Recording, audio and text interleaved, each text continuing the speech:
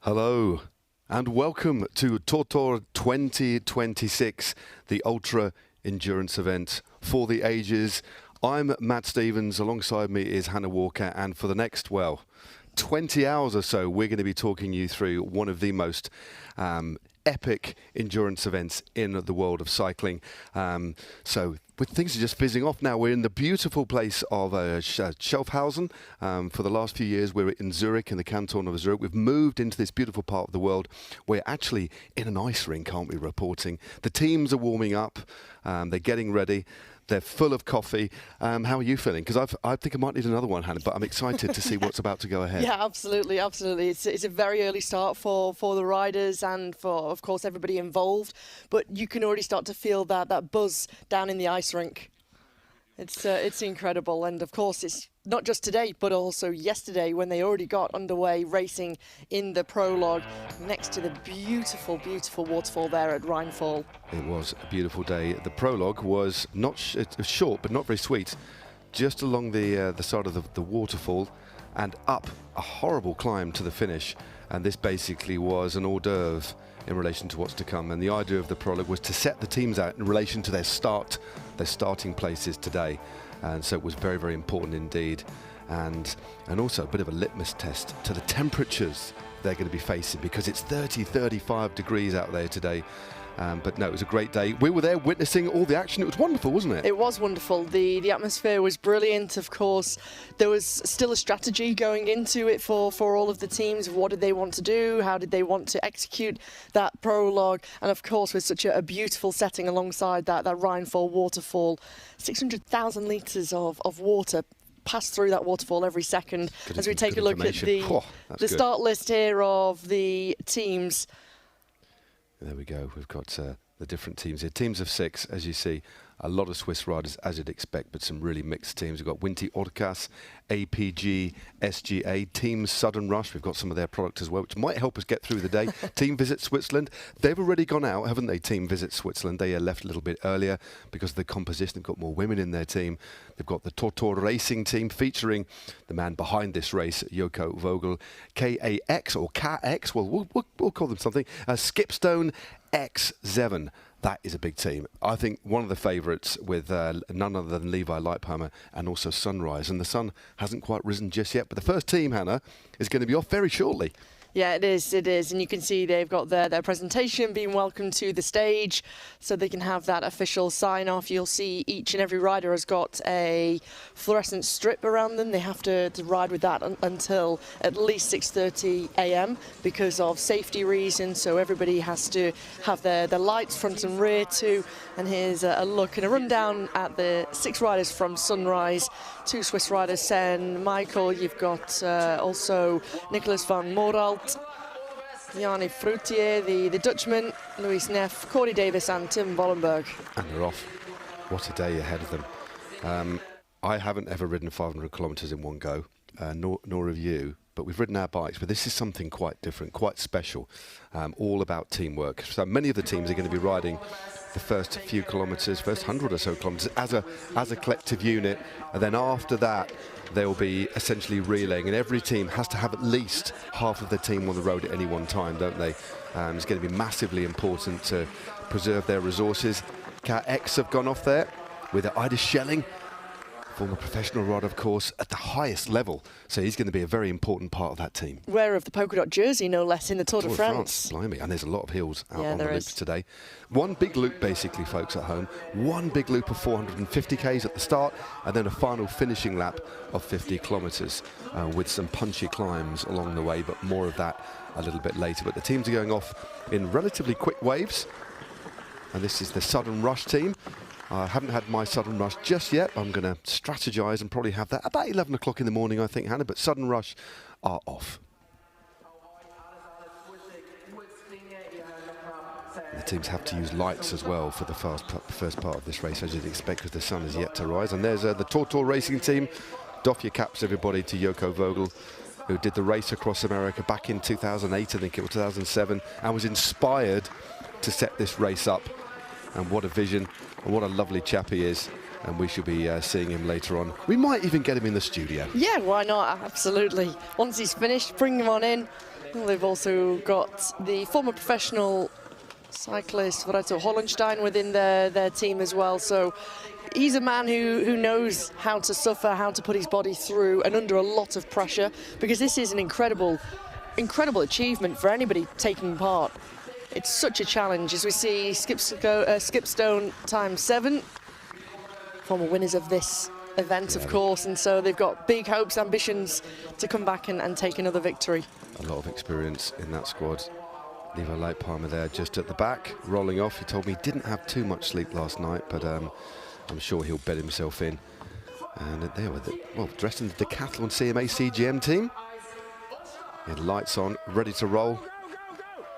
And they've got to make sure they get that ramp right. That would not be good at all. They roll off the ramp, and the adventure, because it is an adventure, the adventure begins. So much can happen over this period of time. So the teams have to do this between roughly 14 to 28 hours. So there's a really big spread of ability here. I think it's one of those as well.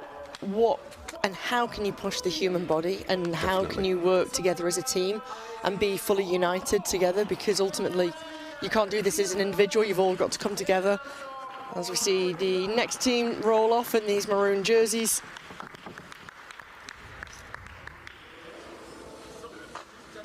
Of course, all 6 riders have to start together for the opening part, and then they can break off and go as a trio. The other 3 riders can go into the van, which will be following behind, and then of course they can start that strategy, who takes on which section of the course, as we take a look at Team Switzerland, who got underway over an hour and a half ago. This is Visit Switzerland here. Indeed, they're already well on their way, an hour and a half into the journey, and as you can see, unsurprisingly, they're riding through the night. We've got 4 motos out on the road to give us the coverage of all the teams, and there's the lineup.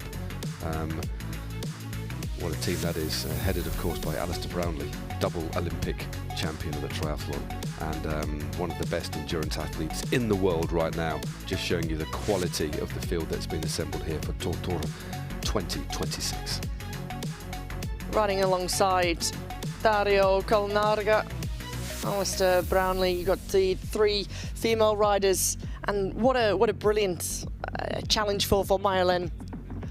I know her well, the Spanish rider.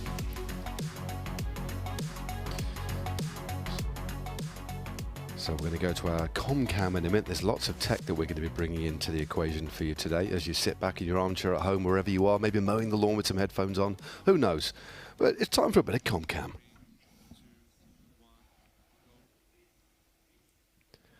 That's back on us. So we'll go to ComCam in a few moments' time. But what an adventure, especially for the first team off. They're going to be riding for about 4 or 5 hours in the complete darkness, and they have to ride as a collective unit first before they start splitting off. But just to retain that focus for this long, you talk about the physical side of the endurance, but the mental focus as the fatigue starts to set in today, Hannah, is going to be crucial to manage correctly. Of course, all of these riders have prepared as best as possible. They've done their training, the physical preparation beforehand, but this is very much a mental challenge as well as the physical challenge. And I think for a lot of riders, you're going to go through so many different waves, emotions, periods during this ride. You've got to deal with the extreme heat as well. There's around 33, 35 degrees, which of course has a huge impact on the performance too. So it's a lot of strategy and management and managing your energy levels. Well, I tell you what, should we look at a VT that basically is going to explain all about the TORTOUR? This is from the organisers to give you a real sense of what this event is all about. Roll VT.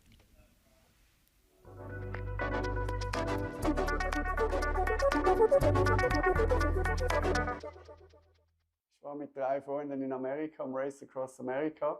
Und wenn du da stundenlang hinter dem Fahrradfahrer herfährst, dann wirst du auch kreativ. Und wir haben dann gefunden, so ein Race Across Switzerland wäre eigentlich spannend. Nur das ist dann relativ schnell fertig nach 200-300 Kilometern. Und so ist dann eigentlich die Idee entstanden, Around Switzerland. Und das war im 2007 oder 2008, haben wir die Idee gehabt. Dann haben wir mal ein paar Verrückte gefragt, wie sie die Idee finden. Und dann standen irgendwie 100 da und dann haben wir gesagt, ja okay, da muss offensichtlich ein Interesse da sein für so ein Format von Rennen. Und so ist dann die Tortour entstanden. Meine 3 Freunde kommen aus Schaffhausen. Das ist der Grund, wieso wir in Schaffhausen begonnen haben. Coole Strecken, coole Leute, coole Community, die sich auch unter dem Jahr trifft. Ja, einfach das Ganze drumherum mit dem Prolog, man trifft sich immer wieder auf der Strecke, man kann sich austauschen und am Schluss trifft man sich noch am Finisher Brunch, wo man dann all die Geschichten, die man in den letzten 24 oder 48 Stunden erlebt hat, sich gegenseitig erzählen kann. Ja, es ist ein Lifetime Experience, würde ich sagen. Ich denke auch, dass es ein cooler Einstieg ist für einen kompetitiven Ansatz bei deinem Sport, wo du nicht so unter Druck stehst, wie es jetzt bei einem klassischen Radrennen der Fall ist. Du hast eigentlich ein Rennen gegen dich selbst und das nimmt dir schon sehr viel Druck weg, als wenn du in einem Riesenpulk voll Rennfahrerinnen oder Rennfahrer fährst. Und ich glaube, das macht das Event auch so einzigartig. Bekannte ehemalige Profis haben am Start, weil die haben schon von der Tortour gehört und viele sagen, auch aktive Profis sagen, hey, ich möchte mal die Tortour fahren, ich habe schon so viel von der gehört, das muss ich mal erlebt haben. Du musst gerne Rad fahren, du musst gerne dich auf ein Ziel vorbereiten wollen, du musst dich integrieren in ein Team, Organisation, wer macht was, wer fährt welche Strecke, wie organisiert man. Und dann hat man diesen gewissen Druck, auf den Tag dann parat zu sein, mit allem Drum und Dran. Und dann ist es natürlich ein Rennen, das ist nicht, am Morgen geht's los und am Nachmittag ist man fertig, sondern es geht ja meistens 17, 18, 20, 30, 40 Stunden, je nach Format. Und das ist einfach morgens um 3 irgendwo Radfahren mit 2 guten Freunden und dann denkt man manchmal schon, was mache ich da überhaupt, vor allem wenn es regnet, irgendwie nonstop, dann fragt man sich schon, was man da macht und man verflucht es 100 Mal und ich habe von diesen 12 Mal, habe ich gesagt, diesen Scheiß mache ich nie mehr, habe ich jetzt 12 Mal gesagt und jetzt bin ich dann etwa das 13. Mal wieder am Start, also und das Spannende ist halt, auf dem Fahrrad werden alle sehr demütig, weil irgendwann leidest du. Und ob das ein Top-Shot in der Wirtschaft ist oder was auch immer, auf dem Fahrrad sind alle gleich und wissen, was es heißt zu leiden, aber auch wieder zu performen. Die Erfahrung ist eben, oder wenn du ein Ziel hast und du hast ein Team und alle ziehen am gleichen Strick und am Schluss erreichst du dieses Ziel,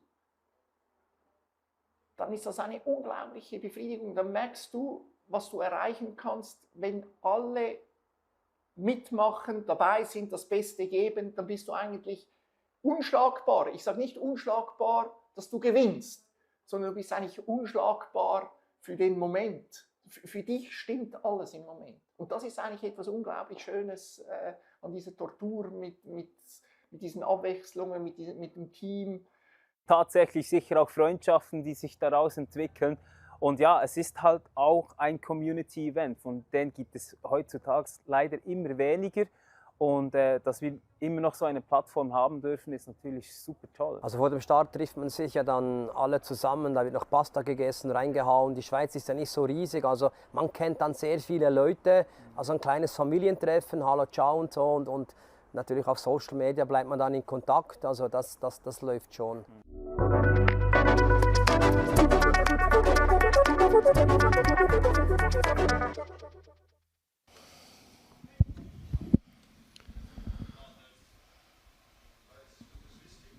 That was great to hear from, well, a little bit about the essence of what this is all about, and importantly, the physical, the mental aspects, the inspiration for the Tortour itself.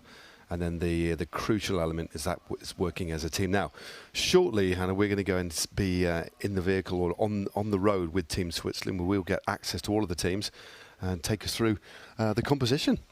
Yeah, absolutely. You can see the 6 riders. Mayalen Noriega, the Spanish rider from Catalonia, resides in Girona, former professional cyclist and sports commentator. You've got Dario Colnaga, former cross-country skier and multiple Olympic and world gold medalist, along with Alistair Brownlee, former triathlete, multiple Olympic and world gold medalist too, double Olympic champion Alistair Brownlee. Kim Stahlberg, who's a content creator, along with Sven Gerber, car mechanic, and Debbie Brunold, who's also a content creator. So a real mixed team, but they've gotten underway so early on. But they had a plan. You could see them yesterday in the preparation. They seemed really united as a team, speaking about what they wanted to do today, how they wanted to execute the TORTOUR. Yeah, it's there's quite a lot of bits on social media. I mean, please do follow TORTOUR on social media as well. You'll get added insights. And here we are. We are now live with the squad out on the road. You can hear that road noise, so you feel properly connected, and they're going to be doing some long pulls on the front. But as Hannah was saying, there is a strategy here. They're not just going out and riding in a random fashion. There is a distinct plan, but many of the teams that I've spoken to, and I know it's the same, they're going to use all of the riders in the initial part of the race, maybe 70, 80, up to 100 kilometers to get this first part of the race done as quickly as possible. But also still knowing that there's another 400 kilometers and another 12, 13 hours later. So it really, there's so much discipline here, isn't there, in executing a plan. But as well as that, Hannah, there's also riding on feel and instinct as well, which is massively important. It is, Matt. It is, Matt. And I think ultimately for every team here, it's about trying to conserve as much energy as possible, because of course at the start of the ride you've got fresh legs, you're eager, you're keen, you've got that adrenaline from getting this magnificent challenge underway. And I think there's that sense and feel that it'll lure you in, and you'll go too hard, too fast, use too much power, too much energy too early, because you've got fresh legs, you feel good, and you think that's where you're going to be able to make the difference in the start. But I think it's very much about trying to rein yourself in and keep things steady with no big surges, looking maybe to ride below that tempo, that peak power really, that you can sustain for such a long time, because ultimately later on that's where you're really going to pay for those kind of efforts if you're going far too hard too early. So that it seems counterintuitive, but you've also got to think about the endurance aspect here. Yeah, it is absolutely fascinating. So team visit Switzerland. Just roll along the moment, as Hannah was rightly saying. It's so easy to push on a little bit too hard, but you'll pay for that later on. So there's a real discipline here, because the riders, at the pace they're riding at the moment, they will be riding well within themselves. And to a racing athlete, quite often that can feel counterintuitive. Sometimes you want to push to the biting point, but you want to ride way below the biting point at the moment and make sure your turns on the back, which are far easier, you're resting, because this is going to be a very, very long day, especially with the heat that we've got. And we were talking to Ritto Hollenstein earlier on about maybe not even riding so much to power, and even he's not riding with a heart rate monitor because of the fluctuations and the heart rate float in the hot conditions. So the hot conditions, they're going to have to manage their effort even more than on a regular sort of day, Hannah, as we continue to look at Team Switzerland here. I think that's the most important thing, that you also listen to your body, and I think that can be a huge indicator of how you're feeling. You can't push yourself and go way beyond the limit just because of what your data perhaps says. So I think there's a case of listening to the body whilst also looking at your strategy. I know some teams, they've got a pacing plan in terms of the power output expected, what power you should be putting out if you're sitting in the wheels, because of course, as we know, you save a lot of watts and energy while sitting in the wheels when you've got the slipstream, but also what the average speed should be at any given time, and depending on the course, because the opening part, you could split this into two thirds actually, and so the first third is very flat predominantly, but that second third, you've got those big mountains with the very technical descents in, and then you've got the last section, which of course everybody has to take on for the final 50 kilometers. So it's one of those where even in the night map, you can't switch off. You have to be fully focused to look at the wheels in front, because the only light that you have is the team car behind it, the motorbike, as you can see, providing a little bit of light and assistance, and of course the lights that are on your bike. Yeah, it's, these fluoro belts that the riders are having to wear, understandably as well, just for the added safety. Remember, we are on open roads, with the team car behind as well. They've got a very, very important role. Generally, every vehicle behind will have two drivers. One will be navigating. They'll be swapping around as well. It's going to be a long day for the team staff, and I was speaking to a couple of the team helpers this morning who woke up even earlier than the riders. So the staff and the logistics around these teams, enormously important, and they're going to try and have to absorb some of the stress as we move later on, because the longer we get into this event, the deeper we get into the day, as the fatigue starts to set in, that's when strategy and flexibility within a strategy is going to play, because different people react in different ways to extreme fatigue, and it's going to be a real test of relationships and friendships within the squad. There's nothing quite like an event like the TORTOUR to really forensically examine what it takes to be in a team environment, Hannah. You're quite right talking about the team support. They've also got to try and alleviate and minimize any stress, anything that the riders have to think about. If all of those processes can go onto the shoulders of your support staff, that just takes away so much stress from the riders.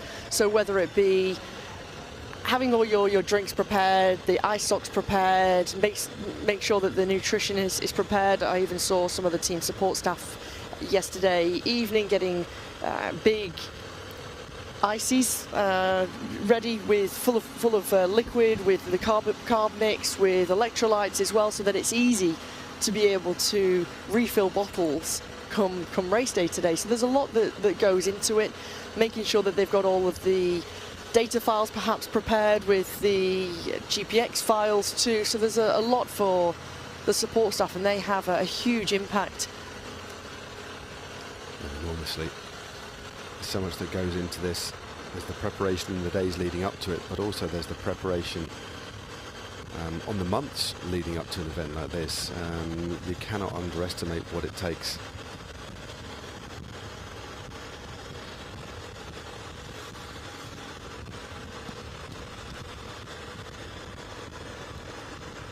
Well, we're looking at Team Switzerland on the road. They started off, as we were saying earlier, an hour and a half earlier than the other squads. And throughout the day, we're going to get to know these teams a little bit more, especially when we get sunlight. We can actually see them properly on the road. But each team has got a little VT prepared as well, which gives us a deeper insight into what this team is all about. So let's get a little bit more understanding about Team Switzerland.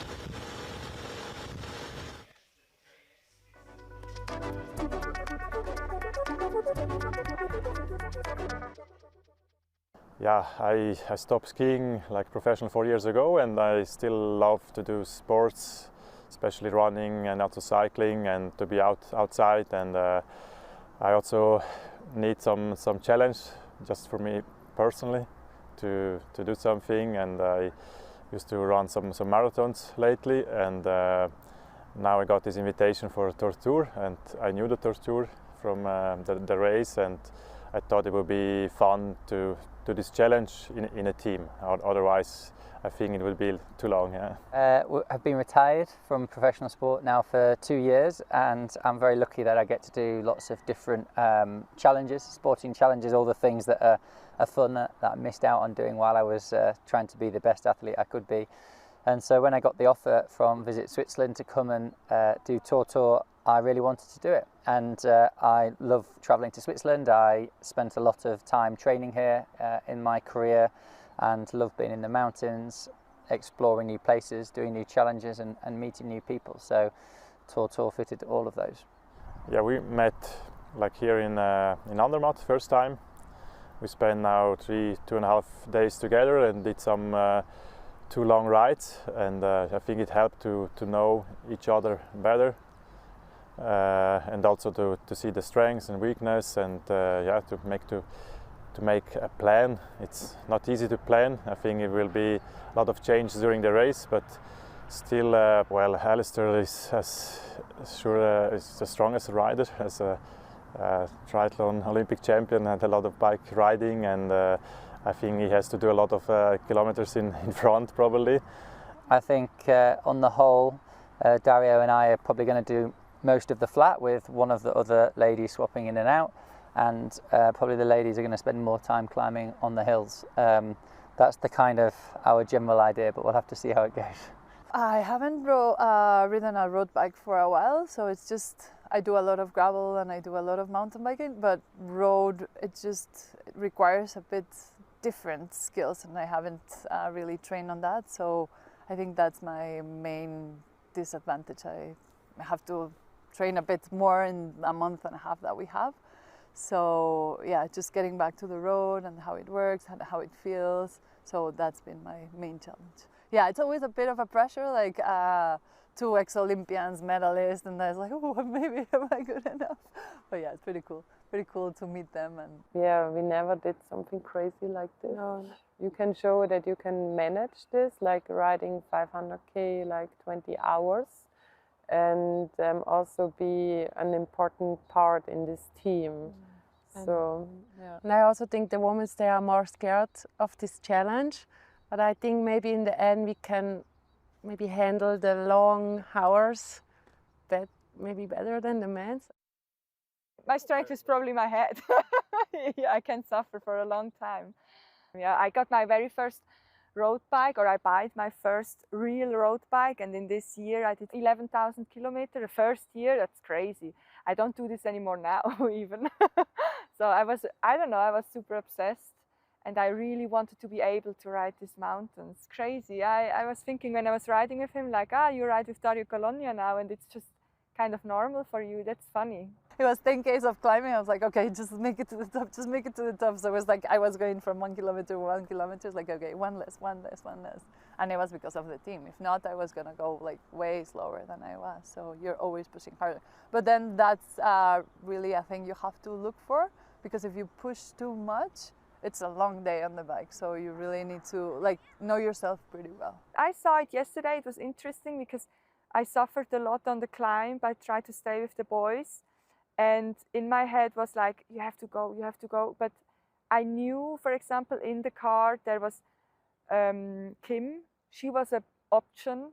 Maya a little bit less, because I know she's strong on the flat. So then you start to think by yourself, do you want to put this girl then into this situation?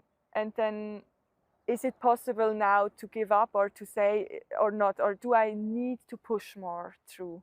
As a woman, we are always underestimate us, and like I feel it's like in the team, we 4 women, we are like, oh, I think we need more longer, and the guys are, no, we can do this faster.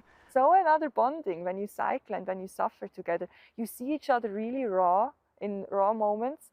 I think we will see each other even more raw during the race, because then everyone gets to the full limit. Yeah, it's interesting. That's cool. I got a good tip from Alistair. I said I should sit like 16 hours on the bike one day to get the feeling. I never did this, but I will probably try this. Main goal, I think, is just to reach the finish, and that we can say, yeah, it was a nice ride. Everybody gave their best, and yeah, no injuries, nothing, and then I think we will be happy.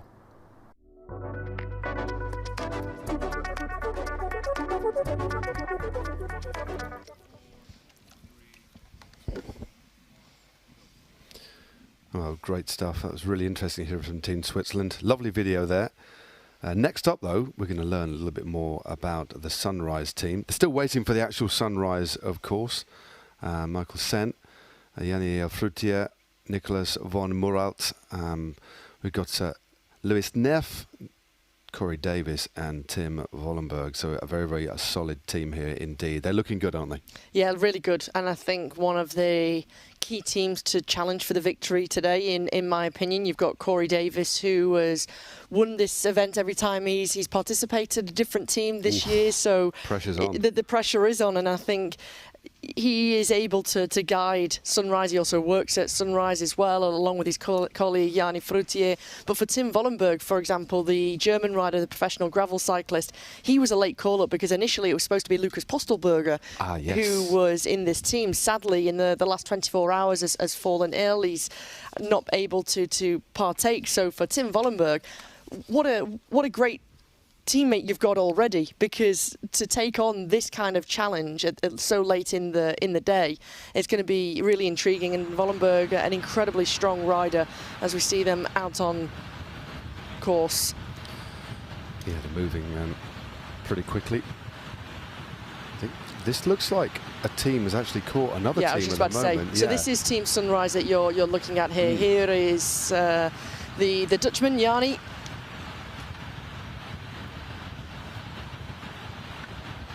Yeah, definitely. Well, the teams did go off relatively close to each other, so unsurprisingly on the flat, there's going to be a couple of teams that have actually merged with others on this opening flat section. It's flat for quite a long time, but this first big lap that they're going to take on, 450 kilometres. God, just saying 450 kilometres makes me feel a bit poorly. That's just 4,500 metres of elevation, and we've kindly got some information through from Thari Diner, and we won't go too deep into information, but it does give us a sense of this profile. But we have got quite a flat opening part, as we know, and then it does get very hilly, as Hannah was quite rightly dividing this race up into thirds. Well, this first part into thirds, and then the final 50k is hilly again, isn't it? But this first part, all the teams are going to ride together. And they've just dropped off the wheel here, because technically they're not really allowed to draft, as far as I'm aware, are they? I was just about to say they've got to be really careful here, Sunrise, that you don't overreach because you're wanting to try and overtake the team in front, and then ultimately you're throwing your strategy out of the window. But at the same time, you don't want to be doing this for too long. So I think you've got the experience of Corey Davis, who is a former professional road cyclist as well. He raced for many teams. He was on Yam Cycling, which was a huge World Tour professional team. Also raced for what is now Pinarello Q36.5. So he's got that experience. He's got that basis to work with. But as you say, you want to really be careful that you're not drafting, because ultimately you can have a couple of warnings, and that could potentially lead to disqualification. Yeah, that's the last thing you want. But they're rolling through. You can just see the riders just dropping off the front. They'll be doing long pulls on the front at the moment as well. Got a good few minutes, but they are moving quite nicely here, easily around sort of 40 k's an hour plus at the moment.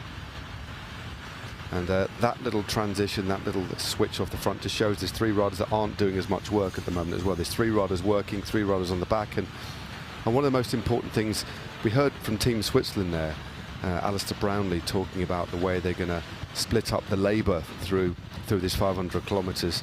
And unsurprisingly, the chaps are going to do the lion's share of the work on the flat, but then the women really will come into their own on the climb. They're exceptionally good climbers. And there was a really interesting point there, that women genetically on these endurance events generally are better than men as it gets deeper in, which is really interesting. So they're really going to use the resources wisely, and the women are going to really be riding the climbs.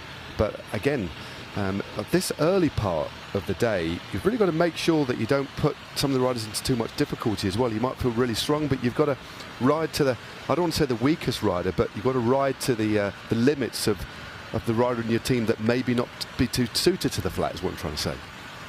And I think ultimately this is the whole point of riding as a team.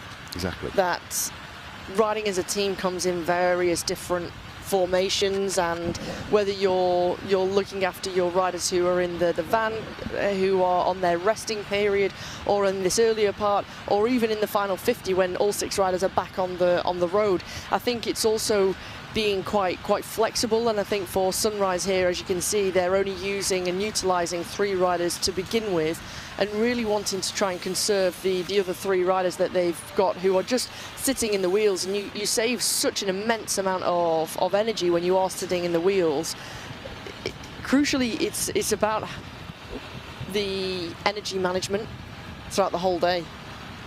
Yeah, energy management, morale management. Yes. These little rests are going to be massively important as well. And as we head into a little roundabout, be careful, because sometimes even it is very dry, but a bit of moisture sometimes. Just see the glimpses of a distant sunrise just on the left-hand side there, Hannah. Still going to be a little bit of time before the sun actually rises.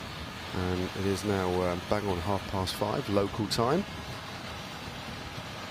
And we've got those lights as well, which they have to ride for the early part. I wonder if they're going to go for some sort of overtake. There seems to be a little bit of traffic here as well, but we're obviously in a different part of they are overtaking on the inside there, so there's a little bit of traffic that's backed up. I wonder if that is a regular vehicle or a support vehicle. Yeah, and also they've got to obey the rules on the road. That's so roadworks, isn't it? It's roadworks. You can see that they're able to make use of the sidewalk, but ultimately and overall, the most important thing is everybody rides in a safe manner, and that everybody abides the rules of the road and the regulations. Oh, totally. As you say, these are on public roads, and sharing them with everyday motorists as well. And there are some built-up areas, especially in the early part of the course, before you head out over the climbs on this beautiful loop, heading over through Romenshoorn, Buchs, Villesbach, Galgenen, etc. It is a lovely, lovely part of the world. Well, just going past a gas station on the right-hand side. They might be stopping a couple of those later on to get some ice, maybe a Magnum. Other ice creams are available. But tell you what, should we learn a little bit more about Team Sunrise? I'm intrigued to learn a little bit about their lineup. Remember, Lucas Poskelberger not riding, as you were saying. We wish him all the best. Apparently drank some dodgy water from a fountain at the side of the road, but Tim Vollenberg is replacing him. Okay, let's fire up the VT for Team Sunrise.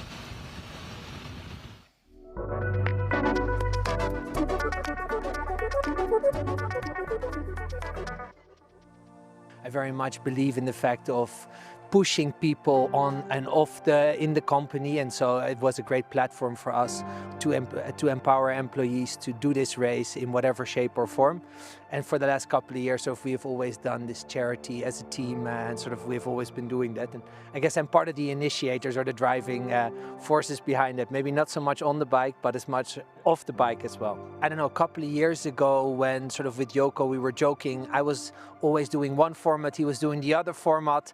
And he always had pros in his team, so then I said, okay, let's really challenge each other, and that's how we agreed the first time, I think it was 4 years ago, to do the 6 against 6 for charity. And then the agreement was, okay, both teams can have one pro in there, and then I rode actually 1 year with Miguel Indurain, we rode, and with some other guys as well, so that was a pretty special experience. And then over the last couple of years, got more connected with Corey and with Louis, who rode with us in the previous years as well, and now actually one friend of theirs, Lucas Postelberger, is also joining us. So I think from there, being involved in the race, riding with some of them enjoying it a lot, and wanting to do it again, and then the race evolved. The border of the requirements of being able to win got a bit harder, and so therefore we keep on asking more guys. I'm also working in the company, and before that I was also a professional cyclist, and yeah, I'm excited for the TORTOUR. It's my 3rd year. Well, last year we've been 2nd. I think it's obvious we want to win this year.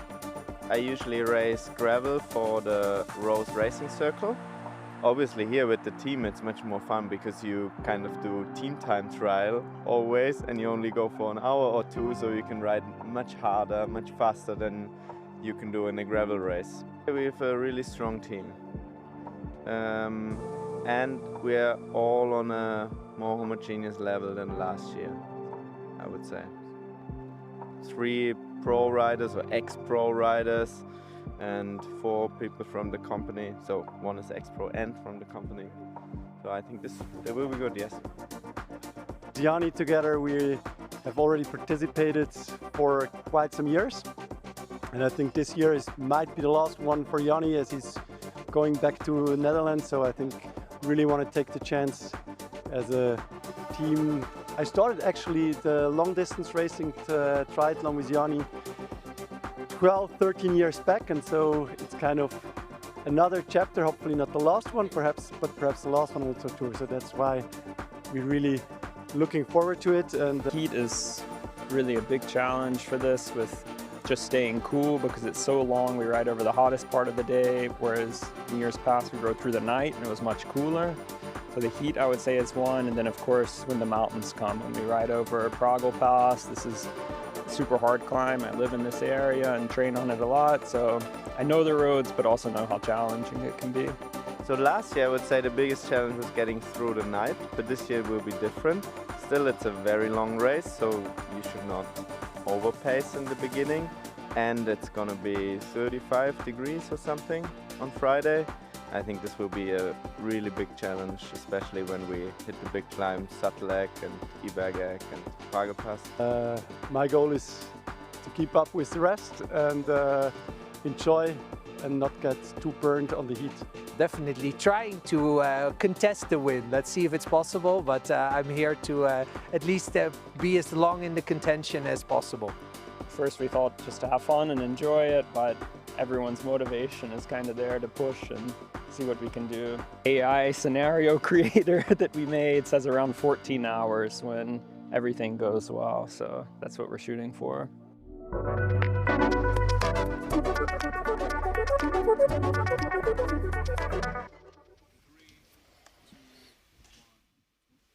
Yeah, it was good to hear from the Sunrise team there. Nice little shot of Hannah having a hamburger, but move on. We're moving on now to Team Car X, an entirely Swiss team, apart from Ida Schelling. We've got Oliver Zimmerli, Yamato Adachi, Raymond Fanga, Jan Matiaska, Dario Riget, and Ida Schelling, former pro, only from a couple of years ago. As Hannah was saying earlier on, a former polka dot jersey wearer. Last team we rode for was Team Astana, and this is a very good team. You're saying this could be the team that could maybe do this one today, but we're going to join Car X out on the road. One of the most interesting riders in this team is Jan Matiaska. He's a gladiator, isn't he? We met him at the dinner, a lovely chap, but as you can see, a very, not the most traditional looking road athlete, more like a track sprinter, but a lot of power. And loves riding his bike, but more of a CrossFit sort of athlete. But check him out on the German Gladiators. Yeah, it's very, very interesting, isn't it? And I think also for this team, you've got a former professional in Ida Schelling, but everybody else, whilst Jan Matiska comes from a professional sports side, but from a different sport, I think it's really interesting the composition of riders that they've got here. You've got, as you can see, the personal trainer, Oliver Zimmerli, who... another great chap, really interesting to find out their preparation on Wednesday evening and how they've been looking forward to this and what they wanted to achieve here. I think it's really interesting that Jan Matiska, for him, is the first opportunity to take on such a cycling event. And I think for him and for the team, they should really utilise him on the flatter sections. He's got so much power. And he can sustain that for such a long period of time. Yeah, he's a very, very... Although look at the sunrise there. Beautiful. That's absolutely gorgeous. That deep red sky as the sun comes up. It's going to get slightly warmer. That's going to be a massive thing. But yeah, the early kilometres now. We're heading into about 40 minutes of riding for everybody now, apart from Team Visit Switzerland, of course. But good to see KX out on the road. And as you say, it's going to be interesting to see how Jan gets on, but confident, loves riding his bike, but something like this is completely different as well. But as you were saying, his body type, there he is, riding in P4 at the moment, and we've got a thumbs up, I think, from the rider at the back. It'll be easy to identify the riders when we get the sunrise, so please forgive us at the moment as they ride in the light of the moto camera, but they look to be moving really nicely. There's not too much wind out there at the moment either. It's a very, very still day. So these early kilometres, they are moving pretty quickly. And it'd be nice to get this first part of the day done as quickly and as efficiently as they can. But you're quite right. They'll be using Jan on the flat, one would imagine. And he'll take his breaks, I'd imagine, on the uphill sections and maybe help them on the downhill sections. But one of the teams that we were talking to earlier on won't identify them just yet, but they were saying that there's some riders will actually get out for the descents. Their strength isn't the descents quite as much. That's quite normal within any sort of composition of a team.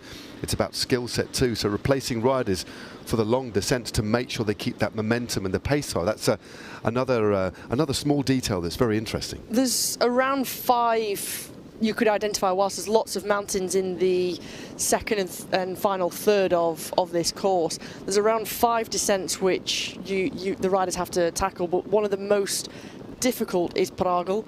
It's very, very narrow. It's around, if you can relate it to something, a car width wide. It's very technical, very, very tricky. You've got to be a confident descender, and it's quite long as well. This is one of the key points that a lot of riders are going to be very, very mindful of. So of course you can be fantastic on the flat, you can be a great climber, but then ultimately you've got to have the skill set for the descent as well. So you might be one of those riders who takes on the climb, but as soon as you get to the top of the climb, ready for the descent, another rider is there ready to replace you, and you can hop into the van, you can start that recovery process before your next turn. But personally, I think it's a very wise and smart choice, because you want to have the fastest team accumulatively on the flat and the climbs, but then if the descent is where you're going to lose a couple of minutes perhaps, or 5 minutes, whatever it might be, utilise the riders you've got within the team. 100%. No, it's massively important. And also as well, we've got this big loop, as we were saying, 450 kilometre loop, and a few of the teams, in order to get ahead on the road, to maybe get extra supplies, I do believe they can get supplies, especially on a day like this. They're not big camper vans, we're just talking about small vans behind these teams. They might need to go and get extra ice, and also nip ahead of the riders and use different roads. So the logistics behind this, the planning and preparation, isn't just about the loop, it's about understanding if there's any country lanes they can cut across. For example, to get the car ahead of the riders in good time on a climb to do that changeover. And the changeovers, there's rules within the changeovers as well. There's a beacon that needs to be handed over. They have to almost pass each other and hand over. It's as near as you can to like the 400 meters relay. There can't be gaps in between these overlaps, can there? No, you can't, and it's not as though you can drop a rider off several hundred meters ahead of the group and they're already on the road, and then you've got 4 riders on the road.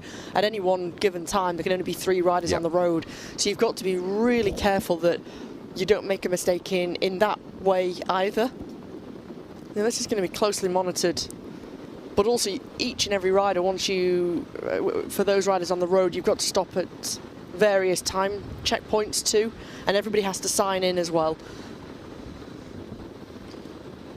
Well, the team rolling really well here, trying to get as aero as they can. No, I don't think they're allowed tri-bars in the team event, but I think, of course, the TORTOUR 500 is just one event within a series of events. We've got, I think it's 518 competitors starting across the TORTOUR. There's a 1,000-kilometre event, there's the unsupported 1,000 kilometres and the supported one, and of course there's the 250, and then there's the 50 as well, like an appetizer just to get.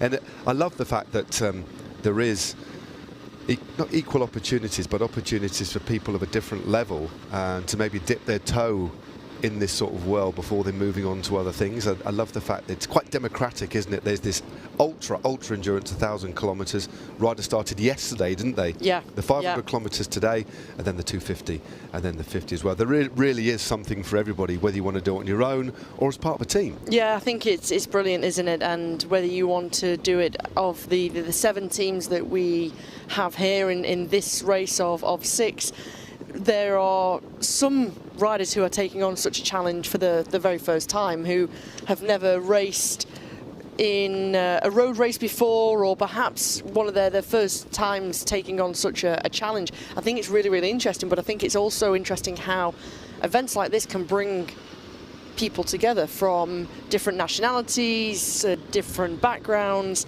I think you and I met two riders, 2 ladies yesterday, Petra and Agata, who have ridden together 5 or 6 times in the past. Sometimes it's been at the same event they've been at, but in terms of the training aspect, they've never been out training together. So there are different so many different stories within the TORTOUR for whatever reason you're doing, whether you're doing it as part of the race here, or you're doing it on an individual basis, or you're doing the 1,000-kilometer, whatever it might be. I think for me it's the human body and the human mind, and how special it is and how far you can push yourself.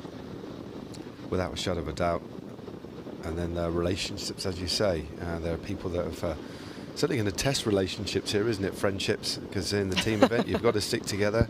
But that was a really interesting conversation. We watched the prologue yesterday, which was great fun. A beautiful location by the waterfall there, the Rheinfall. And then we met the couple that you were just talking about. But they're going to be they're a little bit nervous. They said they're not going to be riding too fast, but it's not just about the speed. It's about getting the job done. And quite often that's a good tactic, is to start a little bit slower. And when people have asked me how do I, a little bit of general advice about riding a long distance event, my advice was always to be, regardless of their fitness level, ride easy for the first part as best you can. Ride well within yourself and save yourself to the back end. But the biggest issue for a lot of riders is just pushing themselves too far. And quite often it is riders of experience who do that. They get a little bit carried away by the occasion, a little bit of adrenaline at the start, but it takes real discipline, real composure, as we continue to see Car X moving really nicely here. A long team time trial formation, and the sun, you can merely see the sun sort of poking its head up over the horizon. Honestly, I think it's when you're watching on television, you can't appreciate how fast they're going, but Car X are flying. They, yeah. They are moving. Yeah, very, very decent squad. Doing these long pulls on the front. From what we're seeing now, it looks like they're doing around a minute, maybe even a couple of minutes on the front, giving everybody a lot of rest. It's going to be a long day out there. Yeah, most of the teams will be doing around 70 to 100 kilometers in this formation, getting this first chunk of the day out of the way before we move into those hills. And again, another team that Farry Diner, who's of course a part of the Skipstone team, has given us some really lovely information that they pulled together. And we can't give you all of it because that's for the team, but in terms of the even the temperatures, so they've given us information about the first part of the ride, which all teams will strategize, all 6 riders. Then as we move deeper into the race, that's when the riders start to swap out. And we've also got information on the projected temperature, the elevation, the height meters for that particular section. And there's a lot of teams now using, as well as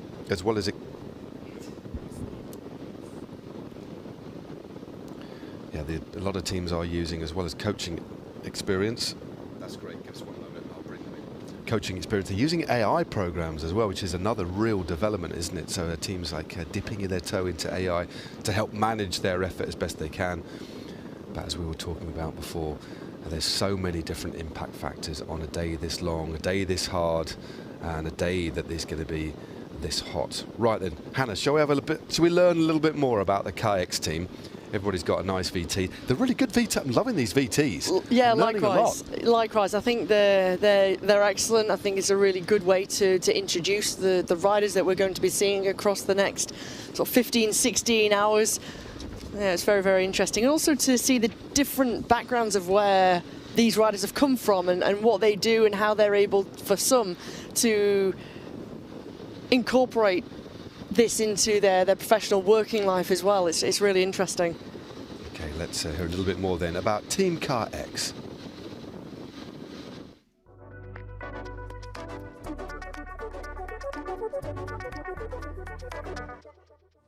So we are Team Car X. We are a Swiss sports supplement brand, and we are all about performance.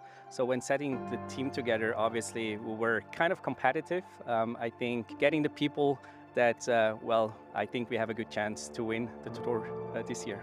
I trained my whole entire life. I work as an operator in a fitness consortium, so sport was and is a part of my life. And I started actually cycling, I would say 15, 16 years ago. And it's passion, it's pure passion. I've done quite a few things. I mean, I started playing tennis in my youth. Then I played American football for the Swiss national team.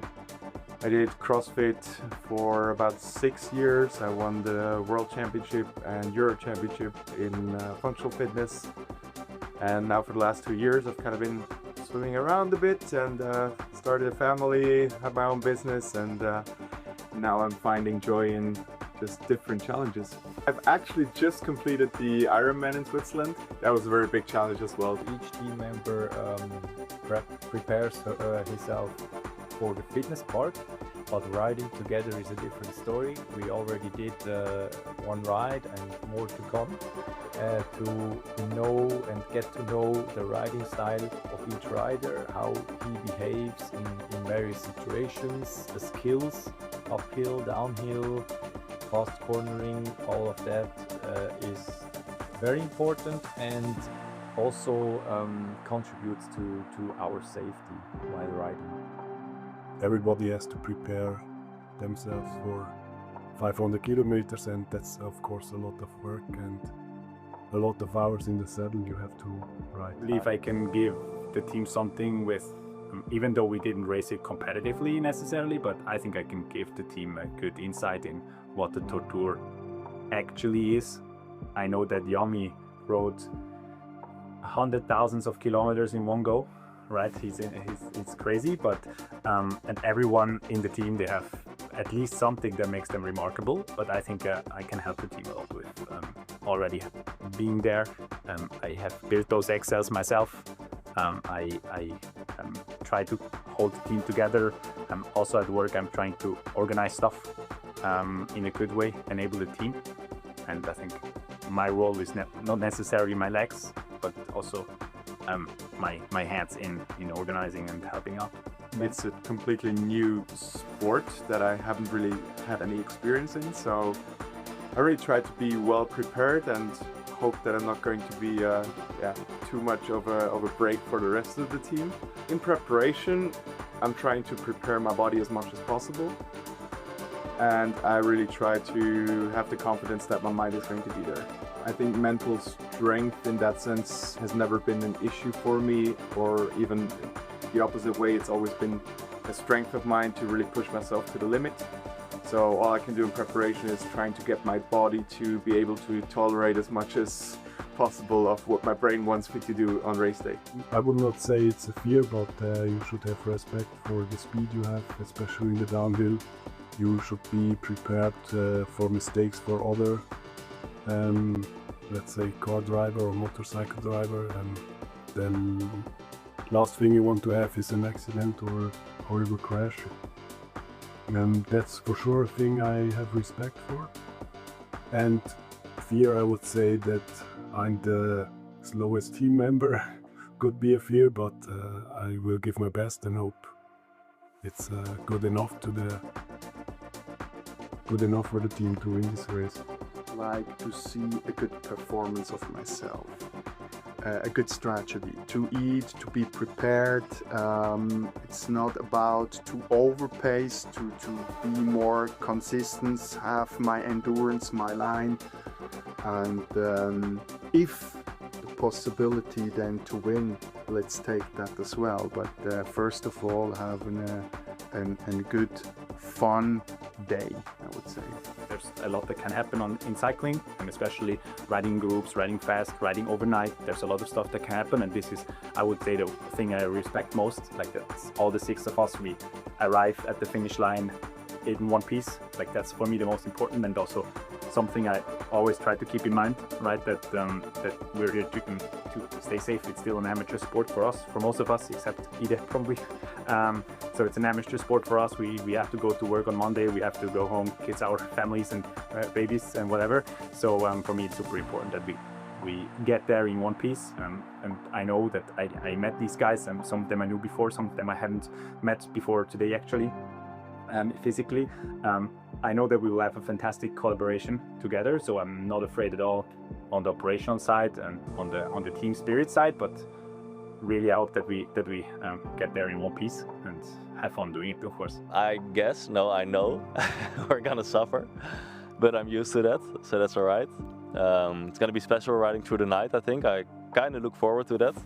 I guess you will get into like some sort of zone where you just keep going and going and going, and like your thoughts are gonna be shut off and just the pain in the legs takes over. And I hope to have a cool experience with the team, and I think also what can be special in such a short period of time, you can get really close to each other as you're doing something special with each other. So look forward to get to know the guys a little bit better during the ride.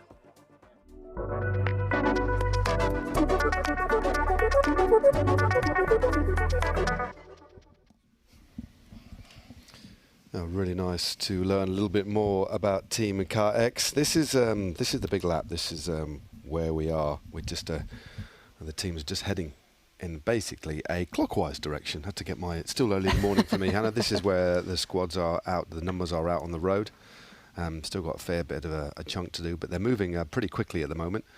And this is the single big lap, but the pace, the rate that they're going to be moving around this part is going to slow down as soon as they hit the hills. But they're making very, very good progress at the moment, as we can see. Extremely good progress. This is the flat and fast section along Lake Constance, then they'll head up the Rhine Valley. Of course, this is still the section where you need all 6 riders on the road. It can be, in my opinion, the place where the race is lost and not won. Yeah. Because if you overpace and you get too giddy, too excited here, you use too much and you aren't able to have the impact later on in the race, you can really, really pay for it. There's always that temptation, isn't there, to go too hard, but it's a beautiful, beautiful section. Although, of course, as the sun starts to rise, as they pass through Lake Constance, you can see the difference at the moment with a number of teams. You've got 3 or 4 teams who are very, very close together at the front there. Yeah, so there we saw a couple of teams at the front actually that were overlapping. But yeah, they're moving really nicely, getting this first chunk done. Well, let's move on to another squad, shall we? Let's take a little look at Team Sudden Rush. There we go. We've got Sandro Poltera, Urban Kaiser, Emanuel Hoppenstedt, former rower, as you can see, Thomas Litsche, Nico Stahlberg, and Raul Schneider. It's a real mix there. Rower, mountain biking, Olympians, this electrical engineer, public. So it's a lovely mix, isn't it? It's a professional, ex-professional athletes and professionals as well, all coming together for this Sudden Rush squad. Yeah, definitely. Yeah, I think we've mentioned it before, how wonderful it is to see the different riders come together from different backgrounds, different sports. Of course, you've got multiple mountain bikers within this team here. You've got Raul Schneider and Thomas Litsche. Of course, up there in the World Championships in the past as well. The 2 former rowers in Nico Stahlberg and Emanuel Hoppenstedt will be really interesting. As we've seen in the past, rowers across such endurance events can be incredible and really key to this kind of team. Yeah, really transferable skill set, isn't it, in terms of the physiology. But here they are out on the road. Look at the difference now, how quickly the sun has risen and what a difference the daylight has started to make already for the teams. There is Sudden Rush, a good opportunity to take a look at their riders. Still in good spirits, good morale. Let's not forget the opening section is over 180 kilometres here, 182 kilometres in total that they've got to ride as a 6. Yeah, just they can enjoy part of this, especially sat on the wheels as well, as we were talking about before. This isn't a full gas effort. Yesterday was, the prologue was up that short climb, short but steep. A few of the riders yesterday, we were talking to them, hadn't really experienced an effort like that before. A lot of endurance athletes just basically go out and ride all day. It's very different, like it's not a particularly punchy effort. But some of them were experiencing I've got a sore throat, I've got like a burning in my chest, and it's a phenomenon called pursuiter's cough that we were talking about. But Sudden Rush looking good, and as you were saying, the rowers in this team, especially on the flatter sections as well, using that the power that they've got. But we've seen Rebecca Romero is a rider that is an Olympic medalist. They went on to be part of the team pursuit squad and medalled in the Olympics. One of the few athletes to actually win medals across 2 disciplines in different Olympic Games. One of the best examples I know of, but massively transferable. And 2 key rows on this team. Jason Osborne, for example, of course, who raced at World Tour level with Alpecin de Koning, now Alpecin Premier Tech, multiple-time eSport World Champion 2, silver medalist at the Olympic Games in Tokyo in 2021. So another prime example of how when the skills can transfer and that physiology. Got that power, the endurance, go hand in hand, really. The Team Southern Rush moving really nicely. And we'll try and go back to the map. They're actually just riding behind another squad, so this is the 2 squads that are overlapped. I think they'll probably stay within distance. It's when we get to the climbs that we're going to see the gaps start to open up. Now the gaps are opening already, but Team Switzerland, or Team Visit Switzerland, still well out in front. But once we move into the climbs, that's where we'll see these gaps really start to open up a little bit, because we've got 4,500 metres of elevation. That's just on the first loop. We've got another 700 metres of elevation in the final 50 Ks. So it's and 3 significant hills on that final lap. So it's so crucial not to get overexcited. But I think at this part of the day, they'll be feeling quite fresh. They'll be enjoying themselves, smiles on the face. It is a very different sort of effort, but what they've got to be mindful of is this increase in temperature, making sure they're fueling right. And then deeper into the race, it's where that fatigue just starts to slowly but surely creep up on you. It's when you get out of the saddle on a climb and notice that, there's something wrong with my legs now. But it's a really slow, gradual process, especially at these speeds at the moment.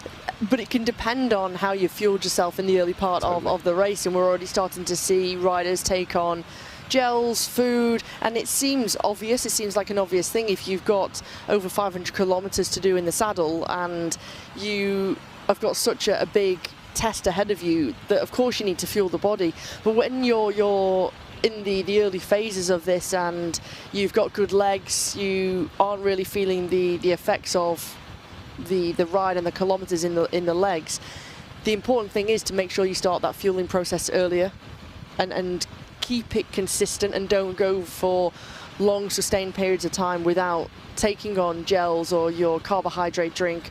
Also important to make sure you're keeping hydrated, because a carb drink doesn't hydrate you. You need to make sure you're taking in electrolytes. So there are a lot of factors to think about. What you certainly don't want is that sudden bonking where you've just got nothing left in the tank, and no matter how much you take in, whether it's solid food or gels, the body can't recover. So you've got to try and mitigate and avoid that at all costs. Exactly. Team Southern Rush looking good. Just pointing out some hazards on the road there. There's a construction vehicle just pulling into the side, but they seem to be happy just to sit behind the team they're just behind now. And the sun's slowly starting to rise. But Southern Rush, we were at the barbecue at Farry Diner's house, of course, as part of the Skipstone 7 team, and we were enjoying a nice burger the other night. And the chap that actually set up the Southern Rush team came and sat alongside us, a former professional surfer, and explained about the product. And Southern Rush is it's made of guava, isn't it? It's a natural stimulant, like caffeine. And he told us how he set that product up, but we might be trying one. There you go, long energy. So we might actually try one a little bit later, because this is going to be an endurance event for us. Nowhere near as hard as the riders out on the road, of course. And there we go, just pointing to a sponsor there. But yeah, I might try one a little bit later. A bit early doors just yet. So we're just looking at the riders. Team Southern Rush. No Southern Rush at the moment. A nice steady tempo being set. I think they're enjoying the early morning freshness. Things are going to hot up a little bit later. Shall we learn a little bit more about this team, Hannah? Yeah, let's do it. Okay, let's look at the VT for Team Southern Rush.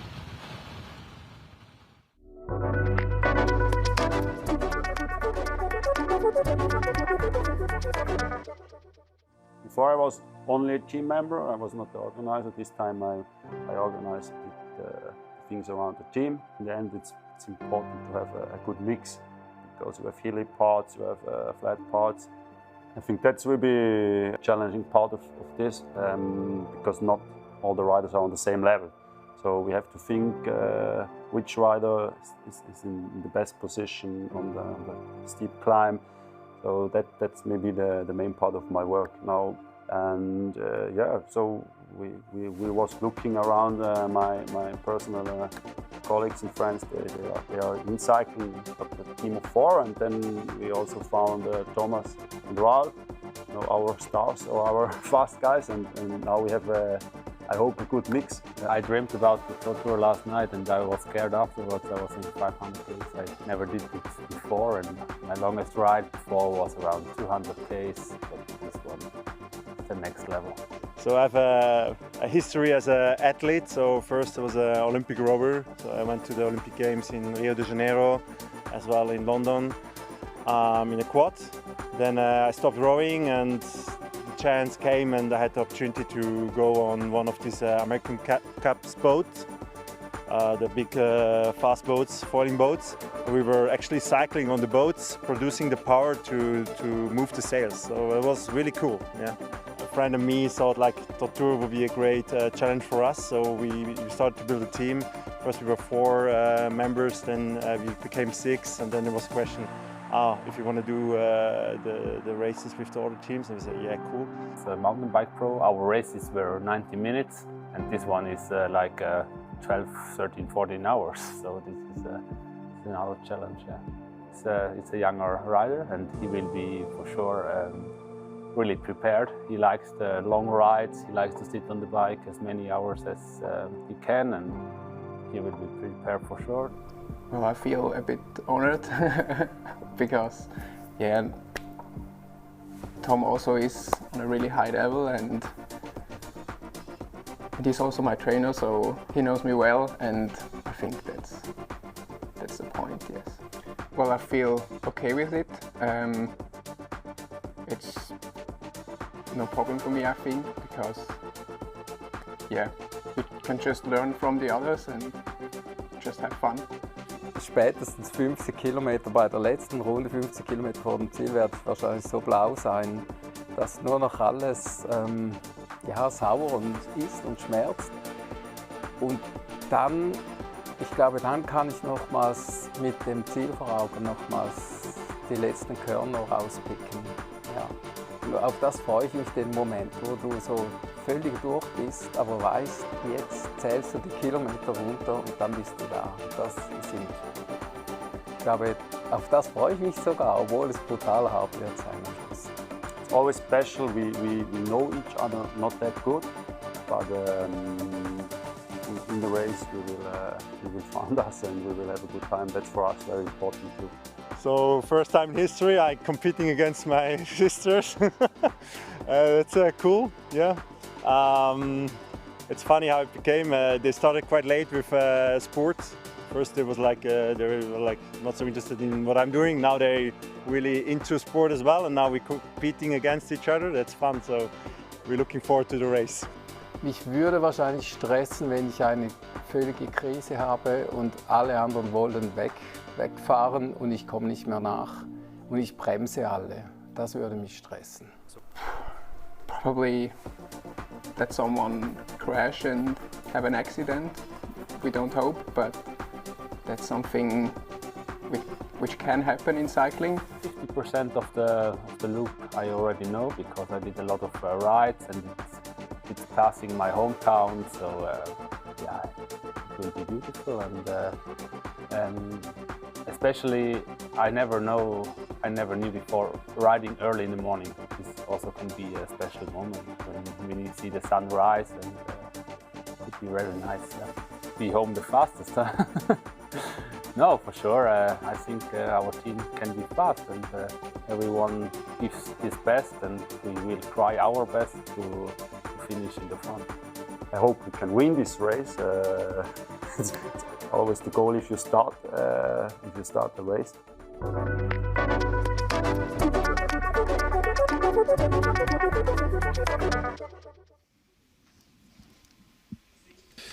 Always nice to learn a little bit more about the squads. Well, next up, though, it is the TORTOUR racing team featuring the man behind this event, Joko Vogel, who invites us to come along as well. So thank you, Joko, the founder of the TORTOUR. Thomas Scheig, also there, Michael Weisser. We sat and had a nice bit of steak with him last night and some chips. It's his 12th event, 12th time here at the TORTOUR. Thomas Radschob, Florian Vogel, a mountain bike professional. And then we've got Reto Hollenstein, probably the man with the nicest skin in the world. Highly suntanned and looks amazing. And as a nutritionist now, as well as being a former pro who finished second in the Tour of Belgium, proper powerhouse. So he's got a lot of work to do, but a really solid lineup. They've got to be a team that's got to have high ambitions here. Of course, and they know how they want to try and execute the TORTOUR, how they want to race in this ultra endurance event. And I think having a rider like Reto Hollenstein within your team, who has raced in the 3 Grand Tours, the Tour de France, the Giro d'Italia, the Vuelta a España, has over a decade of experience at top level professional cycling, and he's able to bring a lot of experience, knowledge to the team, but also those who have done the TORTOUR before. For example, Michael, he's able to give that experience to Reto of what it's like to do the TORTOUR, because this isn't like racing at World Tour professional level. This is a very, very different kettle of fish. So I think for everybody pulling on their own experiences and helping the team is really important too. It certainly is. Yeah, a really nice bunch of people too, from different professions, different backgrounds, but gelling together, and especially on this first part, they need to stick together to get this first chunk done. Still very flat, as you can see, fast roads, a little bit of very early morning traffic. We're just past 6 o'clock local time, and as you were talking about before, it's just a car just pulled out. They've got to be really on their mettle as they pass through these little towns before they head out into the countryside a little bit more. But although we can't see the speed here, this is well in excess of 40 k's an hour, maybe 45 k's an hour, so they're moving really nicely. They've got a big engine room, haven't they? They have. One of the important things for me, for each rider within a team, is that communication. So whether it's a little signal, whether it's verbal communication, safety on the road, if a car is up ahead, or if there's a roundabout coming up, or if there's going to be a slowing down process, whether it's for a traffic light, whatever it might be. Really important to communicate, and just those little hand gestures if there is a little pinch point in the road. Yeah, a little cautiously round the roundabout there. As you say, bit of a reminder, we are on open roads here, sharing the roads with the motorists here as we head in this big clockwise loop. But yeah, they've got to be switched on, and that's going to be a little bit it's going to become a little bit different later on. It's keeping the focus. It's not just getting the nutrition strategy right, which Reto Hollenstein is now a nutritionist. Really interesting understanding what he does now. He doesn't just look after professional athletes or athletes in terms of their nutritional plan. It's pregnant women, young kids, slightly older people. It's just general nutrition for the population, just trying to get that right. It was very interesting having a chat with him. He's a lovely lad. He's brought his family along to support him as well. His wife and children are here. But we just passed Vogel there. And there are some tri-bars available here actually, so it's just a personal choice. There's a wise move, maybe to not get on the tri-bars when you're on the wheel, more like when you're on the front. So a slightly different setup on that particular bike there. Completely different. You can see riders have got 2 bottles in the bottle cages. That particular rider opting for more of a triathlon style, so bottle behind the saddle, nothing on the down tube or the seat tube in terms of bottles or bottle cages. Yeah, it's got like a hybrid tri setup there. A little bit more aerodynamic.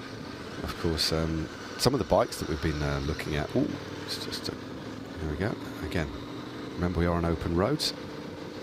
Heart in mouth there, but as well as the 506 charity teams, there are teams of 4. There are teams of 2. There is also individual riders within the TORTOUR 500, but our coverage is focusing on the 6 to 7 teams within the TORTOUR 500.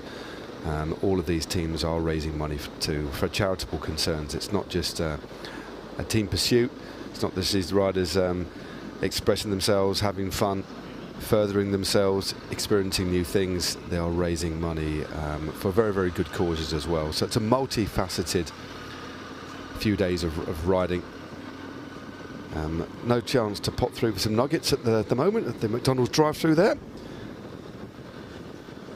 But yeah, the first couple of hours massively important. But glad to see the sun. Glad to be able to see the riders now as well, isn't it? So we can start to identify these characters who we are going to get to know a little bit later on, and what we do have access to. And we must thank our production team based up in Riga. Is we've got motorbikes and motorbike cameras, as you can see. We're going to be able to get some drone shots a little bit later on to show you this beautiful countryside as we pick up a local commuter. Looks like a basketball player may have joined the team briefly at the back here. But we will actually get footage from inside the cars as well, as the basketball player is thankfully dropped early on. But no, we're going to get a nice insight from the team car. I think I just made Hannah giggle. But no, it's going to be a long day. We'll see him in the TORTOUR next year. We might see him in the TORTOUR. Might inspire him. Yeah. To maybe get involved. But also it just shows the speeds that these riders are moving at. You know, proper team time trial, really disciplined. There is, as our founder, Joko Vogel, is riding on a factor bike. He actually imports factor bikes, does Joko, as well as other things. Beautiful paint job. Really nice, isn't it? Absolutely stunning. I think it's part of the IP. It's one of the IPT team bikes from a couple of years ago, isn't it? Very nice. And Rito Hollenstein, who rode for that squad, on more of a darker setup. I think that is Florian Vogel, isn't it? I'll get the names right in a bit. But no, they're all looking good. But just looking at the vegetation, looking at the trees there, and not too much wind at all. The last thing you want on a day like this is, unless it's a tailwind all day. We'll try and get you some weather updates as well. It's going to get warmer and warmer throughout the day. We've got some projected temperatures that we've had from one of our other teams. So at the moment, I mean, it was quite warm when we came here this morning, but we're looking at about sort of 17, 18 degrees. I think it's even warmer than that at the moment. It's quite warm in the studio we're at the moment. And don't forget, along this section past Lake Constance and Bodensee, it's going to be far more humid too. Yeah. So that adds to the layer of difficulty with these weather conditions. I think for a lot of these riders, to be honest, they'll be taking a wrong turn there. Turn here. One of the realities, this course, I don't think it's marked. It's basically, well, while we just take a wrong turn and they do. They have realised. Actually, we were correct on the first time. Again, this is real life. This is an event where they plan their own routes. They've all got GPX files. They'll all have head units on. Making sure the head units are charged as well is going to be an interesting one, although quite a few of them have solar power. Well, as we finally get back on track with the TORTOUR racing team, let's run their VT as well, so we can get to know Joko Vogel, Thomas Scheig, Thomas Radchob, Michael Weiser, Florian Vogel and Rito Hollenstein just a little bit more.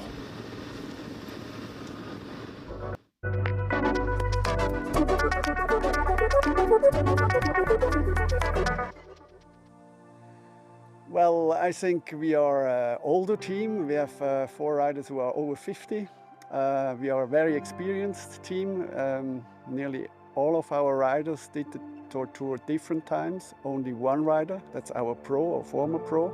I grew up 1 hour from here, like in Sienach. It's a small city.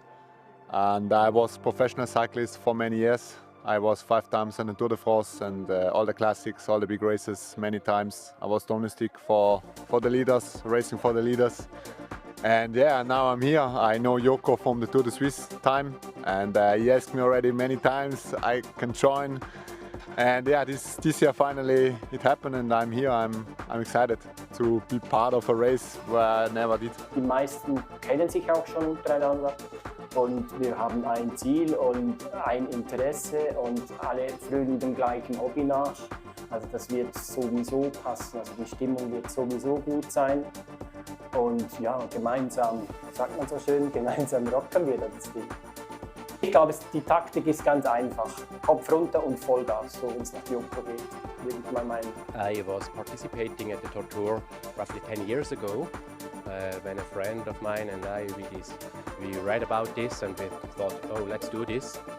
And then I was totally fascinated of this adventure.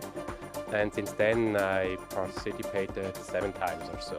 Na gut, wenn man mich anschaut, ich bin eher ein Schwergewicht, dann ist es natürlich besser. Ich fahre nicht die hohen Berge, die langen Anstiege, sondern tendenziell eher geradeaus oder hügelig. Das ist eher mein Terrain. Und dann muss man natürlich auch schauen, wenn man im Team ist, dass man ungefähr gleich starke Fahrer hat. Also Joko und ich sind, das sollte ich jetzt nicht sagen, nicht gleich stark. Und dann muss man das so zusammenstellen, dass das passt, dass nicht einer über der Pace fährt, weil sonst kann es sein, dass er sich nicht mehr richtig erholt für den nächsten Einsatz.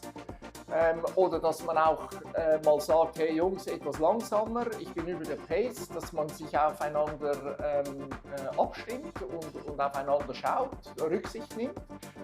Und das ist ja, das kann ich jetzt hier, wenn ich da sitze, ausgeruht bin, tönt das eigentlich nicht sehr schwierig oder tönt eigentlich logisch. Aber wenn man dann irgendwie nach 16 Stunden unterwegs, man ist müde, man hat Hunger, der Körper sagt, geh schlafen, dann muss man eben mental immer noch bereit sein, klar denken zu können, Rücksicht zu nehmen, zuhören, vielleicht eine zusätzliche Einheit zu fahren, wenn ein anderer nicht mehr macht.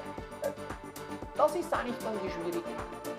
Aber ich muss ganz ehrlich sagen, diese 12 Mal, wo ich jetzt mitgemacht habe, ich habe nicht ein einziges Mal erlebt, dass in einem Team, wo ich gefahren bin, dass es irgendwo Unstimmigkeiten gegeben hat oder irgendwie Gehässigkeiten oder Krach oder was auch immer.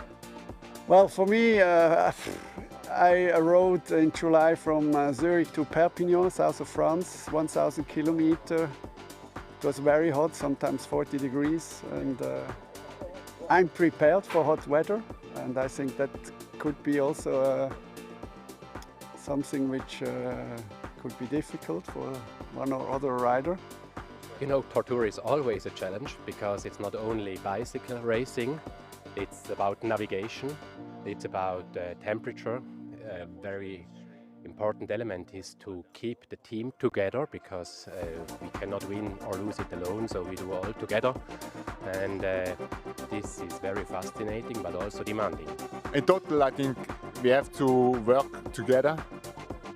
It's an adventure, and yeah, we have to take care of everyone because you can have a bad day, you struggle with the heat, or yeah, you're suffering of cramps, whatever it happened, and then you need to be careful that everyone always is in a good mood, always in a good motivation, and yeah, that's the most, I think, one of the most important things. You know, it's always the same, we want to win, you know. I think when we would be on the podium would be already a big success because the other teams are very strong.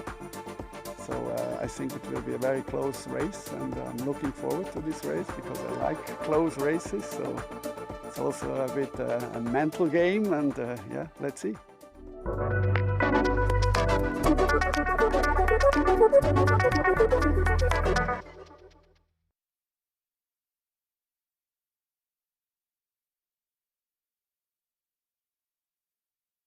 This is where we are on the road. Top left is the teams in the TORTOUR 500 charity event. Of course, the other riders in the TORTOUR a little bit further ahead.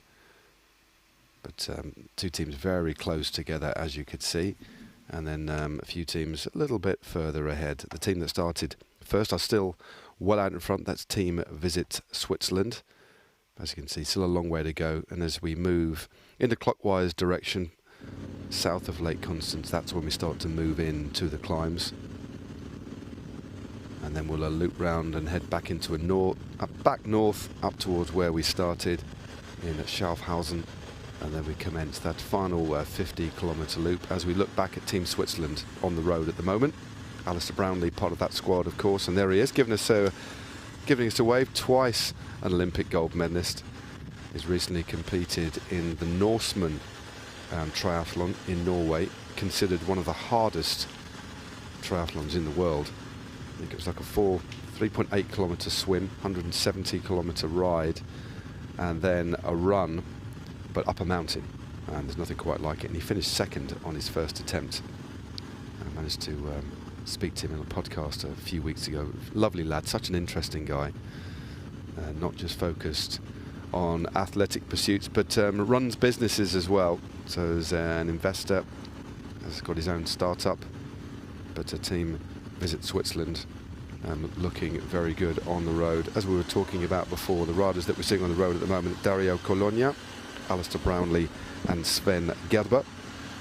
The three ladies, the three women on the team, Mayon Noriega, Kim Stauberg and Debbie Brunold, are taking a rest at the moment. But Alistair Brownlee looking very, very relaxed indeed. But things will change a little bit later on as they start to push through. His BMC bike there, light still flashing. I think he's turned his rear lights off now. They're doing these long pulls on the fronts. And as we were talking about earlier on, just keeping that effort going, but making sure not to push too hard, saving a lot for the end. We'd call this a real negative split as we look at Dario Cologna. Former skier, of course. Olympic Games on 4 occasions and looking very strong. Indicating what's going on the road as well, staying as focused as they can. Remember, they started about an hour and a half earlier than everybody else because of the composition of their team.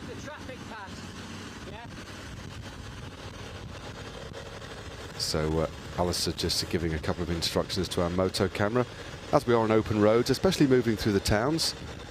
And just gives you a measure of the gentleman that Alistair Brownlee is, just saying that we need to let the traffic pass. Last thing you want to do is upset the local motorists, but look at that lovely view in front as the sun continues to rise and the temperature does at the same time. So when there's a little bit more of a open road, we'll let the traffic just roll by. But Alistair Brownlee, again, such a champion, born in back in 1988. He was the only athlete to have held 2 gold medals in that particular discipline. His brother Johnny Brownlee, who he's very, very close to indeed, competed and against each other over the years. But Alistair Brownlee is such one of the most complete athletes out there at the moment, and although he has stopped being a professional triathlete, he's still exceptionally ambitious in relation to trying to get to do different sorts of things. But look at the lovely quality of light here. It is absolutely gorgeous. And the road just starting to rise and fall ever so slightly as we're getting deeper in. We can just see the hills that they're going to be approaching shortly, right in the next hour or so. And there we go, Team Visit Switzerland that's good, we get these stats up. They're 9 minutes and 46 seconds ahead of Team Car X.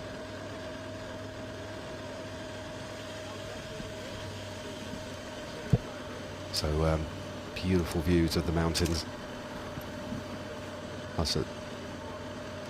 Which they're going to be heading up very, very shortly. But that's when there'll be another bit of a changeover. We heard that the tactics for Team Visit Switzerland is to bring Maya, Kim and Debbie in on the climbs. But these are flatter sections. The chaps just have that little bit of extra absolute power, but the lighter climbers will certainly start to make headway on the climbs.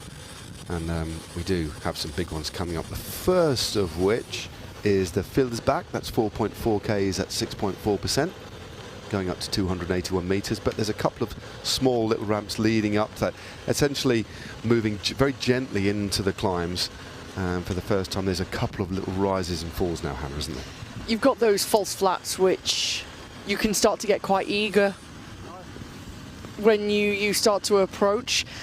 You start to get a little bit excited perhaps, and knowing and seeing the mountains and the hills coming up, but it's when you take a look at the profile of the course, it's so different, vastly different to the first part. You can see they're working well together here for Team Visit Switzerland. Alistair Brownlee sitting, and look, you can take a look at the pedal stroke and the cadence of the riders here. Of course, they've had that switch over. The 3 riders are on the road, 3 riders in the van currently. The light is beautiful. Yeah, it's absolutely stunning, isn't it?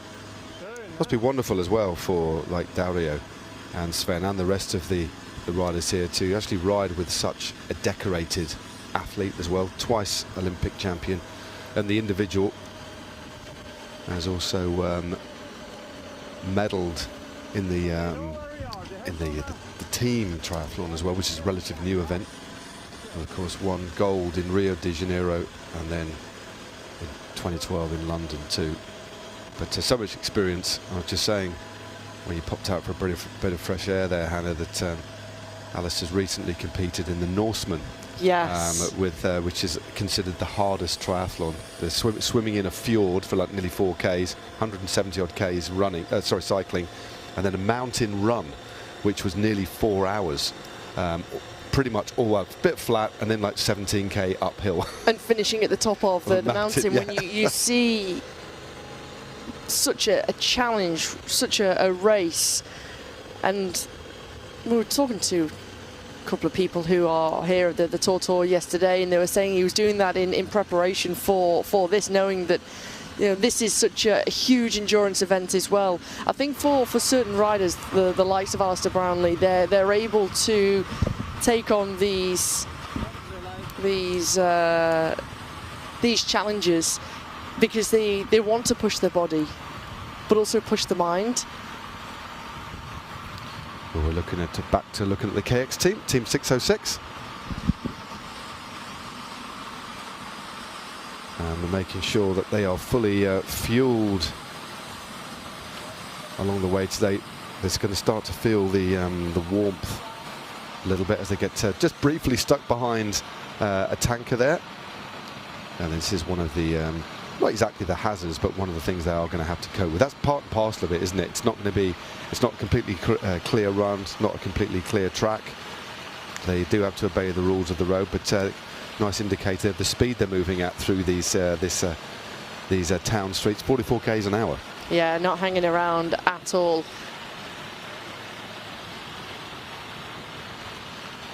And still got their complete complement as well. As we're looking at Team Switzerland, they're a fair bit ahead still. Although one would imagine they will start to be, they're reeling them in slowly but surely. Certainly not in big time chunks. But the KX team, we just saw it was Jan Matiaska, the Gladiator, multiple world champion at CrossFit as well. It was really interesting hearing that interview that one of his strongest assets, as well as his physical shape that he's in, is his mental ability to suffer and tolerate a lot of punishment. I think that takes a lot of training as well, to be able to have such a strong mental approach, know what you're about to take on. There's going to be a lot of suffering. You've got to have commitment, dedication to this kind of training, this kind of event, to have the physical fitness to be able to ride for such a long sustained period of time, but then also have such a strong mental outlook is critical. And I think you could say, perhaps, as you just see a little, you just heard a little bit of verbal communication there, that they were saying they were stopping as the tanker got to the approach on the roundabout there. Very, very, very important for riders and teams to make sure they've got that communication. Just deciding which way they're going to go. They navigate it safely. Yeah, back riding okay. But as you say, there's the waving of the hands, there's the NBCs, and there's like giving a bit of a shout out as well, which is really, really crucial. It's absolutely gorgeous out there. Kind of, although we're sat in a studio, we are being looked after. I do get inspired. I just would like to be riding my bike now, Hannah. I just like get out just for, maybe not for 500 kilometres, maybe not for 20 hours or 18 hours, maybe just for a little hour around the lake with a nice cup of coffee. A little pootle around Lake Constance, definitely. Yeah, it is inspiring me. I'm getting itchy legs. But kayaks team all looking good, indicating right here. We've seen one team already just go slightly wrong. Well, I believe that our camera motorbike has caught up with. What's happening here? This is a changeover. This is the time checkpoint. So this is an opportunity to take a look at a fuel station. Yeah, this is good. It's quite handy that we've managed to see this. Yeah. So there are these feed stations along the way. Some social media being captured. There's some liquid being offered.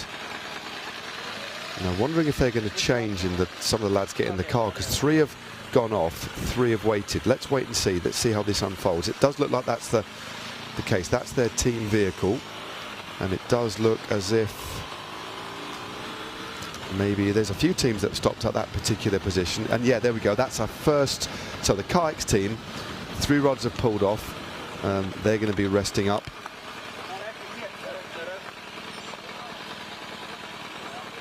So there we go. This is they're getting some fresh bead-ons.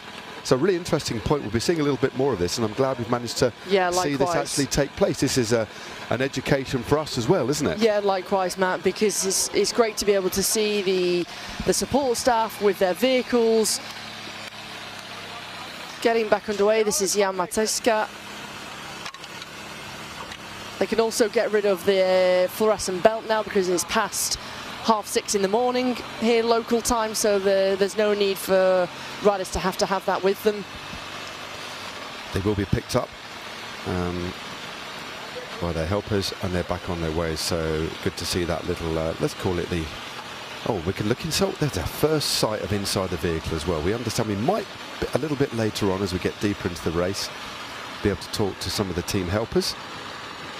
So that's an insight into the team car. So much, I mean, the logistics of the TORTOUR is impressive. I mean, for this broadcast, and thank you wherever you are in the world for joining myself and Hannah and the riders out on the road in this beautiful part of Switzerland. Thank you for joining us. Get involved on the social media as well. Give TORTOUR, if you don't already, a follow on Instagram. I understand they're on Facebook too.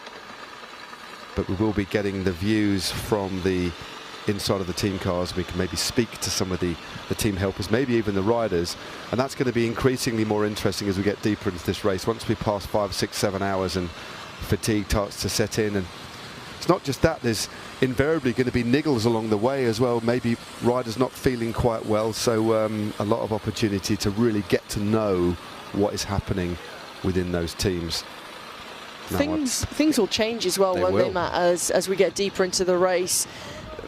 I was speaking to some riders asking, would you try and have maybe a little nap during your off period, your resting period, but the adrenaline is too high as we see the Skipstone ×7 team with Fari Diner and leading the charge ahead of Levi Leipheimer, former professional cyclist and winner of the Tour de Suisse, Micha Kofiats, as well as Clemens Steffia, Tim Podletgaard and Brennan Wirtz, who has come across from the USA professional road and gravel cyclist. Really interesting team, and of course former winners of this event, so they'll be looking to come back, Matt, to take the honours again.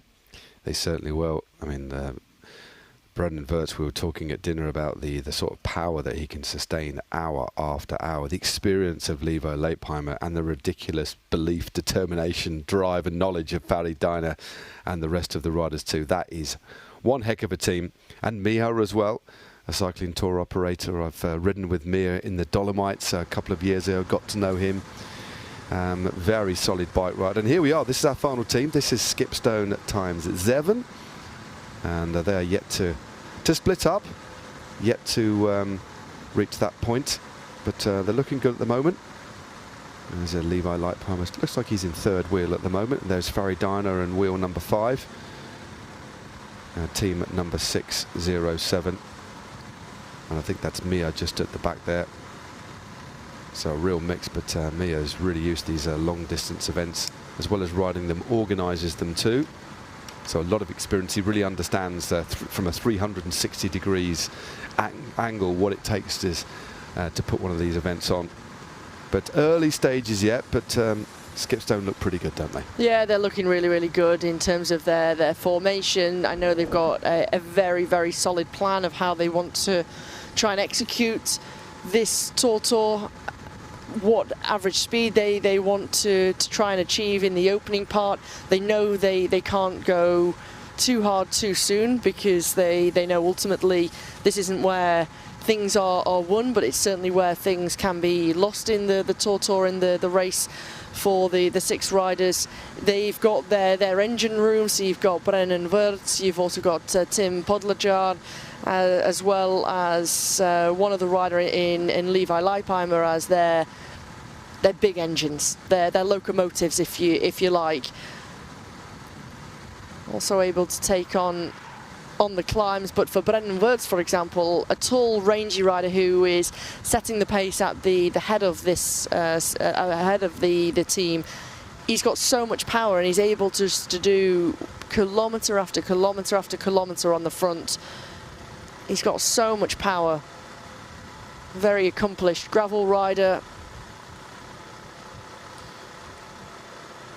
Yeah, he's going to be, and he's quite he's a bigger lad, isn't he? He's a tall, muscular rider, so on these flatter sections as well as being able to deliver that power, for that high power for ridiculously sustained periods of time.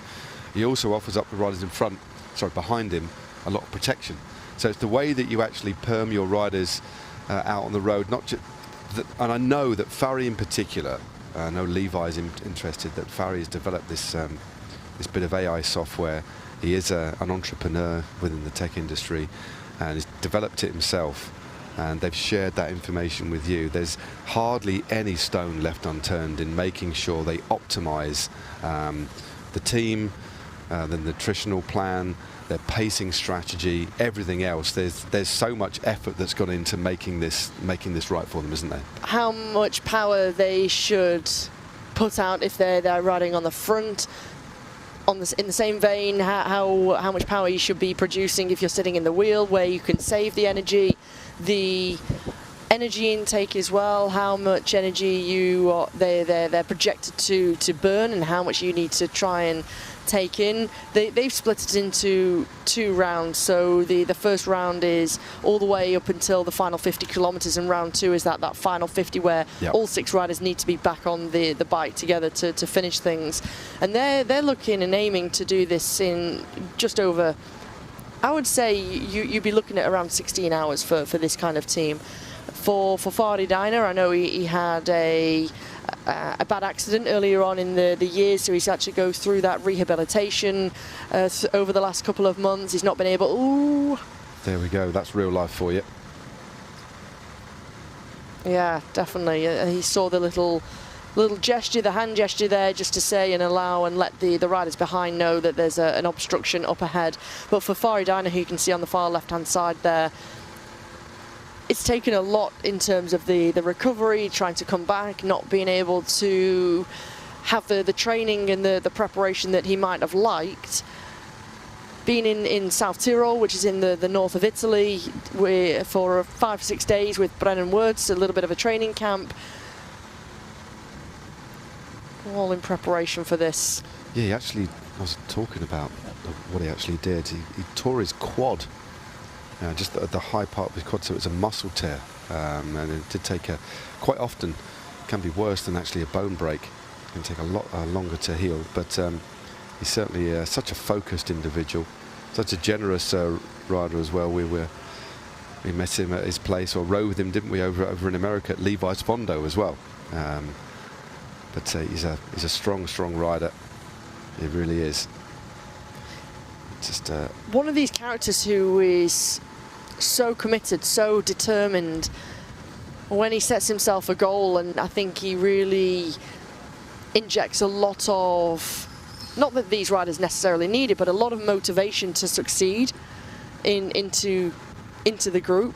And you all want to fully back each other, you all want to commit to each other and have the best possible ride. And you know, the time that he spent on the strategy and the scenarios that could potentially play out during this ride is something like I've never seen before. What their work rate should be, how many kilometers they should each do on the front.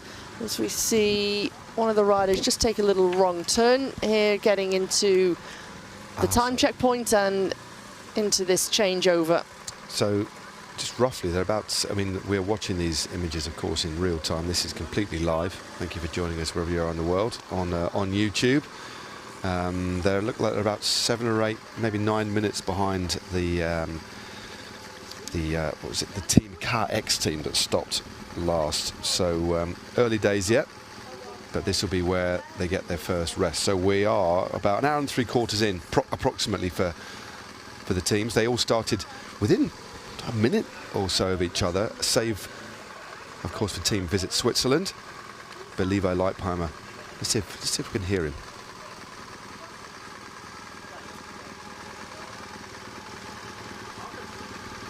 Opportunity here as well to have a nature break. Yeah. Something that we don't talk about, but something you're going to need to do, isn't it? And there we go. That's the current situation.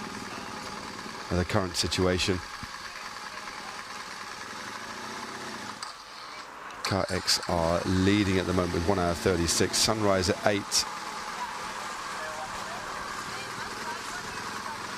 But there were two teams that were very close together.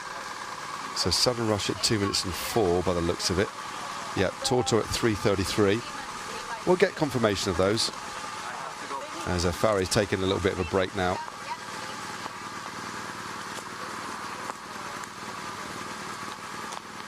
Skipstone, we have been privileged to actually go to the Skipstone. It's a winery, isn't it? It's got a over in Sonoma California. County. Yeah, absolutely wonderful. And it was Fari. The pictures that you've seen earlier on today, these vignettes about the teams, they're all taking place at his Fari's back garden with these magnificent views over the southeastern side of Zurich. But I'll tell you what, let's have a look at the video. I think Fari has just nipped off to answer a call of nature at this stop. They're looking good at the moment. Look, an hour and 3/4 into the ride. So let's learn a little bit more about the setup of the Skipstone 17.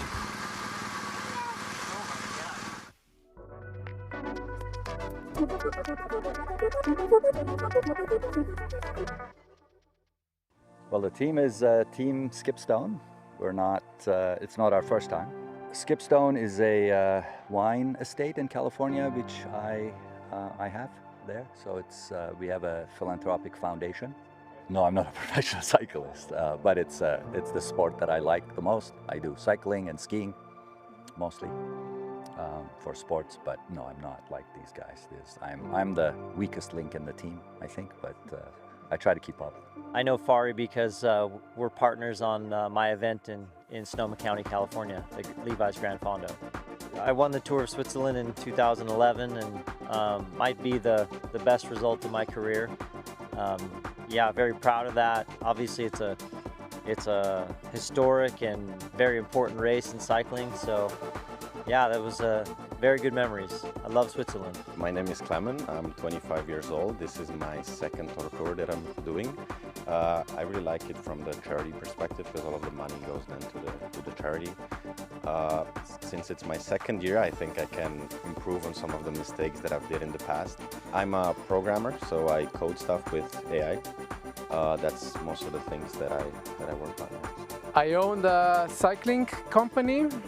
So I'm from Slovenia. We are based in Lake Bled, which is in the Alps region already. So we own a quite big bike fleet, so for bike rental, and we also organize cycling tours all around Europe. In terms of TORTOUR, this is, I think, my 4th race. Last year I was already with the Skipstone team. which we obviously won. Before that, for the 2 years, I was part of the team that we are more or less learning and surviving through this race. But generally, I'm involved in cycling for the last 20 years, but more as a hobbyist, never as a pro. I am a sports nutritionist actually, mostly working at the university in the UK, teaching young students about sports nutrition and exercise metabolism. Cycling for me is basically an experiment on myself to just try out different strategies, enjoy the pain that the riders are going through, and then learn from that so that I can ask better questions for research, but also I can then more easily help the riders with the nutrition advice. I'm a professional cyclist focusing on gravel racing, so that's my main focus. I do a couple road races throughout the year, but the main focus is predominantly gravel racing. 2 years ago I won the gravel national championships in the US, so that was, I would say, one of my bigger results on the bike. And then also the year after, so last year I won Steamboat Gravel in Colorado in the US, which was a race I've been trying to win for many years, so I was really excited about that. And then I guess previously in a former life I was a rower, and I was U23 rowing world champion back in 2018 in Poland, so little fun fact. This is one of my favorite events of the year. There's two really. There's this growler event in California and this, but the camaraderie associated with this one, the team of six, and this is really very exciting. We're just going to push really hard. Well, it's long, so it's it's more than 15 hours, and you're doing your shift, and then you're getting in a vehicle and trying to make it to the next place. So there's a lot of logistics involved in it. I think we have to just figure out everybody's strengths and weaknesses and make a plan for who goes on which part of the course. Maybe the guys who can climb faster should do the climbing portion, for example. Yeah, I guess we set the goal quite high to win again. So this is the biggest challenge. I know that the teams that are racing with us are very strong. So yeah, I guess we'll see in the next 48 hours. Because the race is so long, and when we look at the studies, they are always maybe 2 hours, 3 hours long, up to 5 hours. But here we are dealing with something that's much longer, and that becomes kind of a bit of a problem. We are nerds. We're techie people. We have a company that we started about a year ago. It's in the field of AI, artificial intelligence, in sports. We have something sneaky, but I don't know if I can tell you about it. We have a thing called Lucy, which we're doing with the company that I'm working for, and it's actually helping us to create a very detailed plan for the TORTOUR team. We're actually going to be using it and testing it live this time, so we'll see how it goes.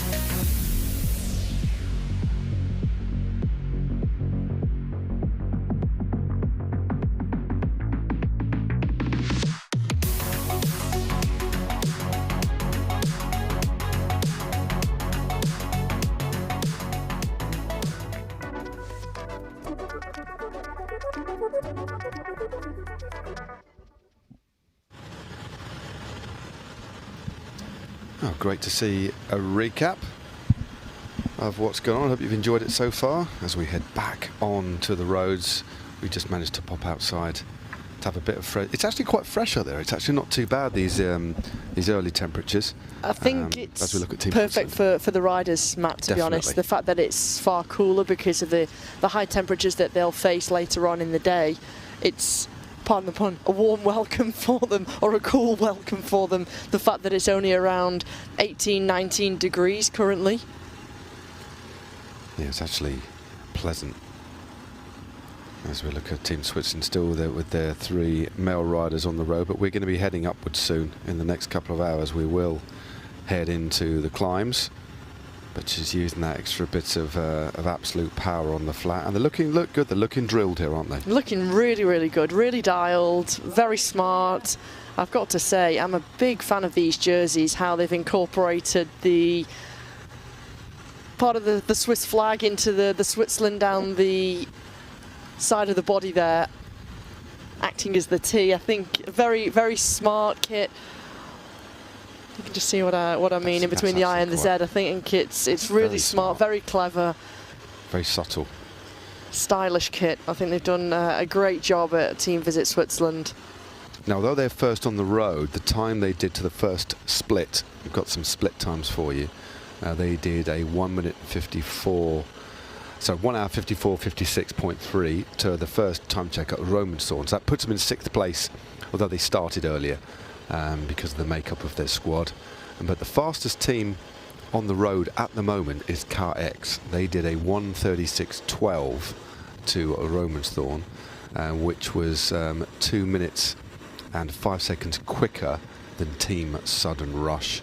Then we've got Sunrise, only another 7 seconds behind them, so it's very close. They're the 2 teams that we saw quite close together, Sunrise and Sudden Rush, almost riding, well, within sight, just 100 metres off the back of each other. The next quickest was the TORTOUR racing team, 3 minutes further back behind Sunrise.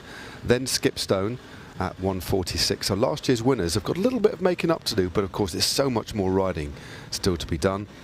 And then, as we said, Team Switzerland at 1:54.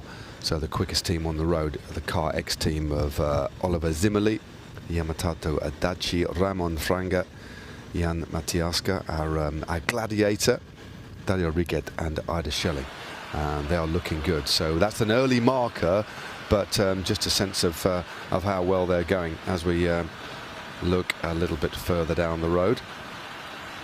So there's the 2 teams that are very, very close together. This is going to be Sudden Rush and Sunrise, very close, isn't it? So Sunrise, literally in the sunrise now, marking closely Team Sudden Rush. This is going to be interesting to see when these teams actually start to diverge. And by what we've seen so far, Hannah, I can't imagine it's going to be for a while yet. It's going to be on the first big climb of the day that we start to see a little bit more separation, perhaps. They're clearly locked in a battle, aren't they, together? They are. And at what point are they sticking to their plan? Are they sticking to their strategy?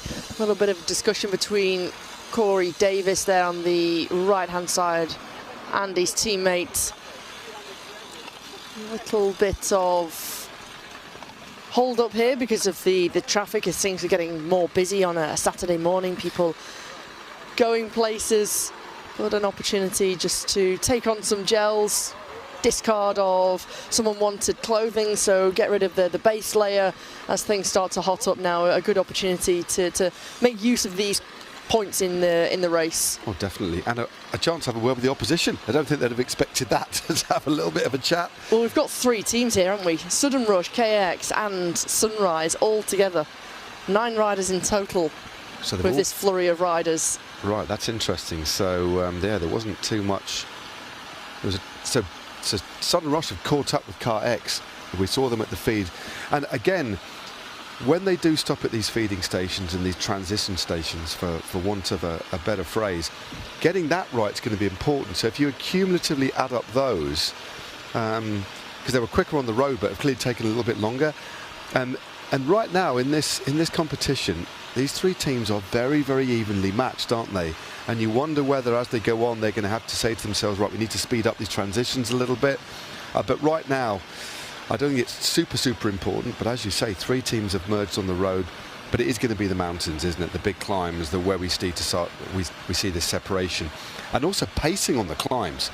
You know, you've got to ride to your slowest rider on the climbs, haven't you? Because you've still got to have 3 riders at all times, and that's going to be crucial. You certainly do. You certainly do, Matt. And when you take a look at some of these climbs, the Prague climb, for example, is almost 10 kilometers long with an average of 7%. It's pretty brutal, and all of the climbs come in quite quick succession, really. They come in sort of, you only descend and then you're already starting the next climb of the day with Prague. That comes in 2 steps, 2 ramps, so very, very steep, then it plateaus, then it climbs again, and then you have a very, very technical descent down the other side. Then you've got the next climb of the day, the Ibergereg, 10.2 kilometers average at 8.7%. Another fast descent, but you don't descend all the way back down to regain the ascent and vertical meters that you achieved. It's quickly down and then up again, up to Galligan, and then into the next climb. So it's brutal. It really is, and in relation to Skipstone, that they're going to be using Levi, Tim and Brennan over that first big peak, and indeed there's the 2 climbs. That mid-section, they're going to be using those riders, unsurprisingly, as we focus back on the Car X team. Still there, Jan Matiaska we're looking at the moment. He's done an Ironman as well as the CrossFit, and entertaining everybody on the German Gladiators program. It's the first time Gladiators has been shown in Germany, isn't it? Their own version of the show. But we grew up on it, didn't we? When we were. Well, I know I'm a little bit older than you. We both watched it as relatively youths, didn't we? Yeah. With all the different characters. But I used to love watching Gladiators. Yeah, likewise. Fantastic, fantastic show. Brilliant program. Entertaining. Yeah, it's fantastic. When we found that out, we were both buzzing, weren't we? Oh, Jan Matiska in the Gladiators. Started, I think, January this year in Germany. Yep, we gave him a follow on Instagram, and then just suddenly my feed is full of Gladiators. But all good fun, and again just shows the makeup of these teams. Very diverse, very different, and I believe, obviously in this competition that we're focusing on here on this live stream, it's all about the TORTOUR 2026 charity race between these 8 teams of 6 riders. We've got the Team Switzerland, Visit Switzerland team, which is mixed, but we've got, I think it's 18% of all the competitors across the whole of the TORTOUR is women, which is not bad. It's getting better every year, so it's roughly around 20%, because there's 518 competitors, so 20% of the field made up of women, and that is a trend that's across a lot of recreational cycling. There are more and more women on bikes, and we've both just come back from the Tour de France Femmes avec Zwift, which was incredible, wasn't it? What an experience that was. It's such a wonderful, wonderful event, isn't it? Yeah, it is. Absolutely fantastic. It really is. A few chats going on. See if we can hear them.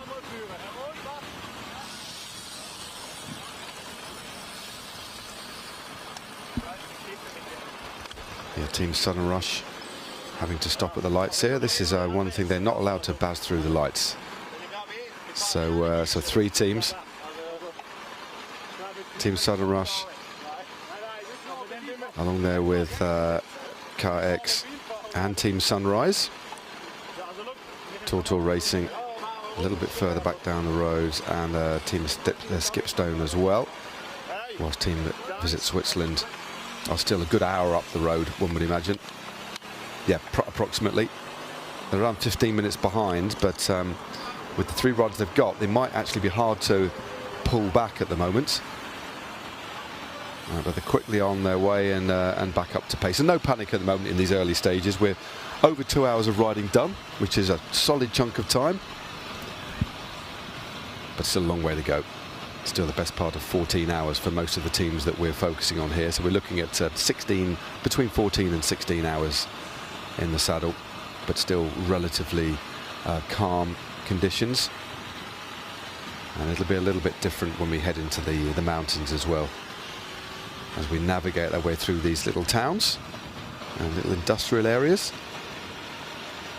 So it's about keeping patient as well, Hannah, in a day as long as this. You don't want to get too frustrated, but everybody seems really calm. They know what they're doing. There's a lot of these riders have done this event before. There's one or two people who haven't, but patience is massively important. You don't want to waste nervous energy in these early stages. You don't want to get wound up by the traffic. It is part of what it is, and it's the same for everybody, isn't it? It is, and I think the fact that there's 3 teams there at the traffic lights, they're happy. They all know they're in the same boat. They're not losing time to another team. You can see the camaraderie between the teams, the respect they have for each other, taking on such an incredible challenge, an incredible race.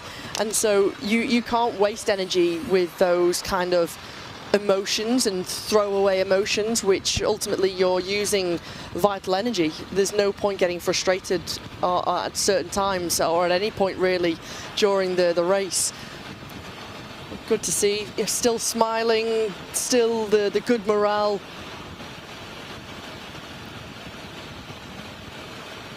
When you take this kind of challenge on, Matt, when you've got such a difference between the terrain, you've got this flat section that Team Sudden Rush and the green jerseys are on now, but then once you head into the mountains, how would you approach that?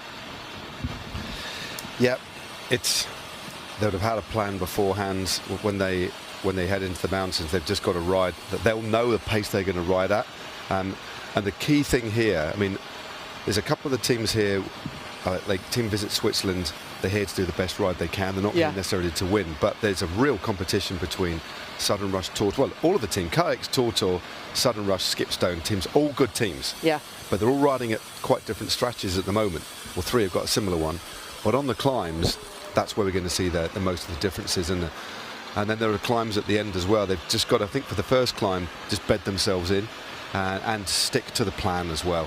And if anything, on speaking to Reto Hollenstein earlier on, is because he's one of the strongest riders there, he could push, because he's an ex-pro, ridden more than 3 Grand Tours. He's got to really measure his effort, because he's got to ride at the pace that the slowest rider, and I use that word with respect, there are going to be slower riders within the teams on the climb. They're going to pick the riders that were suited better to the climbing elements of the course, but still within those 3 that are on the road, there's going to be one that's weaker than the other, or having not such a good day.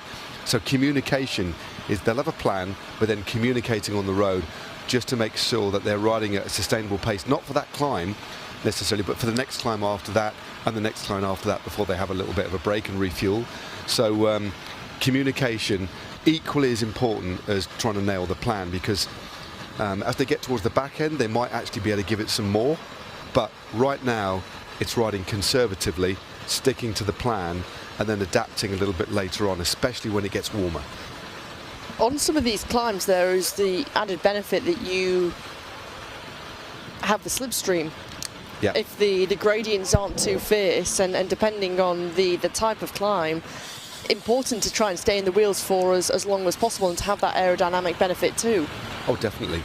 On the climbs of 4, 5, 6%, especially on Swiss roads. We know how good the Swiss roads, everybody says, even when I've raced in Switzerland, we've both ridden in Switzerland, you just get more speed for the same effort. Yeah. So there will be definitely the slipstream effect. So if you are suffering on the climb, we might see one rider actually take the entire climb and the others just sitting behind.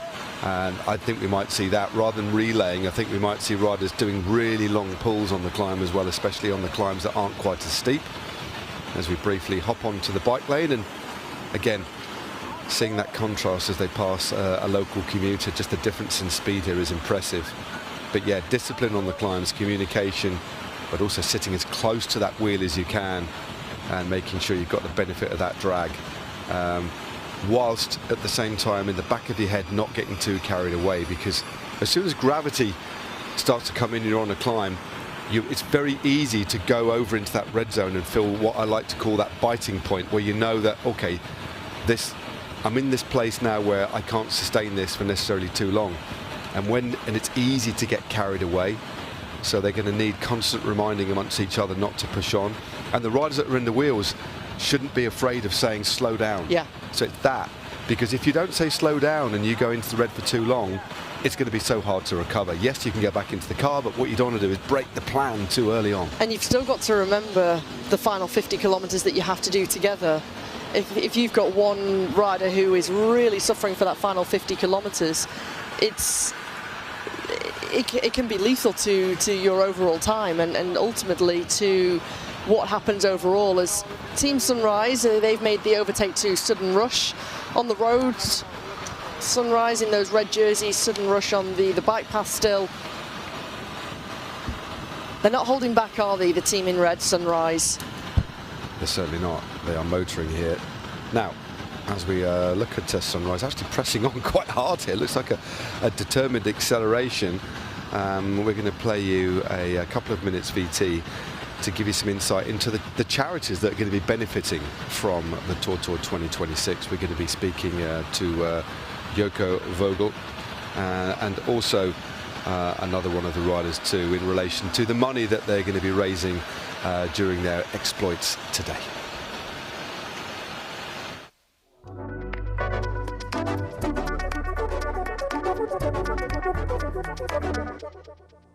The TORTOUR is actually a charity event, so we want to collect as much as possible money for people who can need it, also for infrastructure in Africa, and that's why we collect money. We have 3 partners who collect money. That's Skipstone, who has also a team.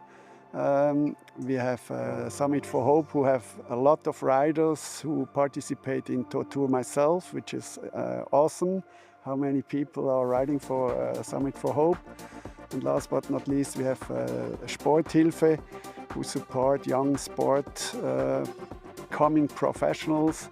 And yeah, that's for what we are riding and collecting money. We had a very special message from a very well-known rider. Hey everyone, Tadej here. Last year, Team Skipstone won 500-kilometer TORTOUR race and raised 50,000 euros for our foundation. 50,000. That was also the largest single donation in our history.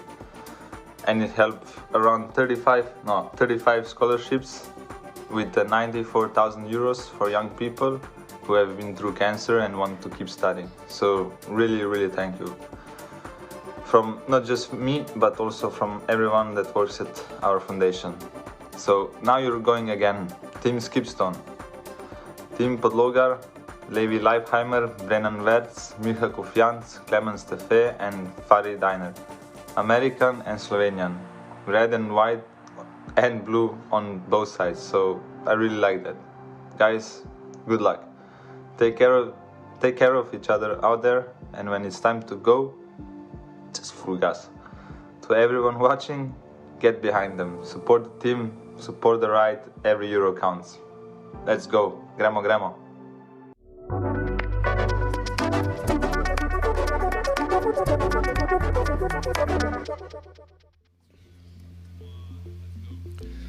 So let's have a look at the map. There's the situation on the road at the moment. So Team 604, unsurprisingly, they're ahead. That's Team Visit Switzerland. And the last team on the road at the moment is Skipstone at the moment. But again, a bit to make up, but we've got the mountains still to come. And the 3 teams that are the closest, Team KX, Team Sunrise and Team Sudden Rush. We saw them all converging. And the TORTOUR Racing team, as you see, look like they're 3rd on the road there. So we're still on the road Team Visit Switzerland in terms of distance, but the fastest teams are still very, very close indeed. So this could be a close run thing. Lots of riding still to go as we head back on the road with Team Sudden Rush in that very distinctive green jersey. And it kind of seems to be a little bit of added impetus here, Hannah. They're certainly not riding easily here. They've got the first couple of hours done and dusted. We are 2 hours and 21 minutes into the ride, and they're definitely pushing on the front. You can just tell, can't you? They're making a very, very good tempo here. Very, very good. And they're locked in that battle with Sunrise and Cat X. So they know that the race is very much on. And I think when you can see the race around you, as opposed to just having to rely on the time checkpoints, you've got that added impetus. And look at Team Sunrise, who are already round the corner. Sudden Rush, they've got them more or less in the sights, but they know that Sunrise have got a very, very good plan. They're executing it well to this point in the early section of TORTOUR.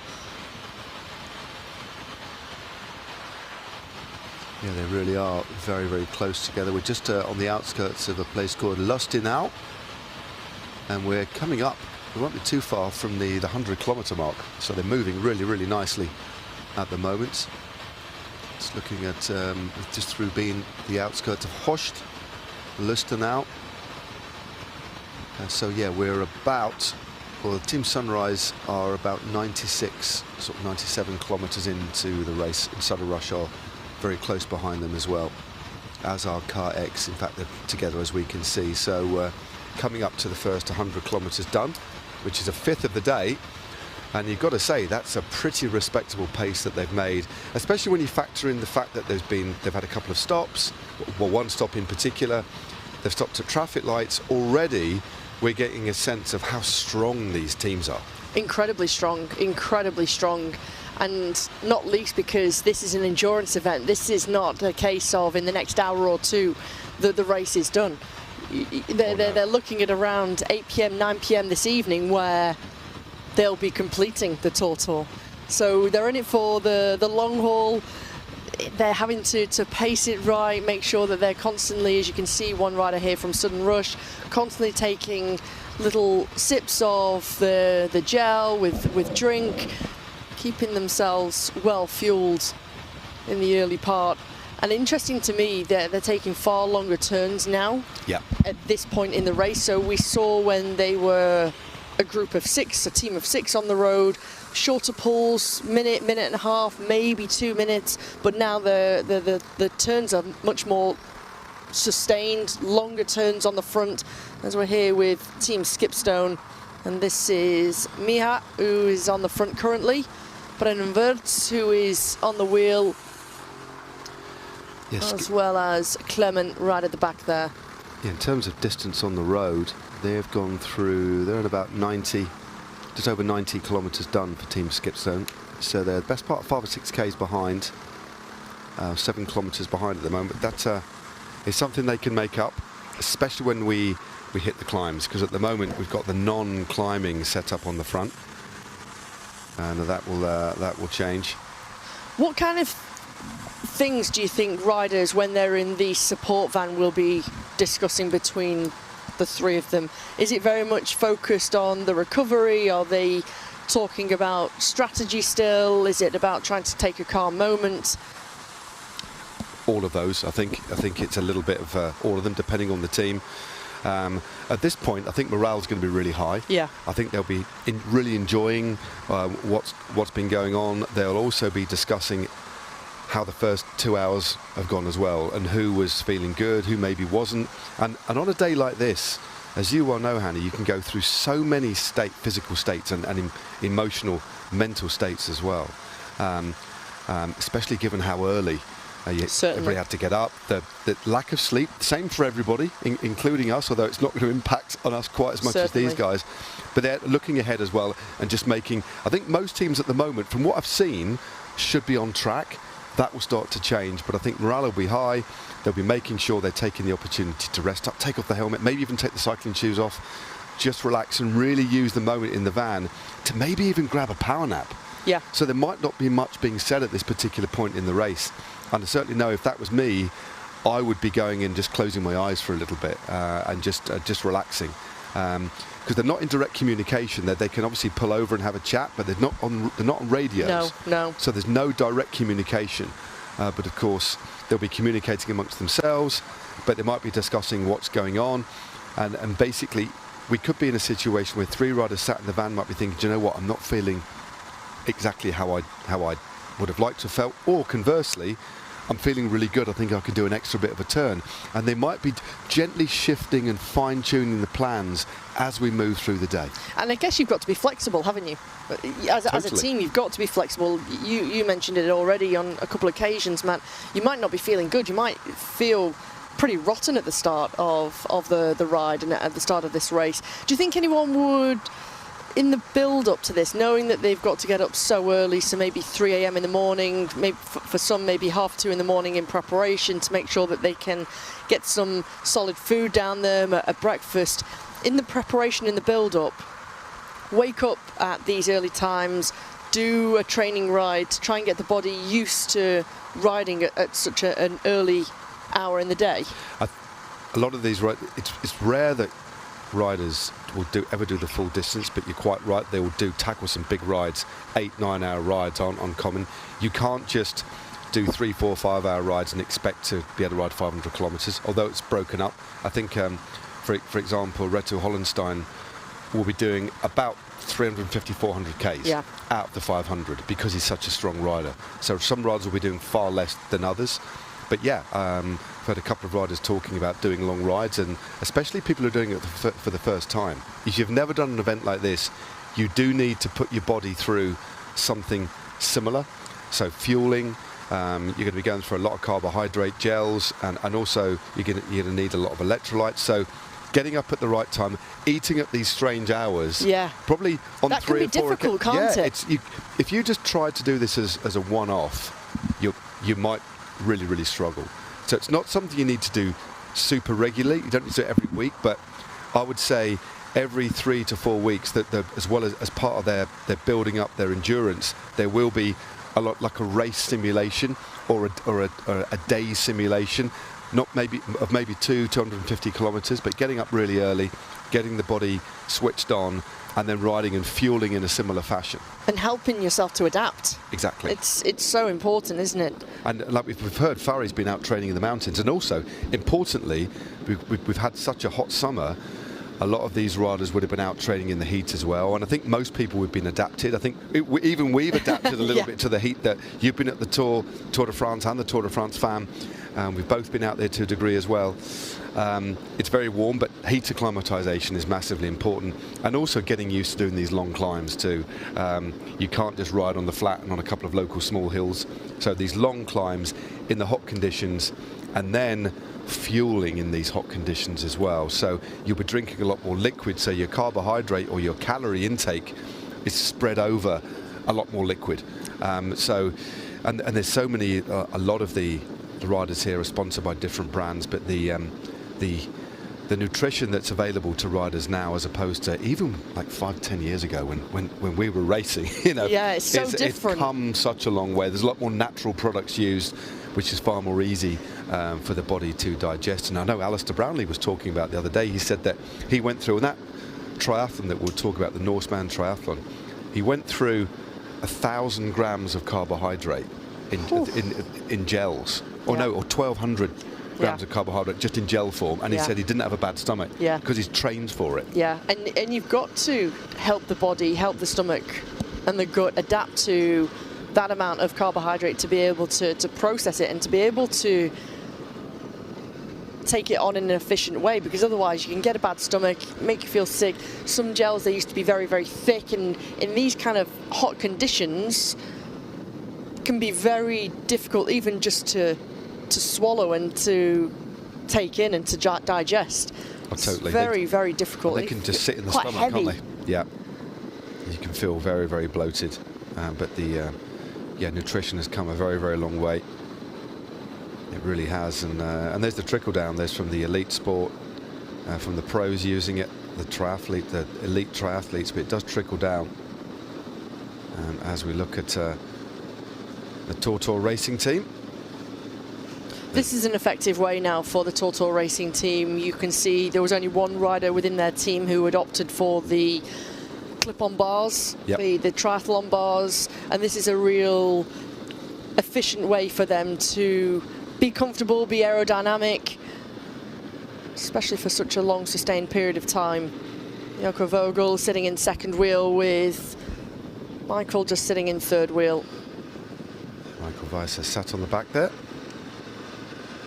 It was animated. We sat with this team at dinner last night. Of course, we were invited to come to this wonderful event by Joko Vogel, so we shared a lovely dinner.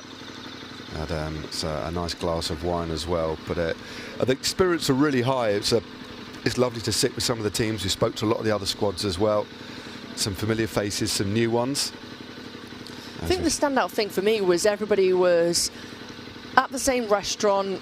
Coincidentally, didn't necessarily need to be at the same restaurant in the hotel. You could actually go wherever you wanted. But I think there was a really nice atmosphere across all of the teams, all of the riders, whether they were doing their preparations, thinking about the strategy, the scenarios, but also just appreciating and respecting each other as to what was to come. And everybody carbo loading, making sure they were having some high quality food in preparation for today. A big acceleration there from Joko. He's managed to get himself on the back there, but again, just had to clip in his feet.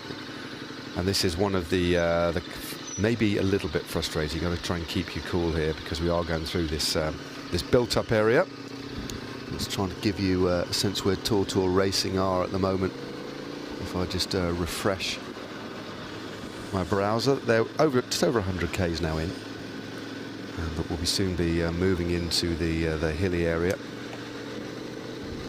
But yeah, you don't want to lose the wheel for too long. You don't want to be doing too many of those big spikes, do those accelerations. No. You could see how long it took Joko actually to get back on. I think he was happy that there was another red light, to be honest. I know, just slowed him down, didn't it?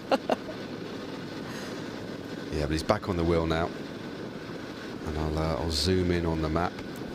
But we're making really, really good progress. This first fifth of the day is now behind us. Not in terms of time, but certainly in terms of distance travelled. As we head in a southerly direction now. TORTOUR Racing, all looking good. And as you were saying before, some long pulls on the front just to allow for that rest. And also, I think the rider on the front, I think it's actually Thomas Schieg is on the front, is opted for the tri-bars. Again, not something that many riders have actually, I think there's only one rider in all of the teams that we're focusing on for our coverage here that have gone for the tri-bars. But you have to say, they do offer a massive advantage. And on the flat now, it means that the rider on the front can actually do a far longer pull and is a little bit more aerodynamic. So it's a tactic that's going to be slightly heavier on the climbs, but on the flat, maybe an interesting ploy to certainly gain just a little bit of a margin. Oh, yeah, this is where we are. That's great to see. Yeah, brilliant. You can see the Team Visit Switzerland squad. They've already gone through the next time checkpoint in Buchs. And then a little bit further back, all of the other teams, they've gone through the first intermediate checkpoint at Romanshorn. Team 602, a little bit further back. But it also offers some comfort as well when you're in the saddle for such a long period of time, Matt, to have these tri-bars, to be in a comfortable position when you're used to it as well as a rider. Offering up Michael Schweitz some respite as well. Just those aerodynamic benefits and gains. Save as many watts as you can. Yeah, indeed, the TORTOUR team looking good. They're actually, yeah, Skipstone are slowly closing from what I can see. Just so Skipstone after, I think for them, I don't think that they've certainly got maybe a negative split sort of strategy, starting off a little bit steadier than building up.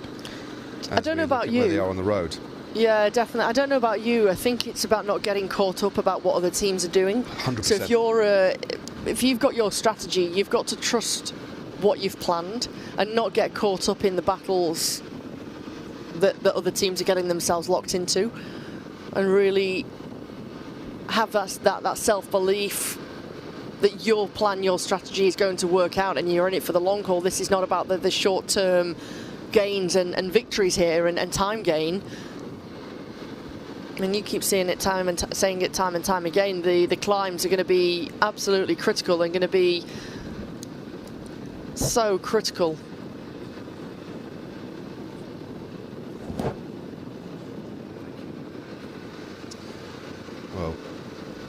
as we look at the TORTOUR team on the road. 3 teams out in front.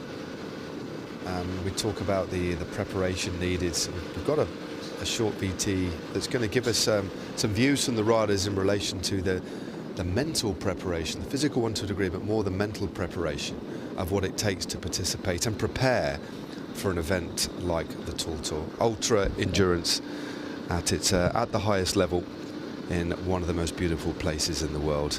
Let's have a listen to what they had to say.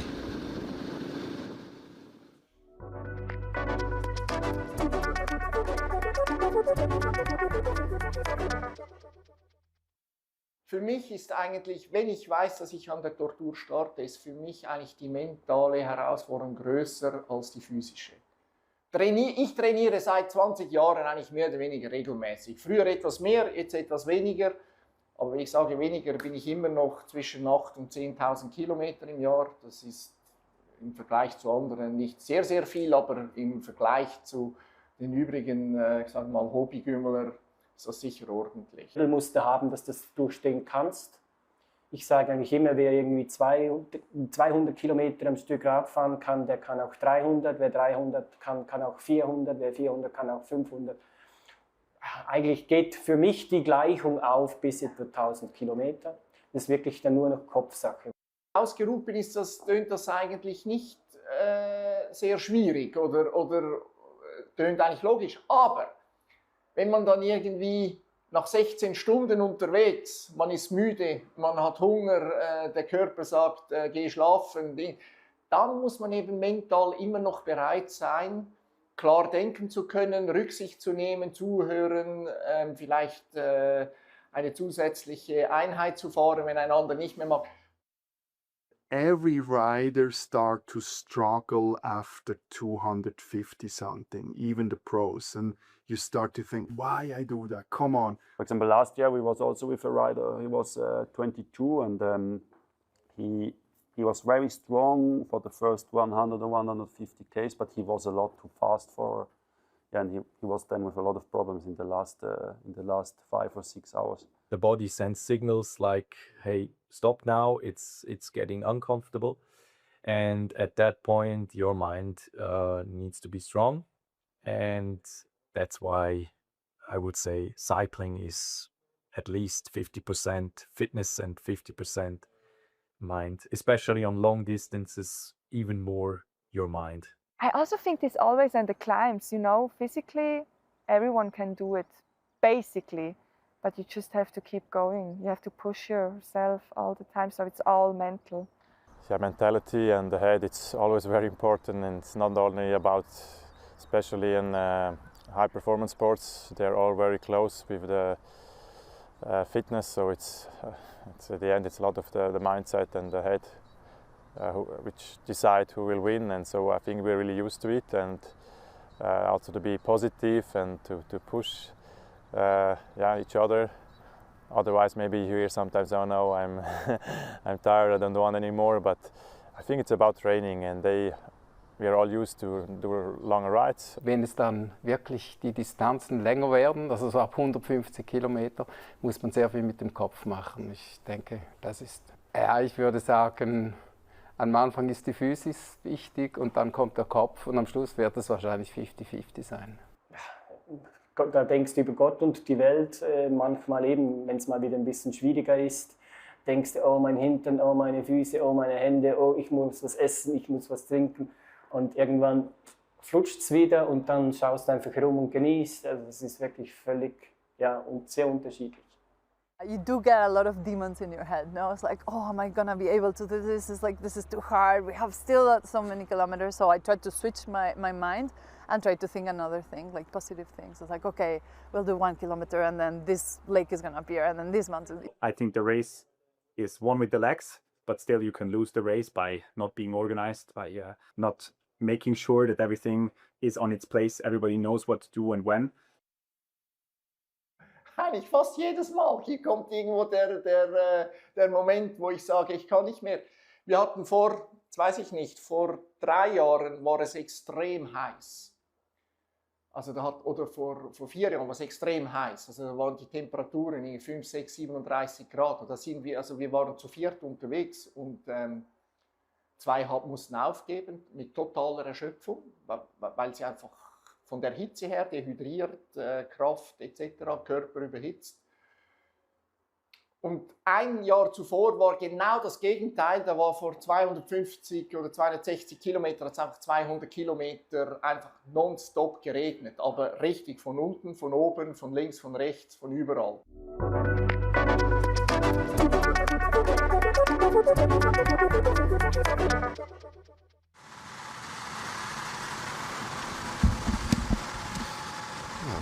Really interesting to hear some of the personal insights into what it takes to prepare and to ride an event like the TORTOUR. As we look at the Skipstone team, Fari in conversation. It's not Fari, it's my mistake. Similar look to Fari, but that's Clayman. And the road just gently rising, just looking at the profile. We are heading towards the hills, and there's going to be a lot more of these long, gentle drags. Only hardly perceptible really, but they are starting to climb ever so slowly. You can just see the mountains looming in the background, or in the foreground, shall I say. And we've got a transition done. Okay, so this is, let's watch what unfolds here. This is where we are. If you just look at the red dot, so there's a little bit of a drop before the first climb of the day, and the transition. You can see Miha and Brennan, who have pulled off. They've made that handover to Clement.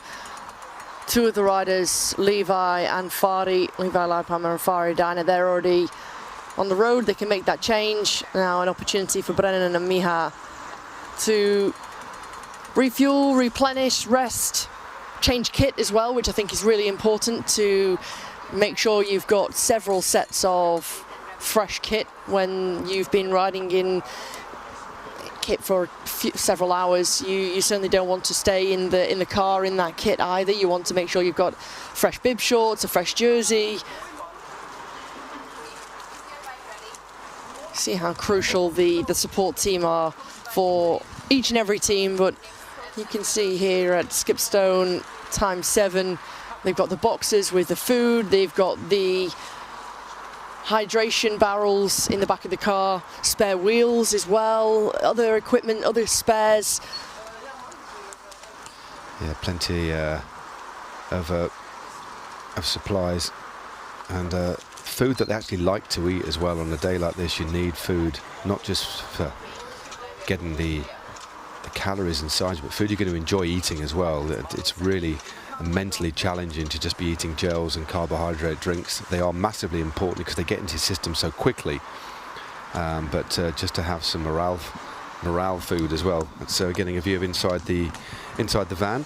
Now on the road now will be Levi, Fari and Clement, and then the next phase, so this is, we've been given an insight into the kilometres. So we're the change was at kilometre 102, so the current permutation on the road, Levi, Fari and Clement are going to ride to 136 k's in, and then it's going to swap to Tim, Miha and Clement to the first climb, and then after that, for the first big climb, it's going to be Levi, Tim and Brennan on the road for the biggest climb of the day, the climb of the Pragel, which you were talking about earlier on. So a bit of an insight into their strategy as they give these riders the rest going forward. It's a massive turn for Clement. It is. The 25-year-old rider who, of course, has done the first part where all 6 riders had to take it on. Once 3 of them went into the van, he was there with Brennan and Miha.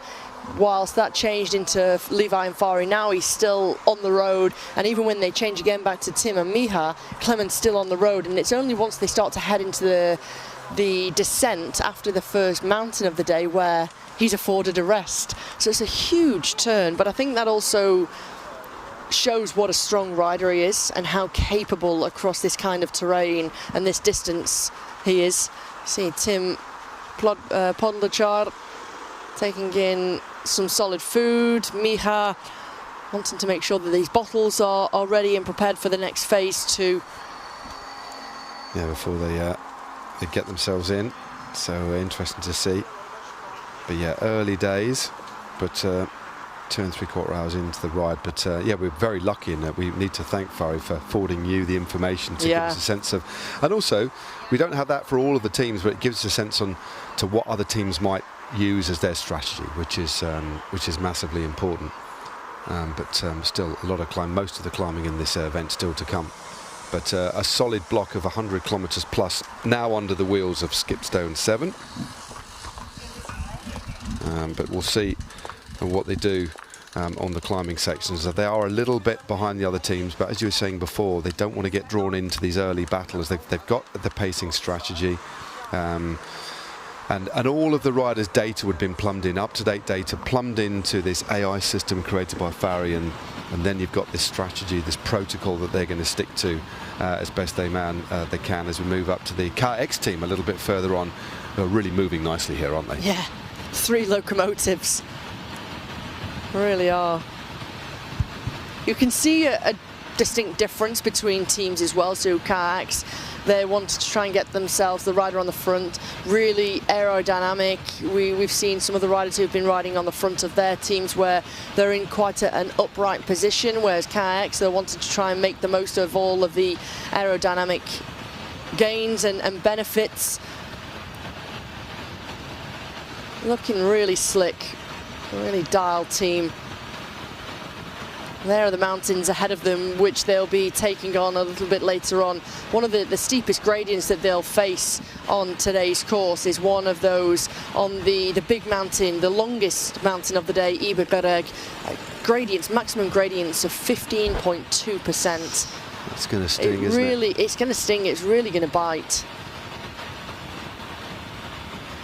Whilst teams have got their support vehicles, you'll see just underneath their saddle, they've got a little saddlebag with some spares, so an inner tube, some of the spare equipment, because as we've seen with Team Skipstone 7, where they've got their support vehicle currently helping with 3 riders, they're replenishing the stores, getting things sorted out.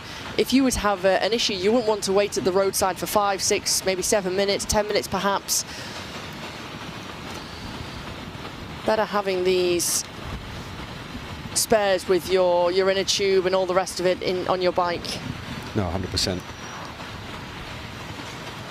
KX at the moment on the road are, of the teams that we're focusing on, they've just gone through about 113, or 100, yeah, nearly 113 Ks, just over 112. They're third on the road.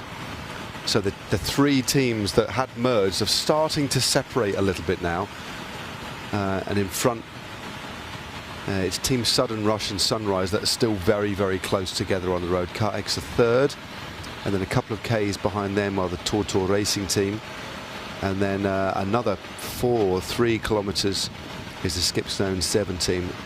And they're approaching the outskirts of Alstaten, but the other teams are well out the other side and heading pretty much in a due south. There we go.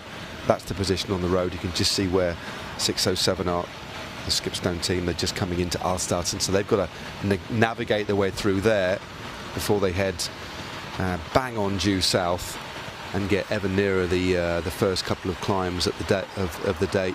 We go through Oberliet, and then we head up and over the Blattenberg. So it's pretty close at the front, but let's see what Skipstone 7 are doing. So we're having a look. That looks like the KX team car now for the first time, which is good to see. Looks like spirits are pretty good in there, and unsurprisingly, the riders chomping food sat in the back there. That's one thing that we are going to see when the riders are in there. They're certainly going to be eating for quite a big percentage of that time, getting the fuel on board. Give us a wave.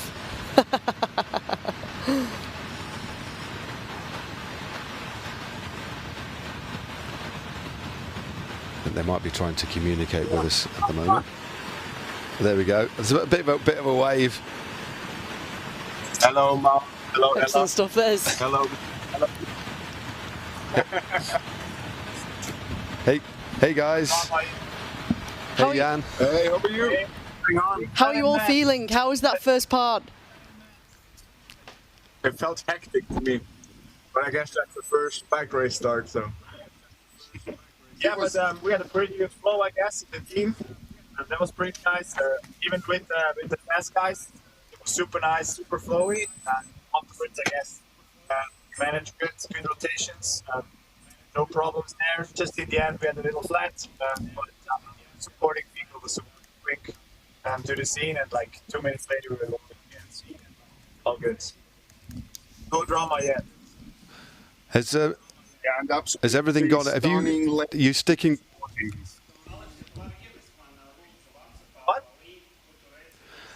Have you managed to stick to your plan so far? Has everything gone smoothly in terms of your strategy, your pacing strategy? Yeah, absolutely. We're super happy. Pacing is fine, legs are fine, and we do hold our pace what we have on our schedule. So pretty awesome, actually. It was quite interesting to see you almost locked in a battle with Team Sunrise and Sudden Rush, 3 teams also closely matched on the road. Yeah, it was quite a challenge though with not drafting, so we kind of talked to each other at the few red light stops. We made a little deal to hold like 5 to 10 meters of distance, but I think Sudden Rush just had a Guarana shot or something, and they attacked out of the corner, and then they were gone. And I think the Sunrise guys we lost a bit earlier. Yeah, but it's good. I felt like they had the top teams on the road, and our top team is on the road right now. So we're back with some punches, I guess. The next 30 minutes, 45. Tell us what you're eating in the back there. It's making us feel hungry. What's on the menu right now? You're all of you are chewing at the same time. Cinnamon rolls. I'm on a liquid diet. Oh, nice. Classic honey. Oh, nice with honey. Ah, sounds good. Sounds Classic. Are you going to be playing any music? Do you need any motivational music in the van as well, or is it just? Do you just want the silence? No, I think we're going back to scooter later. Oh, scooter, nice. Oh yeah, back to scooter. Some hardcore dance music. Excellent stuff. Good bit of scooter, eh? Great brilliant to get that insight from Kayaks and how they're getting on the road, what it's felt like for them, the good team camaraderie as well. I think a really interesting insight to be able to see that inside the team car, the team support car there. Brilliant stuff. Yeah, hopefully we'll be able to dip in and out and have a conversation with all of the teams as the day goes on. But I tell you what, you can just see the hills that we're going to be heading into very shortly, but they're relaying really good here. So Kayaks are really driving hard. It was interesting to hear they said they've got their A team on the road at the moment, and they're certainly moving quickly.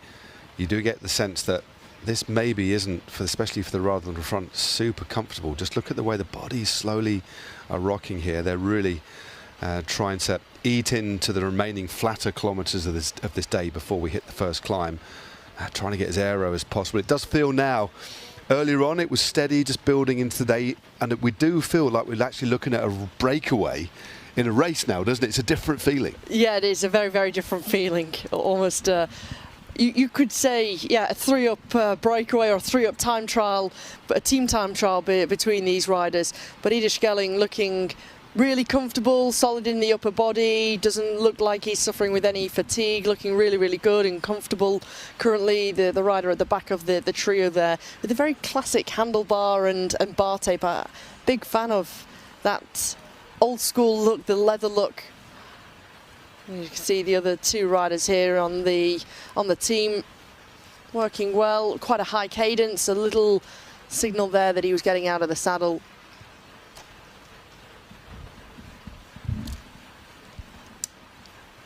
Yeah, a little bit of a small punch here, but they're moving really nicely. Love to hear the sound of the tyres on the tarmac there. As we move to the Swiss team Visit Switzerland, and look, we have the ladies on the road now after the the pitch earlier on. And remember, they are going to be heading into the hills now as well, so they're still a significant amount of time on the road in front. So great to see this squad out there. Haven't seen them too much, but they're the best part of an hour in front. But I think they've already tackled the first small climb of the day, haven't they? I'm wondering if they've changed their tactic.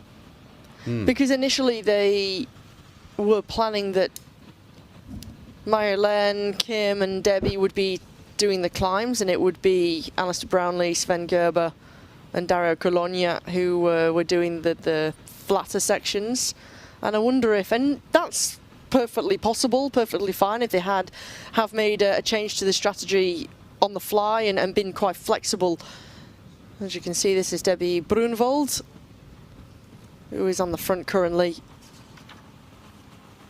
Yeah, looking pretty composed. Marjolein Noriega just sat behind. They're enjoying it. Yeah, they are. Look at that, they're enjoying it at the moment. And the thing is, you know you're going to go through a lot of fatigue. You know you're going to hurt, but you do have to enjoy it. It's something we've not even mentioned. We talk about the joy of cycling, but they look to be having a bit of fun here, don't they? You know, still a long way to go, but they're looking very, very good. You've got to enjoy it. You've got to keep that morale high. You've got to find that passion, that enjoyment in cycling, because ultimately, whilst this is going to be a very difficult, demanding challenge and race, enjoy it. And this is what they've been training for. This is where they get their buzz, their adrenaline from doing these kind of events. I think the unique aspect is for some of these riders, they may not have known each other for very long, and so we know that Team Visit Switzerland, they've spent some time in Andermatt together, they've been riding together, getting to know each other. I think that's the beauty of cycling, how it can bring people together from different nationalities, different backgrounds. It's really quite a wonderful sport. Certainly, I've just found them on our roving map. They've hit the most southerly point of the course before we head into the hills. So they've actually, there's quite a few other teams that they're near to as well. So they've just gone through the outskirts of Balzers, Wild, and they're just passing through. So they're now heading essentially in a northwesterly direction. And looking good on this flatter section. Dario Stalder, an individual rider, just behind them, and they've also got an individual rider, Ralph Svanheim, just in front. And there we go. That's where they are on the route. As I say, the most southerly point, nearly just been reached. So there's still a significant amount of time. So they had that advantage at the start of the day. And I tell you what, they've preserved pretty much the vast majority of that. So an impressive ride by Team Visit Switzerland, really using their resources effectively, and certainly looking good. And importantly, from the smiles on the faces of the three women on the road at the moment, enjoying themselves, which is what more motivation do you need? I mean, that's better than fueling if you're smiling. Yeah. And that's certainly going to help. But they're in a really good position as we get a beautiful shot of this stunning, stunning scenery. Yeah, it's absolutely wonderful, isn't it? It really is. What a special country, a special part of Switzerland when you take a look at the natural beauty that just oozes out of the landscape. It really is incredible. And Debbie Brunvold capturing the memories too. It's not just on the road where you need to keep that morale high, but also, as we heard from KX in the car, soon we'll be putting Scooter back on, we'll be having the tunes pumping, keeping the energy alive and keeping that mood high.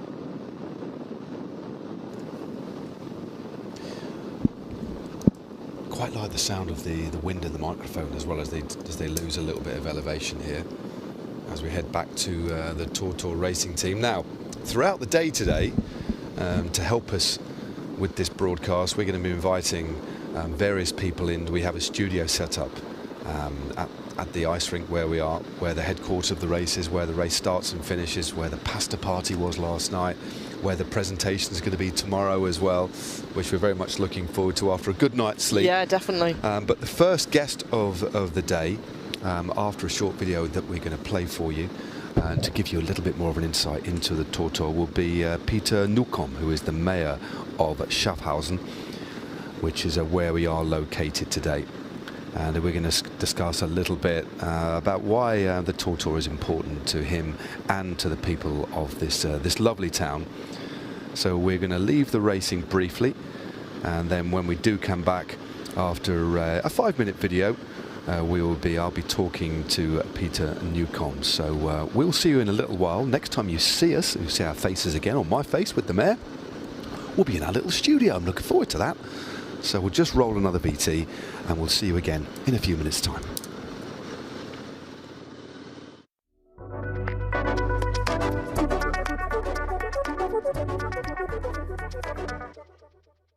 Ich war mit 3 Freunden in Amerika, am Race Across America.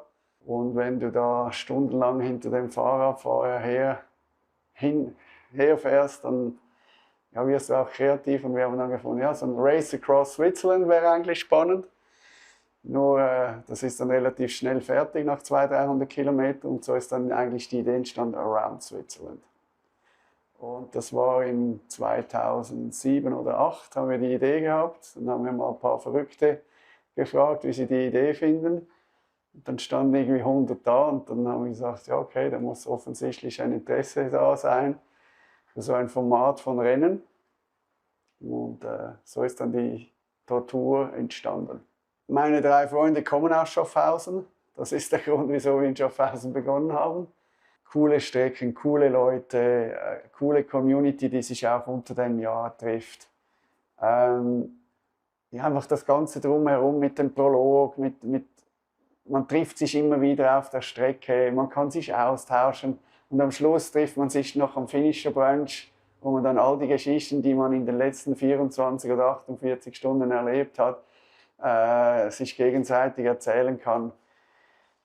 Ja, es ist ein Lifetime Experience, würde ich sagen. Ich denke auch, dass es ein cooler Einstieg ist für einen kompetitiven Ansatz bei deinem Sport, wo du nicht so unter Druck stehst, wie es jetzt bei einem klassischen Radrennen der Fall ist. Du hast eigentlich ein Rennen gegen dich selbst und das nimmt dir schon sehr viel Druck weg, als wenn du in einem Riesenpulk voll Rennfahrerinnen oder Rennfahrer fährst. Und ich glaube, das macht das Event auch so einzigartig. Bekannte ehemalige Profis haben am Start, weil die haben schon von der TORTOUR gehört und viele sagen, auch aktive Profis sagen, hey, ich möchte mal die TORTOUR fahren, ich habe schon so viel von der gehört, das muss ich mal erlebt haben. Du musst gerne Rad fahren, du musst gerne dich auf ein Ziel vorbereiten wollen, du musst dich integrieren in ein Team, Organisation, wer macht was, wer fährt welche Strecke, wie organisiert man. Und dann hat man diesen gewissen Druck, auf den Tag dann parat zu sein, mit allem Drum und Dran. Und dann ist es natürlich ein Rennen, das ist nicht, am Morgen geht's los und am Nachmittag ist man fertig, sondern es geht ja meistens 17, 18, 20, 30, 40 Stunden, je nach Format. Und das ist einfach morgens um 3 irgendwo Radfahren mit 2 guten Freunden und dann denkt man manchmal schon, was mache ich da überhaupt, vor allem wenn es regnet, irgendwie nonstop, dann fragt man sich schon, was man da macht und man verflucht es 100 Mal und ich habe von diesen 12 Mal habe ich gesagt, diesen Scheiß mache ich nie mehr, habe ich jetzt 12 Mal gesagt und jetzt bin ich dann etwa das 13. Mal wieder am Start, also und das Spannende ist halt, auf dem Fahrrad werden alle sehr demütig, weil irgendwann leidest du und ob das ein Topshot in der Wirtschaft ist oder was auch immer, auf dem Fahrrad sind alle gleich und wissen, was es heißt zu leiden, aber auch wieder zu performen. Die Erfahrung ist eben, oder wenn du ein Ziel hast und du hast ein Team und alle ziehen am gleichen Strick und am Schluss erreichst du dieses Ziel, dann ist das eine unglaubliche Befriedigung. Dann merkst du, was du erreichen kannst, wenn alle mitmachen, dabei sind, das Beste geben, dann bist du eigentlich unschlagbar. Ich sage nicht unschlagbar, dass du gewinnst, sondern du bist eigentlich unschlagbar für den Moment. Für dich stimmt alles im Moment. Und das ist eigentlich etwas unglaublich Schönes an dieser Tortur mit diesen Abwechslungen, mit dem Team. Tatsächlich sicher auch Freundschaften, die sich daraus entwickeln. Und ja, es ist halt auch ein Community-Event, von denen gibt es heutzutage leider immer weniger. Und dass wir immer noch so eine Plattform haben dürfen, ist natürlich super toll. Also vor dem Start trifft man sich ja dann alle zusammen, da wird noch Pasta gegessen, reingehauen. Die Schweiz ist ja nicht so riesig, also man kennt dann sehr viele Leute. Also ein kleines Familientreffen, hallo, ciao und so. Und natürlich auf Social Media bleibt man dann in Kontakt, also das läuft schon.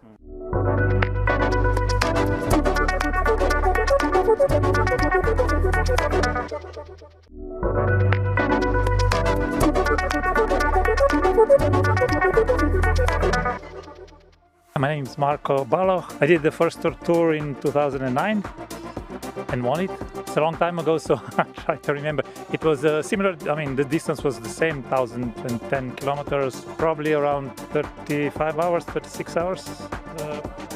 I beat one of the guys, the second guy is here actually, Thomas Ratchap was second, about an hour behind me. There was also a famous Swiss guy, Danny Wies, but he didn't manage to finish, he had some health problems. Danny Wies, who was a two-time Ram winner, Race Across America, so yeah, it was a nice, I mean, for the first time it was really a big event.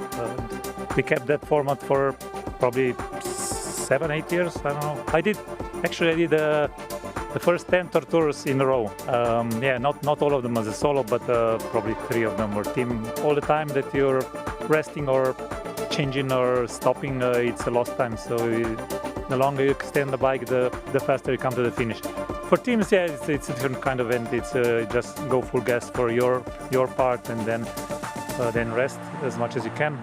It used to be also, the teams used to be different. It was, you had to do all the time station by yourself. Now you can kind of go to your strengths. So the climbers go on the climbs, the flatters, the flatliner, the ones who like the flat, they go on the flat. But so yeah, just try to enjoy it. We're gonna have perfect weather, hot, but I think we're used to it now.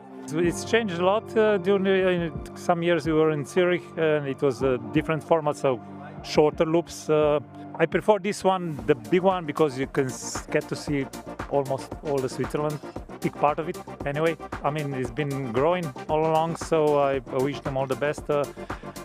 There's not a lot races and ultra races on such a high level and that keep growing. I mean, I tried to organize our own race in Slovenia, and we only kept it alive for 5-6 years. It's hard work, so good job for the team that does it, and I wish them all the best, and I'll keep coming back as long as they do it.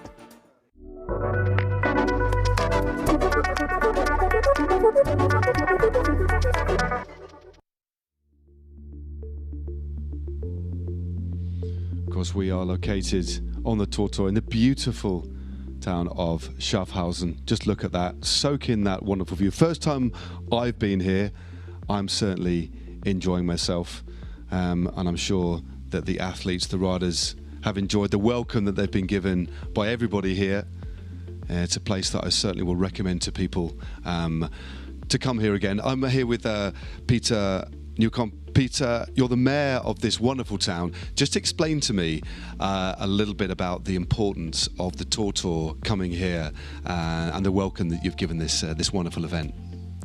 Yeah, we are very happy that Tortour came back to Schaffhausen, its origin place. It's now the 18th edition, and 6th time it was in Zurich, now back to Schaffhausen. For Schaffhausen, it's a big chance to present for the whole world for the fans of ultra cycling all over the world and for the athletes here. And because of the new format, broadcasting format on YouTube, it's everyone can see our wonderful city. And are you a cyclist yourself? You look like you're an outdoor person. You look like you keep yourself quite fit, Peter. Yes, I ride by e-bike to work every day, so I'm not the target audition for this event. But I need a ball. I'm a fan of football, handball, volleyball. I played for 20 years actively volleyball. And Schaffhausen is a hotspot for handball. The club from here, Cadet Schaffhausen, from 2005 till 2025, they were 15 times a Swiss champion, and they play a European competition. Yes. So sport really appears to be in the DNA of Schaffhausen. It's a real a sporting outdoor sort of location. Absolutely, and we have the River of Rhine, the River Rhine. So rowing and canoeing is very popular here, and also triathlon. Last weekend, the Schaffhausen triathlon took place, and is very popular. Can you just explain how you first became aware of the TORTOUR? Because, as you say, it's been around since 2009. When did it first come across your consciousness? Yes, it was one of the founders, Joko Vogel, who asked me if we are interested to host this international event. And so, yes, of course, for a city with 40,000 inhabitants, it's a big chance. And every year I came here at this place in the ice rink where for 2 years ago the World Championship of men's curling took place, and yes, I'm very happy that they came back. And we have cyclists in here as well today. What's been your impression so far of the TORTOUR this year? Because it seems to be bigger and better than ever. Yes, and they are lucky. It's a big luck. They are lucky because of the weather. So this time, I hope there's no accident, and so good conditions. Yes, the event is not only for endurance professionals; it's also for beginners because they have new formats. Not only 1,000 kilometers or 500, 250, 50 kilometers. That's for more people. So I think there are 500. 518 in total. 518. Yeah. So it's a really attractive event, and I'm interested in, and I will come here for the final when they came back. When they come back. You can have your dinner. You can have your lunch and dinner, then come and join us yes, a little bit later. But just explain a little bit about your role as mayor, the importance of promoting like a healthy lifestyle and access to sports like this. Is it something that you're proud of doing?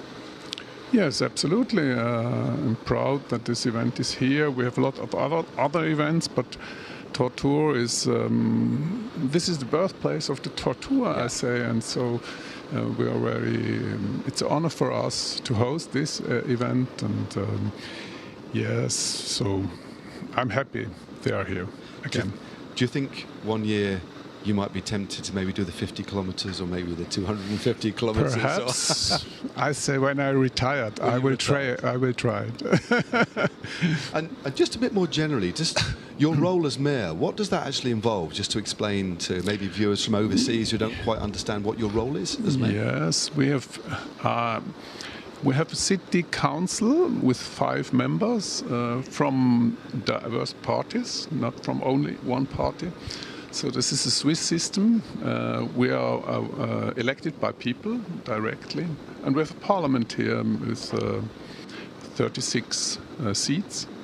So this is the way we lead this city, and yeah, it's a very old city. Especially our old town is famous for its bay windows, 171 bay windows, and it's about 1,000 years old. I think it's one of the best preserved medieval cities in Europe. So it's a visit. It's worth a visit all the time. So there's a blend of old and the new here. So Yes. you're embracing the modern, but also celebrating and respecting the heritage and the history of this lovely city. Yes, absolutely, yes. And we have a lot of sports events. We're cultural. We are a cultural city. We're a part of the nature park Schaffhausen. We're a smart city, very modern, and we were the first energy city of Europe.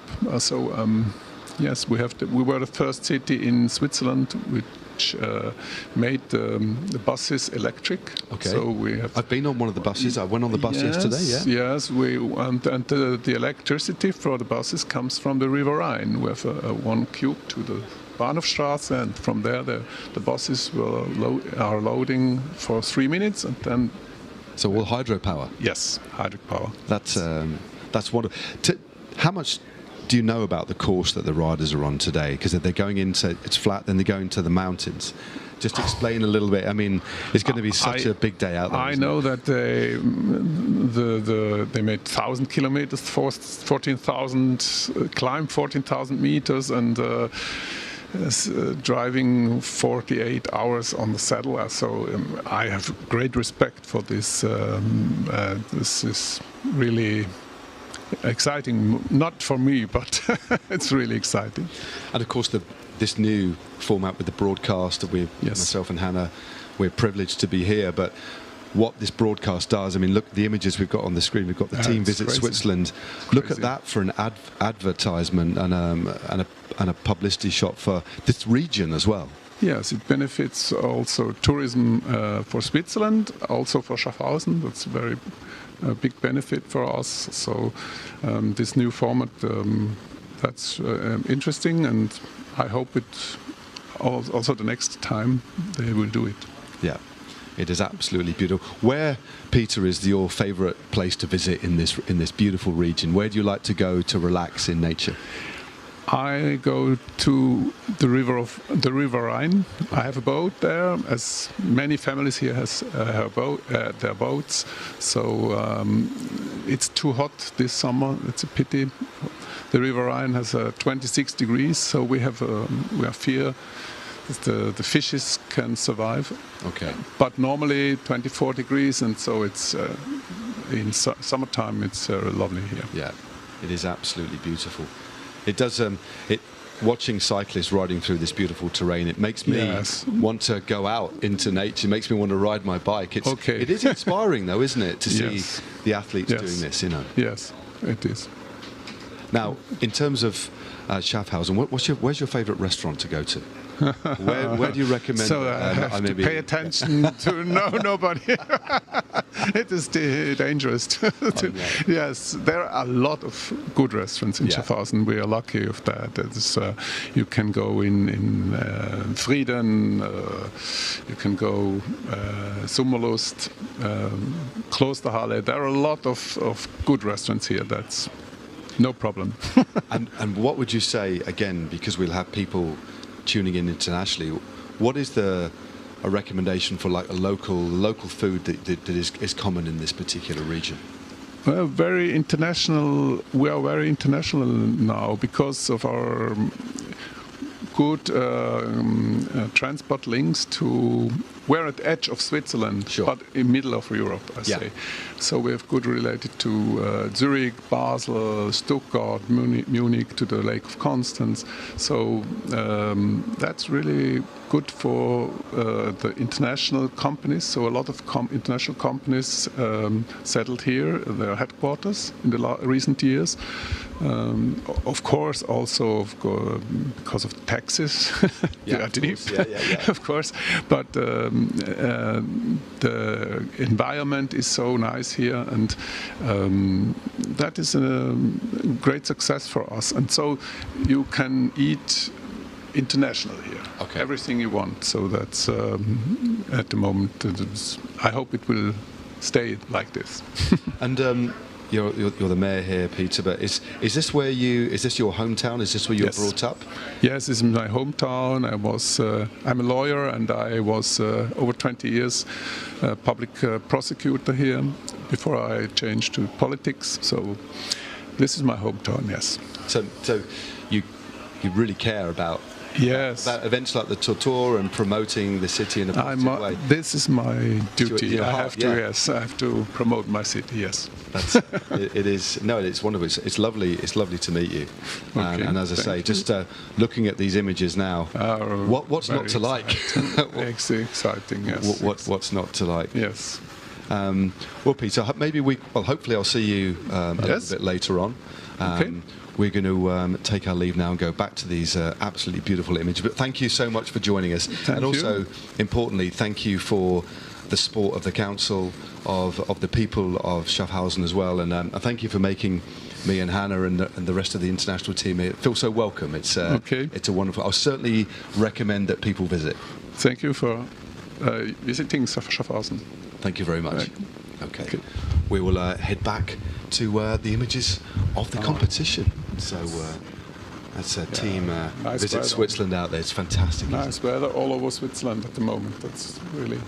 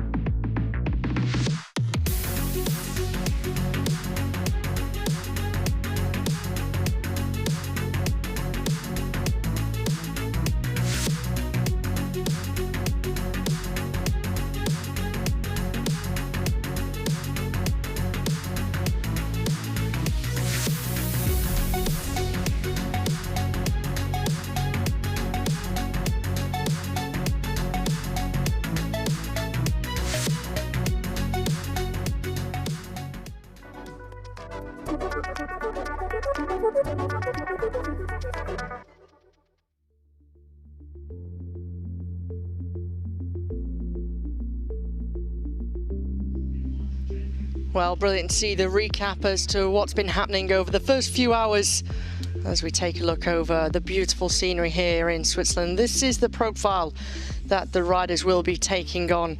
It's an absolute brute for the 6 rider teams, for many of them approaching the second intermediate checkpoint at Bux.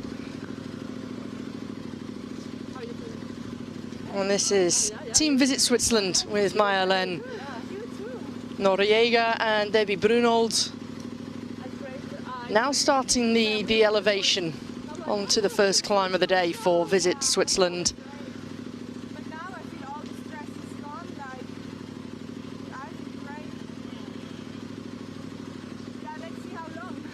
We can hear from Debbie Brunold saying there that all the stress is gone.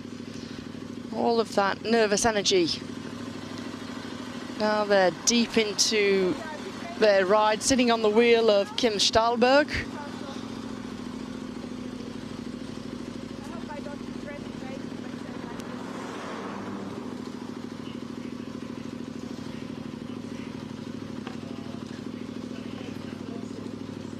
And they're settling into a nice tempo here on the climb. Not overreaching, making sure they're riding well within themselves. This is one of the most important things now that they're taking on the first of several big mountain passes. And for Maya-Len Noriega, she hails from Catalonia in the northeastern part of Spain. Lives in Girona. She's the rider with the pink shoes on. Still got a light on for the safety. Very much used to these long rides, the gravel rides, ultra endurance. She loves a challenge. She really does. Certainly picked one today, hasn't she? Certainly has. And for Maya-Len Noriega, in terms of bike races, she's very much used to it. Whereas for Stahlberg and Brunold, from their background, you know, dipping your toe into something like this is so brutal. But what a magnificent adventure and challenge and experience that you can put your body through. Yeah, it's about pushing boundaries, isn't it? Events like this, just you discover new things about yourself, and I think that's what the TORTOUR offers, as well as showcasing this beautiful Swiss countryside. It's an opportunity for people to meet new friends, reunite with old ones, form new bonds, but importantly find out more about yourself. And what better way to do it like this, because you will learn so much. There's the full lineup of the Team Visit Switzerland squad. Mr. Brownlee, Sven and Dario just enjoying a little bit of a rest as the women take on this this long climb now. But some of the views over to the right hand side, Hannah, are absolutely beautiful. I was chatting to the Mayor of Schaffhausen, Peter, just a few moments ago, as you will have seen and you listened to, and look at this. I mean, what an advert for this area, and what an advert for Switzerland. It just sells itself, doesn't it? It really does. It does. It's breathtaking. It really is. The natural beauty. How quiet everything is. Very tranquil. Yes. Great roads to ride on as well. Yeah, especially this time of day still as well. It's still relatively early, isn't it? The roads are quiet, you know, especially out of the towns. I was just going to say the same thing, Matt. Now that the riders are out of the town, such a stark contrast from people who are perhaps commuting to work, or others who are going to the shops, other errands that are going on, so far more quieter into the mountains now. You can really appreciate these mountains, the lake that they're passing here.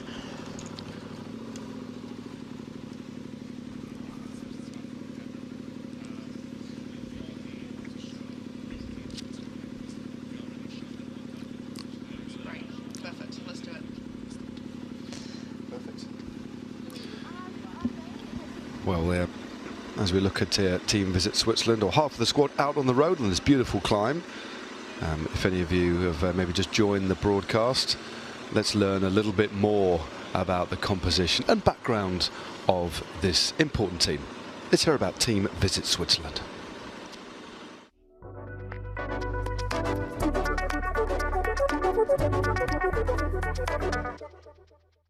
Yeah, I stopped skiing like professional 4 years ago, and I still love to do sports, especially running and also cycling, and to be outside. And I also need some challenge, just for me personally, to do something. And I used to run some marathons lately, and now I got this invitation for TORTOUR, and I knew the TORTOUR from the race, and I thought it would be fun to do this challenge in a team. Otherwise, I think it would be too long. Yeah. I've been retired from professional sport now for 2 years, and I'm very lucky that I get to do lots of different challenges, sporting challenges, all the things that are fun that I missed out on doing while I was trying to be the best athlete I could be.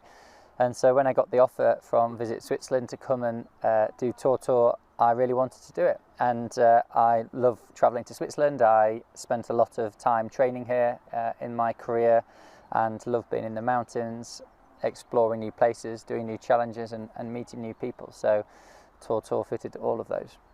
Yeah, we met like here in Andermatt first time.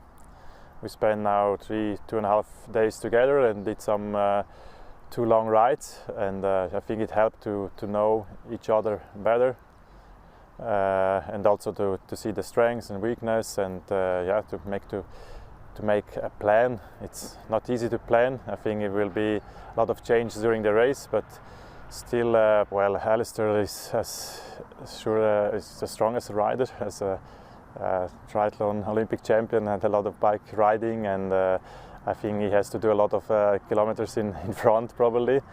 I think on the whole, Dario and I are probably going to do most of the flat, with one of the other ladies swapping in and out, and probably the ladies are going to spend more time climbing on the hills. That's the kind of our general idea, but we'll have to see how it goes.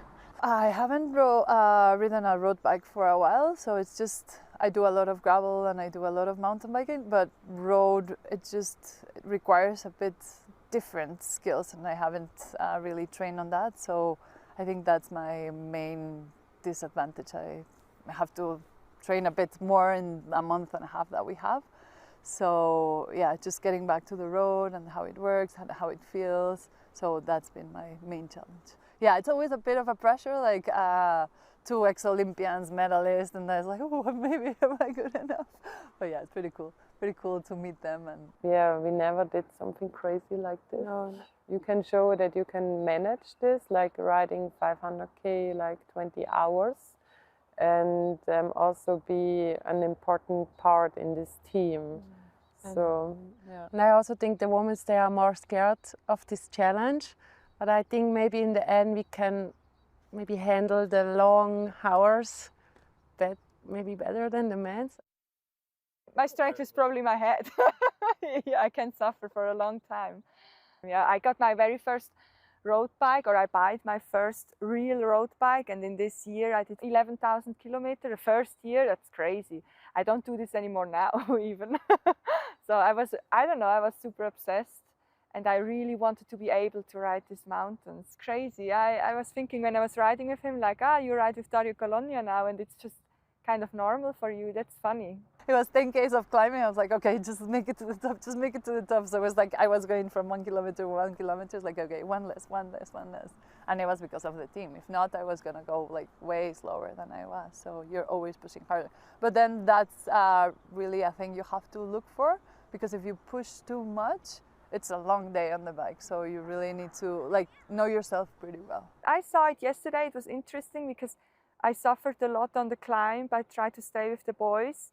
And in my head was like, you have to go. But I knew, for example, in the car there was Kim. She was an option. Maya a little bit less, because I know she's strong on the flat. So then you start to think by yourself, do you want to put this girl then into this situation? And then is it possible now to give up, or to say or not? Or do I need to push more through? As a woman, we are always underestimate us, and like I feel this like in the team, we 4 women, we are like, oh, I think we need more longer, and the guys are, no, we can do this faster. So another bonding when you cycle and when you suffer together, you see each other really raw, in raw moments. I think we will see each other even more raw during the race, because then everyone gets to the full limit. Yeah, it's interesting. That's cool. I got a good tip from Alistair. I said I should sit like 16 hours on the bike one day to get the feeling. I never did this, but I will probably try this. Main goal, I think, is just to reach the finish, and that we can say, yeah, it was a nice ride. Everybody gave their best, and yeah, no injuries, nothing, and then I think we will be happy.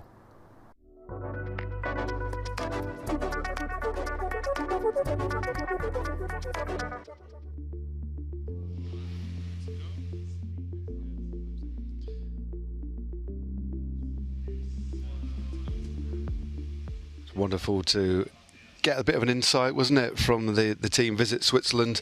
What are your thoughts so far? I mean, what we're 3 3/4 hours in, nearly 4 hours in. I'm actually feeling quite sprightly. How are you feeling? Yeah, likewise. I think what we're going through is nothing in comparison to what these riders are putting themselves through, and such an incredible challenge here at TORTOUR. Some riders taking it on for the very first time. For others, they've done it on numerous occasions. We've got former winners who are here. We've got some teams who are looking to try and take their first victory at TORTOUR. So you've got this balance between the competition, trying to push your body to its limits and its extremes. And I think what we're starting to see now, the various different checkpoints and time points, those teams who are really starting to thrive. Some have got a little bit of work to do, but the big mountains are calling, Matt. Oh, they certainly are. They've just been over this small climb. It's still very close at the top, of course, yeah. The competition between the 7 teams that we've got. This is the situation. Team Visit Switzerland still way ahead, but remember they did start early. But there is a real tight tussle at the head of affairs. It's Team Sunrise, who are just a little bit in front at the moment. Team Southern Rush, should I say. Get my Sunrisers, my Southern Rush. TORTOUR Racing a little bit further back. And then Skipstone 7 a little bit further back. Their Team 607. So they've got a lot of making up to do, but it's still early. They clearly look like they are riding more of a negative split, maybe slightly conservative, to push a little bit later and try and make up time on the climbs, especially the way that they've divided up that team in relation to climbing prowess. But this is wonderful. Just look at this.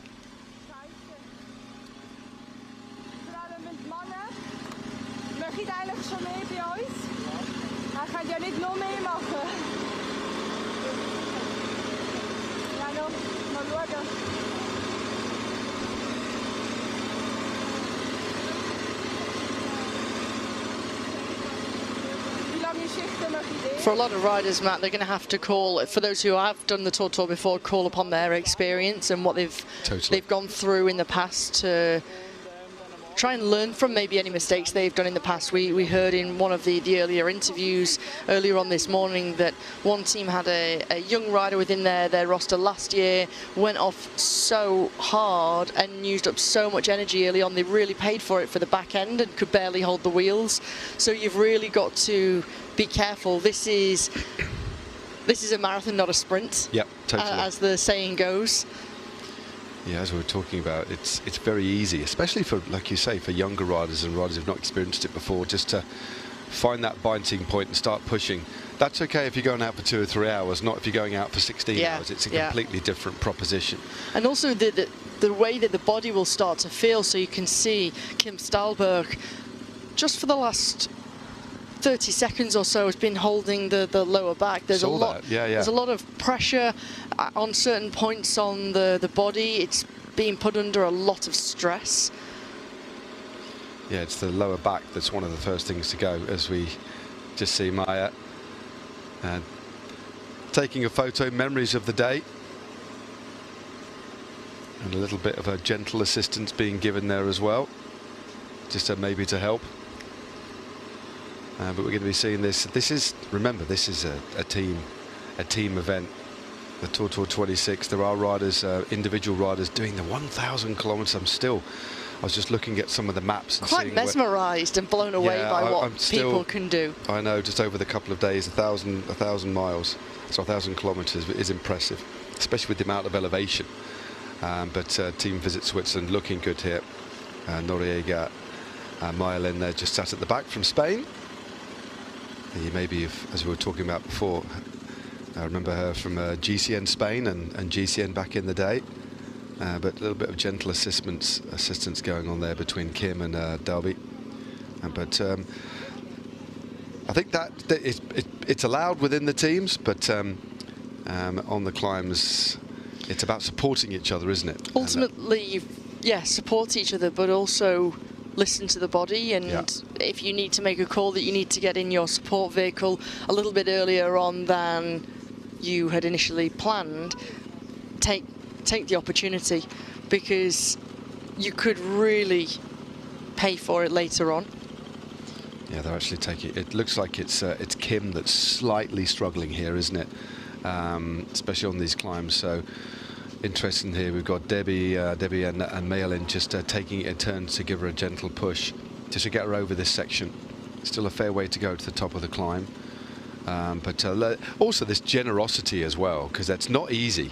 Once you start gently giving somebody some assistance on a climb like this, you are going to be suddenly having to produce another 50, 60, 70 watts, maybe even 100. Yeah. It's a big investment, so it's not something. It looks like she might have a problem with her lower back. Yeah, she's in a lot of pain. You can just see how she's trying to control that each and every time that either Debbie or Mayalen isn't giving her that gentle push up on the lower back there. She's holding her back because she's clearly in a lot of pain here. But this is why I say you've really got to listen to your body. So if you get to a situation where, do you know what, I'm going to get in the van, I need to recover, I need to just give the body some time to have some respite and to not be putting it under the load and the stress of riding. And climbs are always difficult on the back. Yeah, totally. Yeah, so that's, I mean, we don't need you to describe, we don't need really to describe this too much. It's the pictures are telling a story here, and this is one of the things that we were talking about early on. All smiles early on, high morale, and as we get deeper and deeper into this race, Kim won't be the only rider suffering from a little bit of difficulty here. But this is where you really start to learn about yourself, what you can tolerate, and also about the teammates around you, offering that verbal, that physical support as well. But she's also got to be mindful of not actually pushing herself too far, because there are limits. Everybody has limits.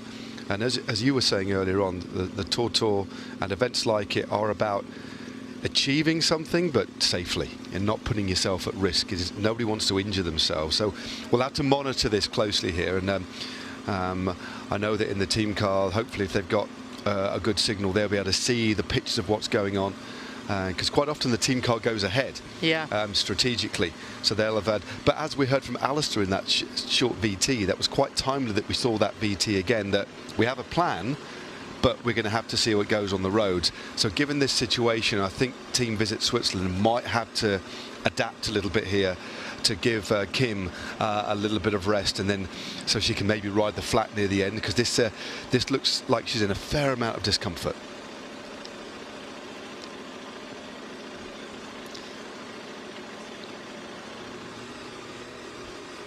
When we speak about teamwork, Matt, this is the epitome of teamwork here, of helping a rider when they're going through a really, really rough moment and trying to keep the morale high, show that we're riding as one, we're not going to leave you, we're not going to drop you, we're here to ride together and stick together. Yep. Yeah, this is I think seeing these images is just an illustration of what the TORTOUR is all about. It is about supporting others. This is a team event. You know, it's made up of individuals, but clearly Kim Stahlberg is suffering from a little bit of lower back pain here. Whether there's a specific issue or it's just the climbing itself, she's clearly in a little bit of discomfort, but is persevering, and she's pedaling quite a low gear here, and what her two colleagues or two teammates are trying to do is just keep that pace a little bit high and give it that little bit of assistance. But each time, you know, like Mayo's on the front now, and when we had Debbie just a few moments ago, you could see physically the effort of just pushing their teammate up the road. You could see they were breathing heavily immediately. We've all done it. We've all helped people on club runs or on events that we do. And you can offer a lot of assistance, but it takes its toll, doesn't it, on the riders actually offering that assistance as well.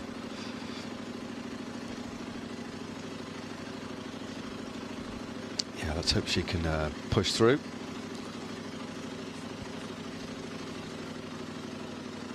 Our team visits Switzerland, showing exemplifying what it is to be a consummate teammate.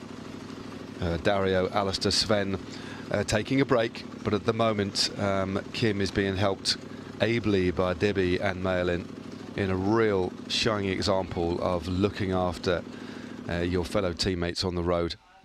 So it's not what we want to see in terms of somebody being a little bit not sick, but clearly they've got some sort of ache and pain. But what it does remind us is that this is a team sport, and there's a real spirit within that squad looking after each other. And as I say, there's clearly a lot of discomfort going on, but exemplary, you know, riding and generosity by the team. I completely agree. And for this team of six, they only met a few weeks ago. Of course, spent time together in Andermatt, which is a brilliant holiday destination as well here in the mountains. Getting to know each other, they're on board. They're wanting to try and help each other as best as they can, and I think that was a great example of how riders can come together from different backgrounds, different levels of cycling, different experiences, knowledge, whatever it might be, and come together. They're all in it together for Visit Switzerland here, and wanting to try and help Kim Stahlberg as best as possible. If they can just get her over that mountain, maybe down the descent, then they can make a changeover. You mentioned already, we don't know where their support vehicle is. Maybe they've already gone ahead to get prepared with Alistair, Sven or Dario. So it's nice to see. I think, of course, we don't ever want to see a rider suffering so much because of clearly a niggle in the lower back, but at the same time to see that support and sportsmanship between them all is really nice, and the respect that they've got for each other. Yeah, it's a reminder of why we ride our bikes, isn't it? Yeah, it's true. It's such a democratic sport. You make friends, and I tell you what, when you find yourself in a situation like that, whether you're the one trying to nurture somebody through or whether you're the one receiving it, then that's where friendships are formed as well, isn't it? That's where friendships are formed and lasting relationships. These moments will not ever be forgotten, will they? No, they won't. And they're testing moments.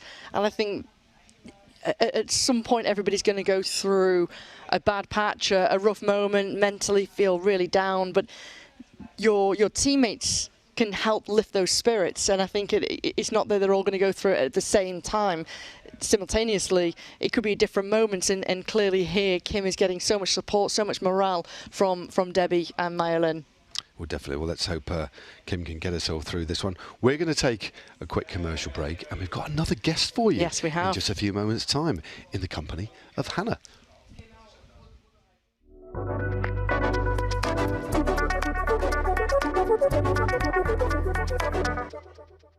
I think I was first riding the bike and then afterwards skiing probably. So I started with quite young age. I did a lot of sports, alpine skiing, play football, and also a little bit cycling. And cross-country skiing came a little bit later. So, and also during the career, riding a bike is always a part of the summer training, especially in the spring months to build endurance. So I was always riding a little bit, but not like racing too much. Yeah. When I go cycling, it's mostly, or also during my career, it was mostly an easy ride for easy trainings, and like the hard sessions I did on the skis or roller skis or running. So cycling for me was always just like enjoy and do a long ride. So, and to enjoy the landscape. As a team, I think we have to find a good speed and not too overpace for somebody, and that would also be I think a challenge. Yeah, we we have now two men and 4 girls in the team, and now we have to find a good mix. And but it was really nice to be here and to the right, and also to get to know some new people with the same passion. Of course, that's a lot of same like things. It's an endurance sport. So I can take this experience. I know my body, and I know how much I can push, where I have to break down a little bit. And of course, it's longer time, but cross country is maybe a little bit more intense and shorter. But at the end, every experience in a sport you can bring in, and it helps sure a lot.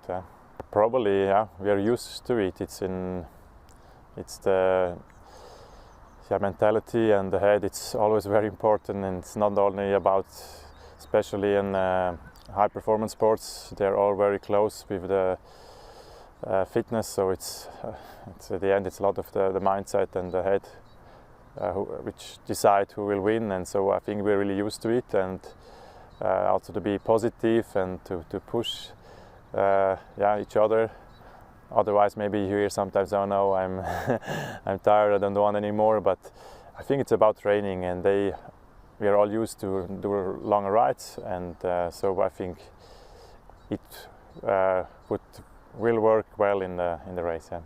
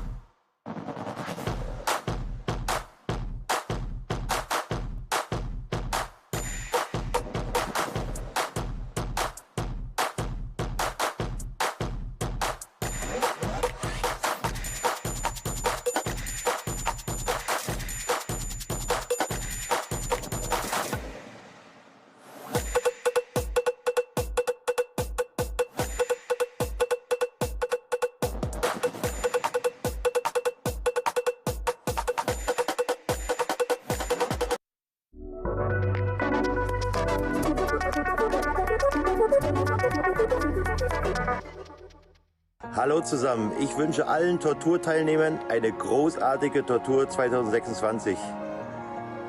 Ich wünsche euch gute Beine, gutes Wetter, gute Laune und toi toi toi für euch. Viel Erfolg, euer Ulle, ciao. Ich wünsche allen Teilnehmern der Tortur 2026 viel Erfolg und toi toi toi.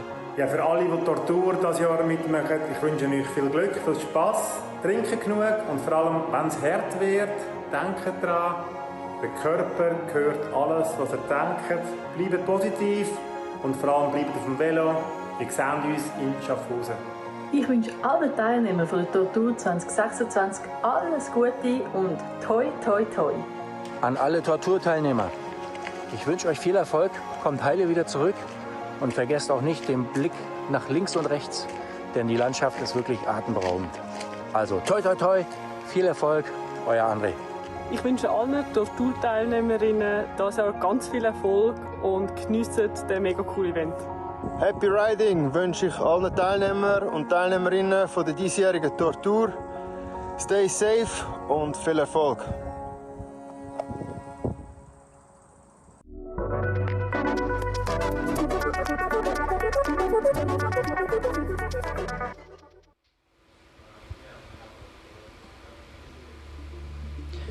Well, absolutely fantastic to see the support of so many different professional bike riders, former professional bike riders too, the likes of Andre Greipel, Caroline Bayer, Sylvain Dillier, of course. Now we're moving on to our next studio guest, Matthias Brenner.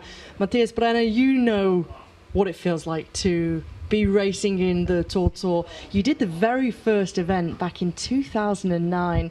What was that like back then in its inaugural edition?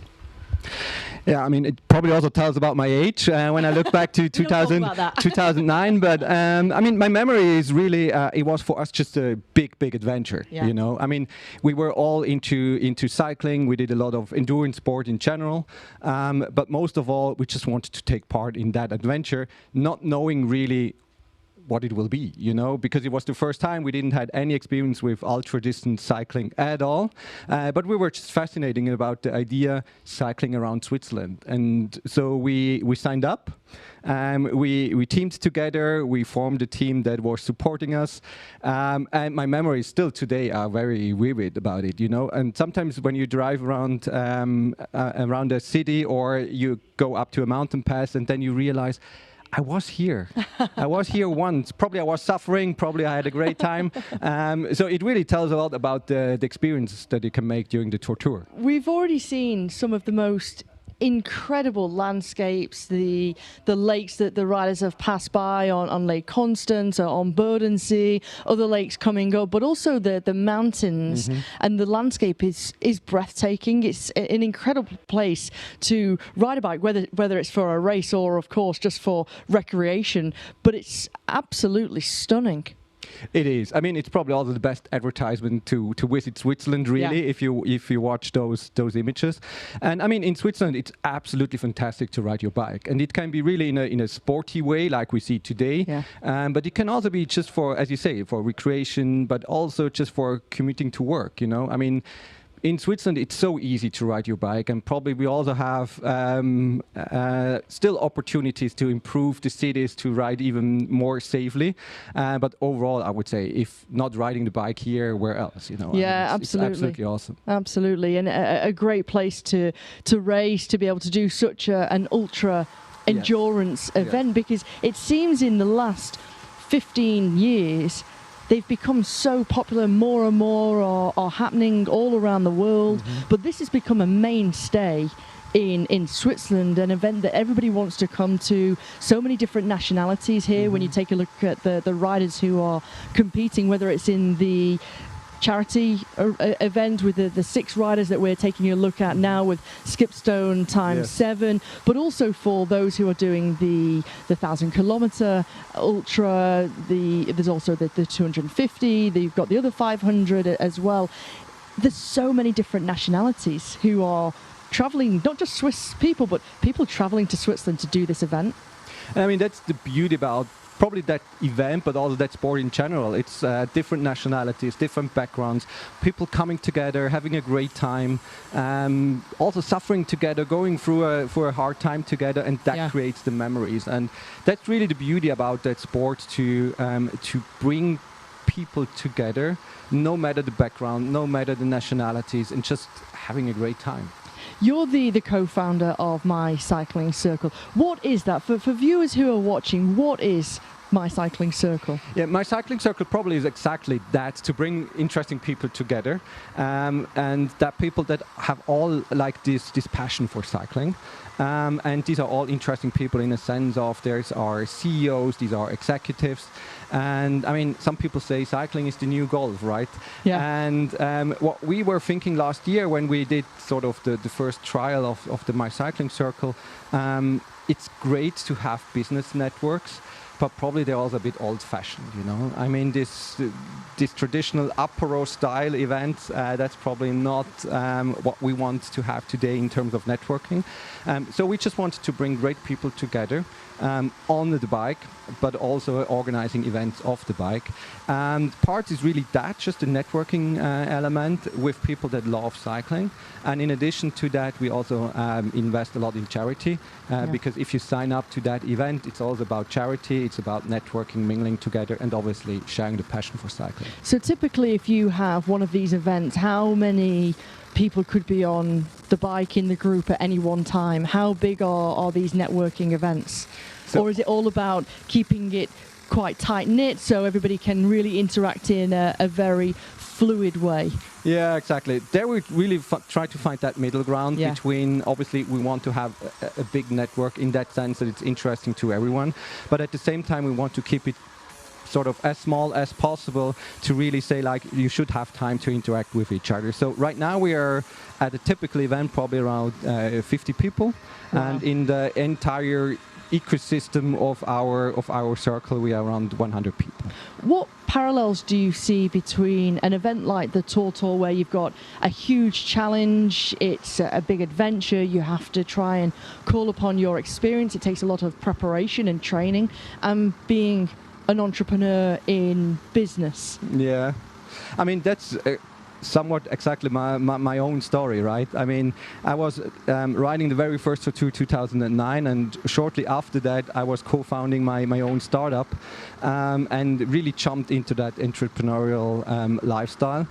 And probably only in hindsight I realized how much similarities it has, right? I mean, it's a lot about endurance, obviously. You have a goal, you need to train to that goal, towards that goal.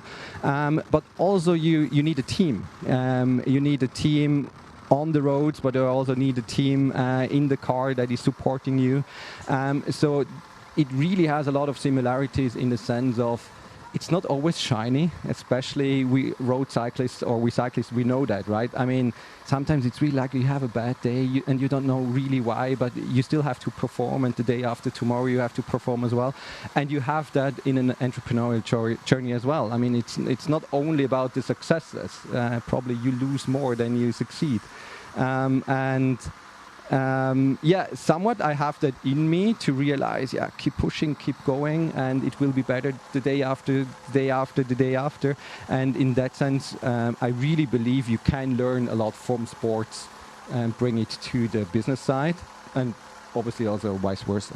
There must be a lot of similarities then that you bring from the sporting side of, like you say, you go through various different emotions and moments during such an event like this, an ultra-endurance event, but also in business. How much is it a mental battle, or making sure that you are mentally very strong, you can seem unbreakable and not let some of the bad moments really pull you down? I mean, it's certainly important, and for me it was always about the team, on the bike but also off the bike. I mean, you can be like a lonely wolf and do it for yourself, but even then you have a team somewhere that is supporting you. It can be your family, it can be friends, it can be any other people supporting you. I mean, you will have these emotional sides of life in any way, and also, like in a business constellation, you will need to have a team that is supporting you, and you should at some point support your team as well, obviously. You are also the founder of Sherpene as well, so you've not only got My Cycling Circle, but also Sherpene. What is that? What is that company that you have founded? So Sherpene is a meeting management solution for executives, so like board members and C-level executives. And what we developed is like an application in the end of the day, which is preparing prior to a meeting, during a meeting, and after a meeting. And like we are the leading meeting management provider in Europe. So like the large corporations use our software on a board level, on a meeting, for any meetings basically, to prepare the board meetings and their management meetings. Wow, fantastic. We're just seeing Team Sudden Rush here who are fighting along the lake on the right-hand side. They've got one team just up ahead. Can you try and convey what it feels like to be a rider in TORTOUR and what you feel physically, but also, I guess, the excitement of doing such an event? Yeah, the excitement is probably the most important point to me. And I mean, what we see right now with that scenery in the background, still today I have lots of memories to the very first TORTOUR in 2009, but also to the edition last year, when we simply had fun together on the bike. I mean, what we see here, the three riders riding together, they enjoy really a beautiful moment. And I mean, it's also easy with that weather right now, but even if it's like in hard conditions, I mean, during the hard conditions, it's not that nice, obviously. But after that, you're somewhat proud. You have an achievement. You know that you are one of a few that have been out during that weather.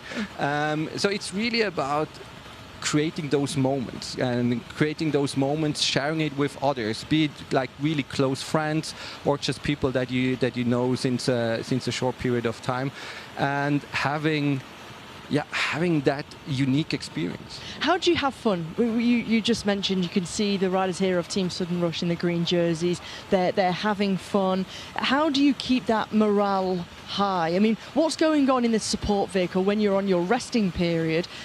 Are you in complete silence, trying to rest and recover? Have you got music on to really keep that energy level and the morale boosted? I mean, obviously it depends per team, and also it probably depends on the hour within the race, right? So we had really moments where we just took a little power nap.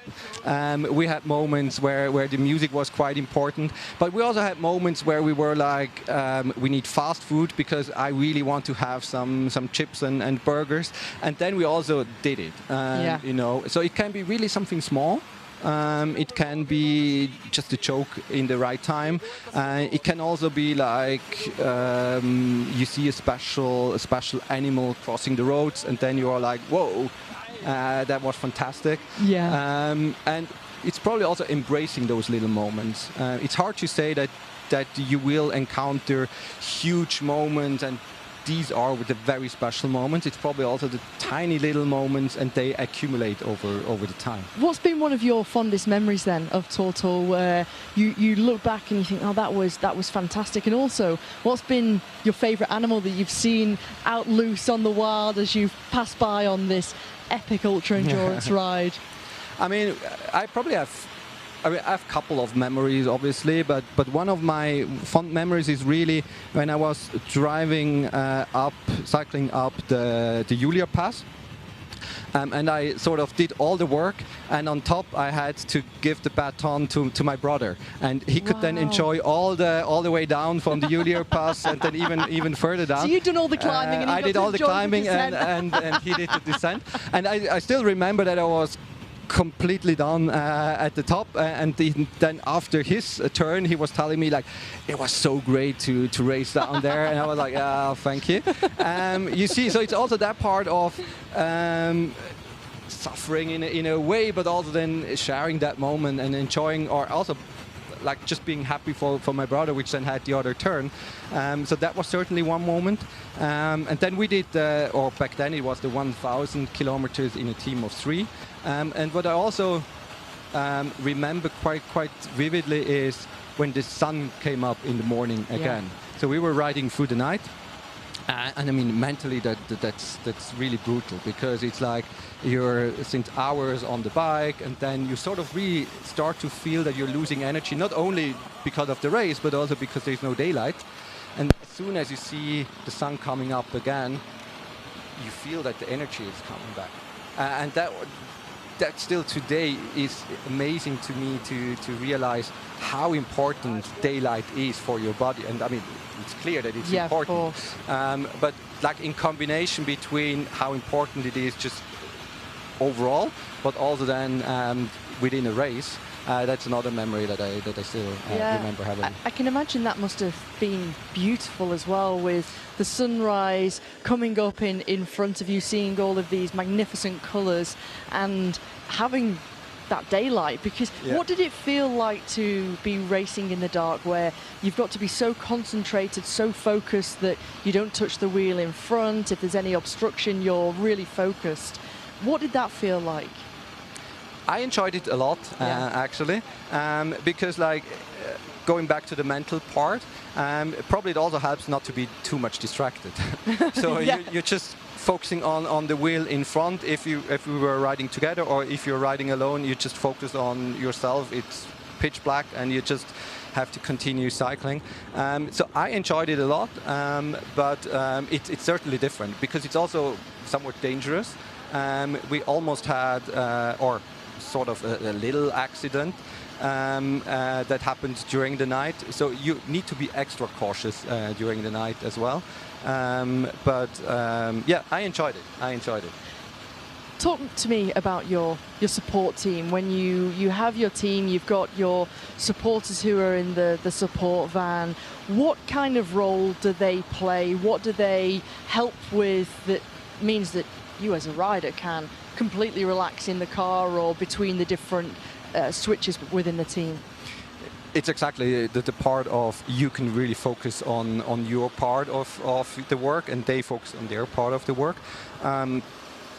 Like on a side note, that's again a similarity to business as well, so that everyone has clear responsibilities and can focus on his or her own tasks. For us, it was, I mean, in our situation, we were all friends. We knew each other. As I mentioned, like the second rider in my team was my brother. The other rider was my best friend. And in our supporting team, our sister was part of the supporting team. So it was like almost a family friends business. So the important part was really that they can focus on supporting us.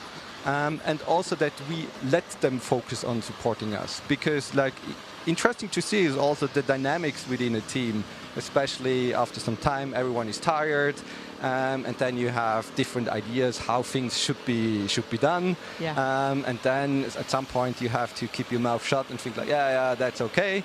At some point you can't keep your mouth shut, so you will have a say, and then you have to try to keep peace in the valley. I mean, that's also part of such an event, right? It's not always shiny and glorious because we're all humans, and they are tired as well. I mean, they're on the road for 30, 40 hours as well, and they're tired as well.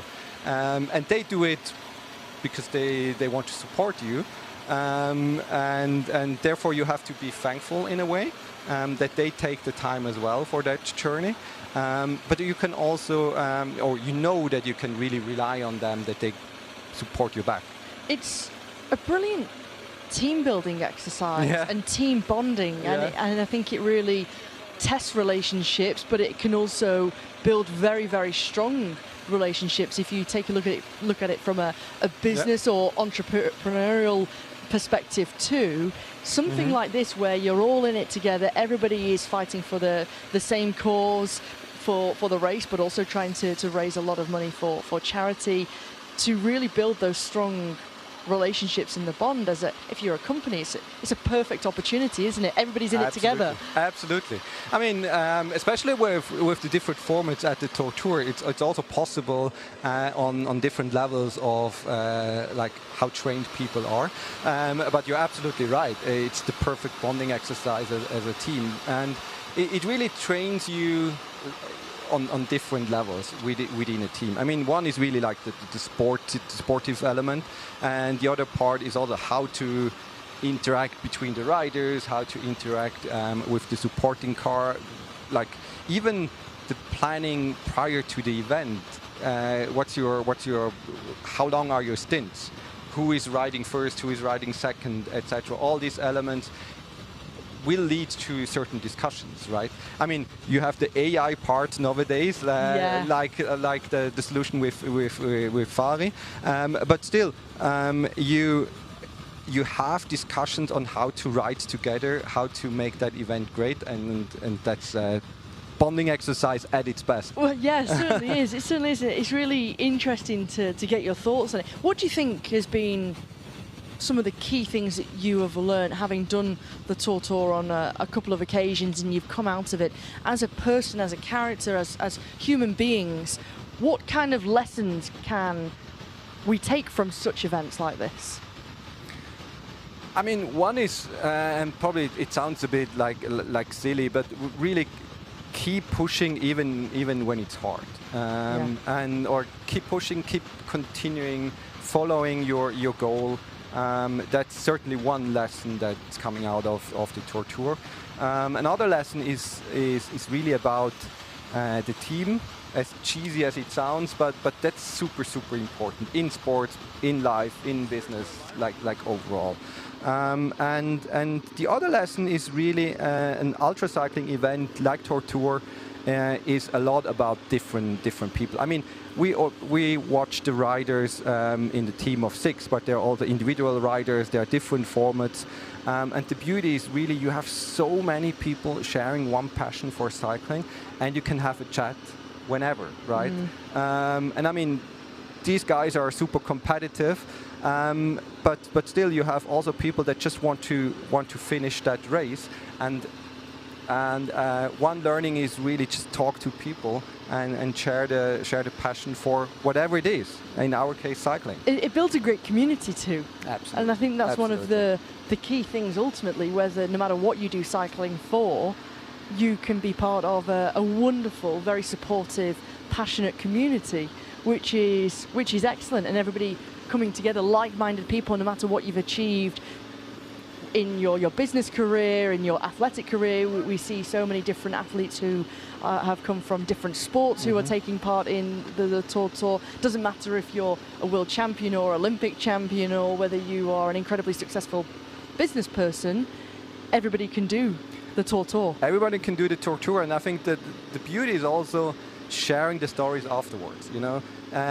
despite being a professional athlete, despite being like successful in business, everyone at some point suffered somewhere, and sharing those stories afterwards, and then you just realize, we are all human. No matter the background, no matter how good we are in sports, in business, wherever, we are all human, and everyone had the moments where they were like, why am I doing this? And that brings you closer together, and it just makes you human. Relatable. It's Exactly. incredible how hard we as human beings can push the limits, test the limits, both physically and mentally. It's incredible. When are we going to see you back at the TORTOUR competing? Will we see you here next year? Hopefully. I was actually, when I was coming to that event today, I was thinking like, why am I in my car and not on my bike?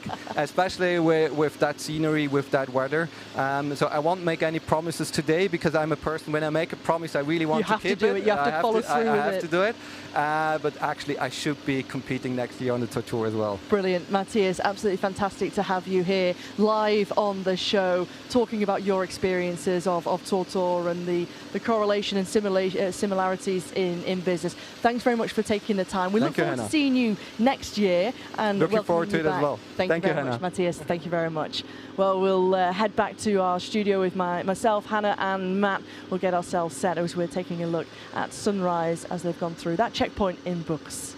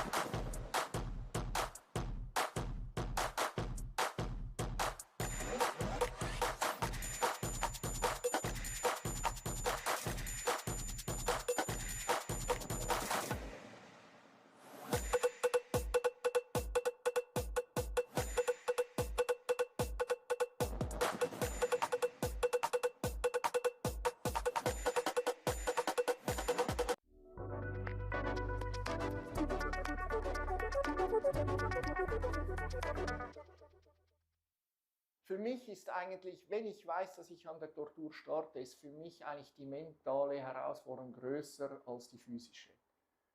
Ich trainiere seit 20 Jahren eigentlich mehr oder weniger regelmäßig. Früher etwas mehr, jetzt etwas weniger.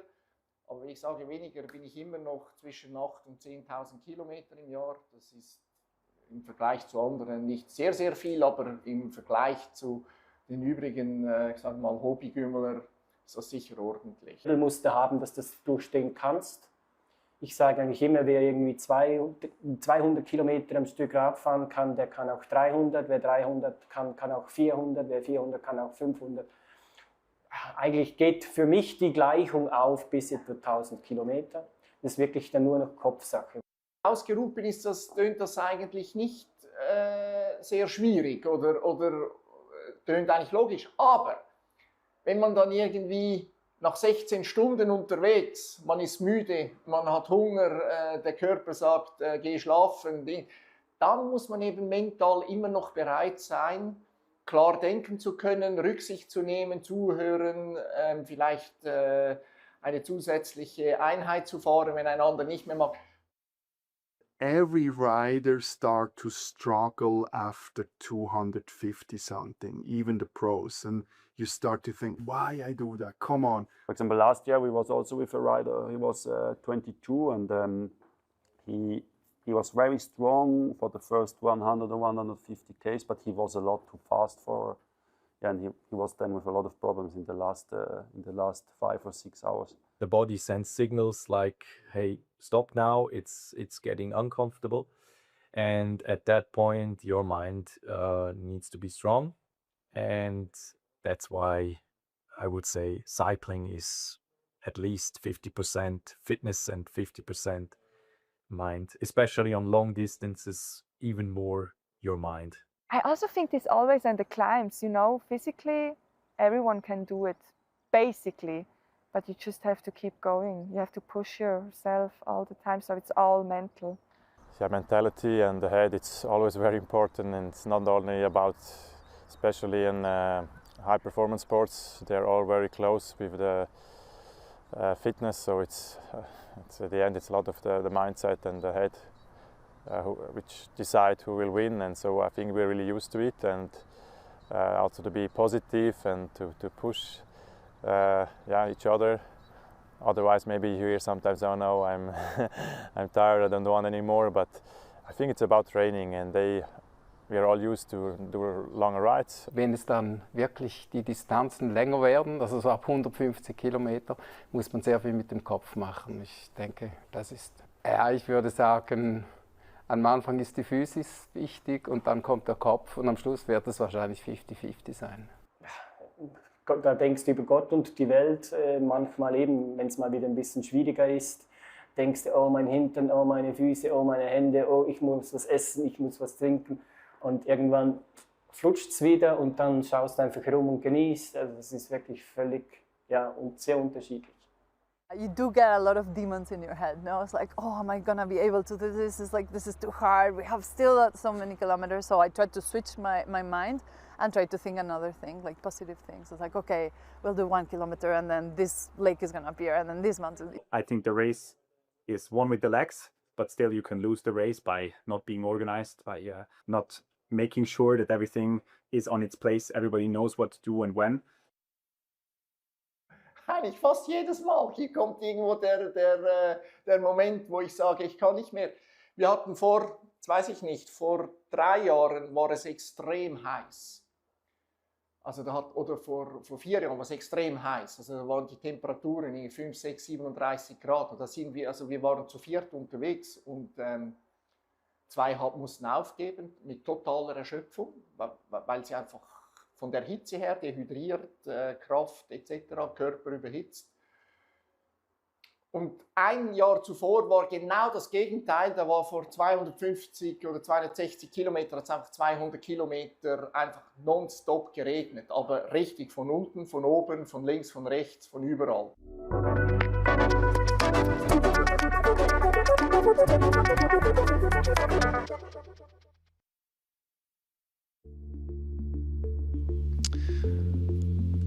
Well, welcome back. Hope you enjoyed Hannah's interview there with Matthias Brenner, giving you an insight into what it takes to be a part of this magnificent event. Well, things have changed out on the road in relation to the race for the TORTOUR 2026 500-kilometre event. Still, Team Visit Switzerland well out in front with that earlier start.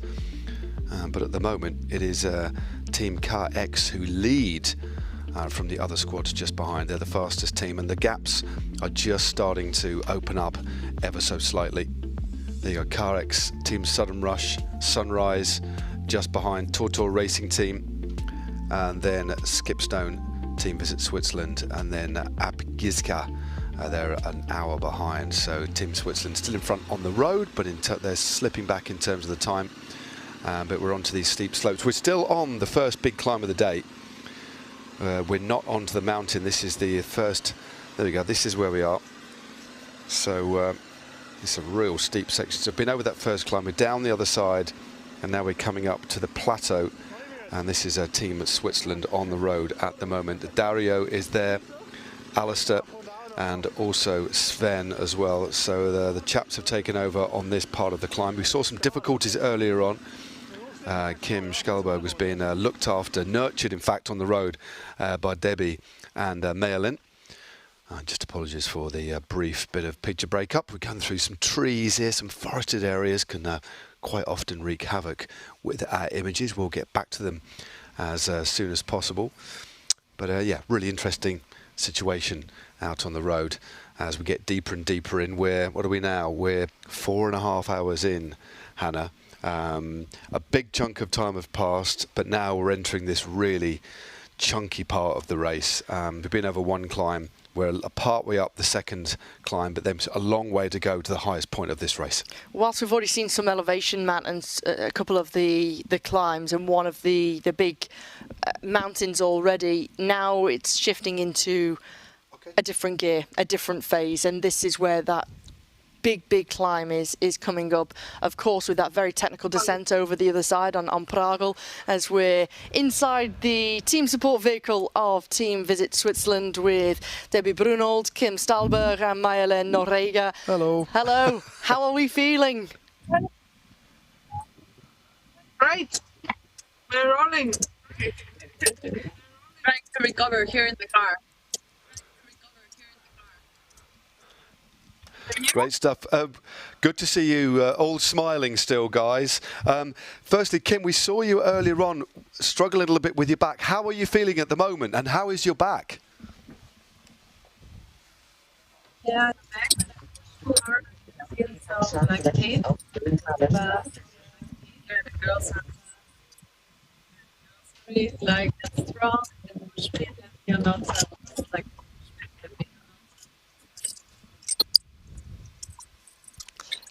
I think to us in the commentary and for everybody who's watching, it really shows the team spirit as we just lose the picture, the signal with Team Visit Switzerland there, as you can understand, right in the quite a remote area where the riders are. But I think for me, Matt, it just shows the spirit and the strength of that team and how supportive they are of each other as we're on the road with Dario Colon-Nagar, Alistair Brownlee and Sven Gerber. That is apparent about being a strong unit, a strong team. Yeah, definitely. I mean, Kim gave us that lovely little heart sign, didn't she? I mean, we did lose a little bit of what they were saying, but the essence was that they're okay. They're fighting. There's an opportunity to rest, but Kim did say that she just pushed a little bit too hard, so maybe it's just strained lower back. And sometimes you don't necessarily injure yourself. You can just, when there's so much climbing in a race, and especially if you haven't climbed too much, the first thing to go, even before you run out of calories, is your back. And these are the images from earlier on. We've still got 317 kilometres for leaders to go, but this is from a roughly about an hour ago, 45 minutes to an hour ago. And this is Kim Stalberg just pointing, or just pressing on her lower back. But the support that she got from Debbie and from Mayalin, who's just to her right there, was incredible. That unity. And here we go. This was one of the first of several little pushes to get her over this first nasty little climb. But at least now she can take a bit of a break. But this is wonderful to see, and a reminder, it's not just about racing as hard as you can. It's about looking after each other, isn't it? It's pure and simple. Just a lovely, lovely team spirit.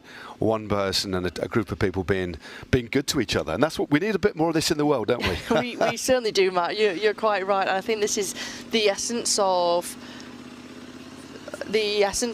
riding and the essence of TORTOUR. Of course, it's a huge challenge, it's a big adventure, an excellent experience together, but ultimately this is the test of teammates and having that bond, that relationship.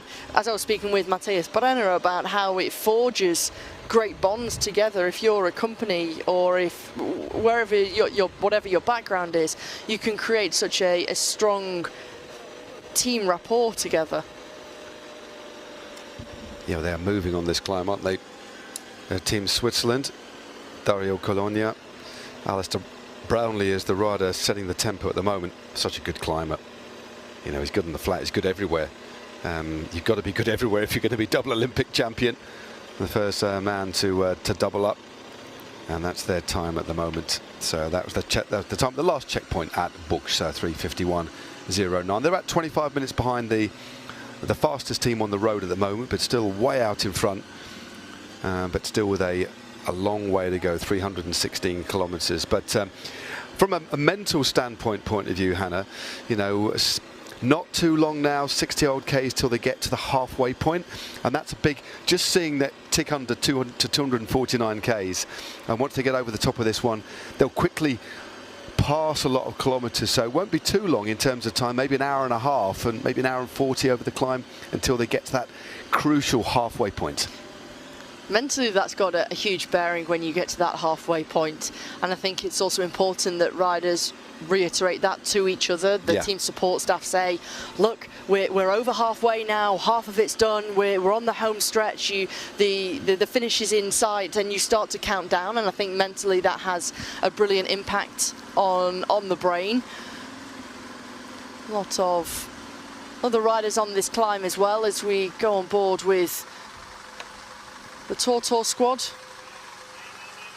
Shows how much elevation that the riders have gained, because of course for the majority of the opening part, the riders were taking on the roads next to the lakes, and so it shows how much elevation they've had to gain to get to where they are currently, and how much ascent, how many vertical meters they've had to take in.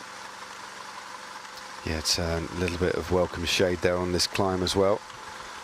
You can just see Joko Vogel just trying to sew back that little gap that's opened up. And this is where on these steeper sections here, as we look at the TORTOUR Racing team's time at the intermediate point at Buchs, 3:29.39.4. They need to stick together here. And this is where they need to communicate as well. So if anybody does drift off the front, or actually just puts the others under pressure, because Joko's just having a bit of an issue staying on the wheel here, and this is where they actually need to verbalise what's going on and just say, like, knock it off a little bit. But this is where it gets, we're in interesting territory here psychologically, because all of the competitors here are fiercely focused and proud, and quite often it's very easy not to say anything. Okay, I'll just try a little bit harder, but we're still over 300 kilometres to go. You cannot afford, for any significant length of time, Hannah, to push yourself over that limit. So you've got to be disciplined and just say, we need to throttle back ever so slightly. You've got to put, in the nicest, politest way, you've got to put your ego aside and really be honest, haven't you, for each and every rider, and not try and want to do too much because you're such a team player and you're really wanting to support the team as best as possible. Sometimes you've just got to be honest and say, look, I'm actually starting to suffer now. I think if I was to take one break in the team car, in the support vehicle, I can try and rest and recover. It's absolutely tremendous. Look at that, to try and enjoy the scenery. Still in good spirits though, Michael and Joko Vogel, despite all of the pain that they'll be going through here.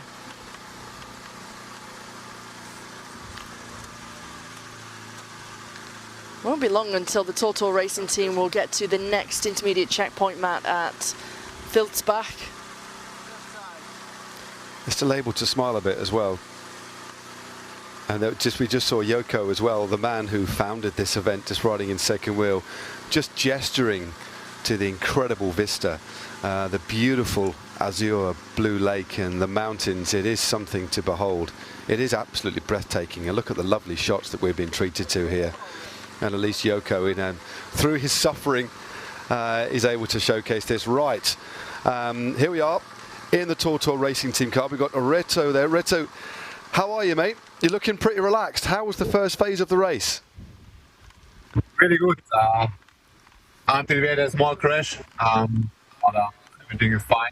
Pretty good. That was quite fast. I think we had around 40 average, and we worked really well together. And so far, we had fun. Crikey, Reto, who crashed? Thomas, unfortunately. Here he is. Here he is. But everything's fine now. Thomas, how are you? Yes. Oh, you've got your bandage on. How are you feeling? Everything okay? Everything is okay, except the bike. Except the bike. We have to change the bike. All is organized. Don't worry. Don't worry. All good. All fine.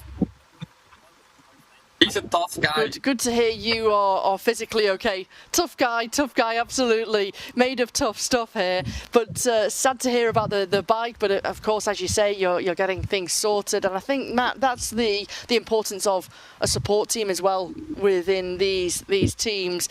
What's it been like otherwise? Reto, you just said you've had an average of 40 kilometers per hour so far. How's it been out there? What is the temperature like? Is it still relatively cool, or are you really starting to feel the heat now on the roads? For the moment, it's fine. It's around, I would say, 23 now. But I think now we go to the climbs, and from now on, it's getting warmer and warmer. So we're gonna stop on the long climbs. But until now was really, in the start, I would say almost fresh, so it was cool. Reto, have you managed to stick to the plan? Have you gone beyond the plan in terms of your pacing strategy, or are you staying disciplined? Are all of you on target for what you're expecting to do from the squad? For the moment, we are all on plan. We make some shorter turns, like around 30 kilometers. So I had 96k in the beginning, and now 35. And now we go over the 3 times. It's around 70k. We do Florian and me. And Thomas they changed the middle. And yeah, so far seems to be on plan, on track with everything.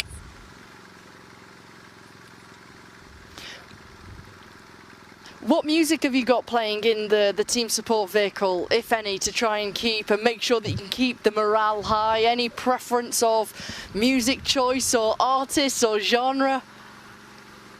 No. Madonna.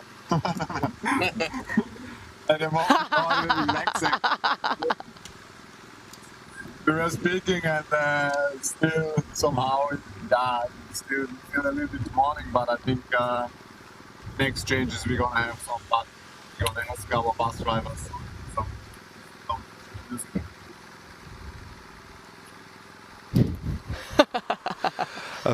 Florian, how's things gone for you, mate? You're looking happy. How are the legs feeling so far? Pretty fresh still? Yeah, I mean, behind Reto, you don't have to pedal actually. You know, it's the slips. It's just the slips. You pop in there, and it's basically a free ride so far. You go 50 k's an hour. Easy. It's easy. But now actually, I guess, yeah, it's gonna be a bit tougher.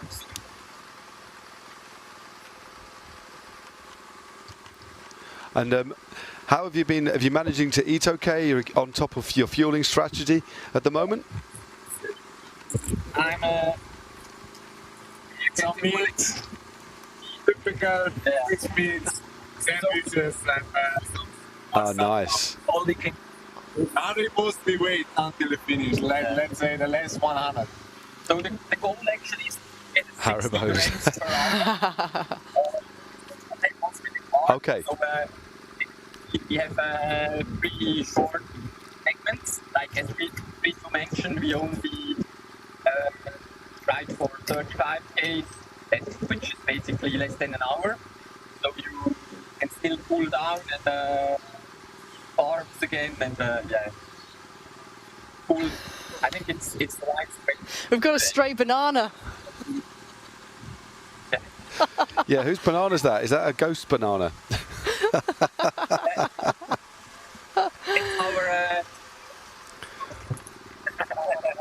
It's our all right. Back to the studio. Thank you. You know what to say. You're like you're on the motorbike in the Tour de France. Yeah. Florian knows the script, doesn't he? Thank you, mate. Take care. We'll catch up with you later. Cheers, guys. Ciao. Ciao. Cheers.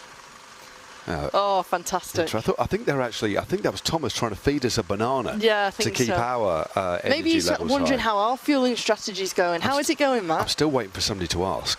Well, now you've asked. I had a lovely. We had the breakfast, quite a generous. Oh, we did. Breakfast packed lunch, didn't we, from the hotel? We did. So I had a yogurt to start with. There's also a boiled egg and a banana, but I've had a lovely cucumber and cheese baguette. So I had that about an hour ago, because as we got up at 4, it feels like it's nearly lunchtime now. 3:30. And it's only, 3:30. Don't forget about that extra half an hour. No, it's still freaking me out with it's only 10 to 10 in the morning. I feel like it's lunchtime. But this is the thing, it does trick your body, isn't it? It's you know, we're doing nothing like what these guys are, but we have our own little challenge, but it's a lot of fun. And it's just lovely to have the guests in the studio as well. As we're seeing the TORTOUR team passing one of the other squads on the road. This will be one of the 2-man 500-kilometre squads. Big waves. Looks like they're going to be out there for... it's going to be a long day for those guys, but again, just to see the smiles, Hannah, that they know they've still got well over 300 Ks to go at a slightly slower pace than the TORTOUR team, but they're having fun. And we've got to remind everybody, this is an ultra-endurance event, but it's still fun in a bizarre kind of way. It is. It's like, what do they call it? Is it type 2 fun or type 2 fun? Yeah. Yeah, definitely. Life on the edge. Absolutely. Literally on the edge of the cliff there. Blimey. Yeah, literally. It's one of those where, to be honest, I am in awe of what these riders are accomplishing and what they're achieving here, and the challenge that they're putting their bodies through mentally, physically, coming together, taking on such a brutal yet highly rewarding challenge. And I think it's incredible what everybody's doing for various different reasons, for whether it be for the charity, they want to do a team building exercise, they want to achieve something incredible. There's a look at the standings to the finish. 310 kilometres to go for Team Visit Switzerland. CATX at 325.5 kilometres to go. Likewise with Sunrise, Team Sudden Rush, TORTOUR Racing, 336.6 kilometres to go. Skipstone only 2 kilometres behind TORTOUR Racing now, with APG, SGA and Winty Orcas still with just over 370 kilometres to go. Skipstone times 7 are starting to make some inroads now. Yeah, I was just looking at the map. It's good that we've got the standings there. They are actually slowly closing in on the TORTOUR Racing team, and maybe just picking up the pace on this on the first part of this climb, because this climb comes in 2 stages, doesn't it? There's the first part, then there's a little plateau. Then I think they're just on the plateau here, as you can see, where they're really picking up the pace. Visit Switzerland, unsurprisingly, still 14 kilometres in front of Sunrise, but it's still so close at the top there. Look at Kayaks and Sunrise are pretty much together at the moment. Kayaks were just a little bit in front. They're now locked together, and only a couple of 2.2 Ks behind them is Sudden Rush. And then we've got that little bit of a gap to TORTOUR and Skipstone, but still so much to play for. Not even halfway yet. as we get the shots of this little descent midway through the climb. The descents are where it's quite easy to lose focus. You've been climbing for such a long period of time, putting the body through strain, but sometimes on the descent, if you've overreached and gone far beyond the level and your threshold, and you've really dug deep, sometimes that can be where things are really challenging on a descent. You've really got to have high concentration. This descent isn't too bad in this particular plateau here, but especially after Pragel, that descent is really testing. Yeah, I got my location a bit mixed up. They're just going over the top of the first climb, aren't they? It's the Swiss team that are on the steep part. They're over the plateau on the next climb, and they're the best part of 12 kilometres in front. But in terms of time, probably the best part of half an hour in front as well. So yeah, we're just going over the top of this one. This is where we are, and there's a Sudden Rush and KX locked in. Skipstone still last on the road from this clutch of teams, but they are closing in slowly on the TORTOUR team. And then we've got Sudden Rush, Sunrise and KX. They're actually slightly, KX are actually within that little clutch. So very close together, just spaced over a couple of minutes, in fact. It's so hard to split them, isn't it? It's incredible after all these kilometres that have been raced already, that they're inseparable. I know. It's unbelievable. You do wonder, it'd be interesting when we do get to speak to either the Sunrise or any of the teams in front, what their strategy is, as if they are actually keeping a close eye on the other teams, and they are reacting almost more like a race rather than just riding this in a linear fashion, and are holding steady as we move right back up to the front. This is a Team Switzerland again, isn't it? This is heading on to the second part of the biggest climb of the day now. How do you think mentally that could affect certain riders and teams, the fact that you can't shake off one of the other teams who have been so close to you? You're pushing, you're giving it everything, but you still can't break another team. Do you think that can start to challenge you mentally? A little bit. I think it depends on the way these riders are wired up. Some riders could actually, of course, look at that hairpin again. Just look at the camera angle here. This is a steep climb. There's these twisting hairpin bends, and they've still got a long way to go to the top of this one. It's be the highest point of the TORTOUR 500, but it's a long way to go. Sorry, I was just I was gripped by the severity of the climbs, but they've got to be really careful, Hannah, to answer your question. Don't get drawn in too much. It'll be different near the end when it gets a bit more tactical, and you can think about reserves and actually pushing on. But right now, if you push too early, you're going to struggle. And all it takes is for one of the three to start losing it, then the other two have got to start waiting behind, and that's when you start to lose and capitulate and lose a lot of time. So briefly lost pictures here, but we're just looking at beautiful Schaffhausen. The host city, of course, for the start and finish of TORTOUR 2026. So, exciting stuff, isn't it? It is going to be a very thrilling, well, 10 or 12 hours. I keep looking at my watch. We've got a long time to go, but it's already taken shape. But Switzerland doing a fantastic ride up in front, especially with the three riders they've got there.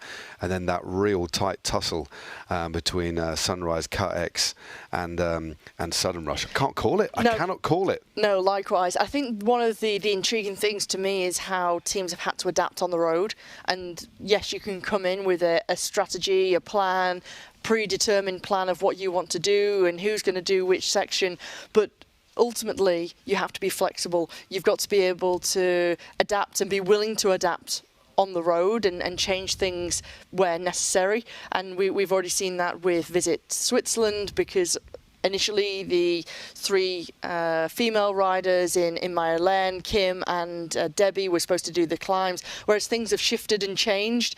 So I think it's really interesting to see that, but also to see the adversity that the riders have gone through, with Thomas, part of the TORTOUR team, with his crash, having to deal with the adversity, the fact that his bike currently doesn't work, so the team are having to fix things, find a replacement, all of these different things behind the scenes that riders go through and the teams are going through. Yeah, there's so much more to come. Right, we're going to take we're going to have a look at a few highlights while we just change things around a bit. We've got another studio guest for you in just about 5 or 6 minutes' time. So let's have a look at some highlights, and I'll see you on the chair with a new guest in just a few minutes' time. See you in a bit.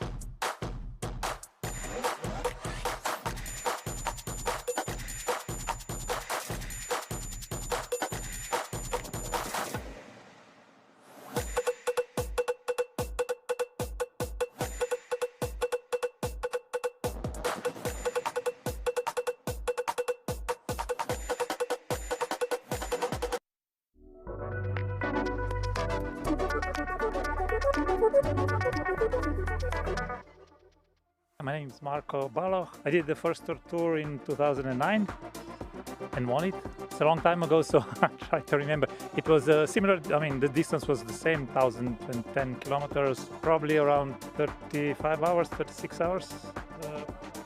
I beat one of the guys. The second guy is here, actually. Thomas Ratchap was second, about an hour behind me. There was also a famous Swiss guy, Danny Wies, but he didn't manage to finish. He had some health problems. Danny Wies, who was a two-time Ram winner, Race Across America. So yeah, it was a nice. I mean, for the first time, it was really a big event.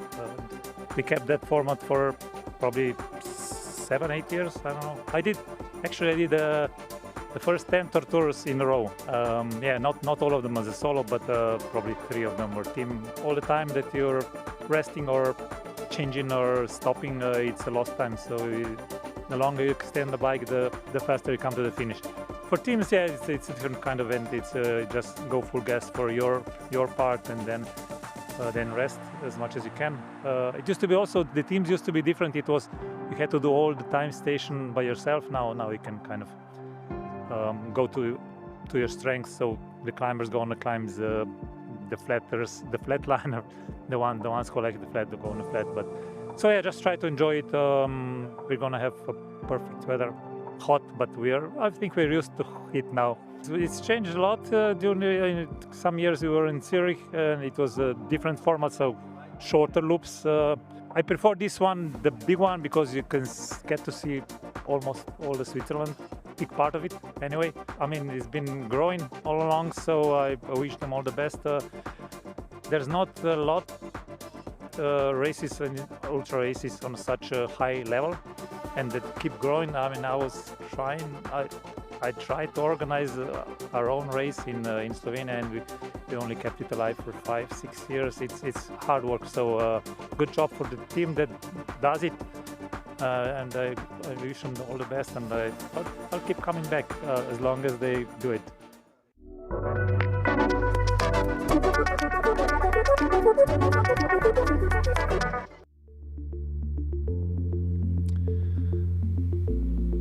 Well, welcome back, everybody.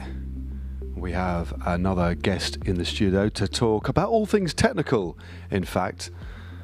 So I have Thomas Gull from Light and Sound. Thomas, thank you very much for joining us on this beautiful day. It does make me want to go out and ride my bicycle. It's inspiring, isn't it, watching the riders out there? Yes, I like it really.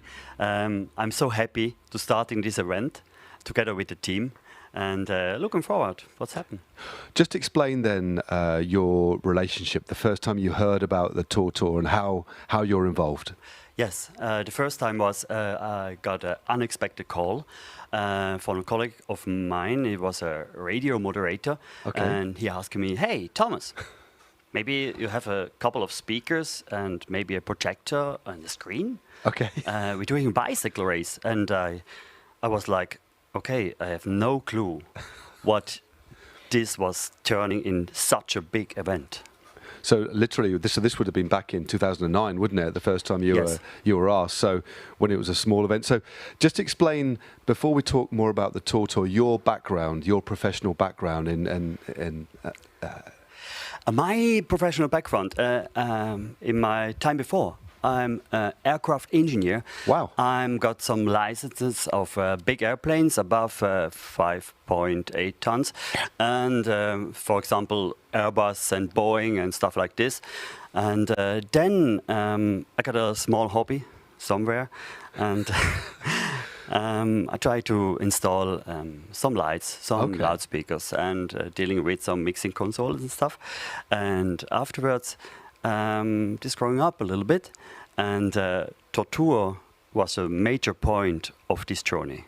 Oh, clearly, because you said it was just a small operation, a small setup initially, and now we are doing a live stream. We've got Swiss TV. We're live for nearly 18, 20 hours on YouTube.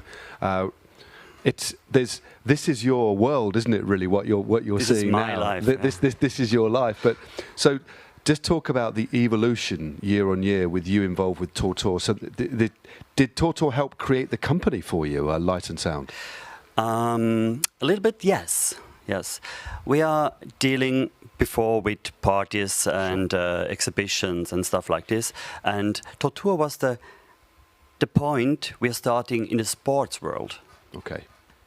And so now, how many people are involved at Light and Sound in this operation? How many people are working on it? At the moment, we are something about 8 people in this venue. Of course, we got some prologue at the Rheinfall, a beautiful Rheinfall in Schaffhausen. And there are 2 people, and here in the hall, we got to build up everything at 8 people and to operating 2 people for the show. So what's the most challenging thing about an event like this in terms of the light and the sound? What's the hardest thing to get right? Keep calm. Keep calm, okay. Stay flexible. Yeah. And fix issues before anyone notices.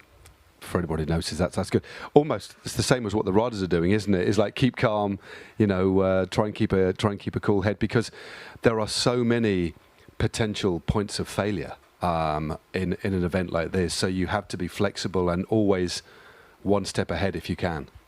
Yes, we build up several systems. We got fail-safe systems in this venue. So when one system is lost, so we don't care. Okay. We got a second one. Okay. Yeah. Okay. So it's all about having a contingency, yeah. A contingency plan.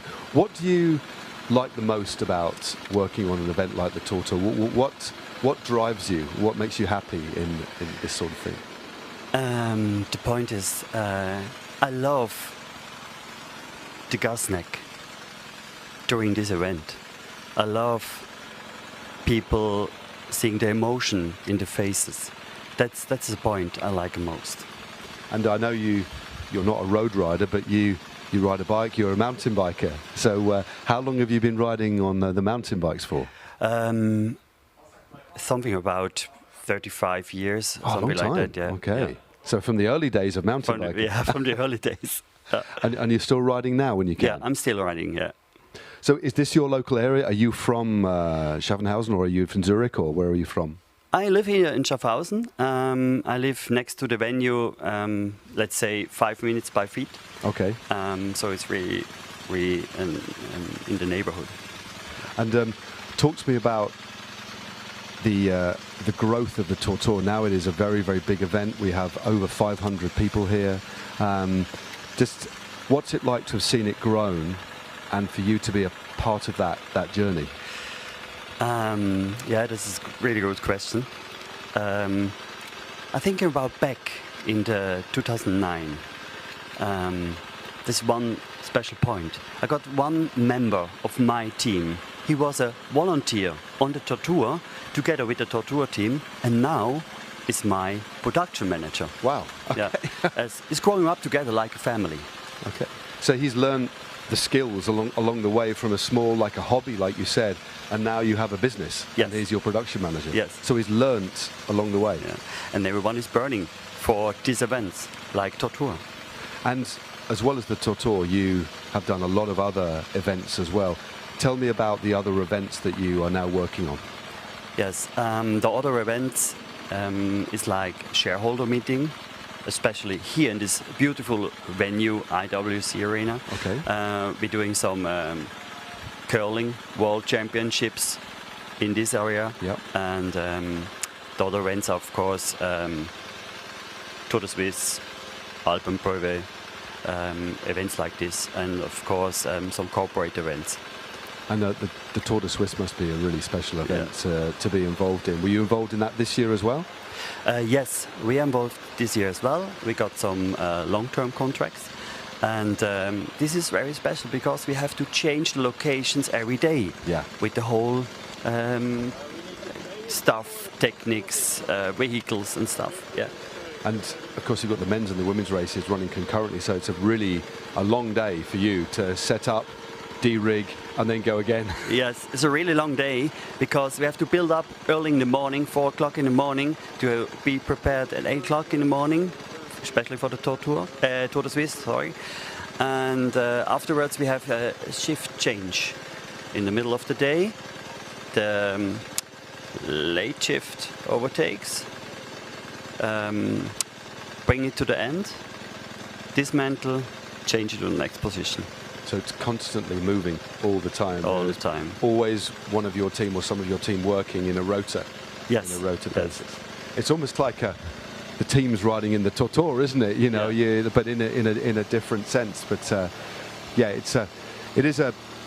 I find it working in, like me and Hannah work in television together. We work on the Tour de France, the Giro, all these big races. But I'm constantly amazed with the outside broadcast facilities. It just blows my mind that one day it's not there, then it's there, then it's gone again, and yet they can beam images all over the world. It's quite fascinating, isn't it? Yes, yes. For me as well, it's really fascinating. This huge amount of technical stuff and vehicles built with computers, mixing console and stuff. Yes, for me as well, it's really fascinating. What is the light and sound are two different things. So talk to me about the importance of getting sound right, because you know, tell me the difference in the light and the sound side of the engineering side of things. The difference of the light and sound is sound is the most important thing for the event, to transport emotions. Okay. From the stage to the venue, to the spectators, to the athletes.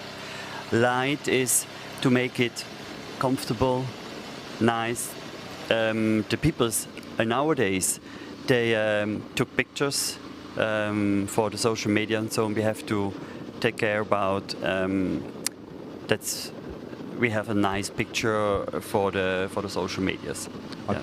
Because it's the image of the race, isn't it? The image of the race, it's yeah. even more important. So what about the change in technology since 2009 now? We've got different lights, they're not as hot. I mean, the sound is a lot better, the equipment is smaller.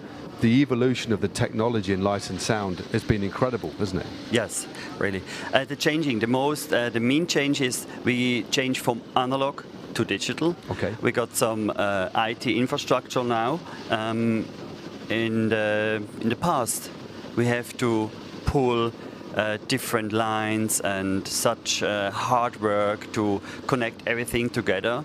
Today, nowadays, there's some IT infrastructure and we connect all the gadgets together and everything is running.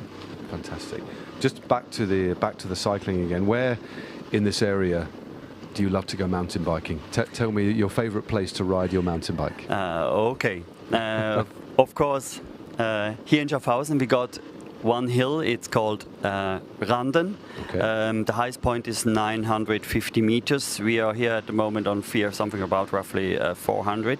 And Randen is my favorite place. I went to this each weekend, if I could. Yeah.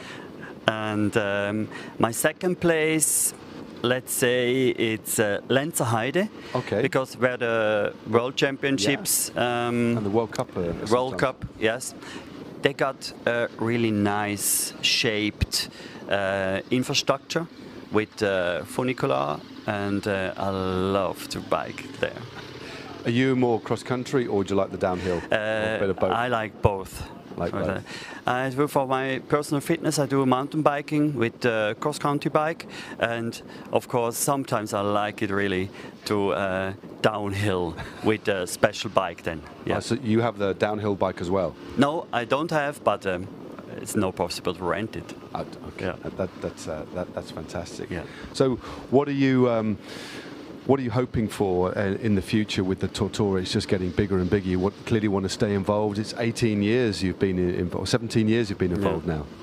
I'm looking forward. Maybe we are working in the next time as well together, and I'm looking forward to the 20 years anniversary.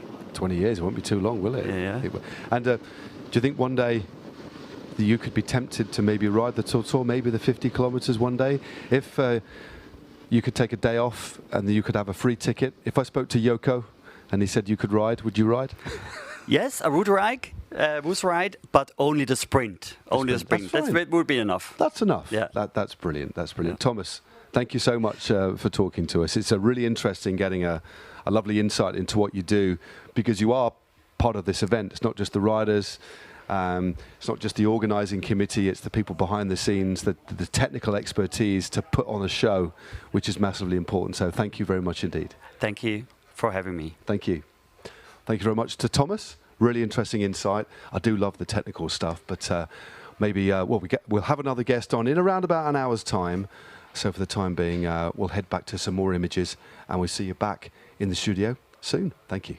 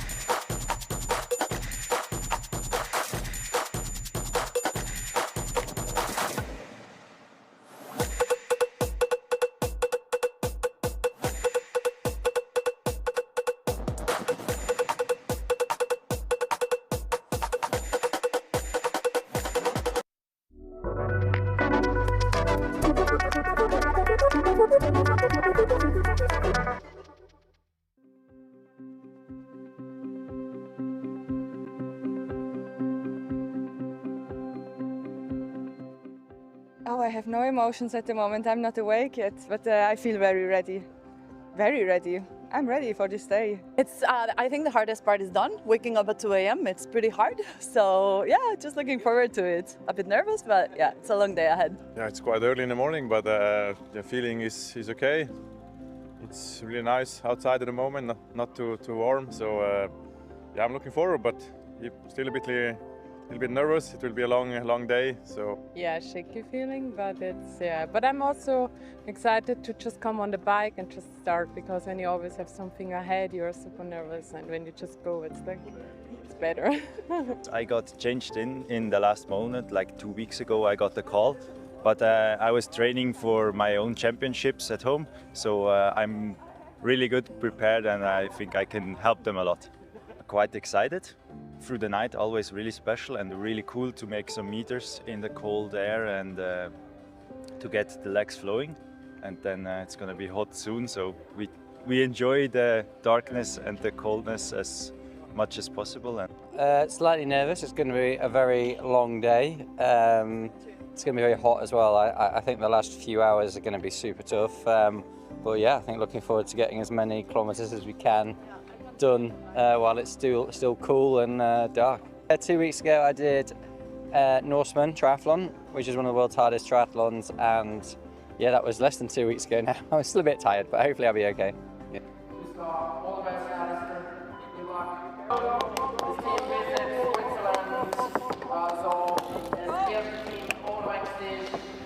I slept not that good, but it's part of the game, so have an enjoyable day.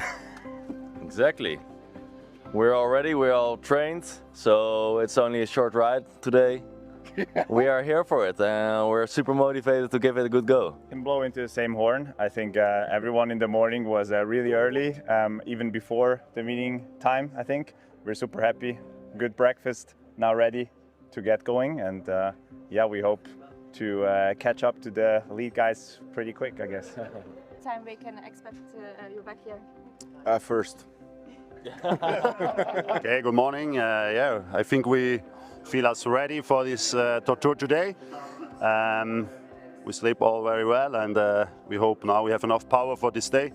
And yeah, we hope to be back before 9 o'clock. So we try everything to reach this goal, and yeah, let's go Southern Russia, I think. Morning everyone. Well, I'm excited. Slowly the nerves are kicking in a little bit, asking myself why the hell we did this, how much suffering I'm gonna do over the next, I don't know, 14, 15 hours. But we have a very strong team, and I have all the faith in the world that we'll do well. I don't know, how about you, Louis? Yeah, same for me. At the moment I'm mainly tired, but I think it will change in 5 minutes. Pretty calm still, actually.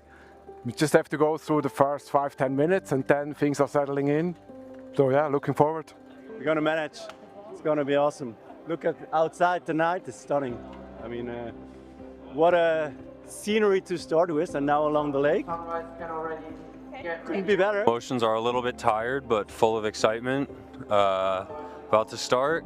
It's nice and cool out there right now since the sun isn't up yet, and I would say personally the goal would definitely be to finish before it's dark again at the end of the day. It'd be nice to come back and not have to turn the lights on. I have much sleep, but hopefully tomorrow or at the end of today we will have more sleep. So the goal is to come by the dayfall. Yeah, it's a long day coming up and a lot of cycling, and I hope I don't crash, and that's all I wish for. We are ready. We're as ready as we're going to be. Yes. At what time you will be back? Oh, you're asking these really secret questions. I don't know, 16 hours maybe, something like this. We'll see. It's going to be hot. This the last third of the first round, and the second round is going to be pretty hot. Well, we are prepared, we are ready, and we can't wait to start. No, we are looking forward to a great race. It will be a tough race, and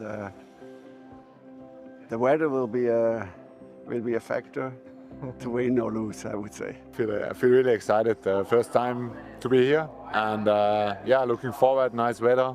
Probably be a little bit too hot, but better than rainy now outside. And yeah, I'm excited, and gonna be some fun today.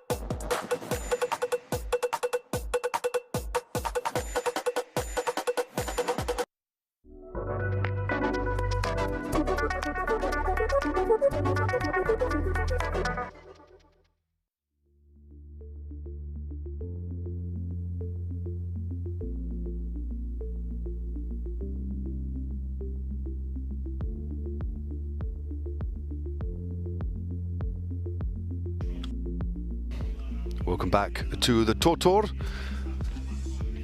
Coverage continuing. Hope you enjoyed our little interview there with Thomas Gould, giving you a bit of an insight into what it takes to run an event like this from a lighting and sound perspective. That's the situation on the road.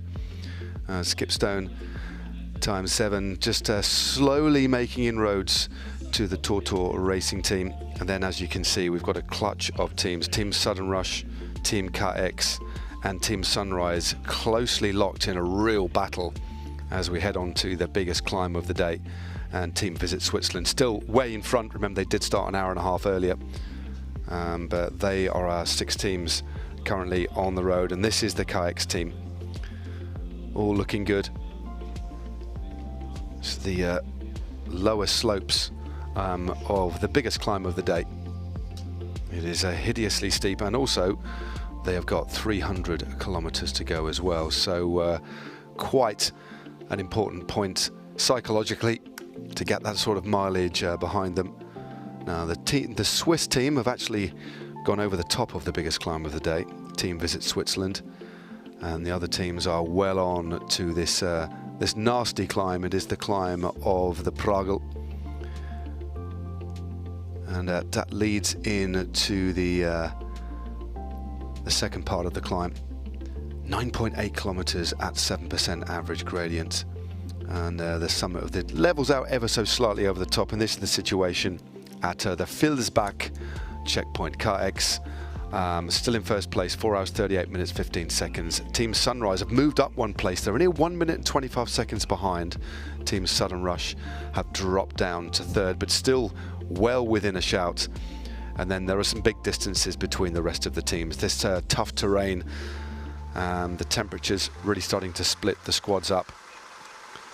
So there we go.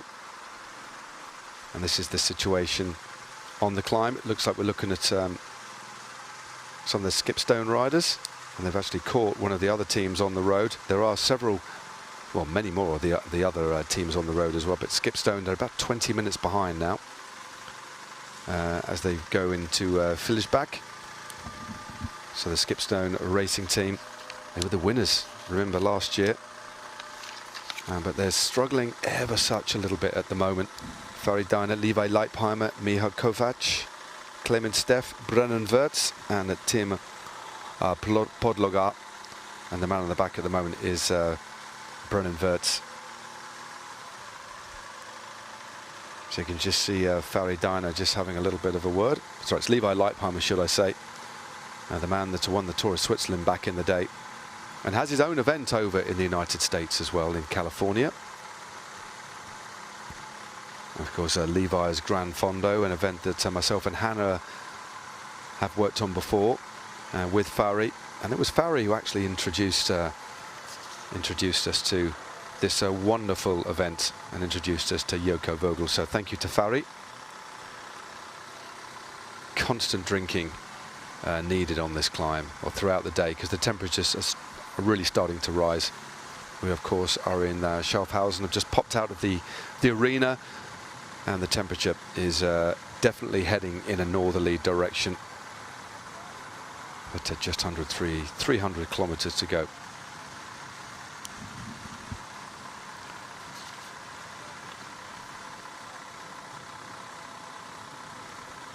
So in a few minutes' time, in a moment's time, we're going to try and connect into the team Skipstone team bus. See if we can speak to maybe Fari and Miha and Clement, because this is Brennan, Tim and Levi on the road at the moment. And I'm just looking at their plan. So this is, Levi, Tim and Brennan. They're going to take it up over the top. They will actually take it down the other side as well. So all of these riders, very good descenders. So as well as having the ability to climb, you need to have the ability to descend as well. They'll then take it down, and then Levi, Tim and Brennan will take in the next phase as well. So they're going to be on the road for the next couple of hours. and the next phase after that. So this next chunk of time before Miha, Fauri and Clement take over is going to take us through to about 3:10 in the afternoon. So these guys have got a very long hit now. But so let's have a little look inside the van and see who we can speak to. Hello guys. Hello Fauri, it's Matt here. How's things going at the moment in terms of your strategy? Fauri, I've got your strategy in front. How's it going? But you're disclosing it to everybody, Matt. No. It's going well. No disclosures. It's just handy with the profile. No, it's all good. So as you know, I mean, there's sort of 3 acts to the first round. So Clement and Miha and I did our best to bring our climbers to the mountains. So they're starting to climb now. I think we're going to do well there. We'll see. And then after the mountains, you know, it's the heat. We're going to be suffering in silence, as we like to say, after we descend. But we all feel good, right, guys? Fresh as ever. Yeah. How's everybody else doing? I was just looking at this. We've had one team that did actually suffer from a bit of a crash. We've got who was it that crashed? Well, I think it was a Thomas Rashob of TORTOUR Racing Team had a crash. His bike is currently being fixed, but he's okay. He's still able to ride. He cut his elbow, but he's okay. But everybody else is okay. There's a little bit of fatigue in Team Switzerland. Kim Stahlberger's got a bit of a bad back at the moment, so already we're seeing some teams starting to struggle a little bit. But can you just tell us a little bit about the opening stages of Fauri in terms of riding in the dark and all 6 of you? How did that go? Because you looked like you were maintaining a really good pace. Yeah, I mean, riding in the dark was actually quite pleasant. It was cool, 17 or 18 degrees when we launched. Watching the sunrise was sort of inspiring. We decided not to go too fast, so we averaged maybe about 38, 39 k an hour. I think some of the other teams are probably pushing north of 40. So that was kind of our strategy. We stuck to it and you know, tried to stay really close. In slipstream, we got a couple of really strong guys, like Miha pulls really well, and Brennan, and of course all the other guys. So yeah, we tried to kind of behave in the first section. Now I think you know, the game is just starting in the mountains. This is where I think we're going to see some excitement. And then after we descend, yeah, it's the heat tolerance, I think. Would it be fair to say, Miha, would it be fair to say, Miha, that you guys have, because you're the last team on the road out of the big squads fighting for the win, but are you almost like riding a negative split today? So an easier start, then push a little bit later on, especially with the team you've got in the mountains? Yeah, that was the initial plan. I'm not sure it's depending on all us. I think the heat will play a big part at the end. But yeah, let's call it a negative split for now. You're going to call it a negative split. Clement, you're looking very relaxed. It looks like you might fall asleep any moment. How are you feeling, mate? Yeah, I feel totally relaxed. I mean, I just did 180k, got in the van. It's nice. I'm still in here. We just got some ice, so I think it's going to be a nice day. And what about eating on the bike? Have you managed to get enough fuel down? Are you confident with your fueling strategy as well, guys? For me, for now, the fueling strategy has been going quite well. Too much sugar usually gives me some issues, but we'll see how it goes. Miha has a secret sauce with pickle juice. Oh, pickles. Yeah, I do like a pickle, sugar, right? but pickle juice is... you need that little savoury hit. They're even better inside a burger, you know, guys. Oh, don't say that right now. I'm sorry, Fari. I'm just, but also thank you very much for the wonderful barbecues. I've got Hannah's just come back in. Hannah, do you want to have a quick word with the guys? They're all looking pretty chilled, aren't they? I think so as well. Looking very, very relaxed, especially Clement. It looks like so laid back, so relaxed that he's lying down. Hey, Fari. Hey, Miha.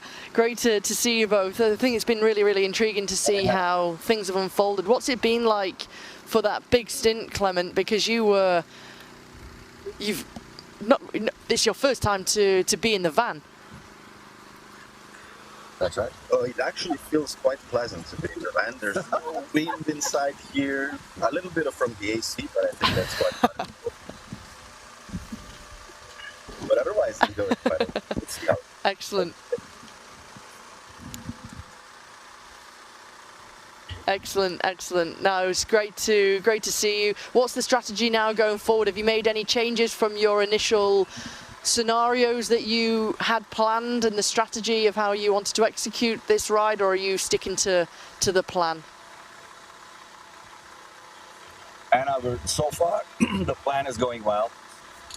Yeah, so I mean, I think it's all starting now with the mountains. So yeah, we didn't make any substitutions, but we'll see. The plan is never the plan, if you know what I mean. But so far, so good. I hope it stays that way. Brilliant. Brilliant. Fingers crossed.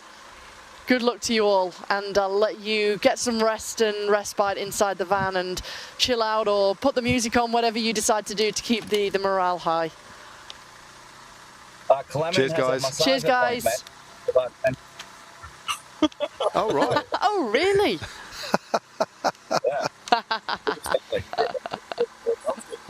Interesting tactic there, Matt. Definitely, yeah. That's not one we expected at all.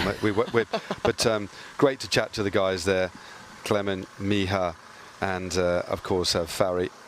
And here's their three riders on the road. I was just looking at we haven't disclosed all of the strategy, of course. We wouldn't do that in terms of pacing, but Levi, Tim and Brennan have got a really big chunk of this ride still to come. They're going to take it all over the mountains for the next 2 or 3 hours. So it's at 3:10 that roughly that Miha, Fari and Clement actually take back over. So it really is a punchy section. But again, there is a real mix of abilities within that team. You've got former Grand Tour riders, and then you've got CEOs who are still very athletic, but it is a different level. So you've really got to think about how you use your resources. And they're riding a negative split, but we have to be honest as well, Hannah. Skipstone as 7, although they've got 3 of the classiest riders in the whole race on the road right now, they're 25 minutes behind. It's a lot of time to make up. Certainly not impossible. We're not even 41 kilometres away from half distance, but they do have a lot of work to do, don't they? It's a lot of work, and it's almost at this point where you need to start to chip away at that deficit. And if you don't, then you're going to leave yourself with a lot of work to have to make up in the back end, which could be, and probably would be, nigh impossible.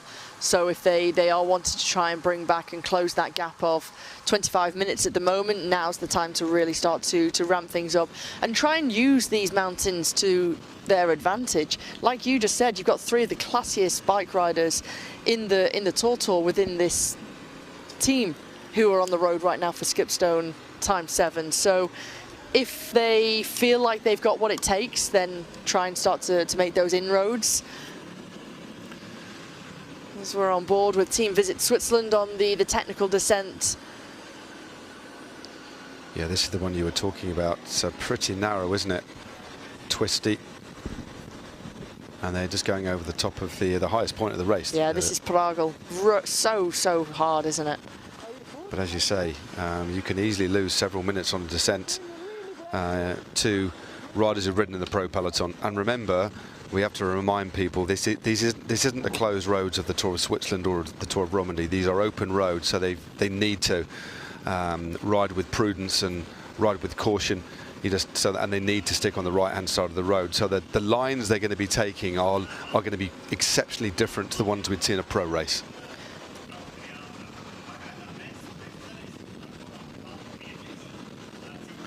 See how narrow it is.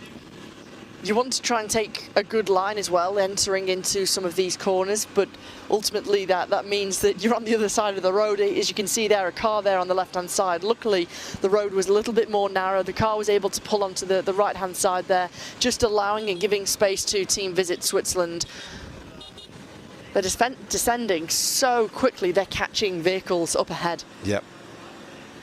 Let's see what happens here. Maybe this is one of the support vehicles, actually, by the looks of things, with those stickers on the rear of that van. Yeah, it looks like they're either catching their own support vehicle or a support vehicle of another group in front. So, but they're descending well, giving an opportunity for the women from the team to rest up. Especially Kim Stahlberg, who we heard from earlier on. She will be riding later, as far as we understand. And if you've just seen that QR code pop up on the screen, please get out your smartphone and give that a scan and donate to the Summit for Hope. It's a very, very good cause indeed. All of these teams riding for different charities, so please get involved if you can. That would be very much appreciated. So there's a couple of conversations going on, a couple of little shakes of the head for Team Switzerland here. Dario Colonia, Alistair Brownlee, and Sven Gerber. Still pointing out the traffic. There we go. They've got to be so careful. But chipping away at the kilometres on this descent. But it's getting warm out there, isn't it? And I popped out a few minutes ago for a breath of fresh air, and it's getting very, very warm. Well, what is it? It's course to 11 now. The hottest part of the day still to come. That cool breeze, that cool chill in the air is certainly started to fade, hasn't it? And this is where the weather conditions will really start to test the riders. So they've already had a physical test, the early start for the TORTOUR, but this is where the weather conditions will have a huge impact on the bodies, but also mentally. How do you try and adapt, and how do you try and deal with these searingly hot conditions? This is where the riders are. That's where Team Visit Switzerland are on the road. Still Cat X and Sunrise, who are quite close together. Dropping back a little bit is Team Sudden Rush. Team TORTOUR racing still ahead of Skipstone, ×7. It does look like TORTOUR actually closing in on Team Sudden Rush, as if Sudden Rush might have had a bit of a quicker start. They're still on the climb.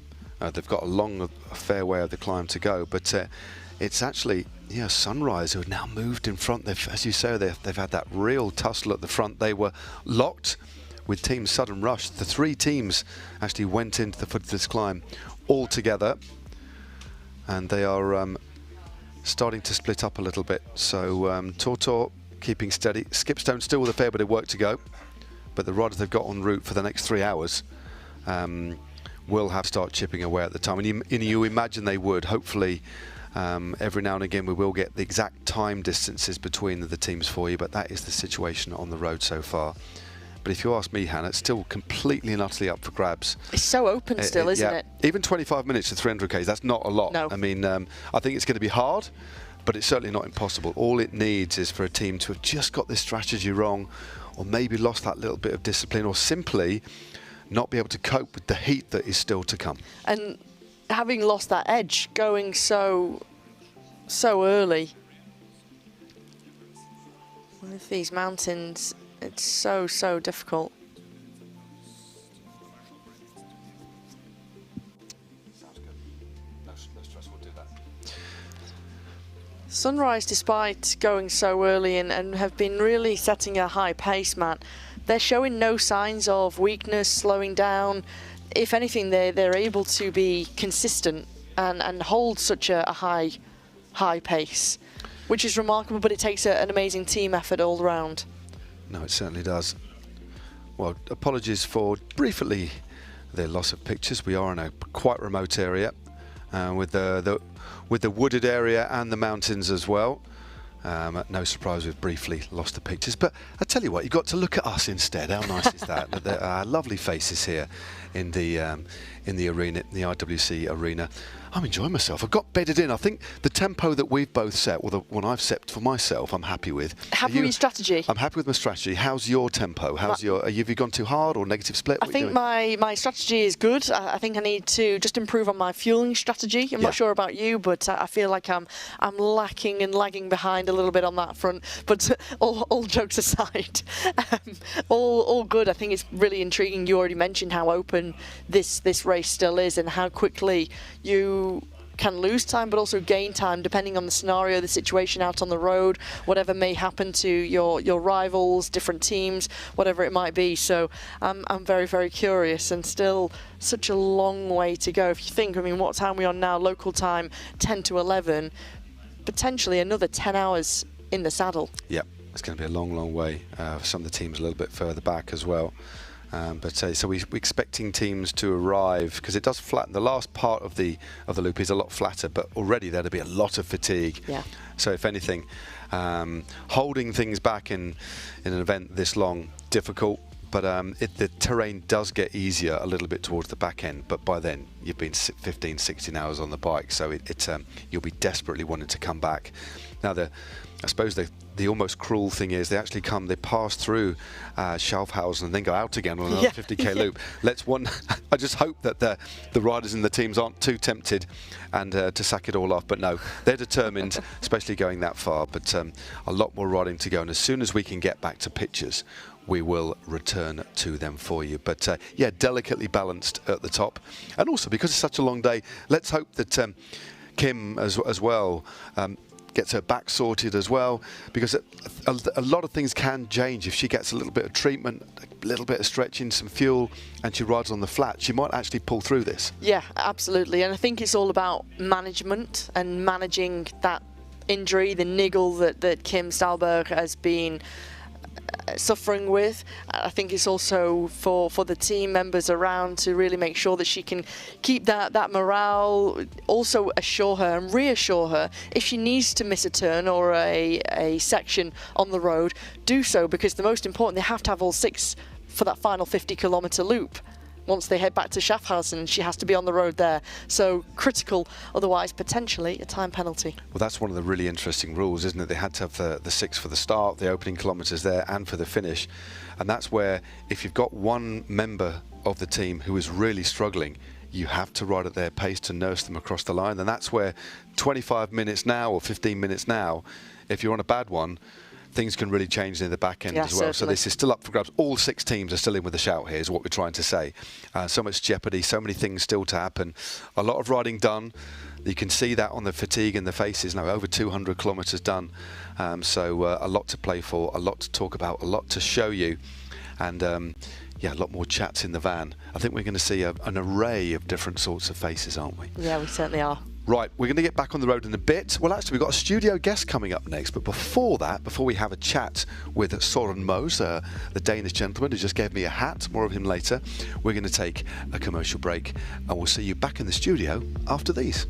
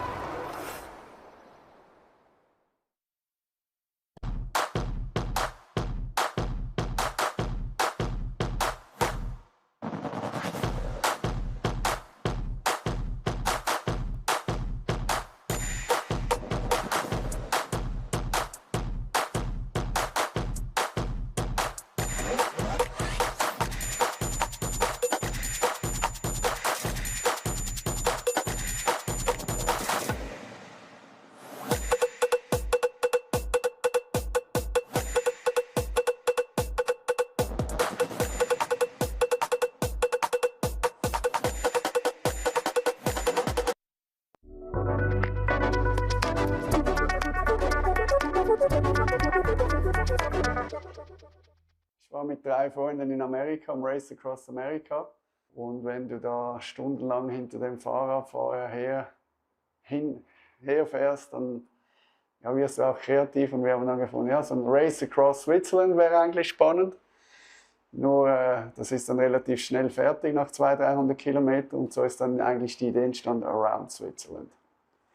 Und das war im 2007 oder 2008, haben wir die Idee gehabt. Dann haben wir mal ein paar Verrückte gefragt, wie sie die Idee finden.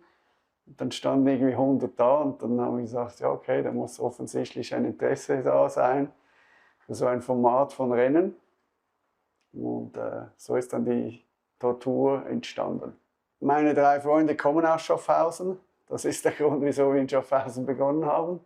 Coole Strecken, coole Leute, coole Community, die sich auch unter dem Jahr trifft. Ja, einfach das Ganze drumherum mit dem Prolog, man trifft sich immer wieder auf der Strecke, man kann sich austauschen und am Schluss trifft man sich noch am Finisher Brunch, wo man dann all die Geschichten, die man in den letzten 24 oder 48 Stunden erlebt hat, sich gegenseitig erzählen kann. Ja, es ist ein Lifetime Experience, würde ich sagen. Ich denke auch, dass es ein cooler Einstieg ist für einen kompetitiven Ansatz bei deinem Sport, wo du nicht so unter Druck stehst, wie es jetzt bei einem klassischen Radrennen der Fall ist. Du hast eigentlich ein Rennen gegen dich selbst und das nimmt dir schon sehr viel Druck weg, als wenn du in einem Riesenpulk voll Rennfahrerinnen oder Rennfahrer fährst. Und ich glaube, das macht das Event auch so einzigartig. Bekannte ehemalige Profis haben am Start, weil die haben schon von der Tortour gehört und viele sagen, auch aktive Profis sagen, hey, ich möchte mal die Tortour fahren, ich habe schon so viel von der gehört, das muss ich mal erlebt haben. Du musst gerne Rad fahren, du musst gerne dich auf ein Ziel vorbereiten wollen, du musst dich integrieren in ein Team, Organisation, wer macht was, wer fährt welche Strecke, wie organisiert man. Und dann hat man diesen gewissen Druck, auf den Tag dann parat zu sein, mit allem Drum und Dran. Und dann ist es natürlich ein Rennen, das ist nicht, am Morgen geht's los und am Nachmittag ist man fertig, sondern es geht ja meistens 17, 18, 20, 30, 40 Stunden, je nach Format. Und das ist einfach morgens um 3 irgendwo Radfahren mit 2 guten Freunden und dann denkt man manchmal schon, was mache ich da überhaupt, vor allem wenn es regnet, irgendwie nonstop, dann fragt man sich schon, was man da macht und man verflucht es 100 Mal und ich habe von diesen 12 Mal habe ich gesagt, diesen Scheiß mache ich nie mehr, habe ich jetzt 12 Mal gesagt und jetzt bin ich dann etwa das 13. Mal wieder am Start, also und das Spannende ist halt, auf dem Fahrrad werden alle sehr demütig, weil irgendwann leidest du und ob das ein Topshot in der Wirtschaft ist oder was auch immer, auf dem Fahrrad sind alle gleich und wissen, was es heißt zu leiden, aber auch wieder zu performen. Die Erfahrung ist eben, oder wenn du ein Ziel hast und du hast ein Team und alle ziehen am gleichen Strick und am Schluss erreichst du dieses Ziel, dann ist das eine unglaubliche Befriedigung. Dann merkst du, was du erreichen kannst, wenn alle mitmachen, dabei sind, das Beste geben, dann bist du eigentlich unschlagbar. Ich sage nicht unschlagbar, dass du gewinnst, sondern du bist eigentlich unschlagbar für den Moment. Für dich stimmt alles im Moment. Und das ist eigentlich etwas unglaublich Schönes an dieser Tortour mit diesen Abwechslungen, mit dem Team. Tatsächlich sicher auch Freundschaften, die sich daraus entwickeln. Und ja, es ist halt auch ein Community-Event, von denen gibt es heutzutage leider immer weniger. Und dass wir immer noch so eine Plattform haben dürfen, ist natürlich super toll. Also vor dem Start trifft man sich ja dann alle zusammen, da wird noch Pasta gegessen, reingehauen. Die Schweiz ist ja nicht so riesig, also man kennt dann sehr viele Leute. Also ein kleines Familientreffen, hallo, ciao und so. Und natürlich auf Social Media bleibt man dann in Kontakt, also das läuft schon.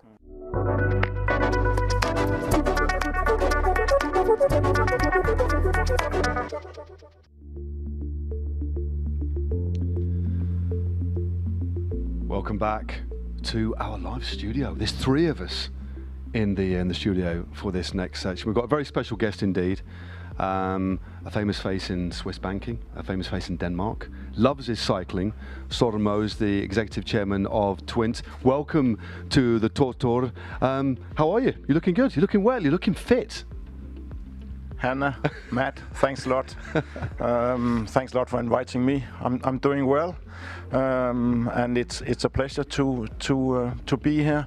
I watch you a lot on television, and to meet you in person, meaning that's a pleasure. It's an honor. Thank you very much, Mangatak. Mangatak, it's great to have you here in our studio here on Life on the Edge for the TORTOUR. Now, I know you've got a great affinity to the TORTOUR, this ultra endurance cycling event, but where did your love and your passion for the bike start?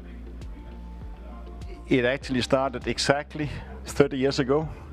I was living in Spain, running part of running a bank in Gibraltar, and in my young days I was completely into football, and like all youngsters I want to become a pro. Same here. Pro footballer. But probably like you, Matt, I was never good enough, but it was one thing I was very good about. That was giving it all on the pitch. And then due to injury, I had to stop my football passion. And for many years I was, looking for something. So I played a lot of tennis, I played a lot of golf, great sports. And then I had a colleague in Gibraltar who introduced me to cycling. A little bit of a funny story. So he took me out on a ride. He asked if I had a bike. I had one, 3 gears, Nisiki, and said, and the first ride was 45 kilometers, 900 meters flying. I had no clue. I've never been so empty in my life, and I was in love. And you were hooked from that moment on? Completely, because I had this feeling like back in my football days. I had left everything on the street. There was nothing left in my body. It was just a fantastic feeling. You know it yourself. Yeah. And I guess it's that mindset, isn't it? That mindset with whatever you do, whether it's football, cycling, in business, you've got that drive, that stubborn nature, I guess, to never give up or never give in. Yeah, I think my wife and my kids and probably a lot of those people that I work with was said, when Søren, he set his mind to something, he doesn't give in easily. That's the same you have here on TORTOUR. You set yourself a goal. I have on my handlebar a saying, quitting is not an option.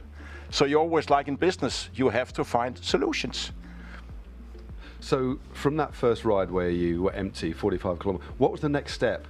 Because you're heavily involved in cycling, you've got a passion for it, you ride all over the world, you've been involved in sponsoring teams, you collect bikes, but what was the next step? Did you want to find out more? What was the next step after that ride in 1996? Meaning the first step was to get a real bicycle. Okay. With more than 3 gears. More than 3 gears. Exactly, and 2 weeks after, crazy me, I flew to Denmark. I mean, there are a lot of good bicycle shops in Spain. Why did I fly to Denmark? Because I remember when I was landing in the airport in Copenhagen, going to the headquarters, I've seen a bicycle shop. Remember, Hannah and Matt, I had no clue about cycling. Yeah. Okay. So that was to get in this bicycle. So I went into a shop and said, I would like to buy a very good bike. I said, what? I said, yeah, top end. I said, if I say Colnago, I said, yeah, that sounds good. I had no clue. So I got this, and then he said, what kind of group? I think I do most of my riding on my own. And he just looked at me and said, I love it. Have you got any clue? So anyway, so I got away with this Colnago. With enough gears, was happy back in Spain, and then I couldn't get enough of it. So that was how, and I enjoyed the nature, I enjoyed the climbing, that was the next step, really, exploring the beautiful Spain. Remember, I come from a country, it's completely flat, and certainly I was not driving the mountains in my car. I was joying on my bicycle, which was a new experience. So that was the next step. Yeah, incredible really when you take a look at that 45-kilometer ride, 900 meters of elevation, and then what you've gone on to do and challenge yourself to. You've done Paris on a number of occasions, the TORTOUR as well. Did you always find once you got into cycling and you became sort of much more experienced at it, the longer the ride, the more it favoured you and the more you enjoyed it? You know, I think you always in life you have to understand what are your strengths and what are your weaknesses. Yep. Due to my size, I'm not a mountain guy, but I love the mountains. But one thing I figured out, the longer, the better for me. Yeah. So I'm a little bit of a diesel. And so I enjoyed it. And also this, you know, you go with young guys, skinny guys, small guys, meaning fantastic people, and they leave you. And then they slow a little bit down and then go downhill. But then we go on but then after 150, 200 kilometers, they are empty. But I still have something. That was a little bit I see, okay, that's my edge. In a bit of a mental aspect, I guess, right? Yeah, I think so. Yeah, you know, quitting is not an option. Yeah, it's great actually. I like that. You've got another wonderful quote. When I need to think, I ride my bike. When I need to learn, I take my bike. And you pulled together a little document about all the reasons that why you love the bike, your business involvement in the bike. But that's a lovely quote. Where did that come from? No, I have been and are still involved with fantastic companies. Sure. Before at CEO level, today at board level, and there's a lot of things where you know, strategic things, where to move, what to do, what to consider, etc. You need to think. You need really to think twice. And I do a fantastic. I think so well on my bicycle, and you know, it's also been proven later. The best way to learn, you actually learn better if you move. So when I have something to think about, I love taking my bike. You know it yourself. Have you ever tried this? You go out and you think, and you come back after 100 kilometers, you cannot really remember where you were. You come into this mental thing. So that's one aspect of it. Another aspect is I love to read. You know, the world is evolving.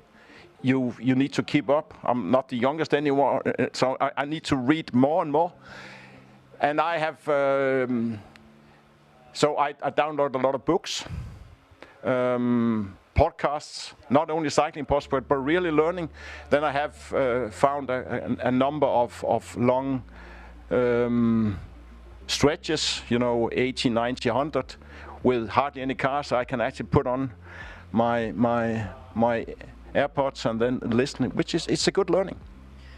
Is it the case that your mind is more free when you're outside of the office or a boardroom where it's perhaps very stressful, intense, when you're outside and you've got that opportunity to be, and for the mind to be free flowing, and that's what you find easier, and how you find it easier to think and to maybe have ideas and to learn? Absolutely, and I think, I mean, I'm not a doctor, but I think that, you know, endorphins and all these things that you're releasing, I think it helps a lot. At least it helps me, really. I've done a lot. I mean, I think I have had most of my good ideas is actually come on the bicycle. What's your best idea, do you think? Oh, no. When let me just give an example. I don't think it's the best one, but when I was asked to become executive chairman of Twint, it's fair to say the company was really struggling. So you have to, what do we need to change? Twint is mobile payment. The whole aspect of payment in Switzerland has been solved. We have cash, we have debit card, we have credit card. So why would we need a mobile payment system? And then I was cycling this, and then came this to mind, that we need to develop solutions that solve the problems for our customers. because if you solve a problem, you appreciate it. And then it was the aspect of which problem. So if you use Twin today, I mean, we can send money forth and back, we can split the bill, you can do the parking. We have a fantastic country where we all go hiking, we go cycling, all the farmers are selling their fantastic bread, their homemade cheese, their homemade sausages, whatever. So we also developed solution there. So there was this, what problems can we solve for our customers? I think that was a good idea. And that became a saying. So everything that was put on my desk is that, dear Søren, with this solution, we are solving the following problems. So just an example. That's a pretty cool example, isn't it? Very, on a high very level. Cool. Very interesting, intriguing. There's never problems, only solutions, and that is a great way to find solutions for problems, issues that clients and customers were having. Talk me through, because you're pretty ingrained in cycling and professional cycling. Where did that sponsorship back in 2007 of Team Saxo Bank, where did that originate from? Where was the idea? How long were the initial talks and planning? How long was that going on for? I was tasked with helping setting up Saxo in Europe, and specifically being the Swiss CEO. We are a country with a lot of banks. Yep. So the question is, who needs bank number 300? And if so, how do you distinguish yourself from the others? Yeah. That was point one. Point two, I think still to this day, but especially those days, a cycling company is not a cycling company, it's a media company. Yeah. And then it is fantastic because it's global and it's local. Global because there are races all over the world, not only in Europe, you know, Tour Down Under, etc. But then it's also, so it's global, but it's also local. So you have local riders. I was very fortunate. I had Fabian Cancellara on Team Saxo Bank. We had Alberto Contador. You know, in Germany we had Jens Vogt. All these. So it's global, local. It means that it is a fantastic way to market yourself. A lot of teams have names. When you're a bank, you have one advantage compared to many other teams, because every single person on earth knows what a bank is. Yeah. When I say Team Mapai, a fantastic team, it's not everyone who knows what Mapai is doing, but Saxo Bank. So it's a bank. So that was also this. So it was a matter of having this global exposure, but also use the local. So that was the main idea behind it. And remember, we started in 2008, where there was financial crisis. When everyone is selling on the stock market, you should buy. In those days, also due to the past history of cycling, there were not that many takers. So we actually went in at the right time. So you went against the grain, and I guess in doing that, you could also indulge your own interest in cycling as well. So, and not selfishly, but it was an important thing to do. It was quite creative from a marketing perspective for a bank, but also you could bring that knowledge of cycling, and why I guess you could sell cycling to the bank as well, couldn't you? Or the idea of sponsoring a team to the bank itself with your knowledge and understanding, over a decade up to that point. Yeah, and meaning Saxo was headquartered in Denmark. Team Saxo Bank was Bjarne Riis. Of course. So there was a huge association. So that, and then we had the different entities around the world, also in Switzerland. There I had Fabian Cancellara. So there was a lot of these aspects to be used, and I think also. Globally, we really understood how to make this exposure. We also did a lot of, I can tell you a few funny stories. We did Please do, come on. We got all day. We did a lot, It's also how you engage with customers. Because today you can buy everything, but it's not all experiences you can buy. Yeah. So in 2000, and I can't remember, I think it was 2010, we then, so at the Tour de Suisse, and you know it, Matt, you know it, Hannah, the pros, they love the Tour de Suisse. Yeah.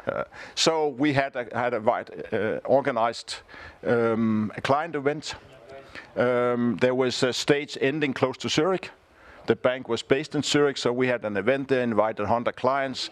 And then Fabian Cancellar was in, together with Bjarne Riis, coming after the race, engaging with customers, telling a little bit about this.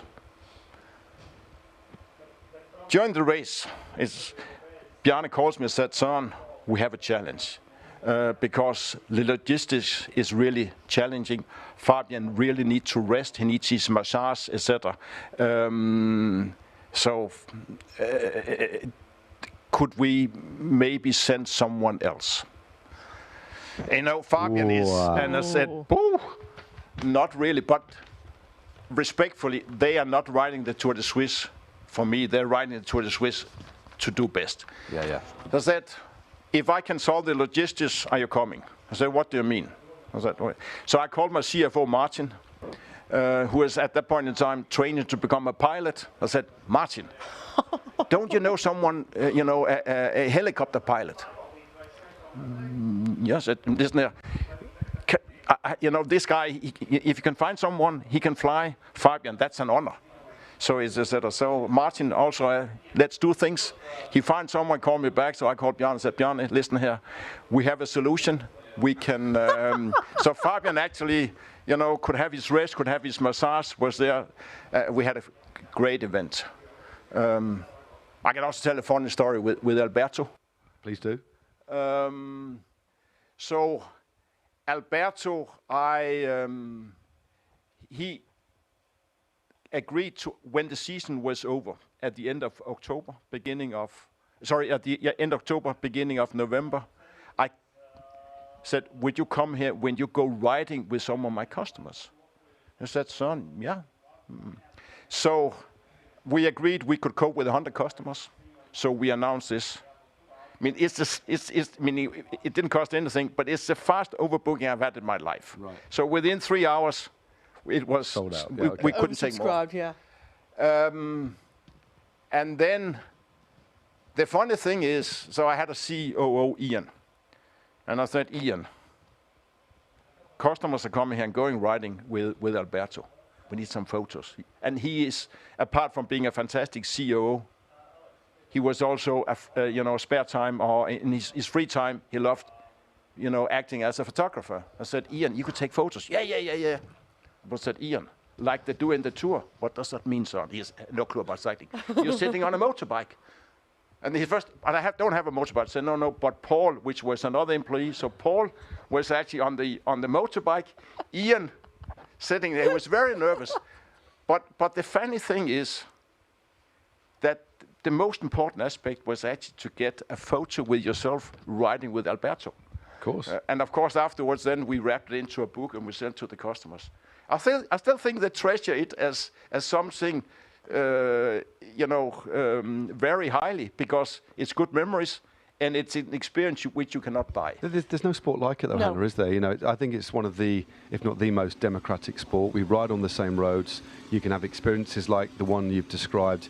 You can ride in events like this. There's pros, ex-pros, pros riding this. There is no sport that you feel is connected to, and working with brands and offering that to customers, clients, entertaining guests, maybe potential investors.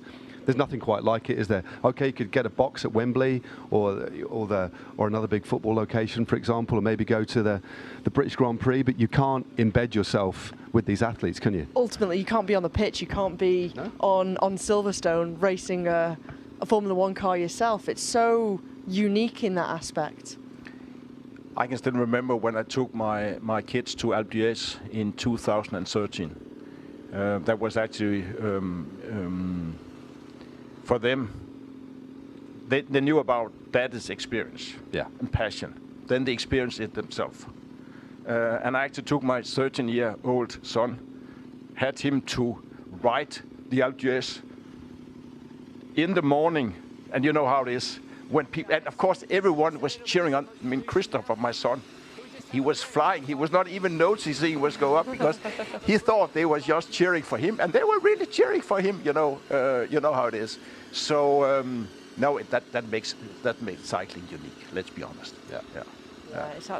It's incredible, the stories, actually, just to hear those few stories, and then of course spending time with Fabien Cancellara in the Tour de France, interviewing him, or even Alberto Contador joining us on the ground, and then hearing these stories from way back when of these special moments and how incredible they were, and how special it must have been for all of those clients, customers, employees to be a part of those customer events.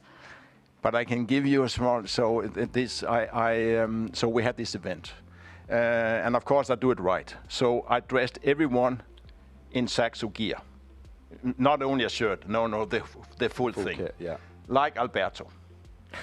So full pro. Full pro. Meaning you couldn't see the difference between Alberto and the customers when they were standing next to one another. You could see when they were riding. Of course. And that was also fantastic. Meaning we did 70 kilometers, 900 meters, because I want this is no meaning. This is for real cyclists. And then you have Alberto going forth and back, and you of course could see someone struggling, and then pushing that customer up. Meaning that's a lifetime experience. Another thing which I will never forget is, so I had calls on my mobile. I mean, my mobile number is on my business card. So I had customer calls that, yeah, dear Mr. Mose, I've heard a lot about your bank. I'm really considering opening a bank account. So that's fantastic. You know what? I will contact you tomorrow, or make one of my relationship managers. Yeah, but to get to understand the bank better. Do you think I could also join this ride with Alberto Contador? It was just like how it was, and it's. I think people still talk. People still talk about it. Yeah, absolutely. How incredible! How incredible!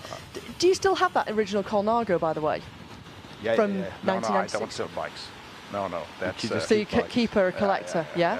What other bikes have you got then? I got a lot. I just, to mention all of them, but meaning I'm a little bit into, they has to have a history. So I have the Livestrong from Lance Armstrong. I have the Trek 5900 when the first time he won the Tour. I have of course, the Trek Spartacus Fabian. This is my wife's bike. She loves it. Wow. And then this year I just bought the Remco. The golden one, when he became a 2 times Olympic champion. I have to say to Specialized, thanks a lot, because I'm a little bit bigger than Remco. They had limited editions, but I got one of them in my size. Wow, very cool. Fantastic. Brilliant. So much history behind all of the bikes that you've got, and so many stories, which I think is a beautiful thing. You can tell a story about each and every individual bike. That's also me. That's the reason why do I ride all the old ones? No, but meaning sorry, it's part. No, I can't. No, they stay. Yeah, it's like you've got the ability to collect lovely things, but especially things that, like you say, Hannah, have got a history, have meaning, but also are beautiful to look at as well. Like bicycles, I know we all have a different aesthetic, but bicycles are wonderful to look at. But when you understand what that bicycle actually means and what it's been through or what it represents, it's a different level of collecting, isn't it? You can, just looking at a bike like that, you can feel something pretty special, and it can unlock memories as well. Sometimes you look at a bike and you look at a different bike, and then a different memory is unlocked every time. They're special things, aren't they? Exactly. No, that's it's fantastic. It's like the TORTOUR. I've done it 11 times. 11. This was going to be my next question. Yeah, our next question. 11 times. And it's been an unbelievable experience. Okay, I'm going to get two sides. Your worst experience at the TORTOUR, then your best experience. I really haven't had any really bad experiences. I have had, I do it for team building. I had once where I invited a client who was very strong, but couldn't cope with the pressure, which made it a little bit of a challenge to manage that. It all went well. That's the only, and I have had so many unbelievable good experiences. I mean, I could tell endless. But I just won in 2017. So my son has just turned 18, got a driving license. Said, "Daddy, can I be on your support team?" Oh wow, that's a cool thing to ask. Christopher, yes. Can I drive the car? You know, and those we did the 1,000. So I built. So yes, he could. And then he did very well. And then there was another guy in the support guy, a little bit of an older gentleman. And then he came to me and said, "I think his name is. I think he's very tired. I think I need to keep on driving the car." I said, "Okay, Christopher, be careful." And then I had the stage in Jura. And you know, when you could feel something is building up. And then we had a hailstorm at 4 at night. Christopher in the car behind me with full light so I could see the road. And he came back next to me and said, "Daddy, please come into the car." Oh. And then I said, "Christopher, it's too... No, I can't." I said, "I just stay behind." And then the hail stopped. The sun was rising. And next to me, I said, "What is that?" So I was on the road, and next to me was a reindeer running. Like we were competing. Wow. And you know, as the sun was rising, and this was just an dream. Unbelievable. It was like biblical, sorry. Yeah, so meaning, and then, no, that was, there was another crazy thing is that they had the first time we did it, we had no clue. Quite honestly, because I was preparing for Brest Paris, the 1250, which is at the end of August. I meet Yoko, go riding, and you know, then a Dane is a little bit, you say one thing and you meet the opposite. So I said to Yoko, because I didn't have was in the early days. I said, "Yoko, it can't be. Why haven't you invited me? I can come with a team. Team Saxo Bank, we would love to sponsor this." And doing the Brest Paris, I've never been in better shape. Basically meaning, thanks God, I'm not doing the TORTOUR because I'm doing Brest Paris. Then Yoko called me 3 days later, because Yoko is a very serious guy, very good friend. He said, "Son, I got a spot for you." I didn't have a team. But of course I could not, so he got so known, I've said. So I had to, so I called these, some of the people I know from doing Brest Paris, said, "Guys, I have an offer. Let's also do the TORTOUR." "What is that?" I explained, said, "Son, no way. We are doing Brest Paris the week after." I said, "Guys, you don't understand this. I dressed you in full Saxo gear. There is media coverage, there is everything." That turned the mind. Yeah, I'll do it. I will do it. Yeah. So that was very cool. It's one of those events where you must go through so many emotions, different phases, mentally, physically, but the ultimate test of the human body and the human mind. I can only say to everyone that believes in team building, do the TORTOUR. Because it's not only the cycling part. I have had, due to injuries, I had the fortunate also to be in the support car twice. So it is the whole, it's the riders, it's the team that is in the support car, it's everything. So it's really an extremely team building exercise. And there you go through all kinds of emotions as a rider, but also as support, and you have to be able to deal with different things and different times, very unexpected. Yeah, it's interesting you say that, because the second guest we had here in the live studio, Matthias Brenner, who's the co-founder of My Cycling Circle, I posed the question to him: is it a great team building exercise, team bonding as well? And as you've just mentioned there, a fantastic way to come together and ultimately all be focused on that one goal, and you have to find solutions together and have that great outcome. And talking about solutions, so the first or the second one we had, I can't remember. I think it was Julia or Albola or Fleur. I can't remember. Anyway, so we had to change riders up there. So the oldest on our team, Sepp, he then had to start, and it was really, really bad weather. And then he's gone on his bike. The pedal broke. Oh. So all panic broke loose. But Sepp is cool. So what he said, guys, I'm a very good skier. Also, I'm a very good one-legged skier. So I will go down, you know how it is on these, with one pedal. Meet me, not at the bottom, because I can still keep on rolling and have the spare bikes ready. He went faster down that descent than we could follow in the damn car. So, but that was just, unbelievable. Me, I would have been, no, he was a one-legged skier, so what is a one-legged cyclist? Blimey. Crikey. I think we could sit here all day and listen to your stories, Soren. But just to wrap things up, there's a lot of people watching. This is going to be a 20-hour broadcast when we're done. I'm looking forward to beer and a glass of wine afterwards, I can tell you that.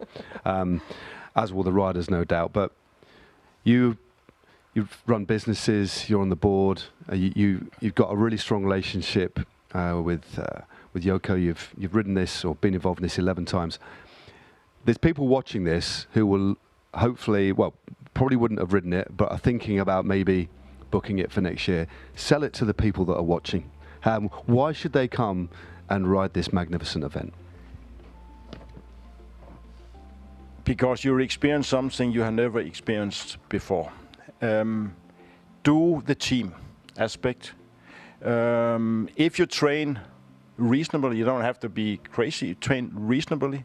Everyone can do it.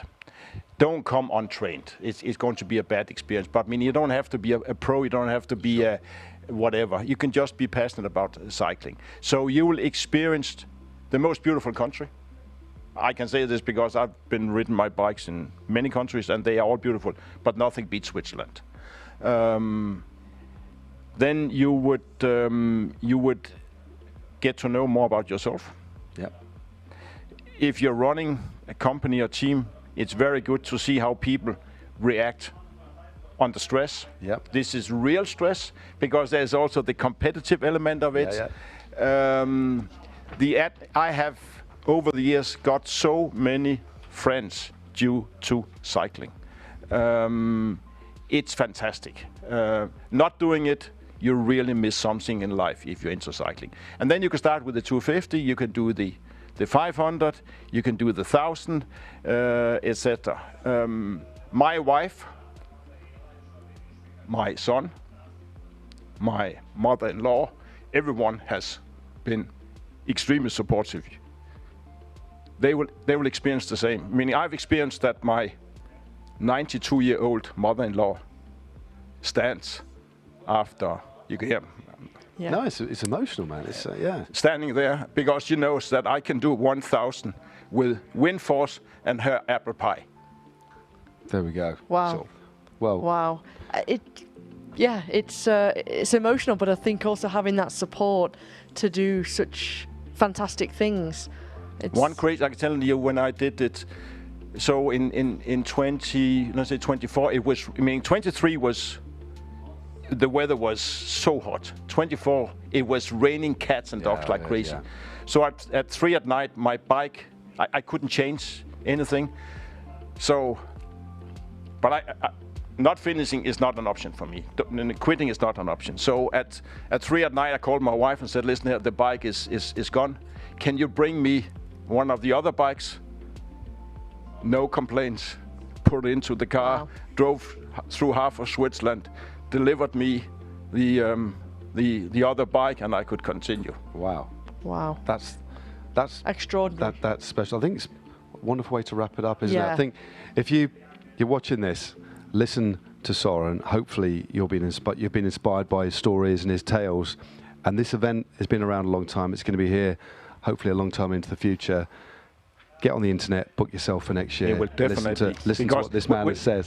Because once you've done it, you cannot not do it. Exactly. Yeah.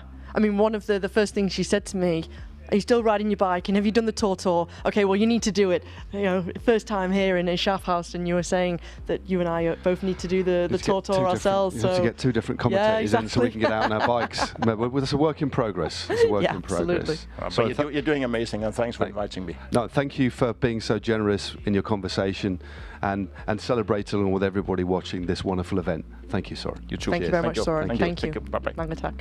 Right, we're going to take a short little break, and we'll be back to the live action. See you soon.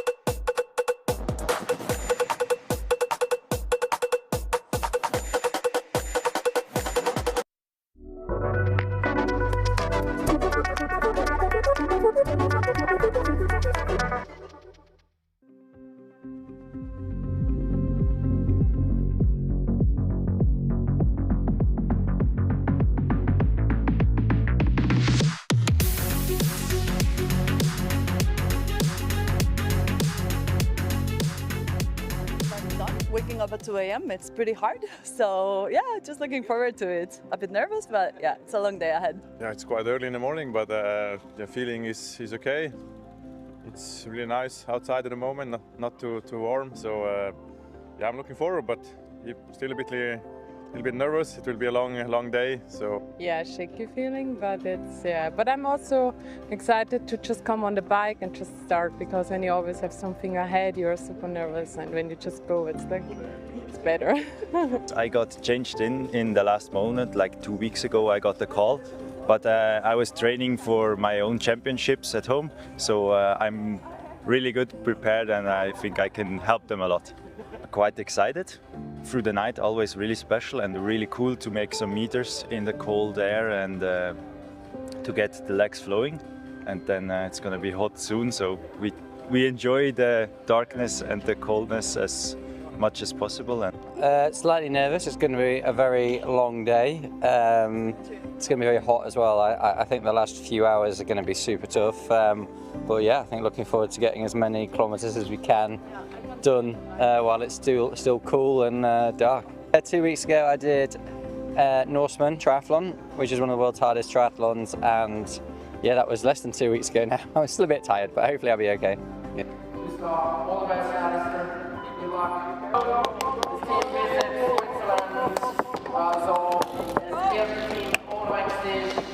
So I slept not that good, but it's part of the game, so have an enjoyable day. Exactly. We're all ready, we're all trained, so it's only a short ride today.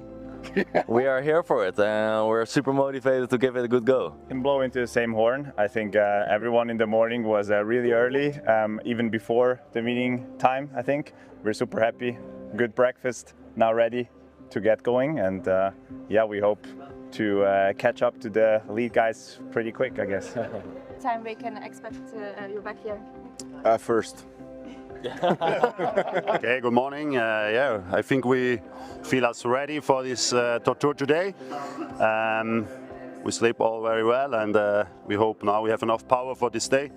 And yeah, we hope to be back before 9 o'clock. So we try everything to reach this goal, and yeah, let's go Southern Russia, I think. Good morning, everyone. Well, I'm excited. Slowly the nerves are kicking in a little bit, asking myself why the hell we did this, how much suffering I'm gonna do over the next, I don't know, 14, 15 hours.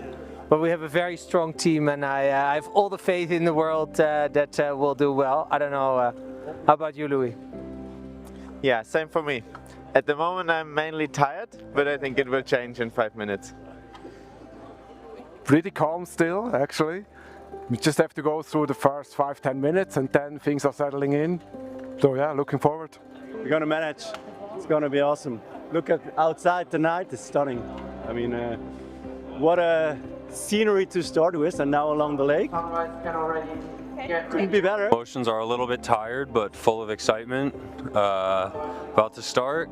It's nice and cool out there right now since the sun isn't up yet, and I would say personally the goal would definitely be to finish before it's dark again at the end of the day. It'd be nice to come back and not have to turn the lights on. I have much sleep, but hopefully tomorrow or at the end of today we will have more sleep. So the goal is to come by the dayfall.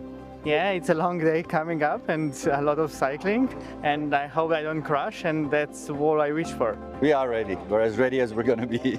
Yes. At what time you will be back? Oh, you're asking these really secret questions. I don't know, 16 hours maybe, something like this. We'll see. It's going to be hot. This the last third of the first round, and the second round is going to be pretty hot. Well, we are prepared, we are ready, and we can't wait to start. No, we are looking forward to a great race. It will be a tough race, and the weather will be a factor to win or lose, I would say. I feel really excited. First time to be here, and yeah, looking forward. Nice weather. Probably be a little bit too hot, but better than rainy now outside. And yeah, I'm excited, and gonna be some fun today.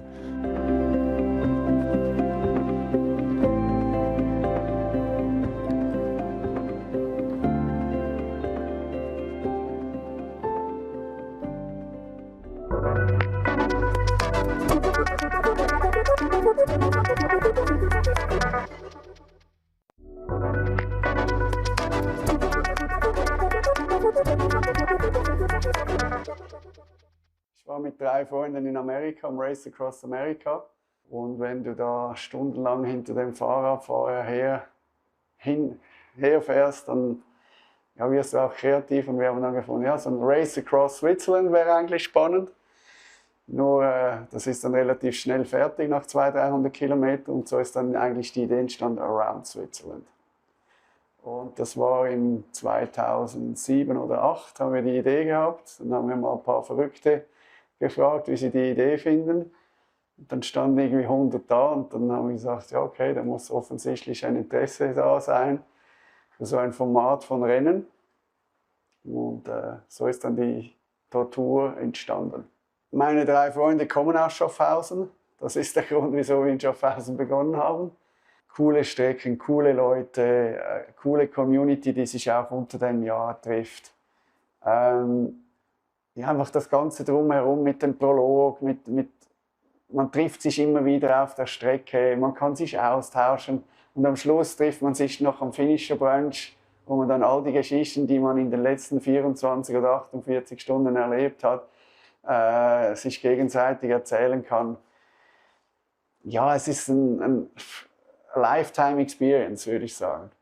Ich denke auch, dass es ein cooler Einstieg ist für einen kompetitiven Ansatz bei deinem Sport, wo du nicht so unter Druck stehst, wie es jetzt bei einem klassischen Radrennen der Fall ist. Du hast eigentlich ein Rennen gegen dich selbst und das nimmt dir schon sehr viel Druck weg, als wenn du in einem riesen Pulk voll Rennfahrerinnen oder Rennfahrer fährst. Und ich glaube, das macht das Event auch so einzigartig.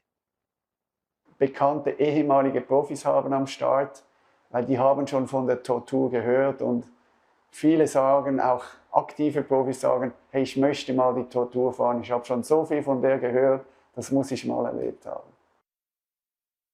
Du musst gerne Rad fahren, du musst gerne dich auf ein Ziel vorbereiten wollen, du musst dich integrieren in ein Team, Organisation, wer macht was, wer fährt welche Strecke, wie organisiert man. Und dann hat man diesen gewissen Druck, auf den Tag dann parat zu sein, mit allem Drum und Dran. Und dann ist es natürlich ein Rennen, das ist nicht, am Morgen geht's los und am Nachmittag ist man fertig, sondern es geht ja meistens 17, 18, 20, 30, 40 Stunden, je nach Format. Und das ist einfach morgens um 3 irgendwo Radfahren mit 2 guten Freunden und dann denkt man manchmal schon, was mache ich da überhaupt, vor allem wenn es regnet, irgendwie nonstop, dann fragt man sich schon, was man da macht und man verflucht es 100 Mal und ich habe von diesen 12 Mal habe ich gesagt, diesen Scheiß mache ich nie mehr, habe ich jetzt 12 Mal gesagt und jetzt bin ich dann etwa das 13. Mal wieder am Start, also und das Spannende ist halt, auf dem Fahrrad werden alle sehr demütig, weil irgendwann leidest du. Und ob das ein Topshot in der Wirtschaft ist oder was auch immer, auf dem Fahrrad sind alle gleich und wissen, was es heißt zu leiden, aber auch wieder zu performen. Die Erfahrung ist eben, oder wenn du ein Ziel hast und du hast ein Team und alle ziehen am gleichen Strick und am Schluss erreichst du dieses Ziel, dann ist das eine unglaubliche Befriedigung. Dann merkst du, was du erreichen kannst, wenn alle mitmachen, dabei sind, das Beste geben, dann bist du eigentlich unschlagbar. Ich sage nicht unschlagbar, dass du gewinnst, sondern du bist eigentlich unschlagbar für den Moment. Für dich stimmt alles im Moment. Und das ist eigentlich etwas unglaublich Schönes an dieser Tortur mit diesen Abwechslungen, mit dem Team. Tatsächlich sicher auch Freundschaften, die sich daraus entwickeln. Und ja, es ist halt auch ein Community-Event, von denen gibt es heutzutage leider immer weniger. Und dass wir immer noch so eine Plattform haben dürfen, ist natürlich super toll. Also vor dem Start trifft man sich ja dann alle zusammen, da wird noch Pasta gegessen, reingehauen. Die Schweiz ist ja nicht so riesig, also man kennt dann sehr viele Leute. Also ein kleines Familientreffen, hallo, ciao und so. Und natürlich auf Social Media bleibt man dann in Kontakt, also das läuft schon.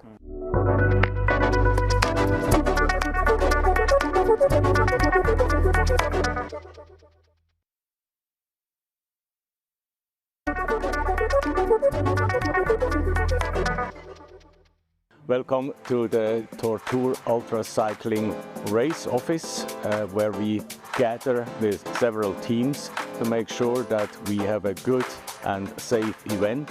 I will guide you through that little office. We start here where we have those two guys. These two guys, they are responsible for the motor crew. The motor crew consists of about 30 motor riders who are on the road, and whenever something is happening, these motor riders will call into the race office and they try to find a solution for the upcoming problems. We go a little bit forward. On my right we have the official race office of the TORTOUR. This is the direct contact point for the teams out on the road.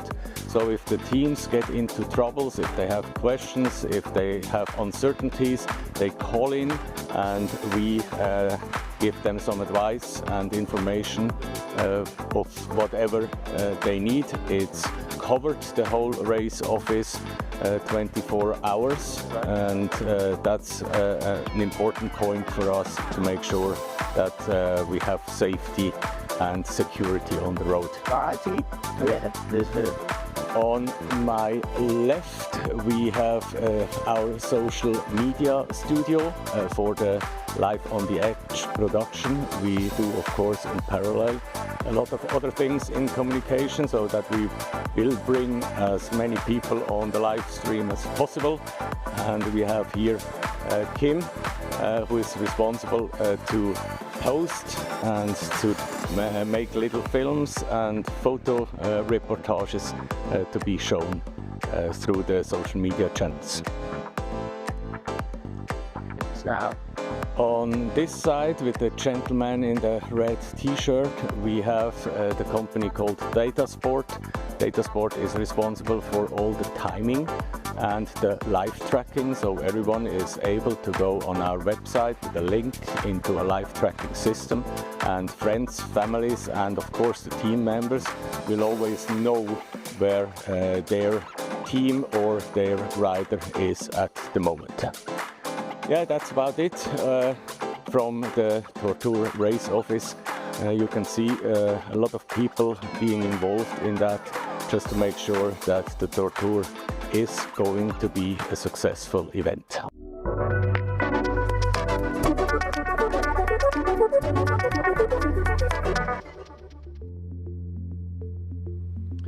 That was great to hear there from Close, the president of the organising committee of the TORTOUR, one of the few people in Switzerland that can be in two places at once, on the video and now here with me in the studio.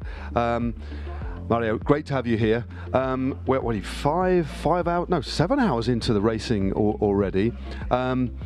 Things are going well. It's getting hot though, but let's go back. Just, can you explain to us how you first got involved in organising the TORTOUR? Yeah, it's thanks for having me in that it's a pleasure. lovely studio here at the Live on the Edge production.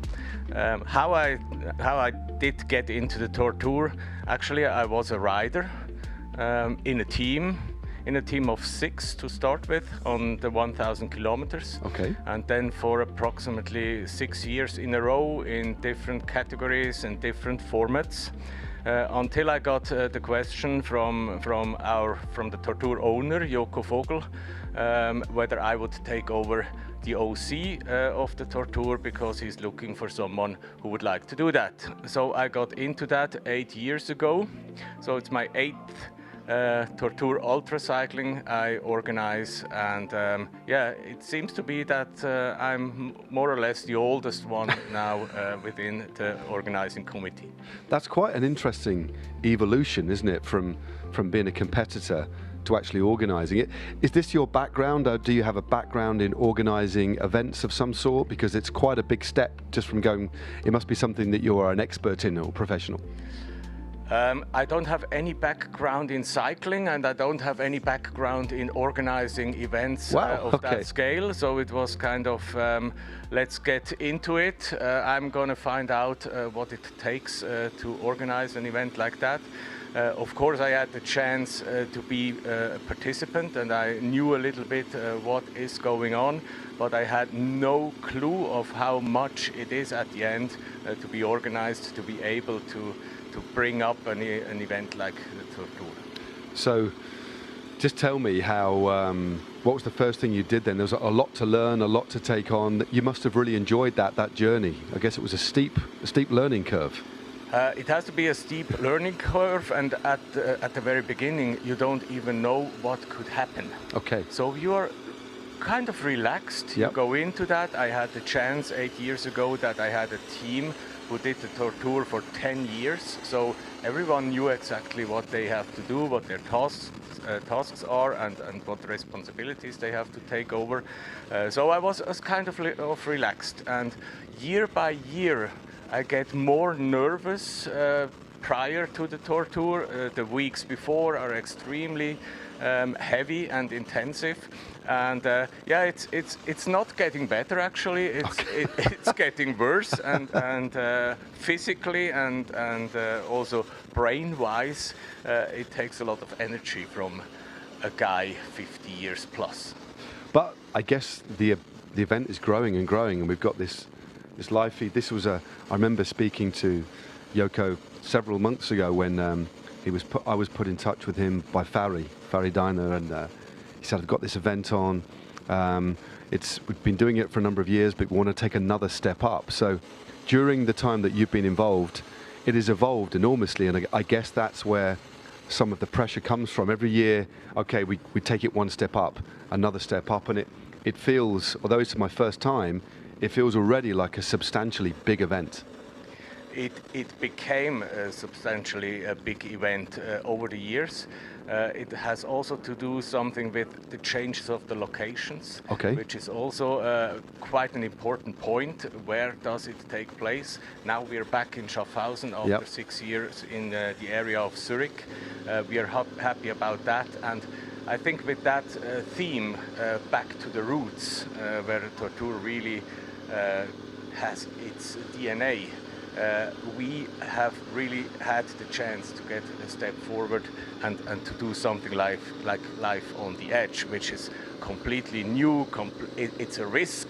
No one knew how this is going to work. Now I see that it's working pretty good. All right, yeah. And we hope that this performance we bring up here and the investment we take as well will bring us another step forward. Just tell us as well, or describe for the people at home and wherever you are in the world watching, thank you so much for watching. Please tell your friends, please follow the TORTOUR on social media, spread the word as well, because as we were hearing earlier from Soren, this is an event you just have to come to and experience. But just tell us about your role in particular. Okay, you're chairman of the organising committee. What exactly does that involve? I always say it starts with the tables and it ends up with whatever is needed on the technical side. Okay. It's the sportive part as well, so all the routes, all the tables you need to calculate when the riders will be where for the time stations, etc. I have a good partner called Claudia. She is, so to say, my right hand, and for a month we do everything actually on our own, what the physical organization is of the TORTOUR, and then we take in the other guys taking over their tasks, but we have to be ready already, because it's not a professional organization. It's not a team which is paid for half a year to organize the TORTOUR. There are a lot of people. They do that on their spare time, and they are of course convinced that this is a good and cool event. That's why they are with us. But it's actually a challenge to be able to organize it and then to take in the people without taking too much time from them. Okay, so it's an interesting balance. It's interesting that, because obviously there's the sporting side, but there's also the charitable side to TORTOUR as well. One thing that I haven't looked into, one thing that I'd like to understand, the name TORTOUR. What is the first tour? What does that mean? Where does it come from? I mean, it's a mixture between tour and torture. That was really? That was actually the idea. That. I didn't know that. The four guys who initially founded the TORTOUR, they had this idea during the race across America. Some of them were riders, the other were just in the team, in the staff, and they had time to think about whether we could do something like that in Switzerland as well. And yes, it's a mix between a long tour and a torture, and this means then TORTOUR. I did not expect that answer, but yeah, now I'm reading it. Now it makes a lot of sense. But Mario, just going back to the time when you rode this event on several occasions, as you just described, how much has being a rider here with multiple experiences helped you doing what you do now? I imagine that must have been an immensely valuable experience for you to do what you're doing now. Yeah, I think it's really important that I had the chance to compete as well in different teams and in different formats, which gives you an idea what it means. And the final finding is the torture is, or the torture, is a torture for all. It's Yes. not only for the riders out. They, honestly speaking, they just have to pedal. Then they have their staff in a car, which is actually as important and as tough as being on the bike. Yeah. And then you have the whole organization in the background, because it's a around-the-clock event for 3.5 days. So it's really important that you understand what it means for all people involved in the Tortour. And that's what I say always during the briefing as well. I would like the participants to be kind to the Tortour staff. Yes. Because it's for them as heavy as for the riders out there, and we all have to be a team. Yeah. If we all agree that, yeah, it is tough and it is hard, but we then deal with each other in a common way, then for all the Tortour is a success and an experience you will never forget. That's a really important message, I think, for any mass participation event, whether it's a marathon, whether it's a fondo. I think that's a really important message to get across, especially to the competitors, because a lot of individuals sometimes can be overly stressed. They're thinking just about themselves, but ultimately, okay, it is about them, but they're interacting with a lot of other people, Right. especially people who are also volunteering. Yeah. And without those volunteers, we don't have an event. Absolutely So it's correct. about understanding that, respecting that, then everybody gets on and you have a successful event. So it's a really important message. Thanks for saying that. No, it is. No, I think it's something that is often overlooked. Yeah. Even when I was racing at a small level when I was young, always at the end the organizer would thank the marshals who gave their time up on a Sunday. The women who were making the cup of tea, Right. making the cakes on the smallest level, and always from grassroots up to big events like this, you can't have them Right. without volunteers, and there always Absolutely needs to be that respect. You know, everybody needs to think sometimes. Well seen. Well seen. Yeah. So, what has been one of your most memorable experiences from back when you were riding this event? I'd imagine there's lots of different memories, but is there one or two stories you can share with us that mean a lot to you? Yeah, in the earlier times we had a format called sprint. Okay. It was not like a sprint because it was 390 kilometers. But of That's course crazy. it was the shortest route then next to 1,500. And we competed in a team of 3. And it was hot as today. Okay. And we had one of my colleagues with a little problem due to heat. So he had a pulse of 180, even standing around. Whoa, that's... And we okay. figured out that might not be a good. heat stroke. Yeah. So the next detached house we found on the road, where we saw a hose outside. Okay. We just went there, we took that hose, we put that guy on the floor, and we just waterboarded him a little bit. Torture, waterboarding. This is getting a bit dark, Mario. It's getting worse, right? And we really tried to cool him down, and I was standing next to him with his Garmin showing his heart rate. And I did like 180, 179, 178. That was like Going the pulse came slowly. down, Oh, but wow. really slow.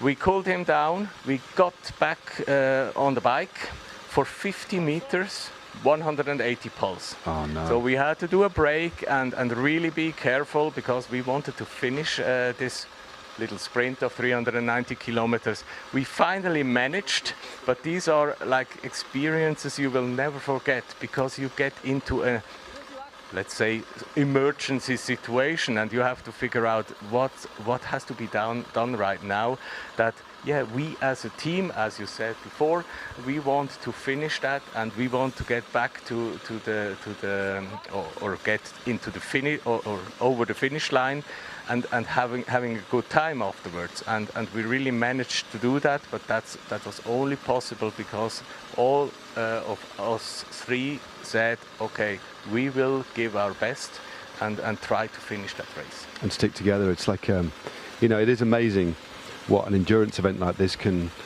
do to relationships. It can form friendships, it can create tension, but ultimately when you're out on the road, and generally the kind of people that come to an event like this are generally good people, but you learn more about yourself, especially in a team environment like that.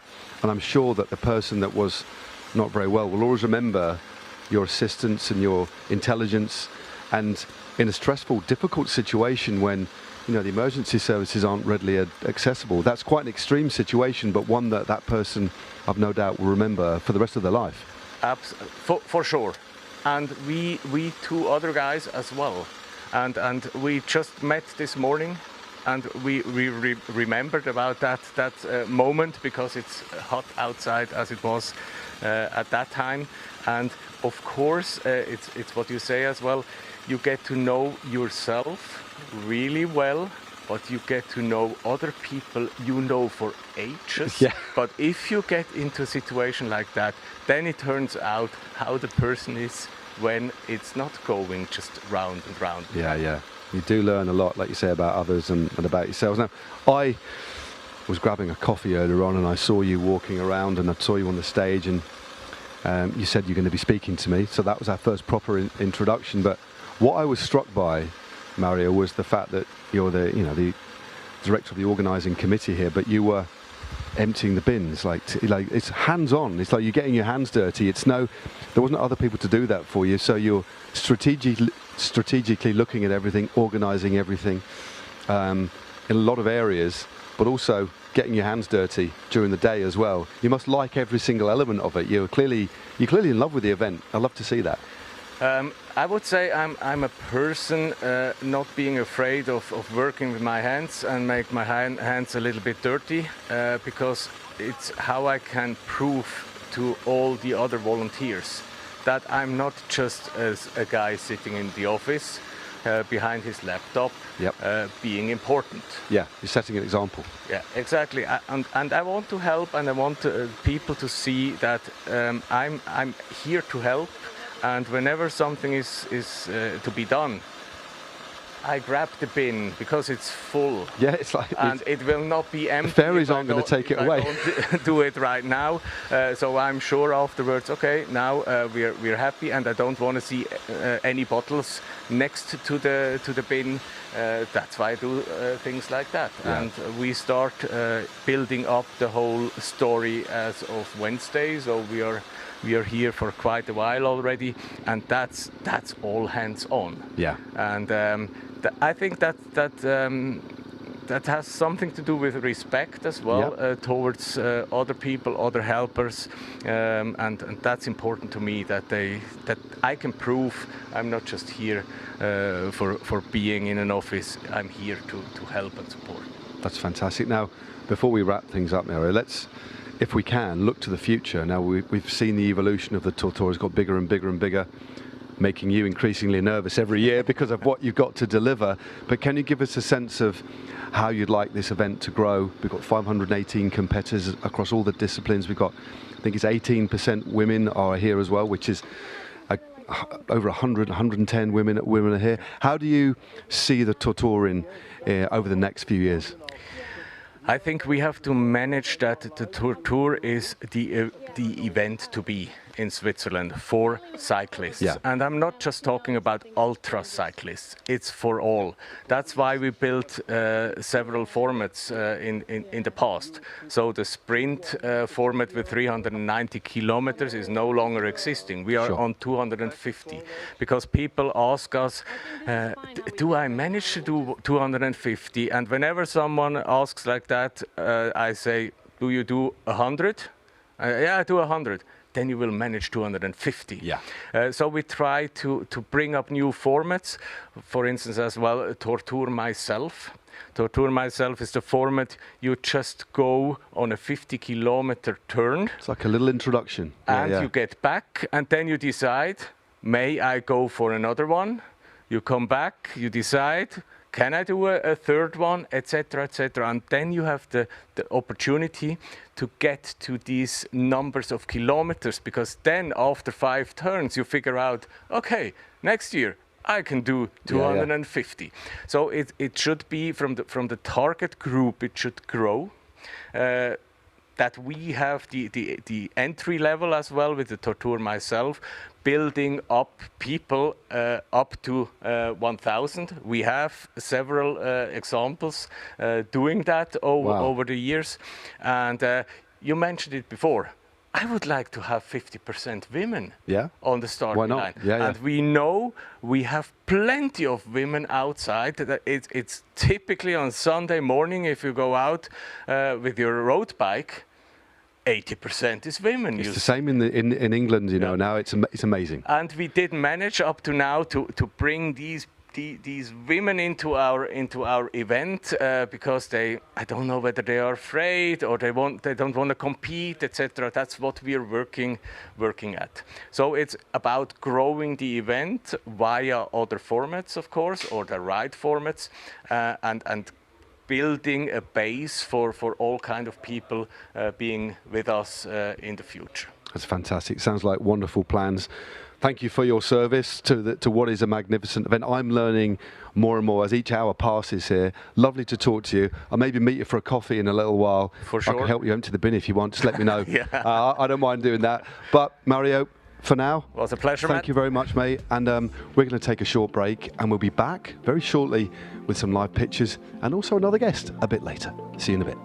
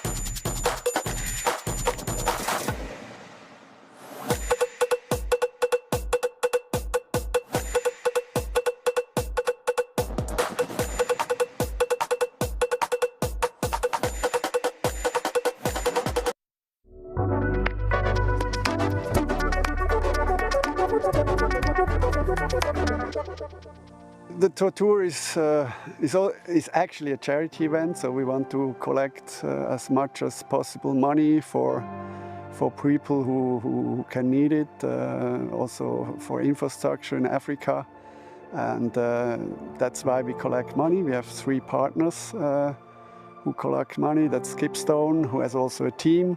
We have Summit for Hope, who have a lot of riders who participate in Tortour Myself, which is awesome. How many people are riding for Summit for Hope? And last but not least, we have Sporthilfe, who support young sport coming professionals. And yeah, that's for what we are riding and collecting money. We had a very special message from a very well-known rider. Hey everyone, Tadej here. Last year Team Skipstone won 500 kilometer TORTOUR race and raised 50,000 euros for our foundation. 50,000. That was also the largest single donation in our history. And it helped around 35 scholarships with 94,000 euros for young people who have been through cancer and want to keep studying. So really, really thank you. From not just me, but also from everyone that works at our foundation. So now you're going again. Team Skipstone, Team Podlogar, Levi Leipheimer, Brennan Wertz, Micha Kufjans, Clemens Tefe and Farid Diner. American and Slovenian. Red and white and blue on both sides. So I really like that.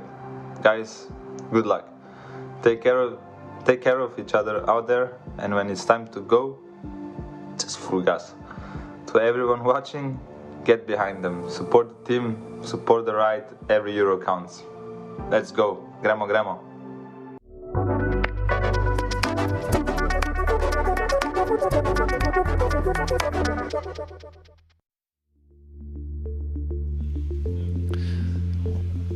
Good tips there from none other than Tadej Pogačar. Possibly the greatest rider of all time, telling everybody to go full gas. Maybe take that with a pinch of salt, maybe go full gas at the end and just pace yourself. But no, lovely to see Tadej getting involved and giving a wonderful message there. And wonderful charities that have benefited from the athletes, the enthusiasts heading out on the roads here today. So, Hannah, you've got the map up at the moment, haven't you? I have. So we're just look at that 249.9, just over halfway now for our leaders who are giving us a smile, and they're on this second climb. We've been over the hardest climb of the day. This is where we are. Wow, look at the situation now. So we're heading really our due north. So Team Visit Switzerland again started earlier, but they're still way out in front on the road as it was. But now we've got KX, who got a clear lead over Sunrise, then Team Sudden Rush are dropping back. TORTOUR Racing Team still there too, and just not too far behind them. And on there, the meat and bones of the climb is Skipstone X7. They are really starting to split up now, aren't they? Yeah, you're starting to see some daylight between the teams, whereas we had KX, Sunrise and Team Sudden Rush all together for a long sustained, prolonged period of time. Now we're starting to see the endurance, the kilometres, the hours in the saddle really take its toll, and things starting to split up, but also the difficulty and the arduous climbs as we're on board with Team Sudden Rush in these green jerseys, having passed through Schweiz, the next checkpoint of the day. But the gaps are quite considerable, to be honest, and I wonder if a lot of the impetus early on is really starting to affect the riders. Now we're really getting deep and at that halfway point into the TORTOUR here, because they were locked in a battle almost, and I'm quite curious to know, once they finish, what their takeaways have been. What have they learnt from this edition of the TORTOUR, given the humidity, the high temperatures, with this huge heat wave that has come across Europe over the last 6-7 weeks, going off at such a inferno pace. Yeah, definitely would have had an impact. Now this rider that we're focusing on here, they're on their own. Now the riders, the teams can ride this as they wish, but clearly, maybe on the climb, it might be the strategy just to ride your own pace and get to the top and wait. But as long as the three riders are on the road, but the time is taken from the final rider to cross the line, there's quite an interesting strategy here, because they can't, for the relay part, cross over until the final rider has actually crossed, got to that particular checkpoint. So an interesting tactic here. I'm not too sure whether this was part of the plan, but this rider from Team Sudden Rush is looking good. But yeah, no other riders from his team around him. We saw the shot in front. We did see a shot behind. Look, there's completely empty roads here. So quite an interesting tactic here from the Team Sudden Rush. I think that's Urban Kaiser, who is very, very strong indeed. I think he's won the solo edition of this one before, isn't he? So, yeah, he's looking good. But yeah, where are his teammates? That's the question. Yeah, precisely. You know, he's currently isolated, and as you just started to allude to there, Matt, you can't have other teammates who are currently resting on the road whilst you've got live riders on the road, so you can't have 4 riders at any one given time on the road at that time. So there's got to be some communication here between the riders at Sudden Rush as Kaiser just navigates the cattle grid safely. Little pinch point there, a very, very fast descent down the other side for the Swissman. Nice open descent, not too steep in its gradient. Nice roads. Little bit of breeze as well, which to be honest I think will be a great welcome to the riders, having that little bit of cool breeze. Yeah, definitely the sun's going to be pretty at or near its highest points, 12:30 local time into the afternoon. And still another, as we can see, 246.6 Ks as we look at Team Visit Switzerland out in front again. They're several kilometres, well, best part of 10 or 15 kilometres in front. They've just gone through the Schweiz checkpoint. They were early through. Let's just have a look at the time that they actually did. They were, 7 hours 38 seconds to that point. And it's still Brownlee, Gerber and Gologna out in front. Excuse just a slight picture breakup. We are in a pretty remote area. Got a little bit of waiting going on here by the looks of things. Just to put this distance into context of how far the riders have to race, the longest stage of this year's Tour de France was 205 kilometres. And that was considered a very long stage. And yes, that's a stage race. They're racing day after day with 2 rest days across a 3-week period. Or if you look at a one-day race like the World Championships, for example, you're looking at around 260 to 275 kilometres of racing. Milano San Remo, just a touch under 300 kilometres. And what these riders have to take on and how many kilometres they still have to race, it's fascinating. It's extraordinary. Yeah, I mean, that's a really, really good way of putting it into perspective, Hannah. Yeah, Visit Switzerland still, basically everybody's got a monument distance, and the teams that we haven't got sight of, APG, SGA and Winter Orcas have still got a long, long way to go. But look at the gap between the 3 teams, the 5 teams, should I say, that started together. KX, 2:55 to go. Skipstone, 15 kilometres behind. I think Team Visit Switzerland have paced this very, very well. Totally. Because around 2.5 hours ago, or 3 hours ago, they only had 14 kilometres in hand over the team second on the road. And they've maintained a 10-kilometre gap to KX on the road as we see the profile and where the various different teams are. And so I think they might have paced this very, very well. I think you're right, especially using the riders that they've got. And there was a little bit of an issue, of course, with Team Switzerland. We saw a little bit of back pain coming from Kim Stahlberg.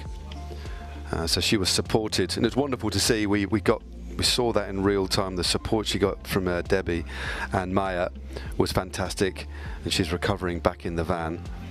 But it is there are 3 chaps that are now taking them through this harder section. But as we've talked about earlier on, and if you're just joining us, the rules of this, the TORTOUR for this particular 6-person event is, for the start, the opening kilometres at the start and the last 50 kilometres at the back, or the last lap, they have to ride together, all 6 on the road. And for the rest of the time, there needs to be 3 riders on the road at all times. But you can put in your strongest climbers, or the riders that are suited best to that midsection of terrain. So there's quite a few teams now where their strongest riders are basically doing this mid-block of climbing. That's where most of the climbing for this year's TORTOUR is. And there's the time gaps. So there we go, Sunrise now in front. Only 40 seconds in it though now. So that their horns have been locked since the very start, since you saw 3 teams together in the night, well, in the early morning. Let's be honest, it was the night time, wasn't it? It was the night time, but now they're only separate by 40 seconds. Sudden Rush at 5:41, certainly not out of it. But falling back now, TORTOUR Racing Team at 24 minutes and 24 seconds. And Skipstone times at 7. they're going to struggle to repeat the victory of last year. Let's be realistic. Okay, still, it's becoming more and more unlikely now, isn't it? Yeah, I think it's fair to say. Never rule them out, but Team Switzerland, although they're at the front because they started earlier, they are at 1 hour, 3 minutes and 48 seconds, but they did start an hour and a half earlier, hence them being in front on the road. So that is the current situation of our 6 teams. Sunrise, CATX, Team Southern Rush, TORTOUR Racing Team, Skip Zone, Time 7 and Team Visit Switzerland. The only mixed team that we have in our 6-team charity event here, but only 244 Ks to go for our leaders Sunrise. But I tell you what, that battle is going to go all the way to the end. And don't count out Team Southern Rush here. I think we have to be honest, 3 teams are still in with a really legitimate shout of winning this one, aren't they? Three-way fight currently for the victory, and podium places hard fought for, to be honest. You're quite right. They're not out of it. It's not over. 5 minutes is more than doable to bring back. That could be a case of a slow change at one of the time checkpoints. You may lose a minute if you have an issue on the road, whatever it might be. Even if you have an issue with the legs, a puncture in the legs, perhaps. Oh, totally. It's one of those where quite quickly you can close a 5-minute gap. And when you factor in a climb like Pragel, which they've all taken on, you're estimating around 40 to 45, 46 minutes of climbing on Pragel. The next climb that they took on, Ibergereg, you're looking at around 53 minutes to 1 hour of climbing. So quite quickly, 5 minutes. If you lose 2.5 minutes on both of those climbs, easy. which is realistic and can be realistic, you've already closed that deficit. Yeah, it is anything can happen still.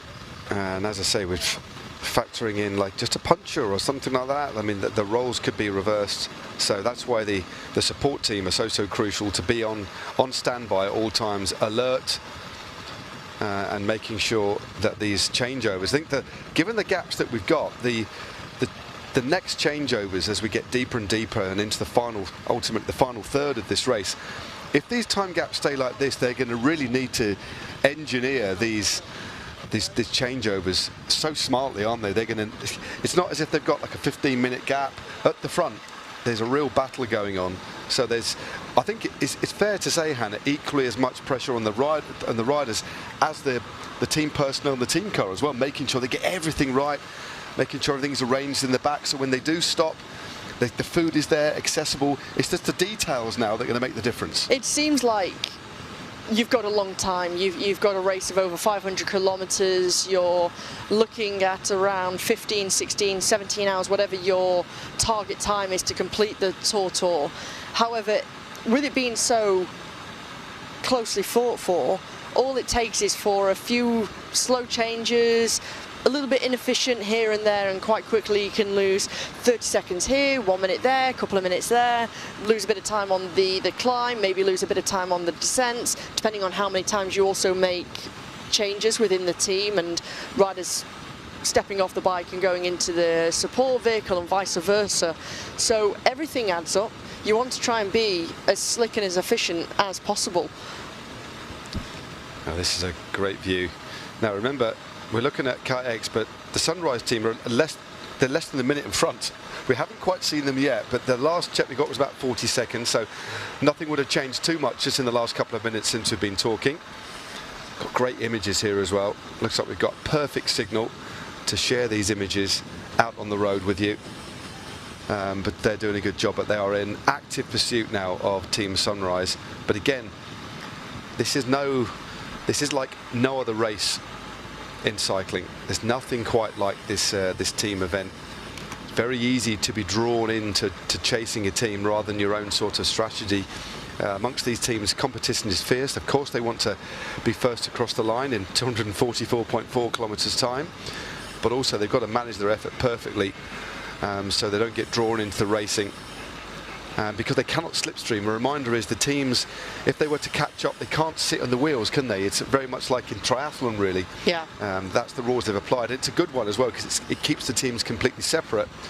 So they're doing their own effort, and it's the next series of climbs which will really give us an idea of who's going to run out the winner here. But this team that we're looking at now, Team Cut X, are still definitely within a shout of winning this one. But I tell you what, Hannah, they're going to start to hurt now, aren't they, as well? We're, you know, what are we now? We're 6-7 hours in, which is easy to forget. So the legs are going to be hurting. These riders would have had a little bit of rest, but yeah, the effort now is going to really start to take its toll, isn't it? The deeper you get into this, it becomes physically harder, of course, because you're using up the energy within the body. You're starting to become exceptionally fatigued. I think this is now where you have to be mentally strong and have that endurance in the brain, and mentally keep yourself in a good place, good morale, keep your teammates on a good level too, which is really, really important. Yeah, so they've got the phone in the back pocket as well. I don't think that was a time for a selfie, but relaying well. They're doing like a minute turns on the front at the moment on this little flatter section near this lake on the left-hand side. We've headed south from the start in Schaffhausen, and now we're gradually wending our way north. But remember, because we will actually be in and around Schaffhausen in about just under 200 kilometers time, but then we've got this just on a 50k loop near the end. So, but yeah, let's have a little look at the next team that we're seeing. Sudden Rush in those striking green jerseys. Got to say, to be out on the road, because this is open roads, a bright jersey, recognisable. Kaiser still looking really strong, but a stark contrast to how we saw the team earlier on. They're back together. Yeah, I wonder if there'll be a bit of a discussion about that, because it's, again, far be it for us to criticise. It's more commenting on the way that different teams work together. There might have been an agreement that, like, psychologically, you just if you want to ride your own pace, and this is the thing here. We are looking at different sorts of characters. Although a lot of these riders will be friends, a lot of them will just be united for the first time, so they might not know each other's characters, and sometimes we've heard from teams that it is hard. If a rider's on a good day, they might want to just ride the climb at their own pace and wait at the top. It's unorthodox. It's not necessarily helpful, but these are the things that will be having to be dealt with these teams, aren't they? So it's really important that they keep discipline, but good to see Sudden Rush back together. I think that's the best way to ride. Of course it is. Yeah, likewise, but I think it's very, very different, and you know this, Matt, it's very different on a climb as opposed to being on the flat, where it's definitely more beneficial to ride as a trio on the flat section like we're seeing here. But sometimes on the climb, if you're depending on whether you're having to ride to the pace of the slowest rider in the group, sometimes that can feel far harder, and everybody sometimes wants to be in their own rhythm, their own way. Like you say, maybe they had an agreement, when we get to the top of the climb, we'll wait and we'll take the descent together. Or maybe, look, I'm a really good climber, but actually you're a better descender than me, whilst I'm better at climbing than you. So I'm going to get over, and I'm going to try and get myself down the descent in a safe manner. Fair point. And maybe you'll catch me anyway, so we'll rejoin on the flat section. Yep.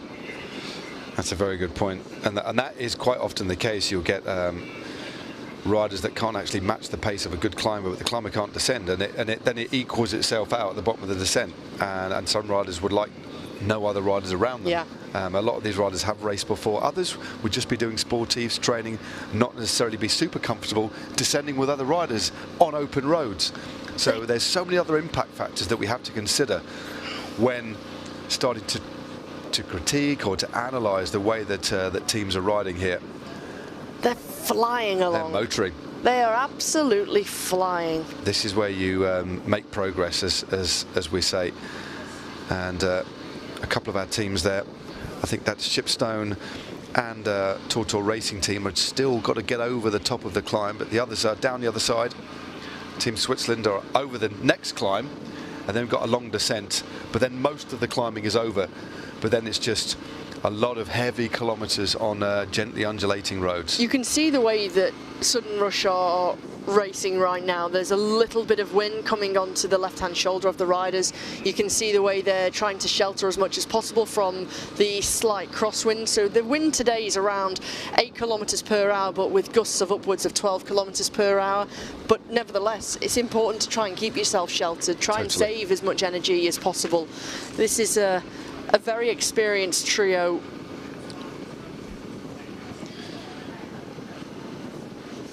Yeah, they know exactly what they're doing here, and they are moving at a good pace. It's a shame we can't see the speedo, but this is like 45 k's an hour easy. It's interesting hearing from Fowrie earlier on, said that the Skipstone team rode at about 38 k's an hour. That was their plan, to ride a little bit under. And the other teams are riding at 40 kilometres an hour, and that's why we saw those gap over 2 hours. That's 4 kilometres in simple maths. So that's why some of these gaps are opened up, but they haven't quite managed to make up the ground that maybe they expected. And just showing the quality of their team and where they are 35 minutes down, it just shows the outstanding quality of the field assembled across the board here, but in particular for this team event. As we continue to roll behind, you really do get a proper sense of speed, don't you? You can really appreciate it as well, seeing how quickly they're passing the farms here on the lowlands. Still so lush and green, considering how hot the temperatures have been in Europe over the last 7-8 weeks. Yeah, it's been there. There are. You were on your way here. You were flying over our country, over the Great Britain, and it was scorched, wasn't it? Oh, it was absolutely. It looks barren and brown and beige. No greenery. The fields are completely discoloured through the lack of rain. It's actually, I was just looking at the that flag on the right-hand side there as we pass through. The wind's definitely picked up a little bit. But as you say, coming over their right shoulder as we weave our way through. Yeah, nice disciplined team time trial formation here. And they're moving really, really nicely. So these kilometres are ticking by. And it's good because you're making slow progress on the climbs and you look down at the kilometres to go, and it's almost as if time is frozen. But when you get on these flat roads, especially this great road surface that we have in Switzerland, a very high quality grade road surface to protect, of course, from the harsh winters. No expense spared on the roads, and they just do give you that extra bit of speed, even on the climbs, but especially on the flat, far quicker than riding in where we live in the Peak District or Wales, or the Surrey lanes. Although we've got a beautiful country, the roads aren't quite as quick, are they? But super quick roads. They can feel quite heavy and leg sapping, and already riding and racing a bike on any kind of terrain or road is difficult, and you can make it as hard or as easy as you like, but the road surface makes a huge difference. Sometimes it can make you feel like you're riding or racing through treacle. It's grippy, you feel like you're not able to carry any momentum, whereas Swiss roads and the road surface isn't like that.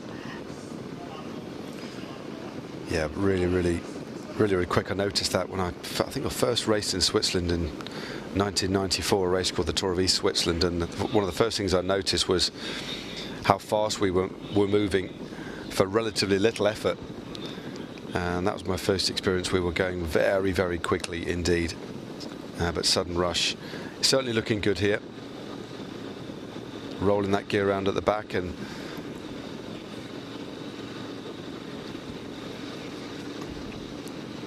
Great, sounds great.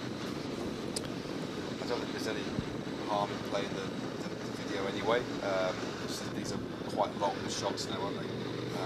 But up to you. But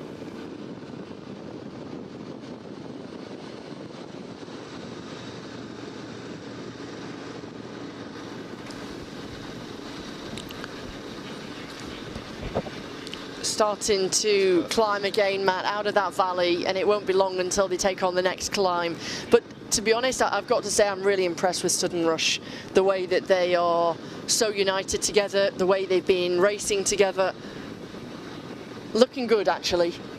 Shall we learn a bit more about them? Yeah, let's do it. We've already seen these videos, but I know there's going to be many of you viewers at home, and thank you so much for tuning in to this live broadcast of Live on the Edge of the TORTOUR. The first time this broadcast has been done, but we'd like to share with you a little VT that we made, that was made yesterday by our production team, to give you a bit more understanding about the composition of Team Southern Rush.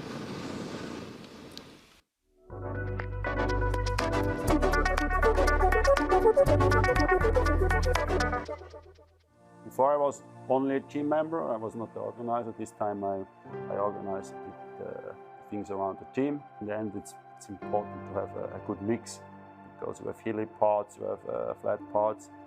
I think that's will be a challenging part of this, because not all the riders are on the same level. So we have to think which rider is in the best position on the steep climb. So that's maybe the main part of my work now. And yeah, so we was looking around my personal colleagues and friends. They are in cycling, a team of 4, and then we also found Thomas and Ralph, you know, our stars or our fast guys, and now we have I hope a good mix. I dreamt about the TORTOUR last night, and I was scared afterwards. I was in 500 Ks. I never did this before, and my longest ride before was around 200 Ks, but this one is the next level. So I have a history as an athlete. So first I was an Olympic rower. So I went to the Olympic Games in Rio de Janeiro, as well in London, in a quad. Then I stopped rowing, and the chance came, and I had the opportunity to go on one of these American Cups boats, the big fast boats, foiling boats. We were actually cycling on the boats, producing the power to move the sails. So it was really cool. Yeah. A friend and me thought like TORTOUR would be a great challenge for us, so we started to build a team. First we were 4 members, then we became 6, and then there was a question, if you want to do the races with the other teams, and we said, yeah, cool. It's a mountain bike pro. Our races were 90 minutes, and this one is like 12, 13, 14 hours. So this is another challenge. Yeah. It's a younger rider, and he will be for sure really prepared. He likes the long rides. He likes to sit on the bike as many hours as he can, and he will be prepared for sure. Well, I feel a bit honored because, yeah, Tom also is on a really high level, and he's also my trainer, so he knows me well, and I think that's the point. Yes. Well, I feel okay with it. It's no problem for me, I think, because yeah, you can just learn from the others and just have fun. Spätestens 50 Kilometer bei der letzten Runde, 50 Kilometer vor dem Ziel, werde ich wahrscheinlich so blau sein, dass nur noch alles ja, sauer und ist und schmerzt.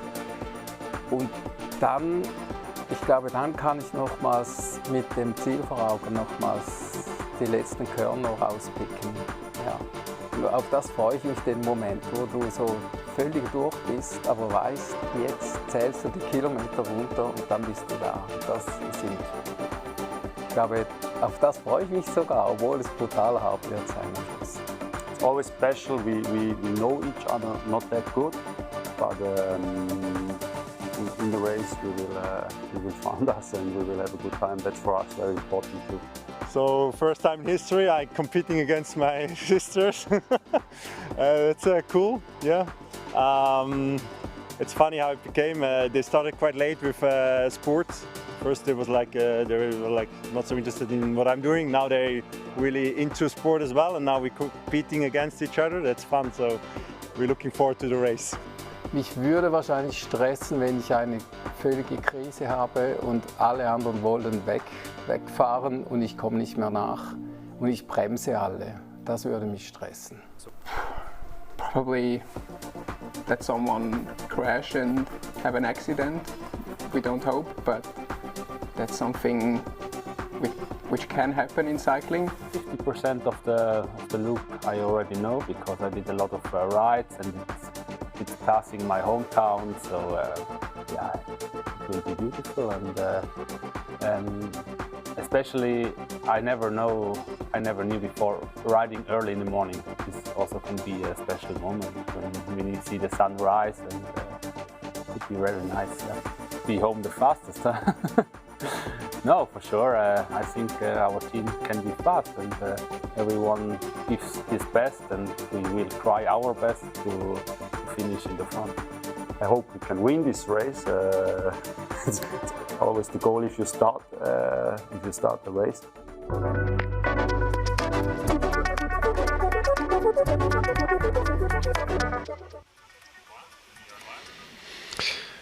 Oh, I hope you enjoyed that little video, just explaining in a bit more detail about the composition of Team Sudden Rush. Urban Kaiser, Sandro Poltera, Thomas Lichtner, Emmanuel Hoppenstedt, Nico Stahlberg and Raul Schneider. And we do have a little bit of Sudden Rush on us. Of course, it is a little energy drink commonly sold in Switzerland. We met the owner at Fari Diner's house the other day and explained the origins of the product, made with guava. So as I think when we get a little bit deeper into the race, me and Hannah will let you know how we go on.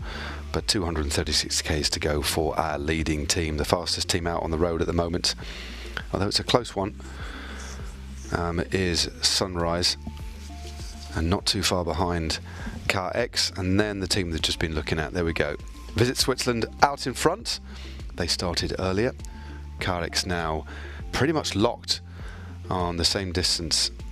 Well, Sunrise have just gone in front there, and Car X, they've swapped on several occasions. Then 3 k's further back, Team Sudden Rush that we were looking at earlier. And then TORTOUR Racing, best part of 19 kilometers behind Team Sudden Rush now. So some big significant gaps are opening up. Skipstone 7 with 265 k's to go, so 22 kilometers behind Car X, which I think is going to be very, very difficult to haul back. Certainly not impossible, but with every passing hour it seems highly unlikely that Skipstone times at 7 will be able to win this race again. It's still going to be a valiant performance. Just finishing the TORTOUR is quite incredible, an experience of a lifetime.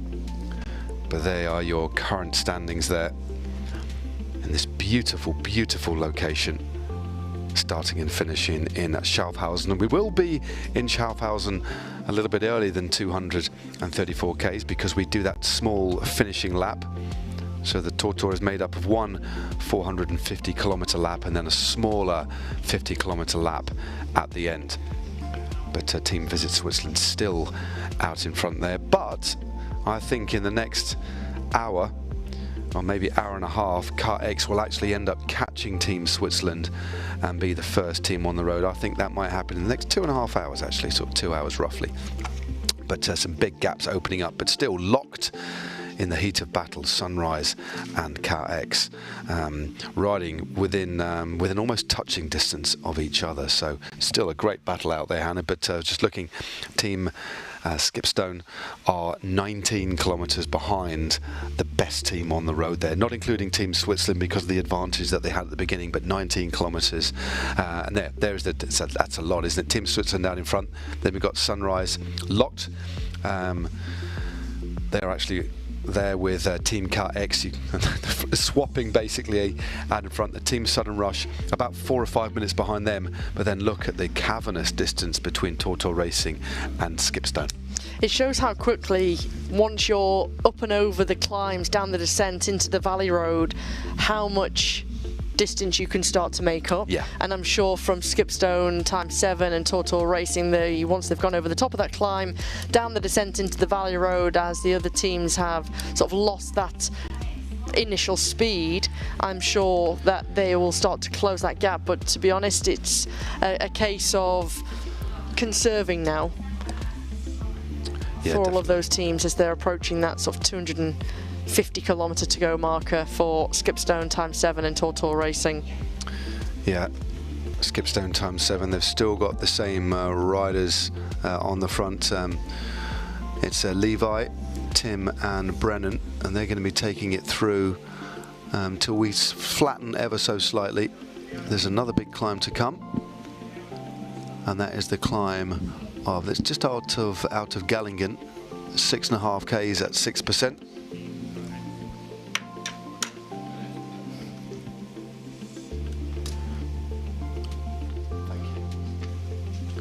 So that's the current situation as they gently wend their way north. Some of the views there are absolutely breathtaking here, aren't they?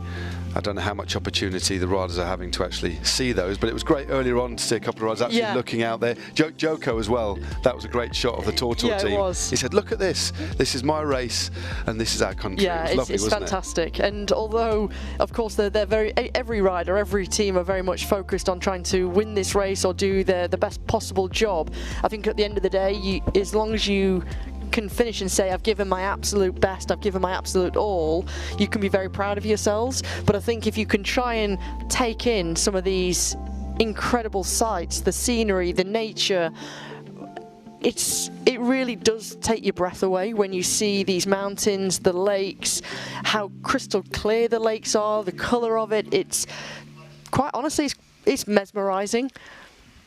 Yeah, picture postcard, magnificent chocolate box stuff. Yeah, isn't it just? I know it's a bit of a cliche about Switzerland, but if you've never visited, if you're watching this broadcast from another country and you've never set foot in Switzerland, please do. Especially if you're a fan of cycling, and I would imagine that you are if you're sat at home watching this broadcast. But please do come and visit. Of course, Team Visit Switzerland, that's what they're doing. They're advertising this beautiful country, and we are wending our way through this magnificent landscape, celebrated the world over.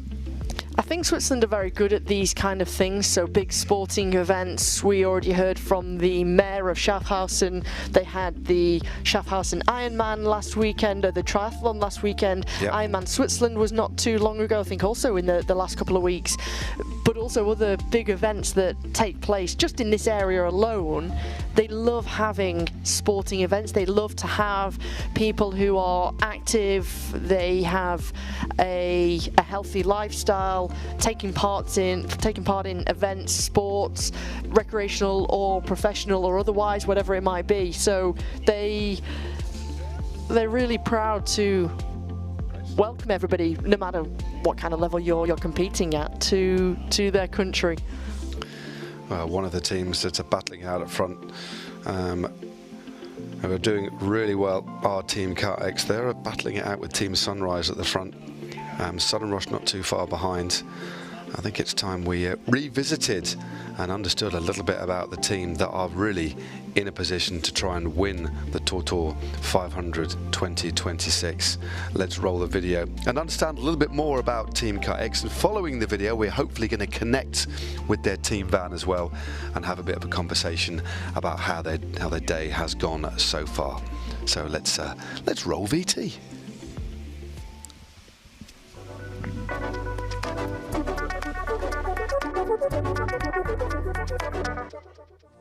So we are Team CarX. We are a Swiss sports supplement brand, and we are all about performance. So when setting the team together, obviously we were kind of competitive. I think getting the people that, well, I think we have a good chance to win the Tour this year.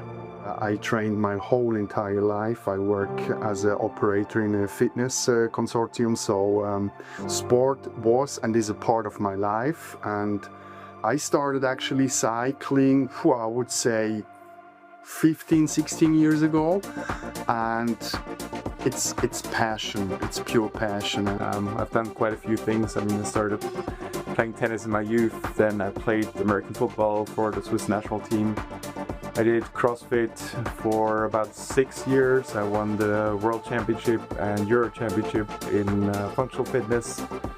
And now for the last 2 years, I've kind of been swimming around a bit and started a family, have my own business, and now I'm finding joy in just different challenges. I've actually just completed the Ironman in Switzerland. That was a very big challenge as well. Each team member prepares himself for the fitness part, but riding together is a different story. We already did one ride and more to come to know and get to know the riding style of each rider, how he behaves in various situations, the skills, uphill, downhill, fast cornering, all of that is very important and also contributes to our safety while riding.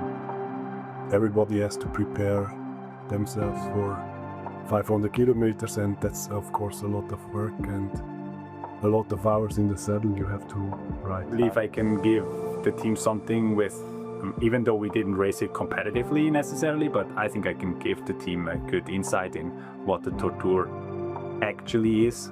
I know that Yami rode 100,000 of kilometers in one go, right? It's crazy, but and everyone in the team, they have at least something that makes them remarkable. But I think I can help the team a lot with already being there.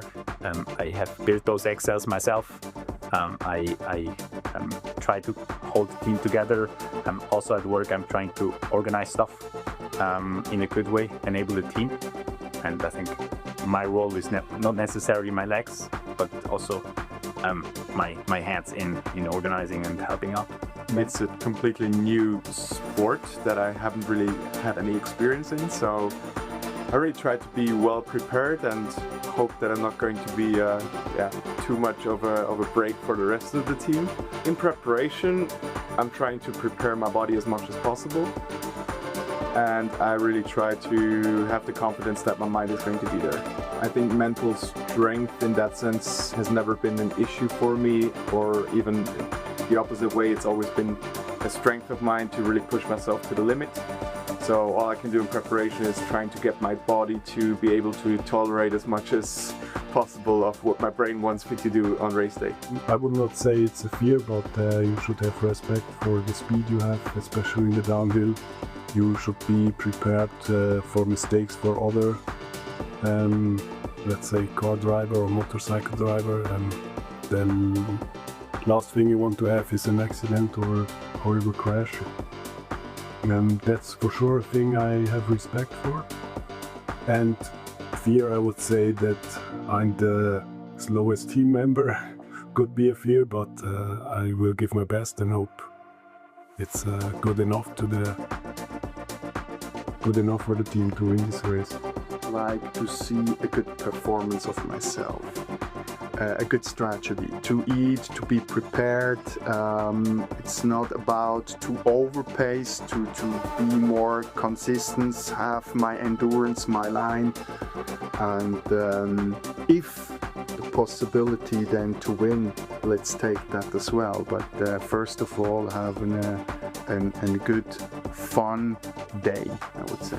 There's a lot that can happen in cycling, and especially riding groups, riding fast, riding overnight. There's a lot of stuff that can happen, and this is, I would say, the thing I respect most. Like that's all the 6 of us, we arrive at the finish line in one piece. Like that's for me the most important, and also something I always try to keep in mind, right? That we're here to stay safe. It's still an amateur sport for us, for most of us, except Ide probably. So it's an amateur sport for us. We have to go to work on Monday. We have to go home, kids, our families and babies and whatever. So for me, it's super important that we get there in one piece. And I know that I met these guys, and some of them I knew before, some of them I haven't met before today actually. Physically, I know that we will have a fantastic collaboration together, so I'm not afraid at all on the operational side and on the team spirit side, but really I hope that we get there in one piece and have fun doing it, of course. I know we're gonna suffer, but I'm used to that, so that's all right. It's gonna be special riding through the night, I think. I kind of look forward to that. I guess you will get into like some sort of zone where you just keep going and going and going, and like your thoughts are gonna be shut off and just the pain in the legs takes over. And I hope to have a cool experience with the team, and I think also what can be special in such a short period of time, you can get really close to each other as you're doing something special with each other. So look forward to get to know the guys a little bit better during the ride.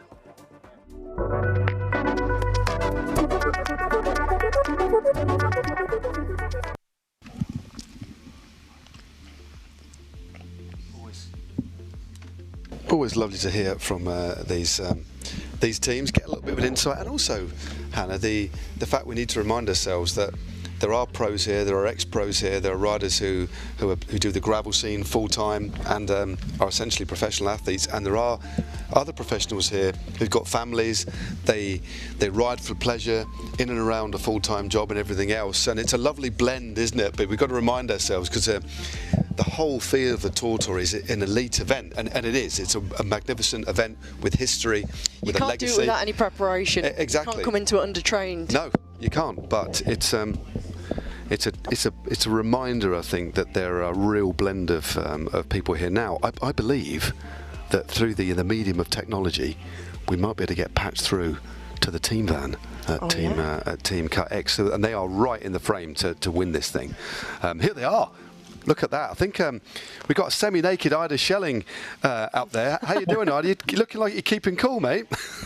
Yeah, it's hot out there, so we gotta keep cool. Stay cool indeed. How's it been out there so far? What emotions have you gone through? The physical difficulties, or are you actually thriving? Because it seems like you're in the driving seat for the victory here. Well, we are thriving. The boys are really strong, and it's like you said, you gotta prepare for this race. That's what these boys have done. They are, like you said, Anna, locomotives. And they're actually putting me in the training box here and there. But the sun is out, it's hot. But we're still enjoying ourselves, so that's important. Myself, I haven't prepared so much, so I can feel it now. And yeah, we're halfway, so still a while to go. Yeah, we'll do whatever we can to keep the lead, and it's a good fight. Ida, for all of you really, how has... Oh, you're still there. There you are. Yeah, we've got your team. We can see your team out on the road. We can see you guys in the van as well. Now you know that you're over halfway. How has that mental aspect shifted, knowing that you've completed half, another half to go, you've completed 2 of the really difficult climbs and the really technical descents? Yeah, the big climbs were, of course, important milestone for us to have this done, and also the descents without any crashes or incidents. So we are really happy with the part, really great, and hopefully the sun is also shining. It's doing now.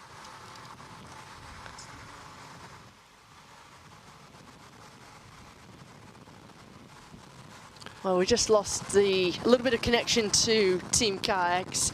Interesting to try and get the insight, but also to see the 3 of the riders in the van, 3 of the riders out on the road simultaneously. Ida Schelling, well, all 3 of them in the van look still very fresh, considering how many kilometers they've already raced for, and looking very calm, composed, relaxed, I've got to say. And good camaraderie between them all. Yeah, definitely. I think the key takeaway from that, before we unfortunately lost connection, but it's amazing that we've got connection at all. I mean, the logistics in this event are fantastic, and you know, I think we should congratulate everybody involved in trying to sew this together. But quite often we are bound just by the limitations of a 4G signal. So let's just address that. But was Ida Schelling saying, we're smiling, we're happy, and that's what it's all about. Yeah. You can keep that morale there. You know what it's like, Hannah, in a big bike ride, let alone 500 kilometers in scalding hot temperatures like this. If your morale starts to take a dip, you get hangry. That's a word we like to use. Hangry means is when you're not getting the right fueling right. You have a sense of humour failure. That's another thing. Hungry, angry, yeah, that's hangry. Yeah, we get hangry. The last thing you want to happen. But this team looked to have got the plan dialed, and they're taking the 3 riders that we saw there. It was Ida, wasn't it? It was Oliver and Yamato, I think it was, who were off the bike. They do look pretty relaxed, but they also look ready for the next shift. Yeah. They're holding a bike with a helmet on. on as well, I think, was Oliver. But no, they look good. They look calm, and they seem to be very composed and confident as well. They seem to be very confident. And when you think about the firepower still in that car, it's quite to unleash scary, on the really. road, yeah, it looks like, I'm sure. Scary in a positive way. Scary in a positive way. Scary for the other teams involved. Yes. But no, my general takeaway, they're in a good place. They look like they got everything dialed and look super relaxed. They did. And I think it's really brilliant that we've had the insights to the teams in their team support vans. It's not easy, and as we saw logistically, you've got 2 support staff who are one in the driving seat, one in the passenger seat. Then you've got 3 riders who are inside the van, 3 bikes to fit inside, as well as all of the spares, the food, the drinks, other equipment inside the van. It's a bit like a game of Tetris, trying to fit it all together. Oh, totally. Bikes in and out, as you were saying. And we're not talking about big campers. These are relatively modest little vans. Yeah. So, keeping the... But the same for everyone, which I think is that's important. brilliant, and I think is really important for a level playing field here. 100%. No, I like that. It's not as if you've got teams with a smaller budget and a big budget who, well, to make those transitions a lot easier, it is the same for everybody, as you rightly pointed out. So it is fair. Still a long way to go there, but we're well over halfway for the leading teams. As you can see, 223 kilometers to go as we head north, heading back towards Schaffhausen, where we're reporting from.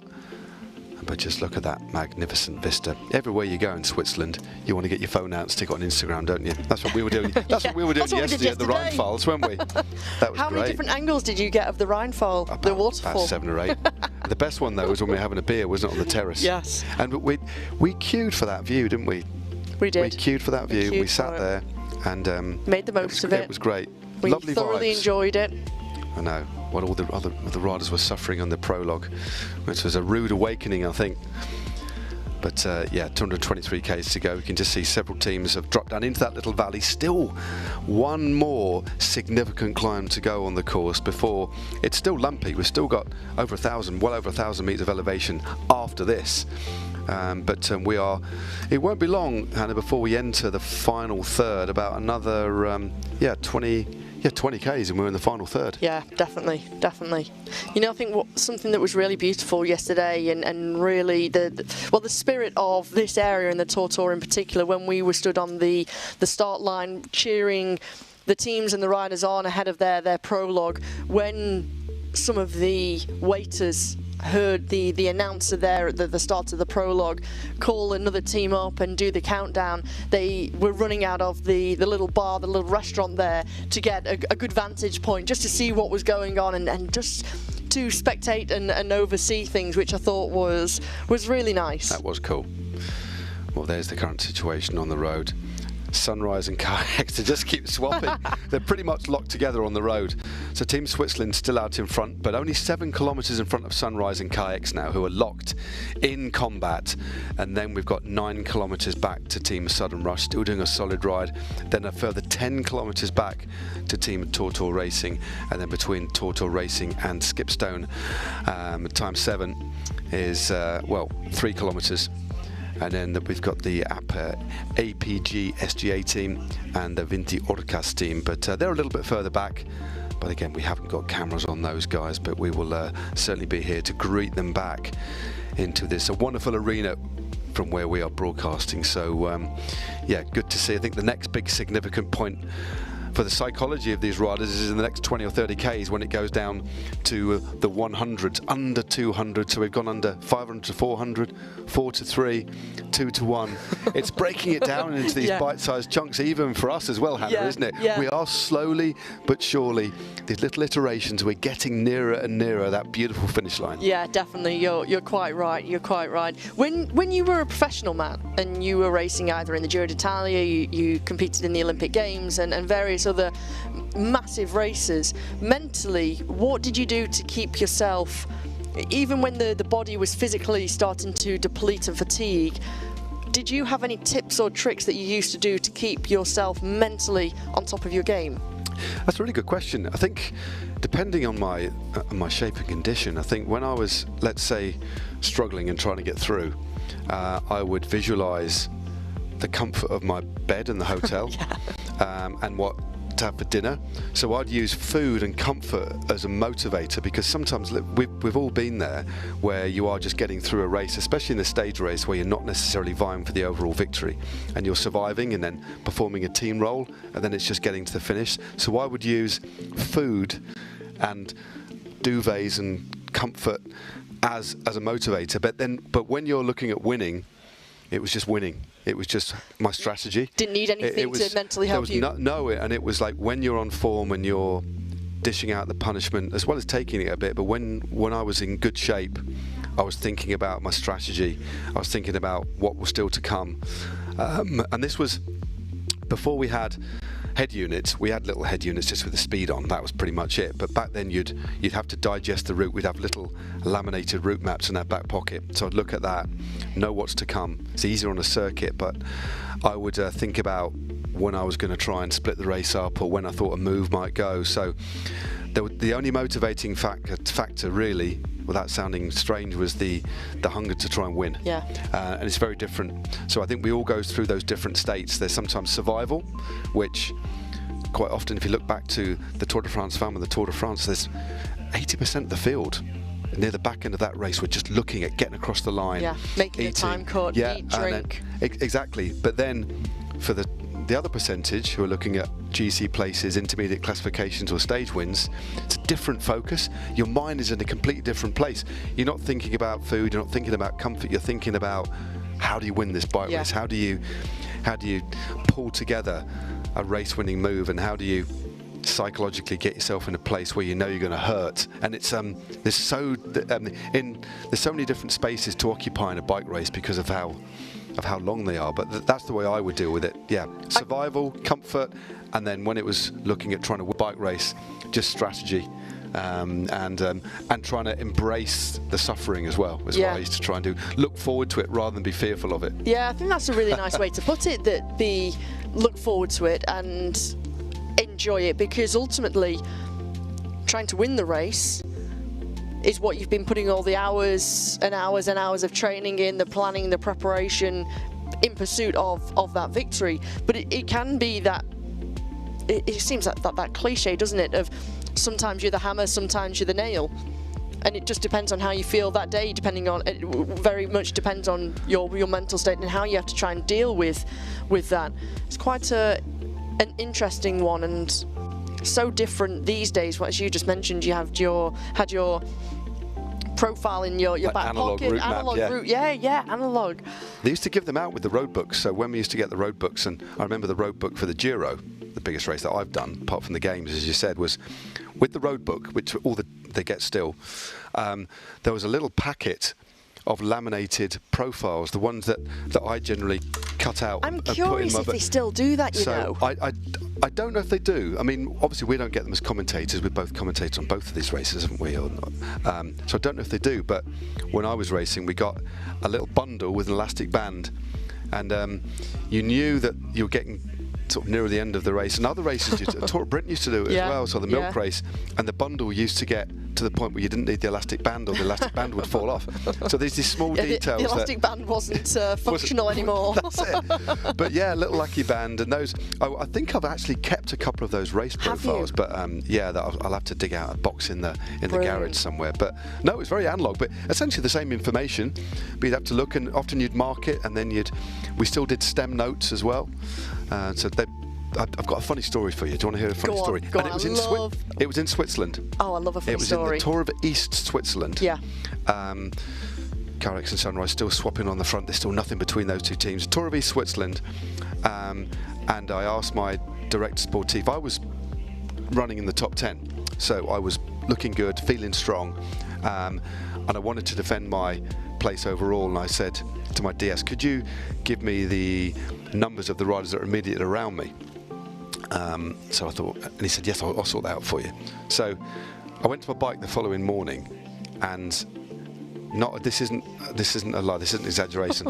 On my stem I had the top 10, so the number and the time from me in front of me, then obviously behind me, and then he'd put like bandage tape across the whole of my top tube to where my seat tube was, all of the general classification written in handwritten. He wrote the whole. There was, I think it's like 120 riders. No and way. It must have taken him ages to write them. But I had the whole of the GC on my stem of my top tube. Not a word of a lie. And I was like, and I was so. I didn't know what to. I didn't want to take it off. So I started in the neutral, and all the riders were looking at me and laughing. I had to peel it off. I left the top 10 on my stem.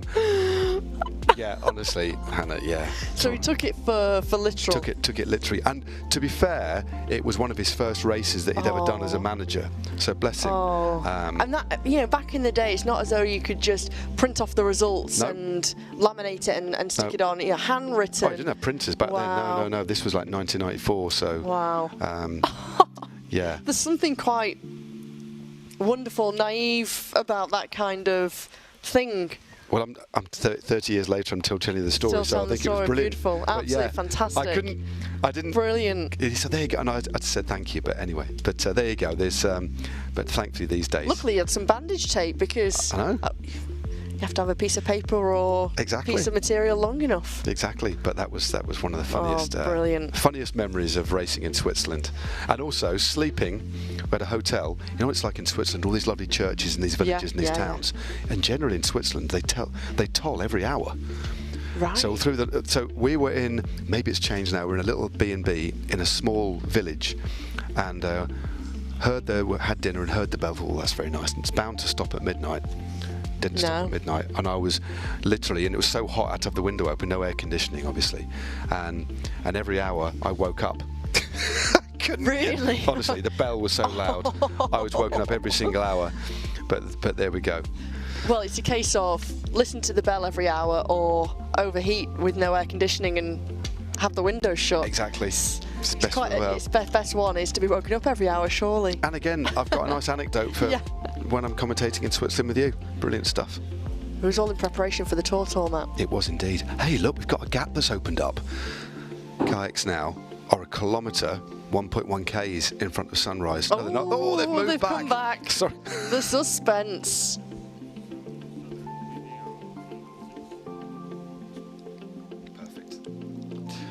So yeah. It's going to be nail biting all the way. They have been inseparable from the very beginning of this race here at TORTOUR. And the fact that having completed so many kilometres and still with 223.3 kilometres to go, they are neck and neck. I know, and the thing we need to remind viewers, if you're just joining us, thank you for joining us.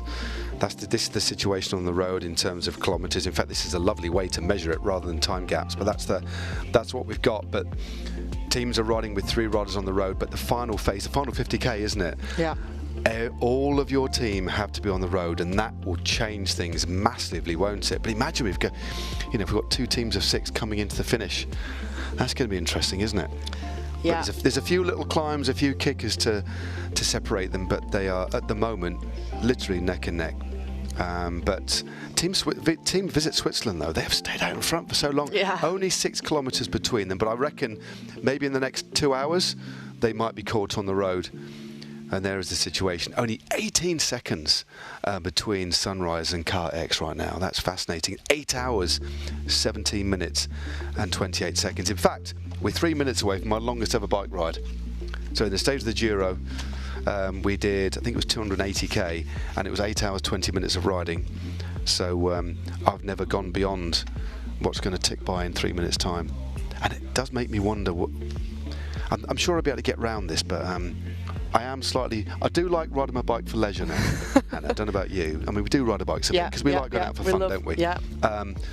But I am getting a bit fascinated about how I would cope with a team riding an event like this. And it's not so much the event itself, but it's the preparation in the build-up. When you've got teammates who are perhaps living in various different countries, maybe different parts of the world, different time zones, you're not able to train together, but you only come together for this particular event. And so how do you train perhaps alone for an event like this? You try and get the hours in, you try and fit it around work, your everyday life, all the everyday chores that you have to do as well. So it's not easy. It's not easy at all. Yeah. Weather conditions, whilst it's been extreme on the opposite end of the scale with the heat in Europe, hasn't it? As opposed to a couple of years ago where the TORTOUR, I think it was 2024, when they had terrible rain, and that adds another layer of difficulty, whereas this time it's an extreme to the other extent. I think given that they are going to have to ride through the well, they've previously ridden through the night, but they've changed the formula. So we start the first teams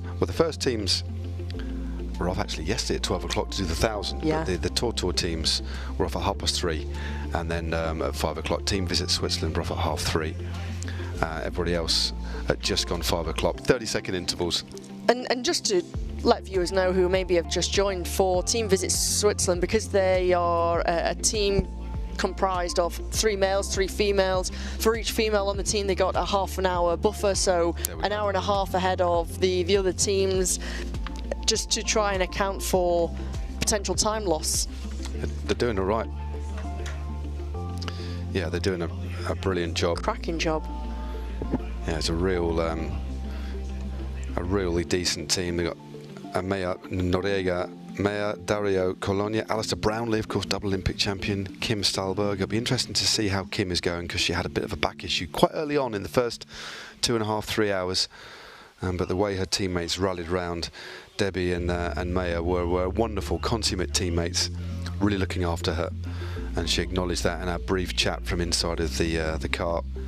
And then we've got Stephen Gerber as well.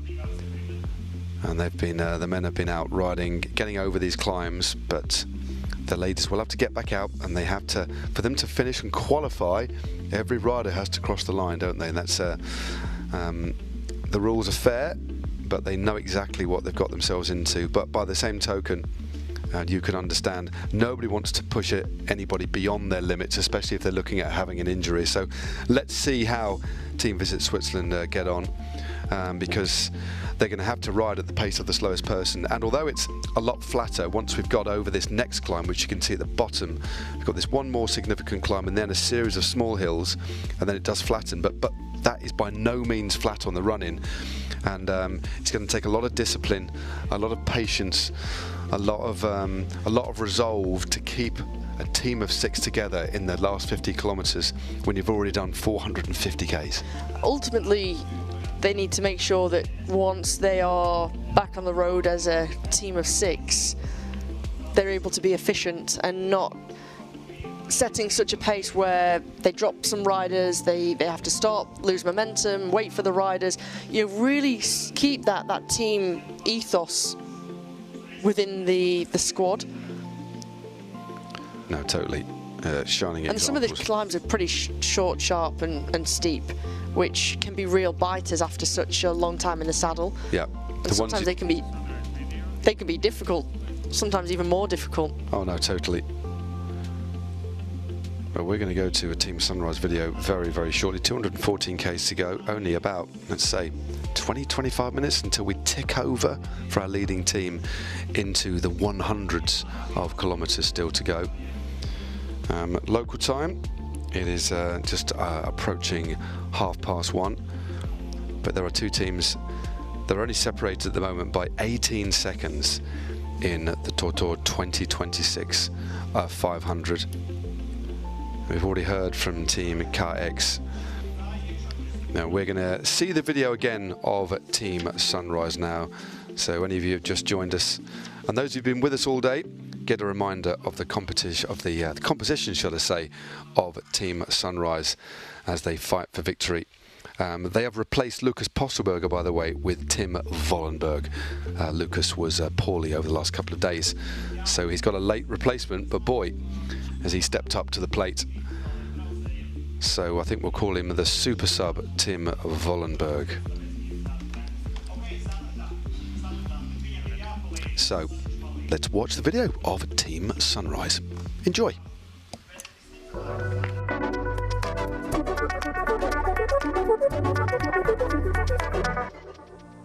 I very much believe in the fact of pushing people on and off in the company, and so it was a great platform for us to empower employees to do this race in whatever shape or form. And for the last couple of years, we have always done this charity as a team, and we've always been doing that. And I guess I'm part of the initiators or the driving forces behind it. Maybe not so much on the bike, but as much off the bike as well. I don't know, a couple of years ago when with Joko we were joking, I was always doing one format, he was doing the other format, and he always had pros in his team. So then I said, okay, let's really challenge each other, and that's how we agreed the first time, I think it was 4 years ago, to do the 6 against 6 for charity.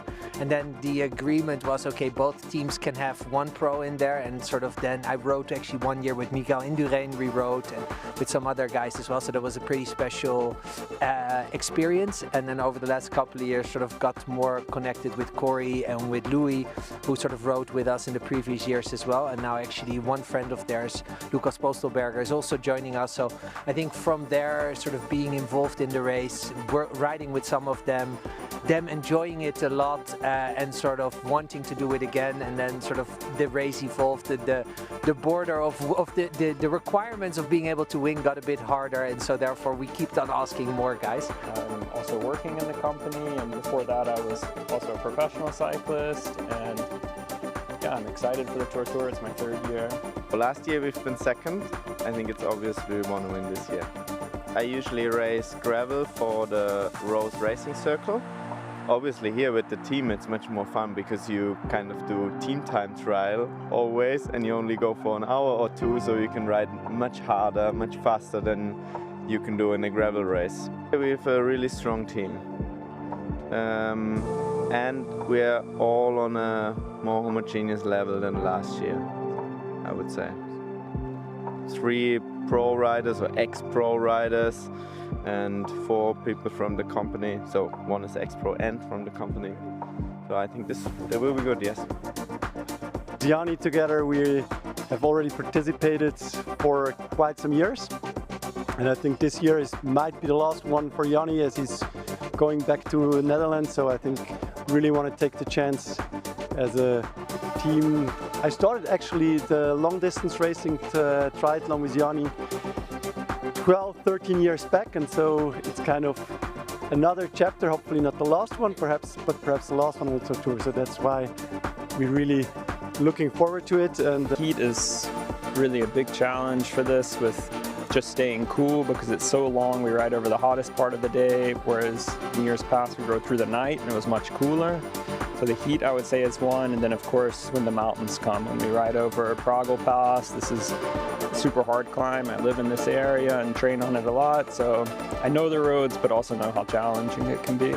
So last year I would say the biggest challenge was getting through the night, but this year will be different. Still it's a very long race, so you should not overpace in the beginning, and it's gonna be 35 degrees or something on Friday. I think this will be a really big challenge, especially when we hit the big climbs, Sattelek and Ibergek and Prago Pass. My goal is to keep up with the rest and enjoy and not get too burned on the heat. Definitely trying to contest the win. Let's see if it's possible, but I'm here to at least be as long in the contention as possible. First we thought just to have fun and enjoy it, but everyone's motivation is kind of there to push and see what we can do. AI scenario creator that we made says around 14 hours when everything goes well, so that's what we're shooting for.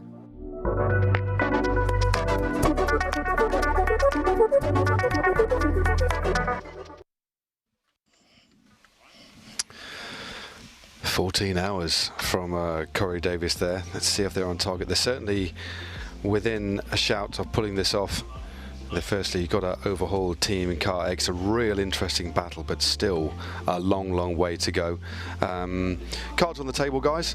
There's a lot of food around us, but you can't see it. We're being professional. We've just been delivered our lunch, but it's important that we get our feeding strategy right as well, whilst the other teams get theirs right. We're moving into a really important phase of the race now, where we're just saying to Colin, we're 8.5 hours in. Whatever way you slice it, that's a lot of riding. Even factoring in the brakes in the cars. Now, I understand We've got Team Sunrise on standby. Ooh. Fingers crossed for a good phone connection. Let's head live into the world that is their team van. Hello guys, how's it going, Team Sunrise? You guys are flying. Yes. Hello. It's getting hotter and hotter. I have to fly with that heat. Yes. And, stunning competition on the road this year.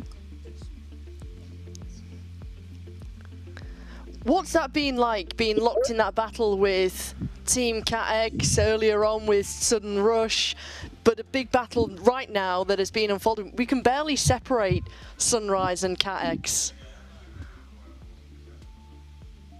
Yeah, I think they are very strong as well. We didn't expect to have that much competition, to be honest, but now more than halfway through, and minute up, a minute down, it's been very interesting.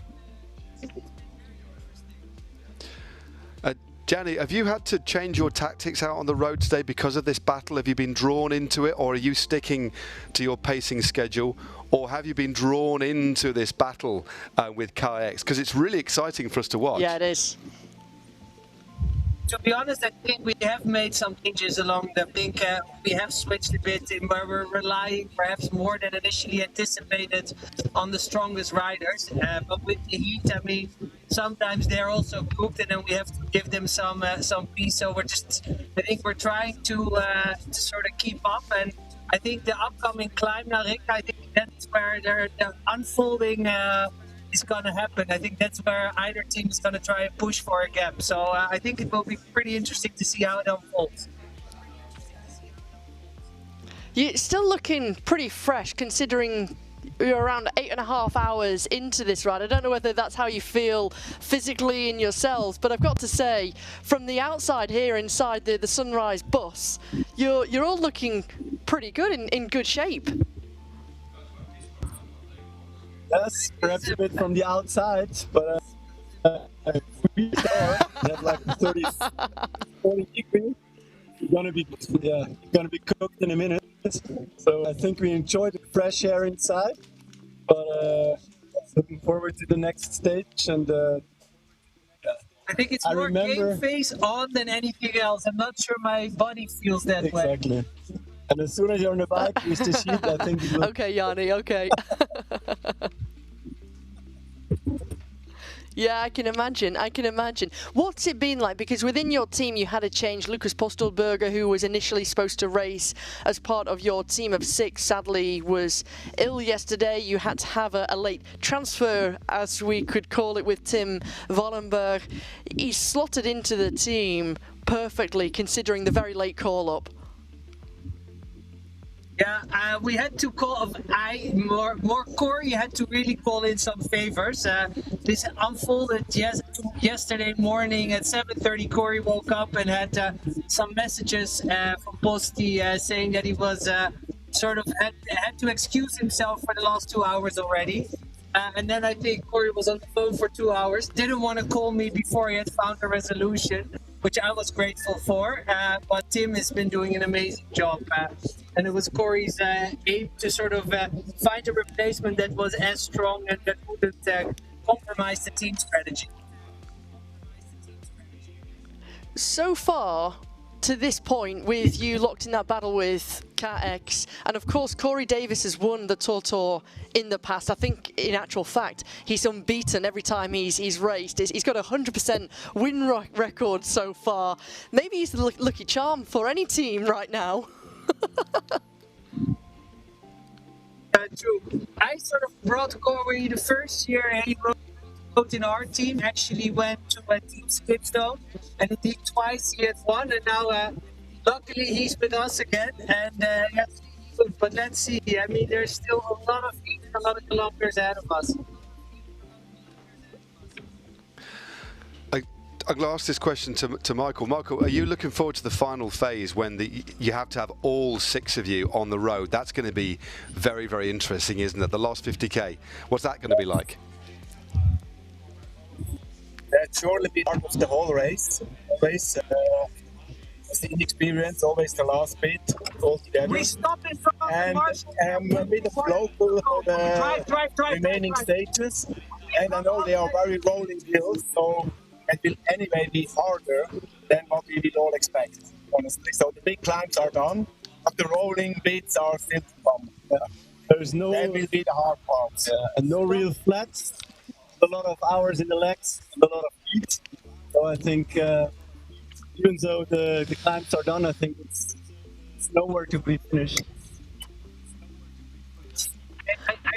Matt, we're getting such a unique insight here. This is Sunrise behind the scenes here, talking strategy, don't stop on the road, let's keep going, all of these things that are going on. This is fantastic. You do realise though that the other teams are watching this in their van. They've got it live, so they're watching. They're watching your strategy as well. But finally, guys, because I can see there's a lot going on. What snacks have you got? What are you fueling the final on? Show some of the food that you've been enjoying for fueling purposes, but for your morale as well. Fueling, I think ice is key, water is key. Eating is chills on the bike, but the rest, I think it was not really a pleasure. The many we had. Some coke and for tomorrow. That's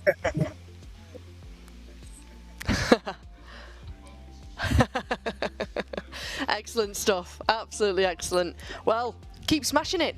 Keep up the great work, and thanks very much for that interaction and that insight. It's great, brilliant, wasn't it? Especially Yanni with the CFO of Sunrise, door open, calling the shots, interaction with what's going on outside as well. Ready in his fluorescent Ready with vest. the fluorescent, because it's legal. you have to. If you step out of the vehicle and you're not going to be riding, you have to have that fluorescent vest on. So, abiding by the rules. They're abiding by the rules. They wouldn't show us any snacks though. No. Maybe that's their secret They said weapon. water only, but I'm not so sure. I believe I them. reckon they've got some sort of elaborate. Maybe they've got some local cheese, high, dense in calories, which they're going to fuel on a bit later. I could get on board with that. Unpopular choice in the hot conditions, so fueling on cheese. I don't recommend it. Right, we're moving up the road. We've got live pictures again of Team Visit Switzerland, and the ladies are back on the road again, aren't they? They've had a bit of a break. Now, it's great to see Team Visit Switzerland back on the road, but we've got Maya, Kim and Debbie, and it does look, again, Kim's not holding her back, but she's definitely sort of suffering a little bit here, but she is not giving up. 212 kilometres to go for our leaders on the road, and not too long before they dip over that magical under 200 k's to go. But it looks as if Kim, she's keeping on going, she's looking at her watch, but importantly, Hannah, she's not feeling a lower back, because that was a real theme of what was happening earlier on. It's a real indicator of having these back problems when she was reaching down. But she's losing the wheel, but she's still turning over that gear, and she's pedaling. Doesn't look like she's labouring. She's pedaling a nice low gear, just keeping on top of things. Despite all the kilometres that are in the leg so far, and how much she was suffering earlier on the big climb, she's rock solid in her upper body. There's no movement in the hips either, no rocking and rolling. And I think for Kim, she's just got to keep chipping away. Yeah, she's just got to keep... 9.5 hours, over 9.5 hours of racing so far. Yeah, that is a very, very long way indeed. Again, they will, of course, look round. And on a climb this steep, it's very difficult to actually push somebody. We saw earlier on the generosity, the team spirit shown by Maya and by Debbie. But when it's this sort of gradient, you've almost got to leave the riders to their own devices and just keep on encouraging them. And she's in the lowest gear possible here, just keeping those legs turning. This is where things... It's at this point in the race when you're clearly suffering. It's a momentous challenge, isn't it? Yeah, this is where you really learn it.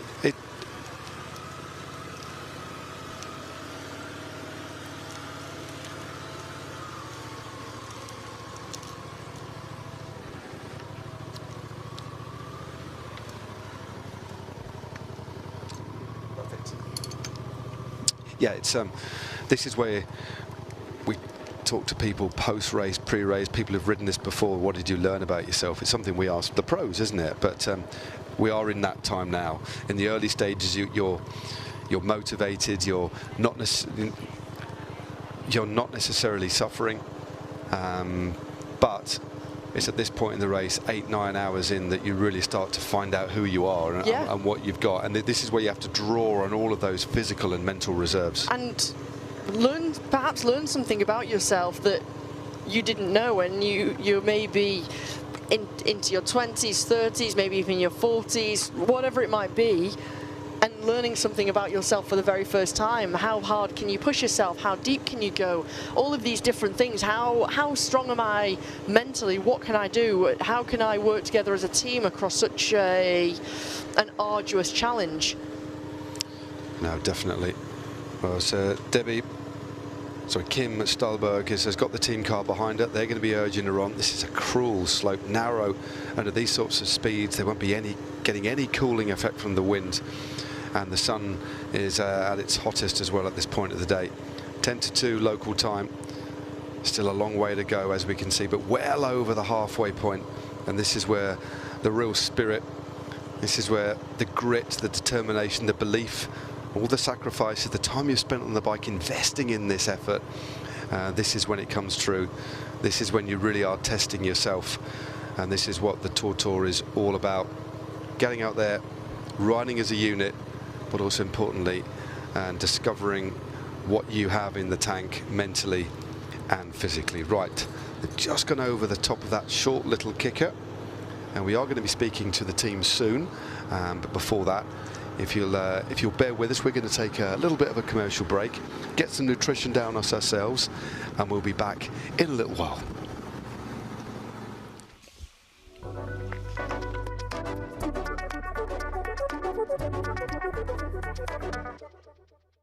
Yeah, I stopped skiing like professional 4 years ago, and I still love to do sports, especially running and also cycling, and to be outside. And I also need some challenge, just for me personally, to do something. And I used to run some marathons lately, and now I got this invitation for TORTOUR, and I knew the TORTOUR from the race, and I thought it would be fun to do this challenge in a team. Otherwise, I think it would be too long. Yeah. I've been retired from professional sport now for 2 years, and I'm very lucky that I get to do lots of different challenges, sporting challenges, all the things that are fun that I missed out on doing while I was trying to be the best athlete I could be. And so when I got the offer from Visit Switzerland to come and do TORTOUR, I really wanted to do it. And I love travelling to Switzerland. I spent a lot of time training here in my career, and love being in the mountains, exploring new places, doing new challenges, and meeting new people. So TORTOUR fitted all of those. Yeah, we met like here in Andermatt first time. We spent now 2.5 days together and did some 2 long rides, and I think it helped to know each other better, and also to see the strengths and weakness, and yeah, to make a plan. It's not easy to plan. I think it will be a lot of change during the race, but still, well, Alistair is the strongest rider, as a triathlon Olympic champion, and a lot of bike riding, and I think he has to do a lot of kilometers in front probably. I think on the whole, Dario and I are probably going to do most of the flat, with one of the other ladies swapping in and out, and probably the ladies are going to spend more time climbing on the hills. That's the kind of our general idea, but we'll have to see how it goes. I haven't ridden a road bike for a while, so it's just, I do a lot of gravel and I do a lot of mountain biking, but road, it requires a bit different skills, and I haven't really trained on that, so I think that's my main disadvantage. I have to train a bit more in a month and a half that we have. So yeah, just getting back to the road and how it works and how it feels. So that's been my main challenge. Yeah, it's always a bit of a pressure, like 2 ex-Olympians, medalists, and I was like, oh, maybe am I good enough? But yeah, it's pretty cool to meet them. And yeah, we never did something crazy like this. No. You can show that you can manage this, like riding 500k, like 20 hours. And also be an important part in this team.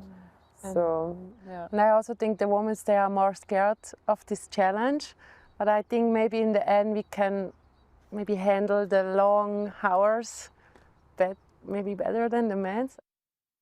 My strength is probably my head. Yeah, I can suffer for a long time. Yeah, I got my very first road bike, or I bought my first real road bike, and in this year I did 11,000 kilometers. The first year, that's crazy. I don't do this anymore now even. So I was super obsessed, and I really wanted to be able to ride these mountains. Crazy. I was thinking when I was riding with him, like, you ride with Dario Colonia now, and it's just kind of normal for you. That's funny. It was 10 Ks of climbing. I was like, okay, just make it to the top, just make it to the top. So it was like, I was going from 1 kilometer to 1 kilometer. It's like, okay, one less. And it was because of the team. If not, I was gonna go like way slower than I was. So you're always pushing harder. But then that's really a thing you have to look for, because if you push too much, it's a long day on the bike. So you really need to like know yourself pretty well. I saw it yesterday. It was interesting because I suffered a lot on the climb. I tried to stay with the boys. And in my head was like, you have to go. But I knew, for example, in the car, there was Kim. She was an option. Maya a little bit less, because I know she's strong on the flat. So then you start to think by yourself, do you want to put this girl then into this situation? And then is it possible now to give up or to say or not? Or do I need to push more through? As a woman, we are always underestimate us, and like I feel it's like in the team, we 4 women, we are like, oh, I think we need more longer, and the guys are, no, we can do this faster. So another bonding when you cycle and when you suffer together, you see each other really raw in raw moments. I think we will see each other even more raw during the race, because then everyone gets to the full limit. Yeah, it's interesting. That's cool. I got a good tip from Alistair. I said I should sit like 16 hours on the bike one day to get the feeling. I never did this, but I will probably try this. Main goal, I think, is just to reach the finish, and that we can say, yeah, it was a nice ride.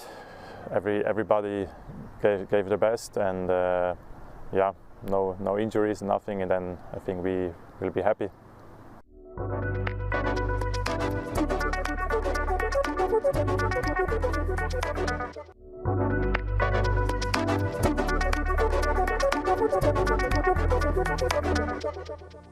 The TORTOUR is actually a charity event, so we want to collect as much as possible money for people who can need it, also for infrastructure in Africa.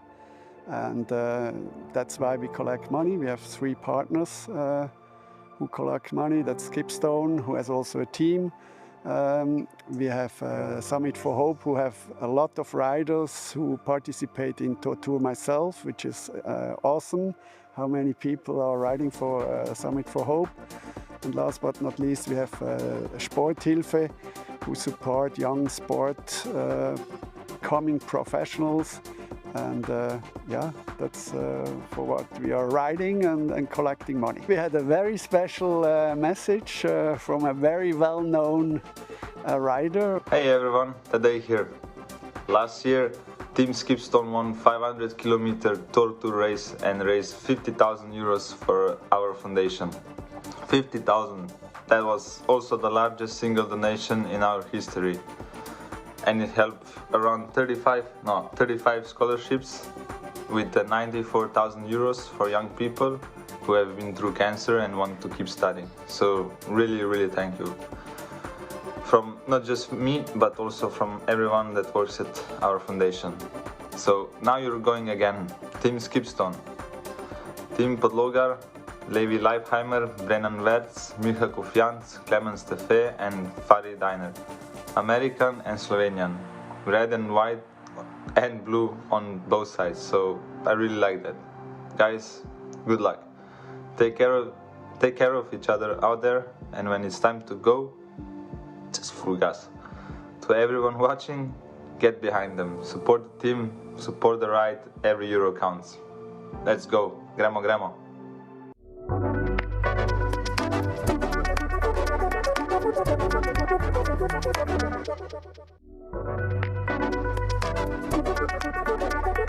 Thank you.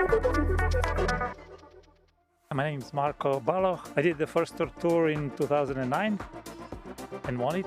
It's a long time ago, so I try to remember. It was similar, I mean, the distance was the same, 1,010 kilometers, probably around 35 hours, 36 hours. I beat one of the guys. The second guy is here, actually. Thomas Ratchert was second, about an hour behind me. There was also a famous Swiss guy, Danny Wies, but he didn't manage to finish. He had some health problems. Danny Wies, who was a two-time Ram winner, Race Across America. So yeah, it was a nice. I mean, for the first time, it was really a big event. We kept that format for probably 7-8 years. I don't know. I did the first 10 Tortours in a row. Yeah, not all of them as a solo, but probably 3 of them were team. All the time that you're resting or changing or stopping, it's a lost time. So the longer you extend the bike, the faster you come to the finish. For teams, yeah, it's a different kind of event. It's just go full gas for your part and then rest as much as you can. It used to be also, the teams used to be different. It was, you had to do all the time station by yourself. Now you can kind of go to your strengths. So the climbers go on the climbs, the flatliner, the ones who like the flat, they go on the flat. But so yeah, just try to enjoy it. We're gonna have a perfect weather, hot, but I think we're used to it now. It's changed a lot during some years. We were in Zurich and it was a different format, so shorter loops. I prefer this one, the big one, because you can get to see almost all the Switzerland, big part of it. Anyway, I mean, it's been growing all along, so I wish them all the best. There's not a lot races and ultra races on such a high level, and that keep growing. I mean, I was trying. I tried to organize our own race in Slovenia, and we only kept it alive for 5-6 years. It's hard work, so good job for the team that does it, and I wish them all the best, and I'll keep coming back as long as they do it.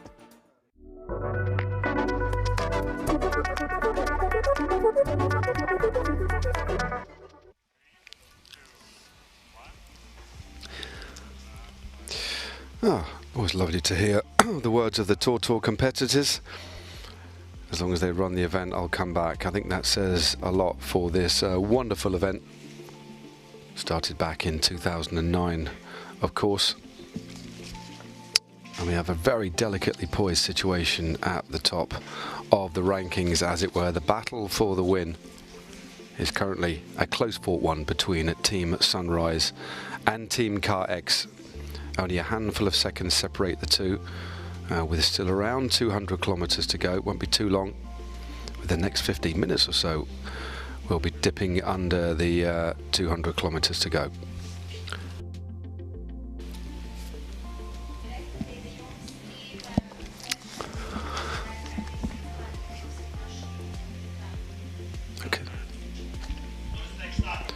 Okay, let's.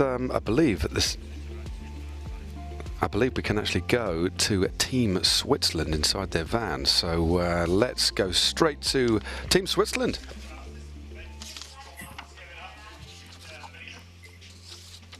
Hello. Team Switzerland, how are you? Alistair, how are things going? And the lads, how are you? Alistair, Dario and Sven, how are things going? We're all right, thank you, yeah. It's a hot day. We've had some pretty tough riding so far. And we're having a bit of rough time in the van now while the ladies do the work. We were just wondering earlier on, we saw Kim having a little bit of an issue with her lower back. That seems to be resolved. Did you manage to have we've not managed to speak to her yet. What was that all about? Was it just a bit of fatigue or an injury? What do you think? I think she has a bit of a problem with her back. We're here, but we're not sure. We might have to change our strategy, which, one of us might have to jump in and keep okay. That's going to be Dario, so, yeah.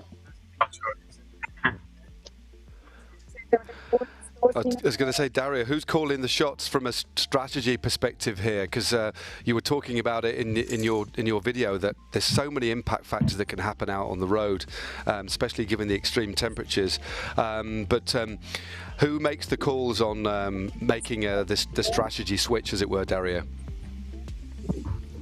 I'm clearly the boss. Now we talk together.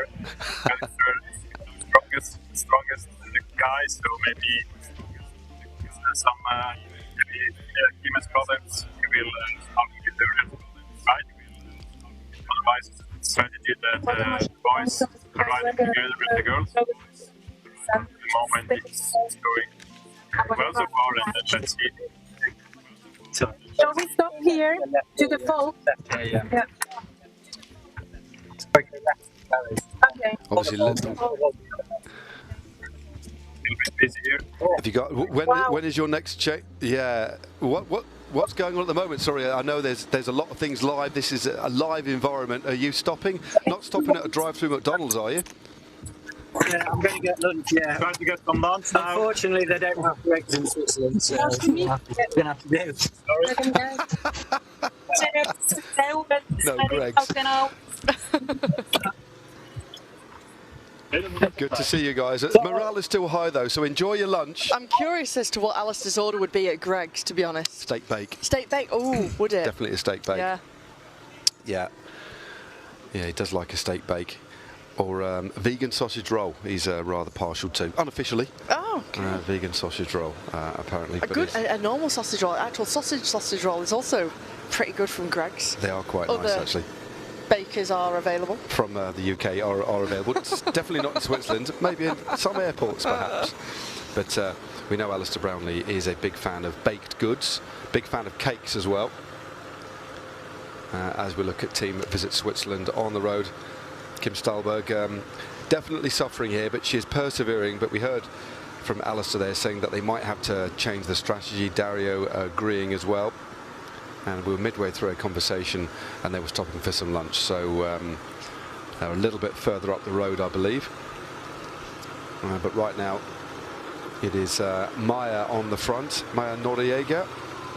And on these flatter bits of road, this is where they've got to be super smart, and that's exactly what they're doing, is just Kim sitting the wheels. That's kind of what it's all about here, isn't it? On the drags where she can, and on the flatter sections, it's trying to preserve energy. And looks like they've been overtaken by another team a little bit further back. Not too sure exactly. Was it Team Sunrise have gone straight by? We thought the junction would be made. They were only about 6 kilometres behind. So 205 k's to go. So Team Sunrise are in front on the road, and looks like they've opened up a little bit of a gap over Team Car X as we go to Team Sudden Rush on the road, who are the third team on the road at the moment. Well, the fourth team on the road, but third team in terms of the classification. And looking good. Yeah, they are looking good. They are looking good. I think they've been a really cohesive team. Gone through their various iterations of and compositions out on the course, whether it be on the climbs, in the valleys, on the flat roads.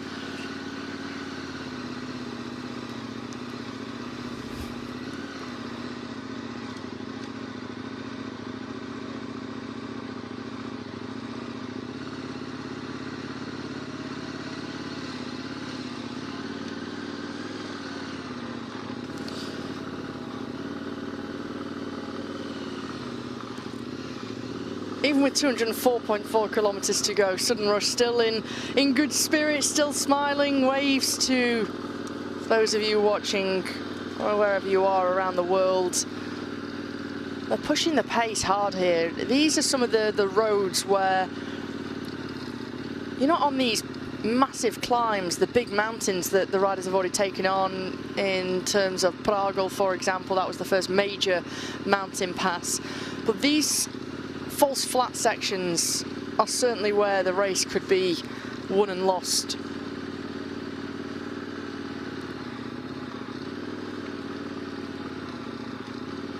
These false flats and the drags can be really, really difficult, mentally very demanding, physically very demanding as they make their way through the countryside, the beautiful countryside, past the farms, and very old, quaint. 203.3 kilometres to go until the leaders, which is Sunrise, will reach the finish line. Well, we're going to take a quick commercial break, and then you'll be joining us in the studio with our next guest of the day, Roy Bruderer.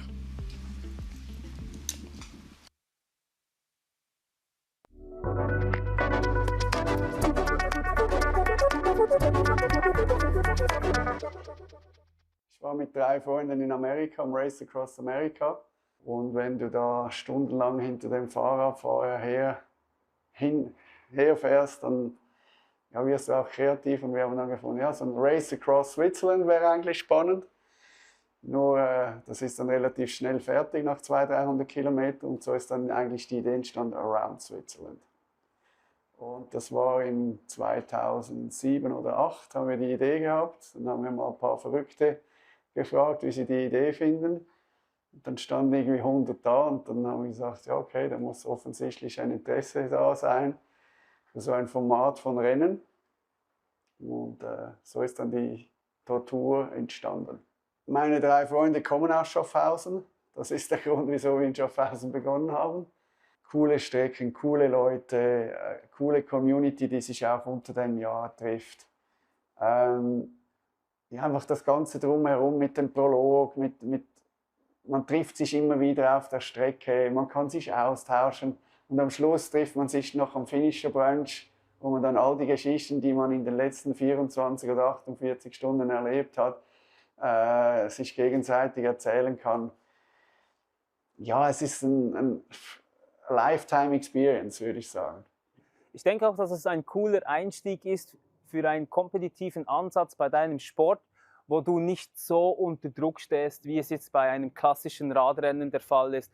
Du hast eigentlich ein Rennen gegen dich selbst und das nimmt dir schon sehr viel Druck weg, als wenn du in einem Riesenpulk voll Rennfahrerinnen oder Rennfahrer fährst. Und ich glaube, das macht das Event auch so einzigartig. Bekannte ehemalige Profis haben am Start, weil die haben schon von der TORTOUR gehört und viele sagen, auch aktive Profis sagen, hey, ich möchte mal die TORTOUR fahren, ich habe schon so viel von der gehört, das muss ich mal erlebt haben. Du musst gerne Rad fahren, du musst gerne dich auf ein Ziel vorbereiten wollen, du musst dich integrieren in ein Team, Organisation, wer macht was, wer fährt welche Strecke, wie organisiert man. Und dann hat man diesen gewissen Druck, auf den Tag dann parat zu sein, mit allem Drum und Dran. Und dann ist es natürlich ein Rennen, das ist nicht, am Morgen geht's los und am Nachmittag ist man fertig, sondern es geht ja meistens 17, 18, 20, 30, 40 Stunden, je nach Format. Und das ist einfach morgens um 3 irgendwo Radfahren mit 2 guten Freunden und dann denkt man manchmal schon, was mache ich da überhaupt, vor allem wenn es regnet, irgendwie nonstop, dann fragt man sich schon, was man da macht und man verflucht es 100 Mal und ich habe von diesen 12 Mal habe ich gesagt, diesen Scheiß mache ich nie mehr, habe ich jetzt 12 Mal gesagt und jetzt bin ich dann etwa das 13. Mal wieder am Start, also und das Spannende ist halt, auf dem Fahrrad werden alle sehr demütig, weil irgendwann leidest du. Und ob das ein Topshot in der Wirtschaft ist oder was auch immer, auf dem Fahrrad sind alle gleich und wissen, was es heißt zu leiden, aber auch wieder zu performen. Die Erfahrung ist eben, oder wenn du ein Ziel hast und du hast ein Team und alle ziehen am gleichen Strick und am Schluss erreichst du dieses Ziel,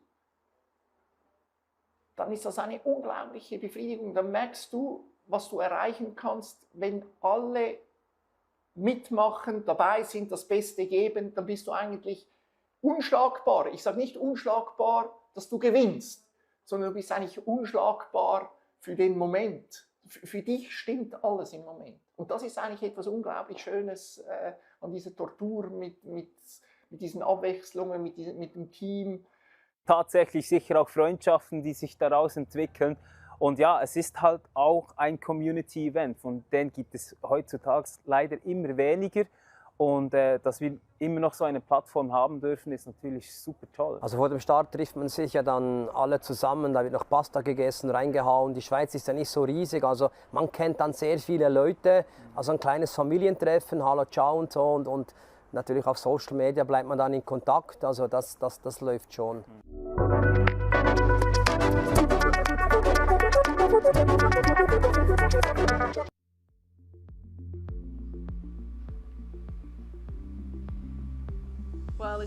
fantastic to get to know more about the TORTOUR, behind the scenes, what it feels like, the camaraderie between teammates as well, and to see the beautiful scenery that we just saw there from that helicopter shot. I'm delighted to say and to bring to you our next guest here live in the studio with Roy Bruder. Roy, thanks very much for joining us here at the TORTOUR in the live studio, live on the edge in our studio show. Brilliant to have you along, but you're no stranger to the TORTOUR. Can you explain a little bit more about your involvement, because you go way back to the very beginning of TORTOUR? Yeah, that's true. So I've been part of the first race as a participant, then in a team of 3, the year after in a team of 2, and then later on also tried to finish the TORTOUR solo. And wow. Yeah, it was quite an experience, and later on I was part of the OC committee, and later on 5 years OC president. So I know how the TORTOUR works and how it feels to finish and to organize. That's really interesting, because few will ever have that experience, knowledge, the feeling of what it's like to, first of all, race in the TORTOUR, but not just in one category, but in lots of different categories, to really feel what it is like on this ultra cycling endurance event at TORTOUR, but then also to see it from the other side, what it's like for an organizer, being part of that organizer committee, seeing what it takes to build, grow, organize such an event. I want to first ask you, what's that like, and what were the differences like from riding as a trio, as a double, also as a sole rider? So I would say the main difference is, in a team you are focused on your leg, you have to ride fast, and then you have time to recover. And when you ride TORTOUR alone, or every ultra cycling event, then you can't hide, because you don't have time to recover. So if you stay beside the road, you lose time. And so for that, you ride not that fast, because you're on a lower heart rate and steady flow. You have to find your steady flow to ride 30, 40 or 50 hours, whatever it takes. Wow. Maybe 1 or 2 power naps in between, but yeah, that's the big difference. And definitely also the team.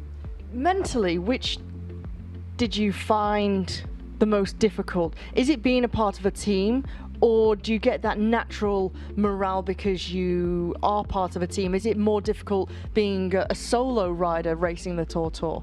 It is, yes. It is definitely more difficult to do it on your own, because in a team, you know, I have one leg, 30, 40, 50 Ks, whatever, and then you have a break. You can recover, and if you do it solo, and if you just crossed the starting line, then you know you have 1000 K to go, and then if you don't divide the whole race into parts, then you get crazy. And so it's mentally definitely a huge difference. So across the 3-person team that you've raced, the 2-person team and the solo attempt of the TORTOUR, what distances were they across? Can you remember? To be honest, I don't know in detail. So I would say in a team of 3, because some legs you had to do as a team together, I would say it was about 450 Ks to go. In a team of 2, it was more. It was maybe 650 Ks to go. Wow. And solo, of course. Yeah, 1,000. you do the 1,000. That's incredible. How do you even train for something like that, especially when you're doing it as a solo rider, to do 1,000 kilometers on your own, mentally, physically, such an adventure, such a challenge? How do you prepare? Yeah, you have to ride a lot of hours in advance. So you say 10 times the race means 10,000 Ks in advance. And so, yeah, we have left on Saturday morning at 5 o'clock and been back in the afternoon, and yeah, rest of the week too. So you spend your whole time beside working on the bike. On the bike, whenever you get a spare minute, you're on the bike preparing for the TORTOUR. Because you've seen it from both sides, both on the organisation side and as a racer for the TORTOUR. What role do the support crew within the teams have, and the importance of your support crew and making sure that they make it as easy as possible for the riders? Well, I always say it's 1/3 of it is training, 1/3 of it is mentally that you are ready for the race, and 1/3 is the team. Because also in a team, if you ride the TORTOUR in a team, you have to focus on riding. You know, that's my leg, I have to go for 60 Ks, and after that I can recover, and the team is organizing everything. They know where to drive, they prepare the food, they prepare the nutrition when you are on the bike, they prepare the Garmin with the route on it, etc. So they have to work the whole TORTOUR, and they don't have a break without the normally. rest. Yeah, without rest, and that's definitely the difference. And so the team is really a very important part of the race, because without them you can't finish such a race. It must be one of those, from an organisational point of view, what does the organisation do to help the support team, or is it very much self-help? The support team have to organise everything from the GPX file, with the route, with the drinks, the fluids, or is it that collaboration at maybe the timing spots where you have a feed zone, for example? So you don't have, for example, a feed zone, because you are independent, and as a team you're focused on your own. So you have all the surroundings, means you know how much time you have until you have to cross the finish line. You have the route, the GPX files, etc. You have everything prepared in advance, but from start on, the team is independent, and if they need some support, there is an organization committee behind. They can call whatever, but independent mainly. Yeah, I can imagine. You must have so many brilliant memories of the TORTOUR, on both sides of the fence. But when you take a look back when you raced it, whether it be in a team or on your own, what memories, you must have so many fond memories and experiences and things that have happened, maybe bad experiences or things where you went through a really rough time, a rough section, or of course the good memories too. Yeah, I would say there are thousands of memories from thunderstorm, heavy rain, whatever, but so I would say the two I want to highlight is the first TORTOUR myself. I've rode with my son, then he was 11, and then we have just finished 2 rounds, 2 times 50 Ks, but he was so proud, and of course as a father you are proud. Yeah, of course. For sure. Second one is the team experience you have, because as a team, rider and supporter, we grow together as a team, and this stays forever. So also if you don't see each other for years and you see each other once again, then you have these memories, and there is a stronger connection than before, definitely. And you're all trying to achieve the same goal ultimately, aren't you? You've all got that same vision to complete the TORTOUR, maybe to try and better your time of the previous year if you're coming back, whatever it might be. Everybody's got a passion for cycling, pushing themselves, seeing what's possible, humanly possible, and pushing the human body, not just physically but mentally, into the unknown. And definitely push the limits, because you think there's my limit, and then you realize, oh no, it's definitely far away. Yeah, for sure. Really? Always yeah. On such an experience, such a journey like the TORTOUR. What kind of things did you learn from doing the TORTOUR? When you've come out of the TORTOUR and you have maybe learned things about yourself that you didn't know or didn't know you could do? What I just said, yeah? Limits are far away. Really, yeah. More far away than you think. And finally that you are able to ride longer and more kilometers than you think of. And so yeah, I would say that's the most important. So the limit is never there where you The limit think doesn't it is. exist. Yeah, maybe, yeah. Yeah, exactly. You're the CEO of Bloomer. For you, is there anything you can take from the TORTOUR into business as a CEO? Things that you've learned, maybe team bonding, team building, things that you realize you might have an issue out on the road, you might have a problem, but there's no such thing as a problem, only solutions, and you're able to take that into the business world. Yeah, I think so too. I think it's both ways, because you need that kind of thinking before you ride a TORTOUR, before you're able to do that. And also the other way around, you realize that more is possible, and you bring that also in your business life, because it's a part of you. And I think you don't act different in such a race comparing to your business. And yeah, definitely. And it's never going straight as you think or as you wish, and there are always twists and turns. Exactly. Never a linear road to get there. Exactly, and so you have to find a solution, and it's kind of strategic thinking, or also that you say, okay, we have a problem, what kind of solution do we have? Do we have an option 1, 2, or 3? Which one is the best one, etc.? And that's exactly the same when you are riding 1000 Ks. So it will never goes perfectly on 1000 Ks, and then you have to find a solution. You have to decide what's the best way, or what's the best to do. I have to find a way to troubleshoot and, as you say, find solutions. You've been on the board for several years. You were the president of the organising committee for 5 years, if I'm not mistaken, as well. What does that role, that job entail, both on the board but also as the president? Well, first of all, it was a kind of hobby. It was beside the official business, but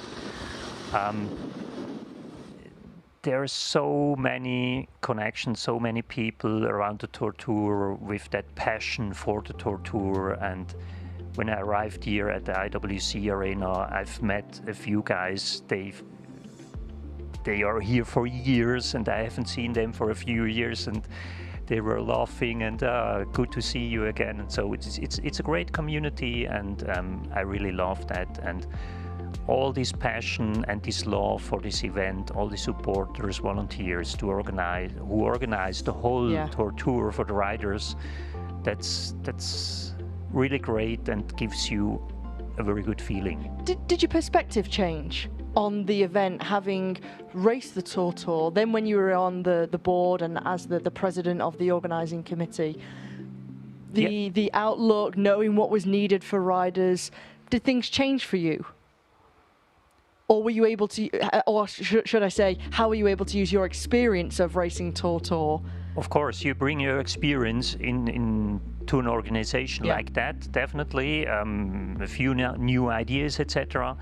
And it's another approach finally, because as a participant of the TORTOUR, you see your race, so you are in a kind of a microcosmos. Yeah. You come here, you do the race, and you have fun, hopefully you enjoy it, and then you leave again. And the TORTOUR, to organize such an event, just the permissions you need of every village, every town, every canton you go through, you ride through with all the participants, you need the permission of them. So it's a huge effort of all these people behind, and that's really great. How long does it take to organise such an event then? It must be a rolling it is. calendar thing. It never stops, I can imagine. Yeah, it is. So after the TORTOUR is before the TORTOUR, as always. And so you have to finish a few things, make sure that everything is back on the storage, everything is repaired, etc. And then you start again with the new website and everything. And so after the tour, you have still a lot to do, and then it's getting a bit more quiet during winter time, and then beginning of the new year you start again with all the permission, etc. And then it's ramping up until summer. So yeah, it's a full year time job, but not on the same level. Maybe it's 10% in autumn and spring, and winter a bit less, and summer is then the high season. Yeah, the high season, making sure that everything is in place, ready for the next edition of the TORTOUR. It must be really important to make sure that each of the cantons, the villages, towns, the mayors, the local politicians are also on board with the TORTOUR and the vision and how important it is to promote a healthy lifestyle, but also to be able to show off this magnificent country. And the countryside is breathtaking. It is. I love this country, definitely. And you have everything. So we have very nice areas like here around, more or less flat, Lake of Constance, etc. And then you go to the Alps with high mountains, a bit more challenging for the riders. Yeah.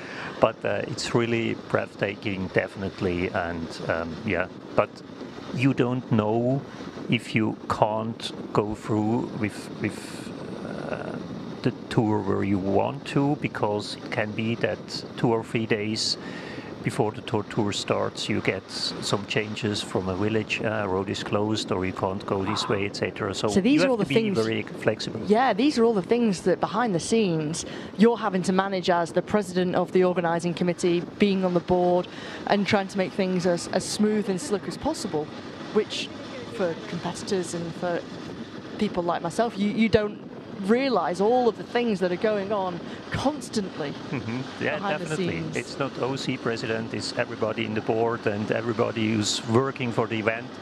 So it's getting a bit nervous before the TORTOUR and all the changes, and then emotions increase, and so sometimes you have to calm down some people, and we find the solution, it's okay, calm down, etc. So yeah.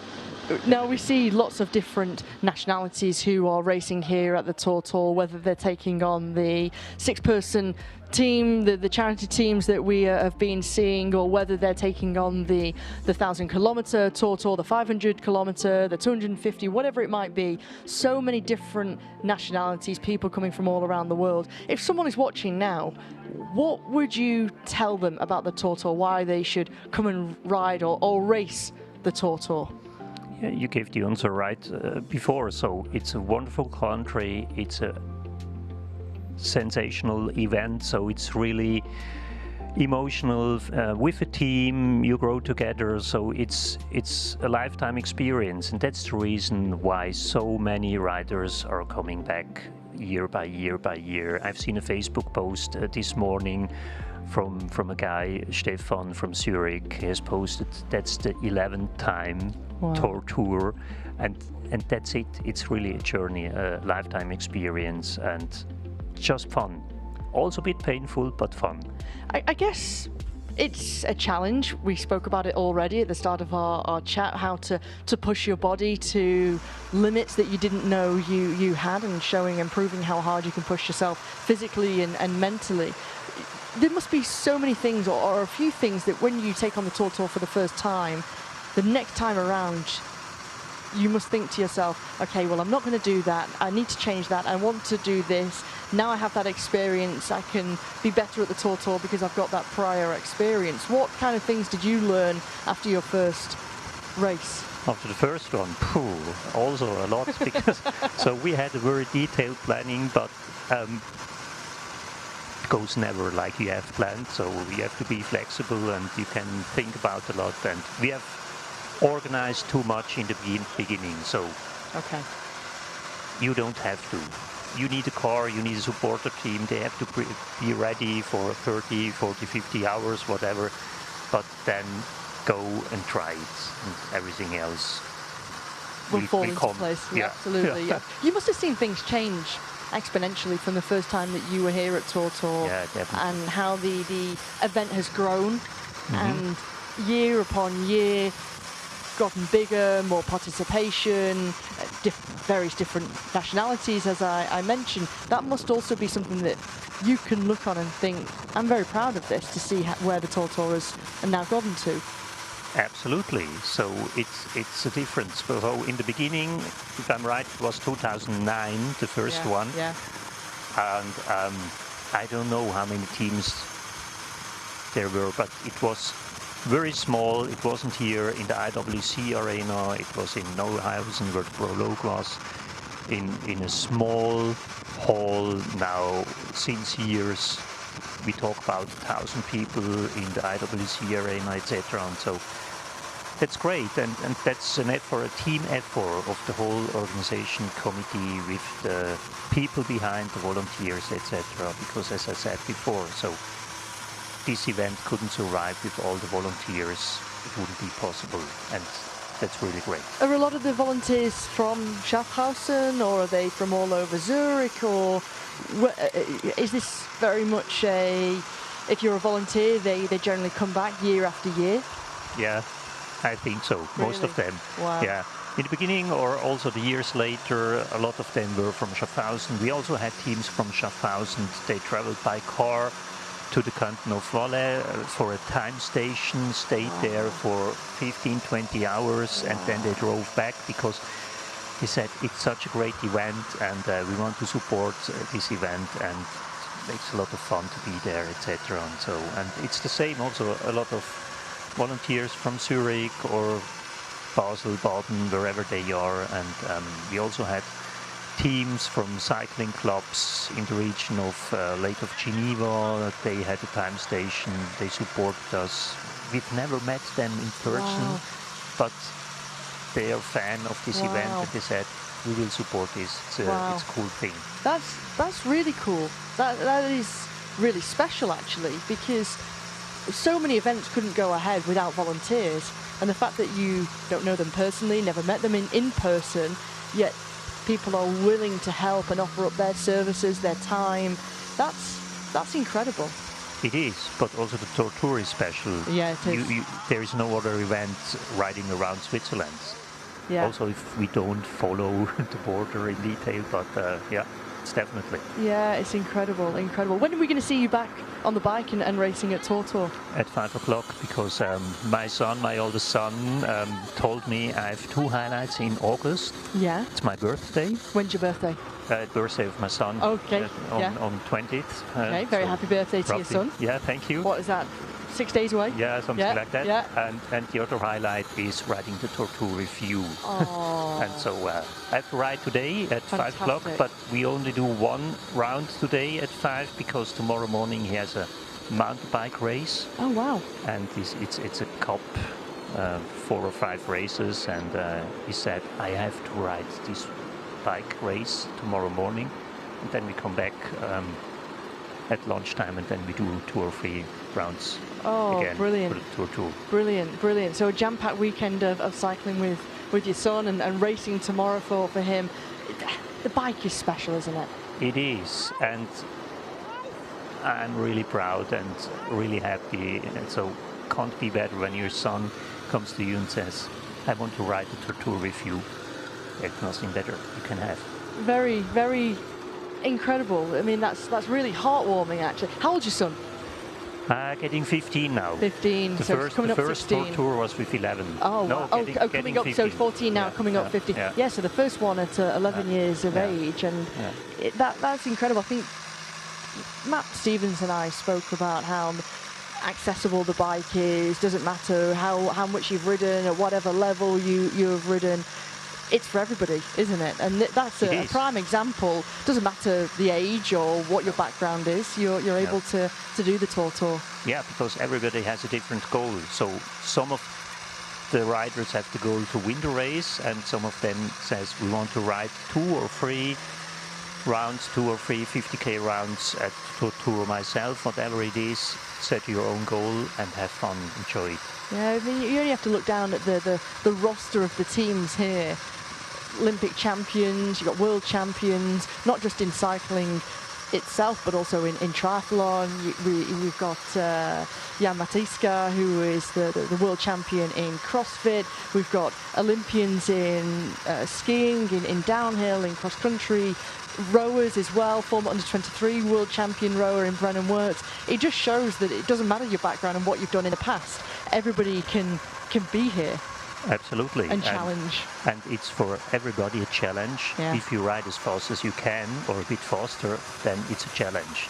Doesn't matter if you or an Olympic medal champion, or if you ride 200 or 300 kilometers a year on a bike.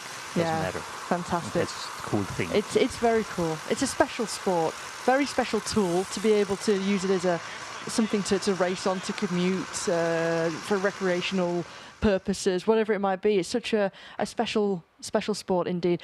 Absolute pleasure to have you here in the studio. Thank you very much. Thank you too. All the very best of luck later on riding with your son. Thank you very much. To him tomorrow, and happy birthday. Thanks very much. Thank you. Well, we're going to take a quick commercial break, and then we'll be back in the commentary box with myself and Matt Stevens very shortly.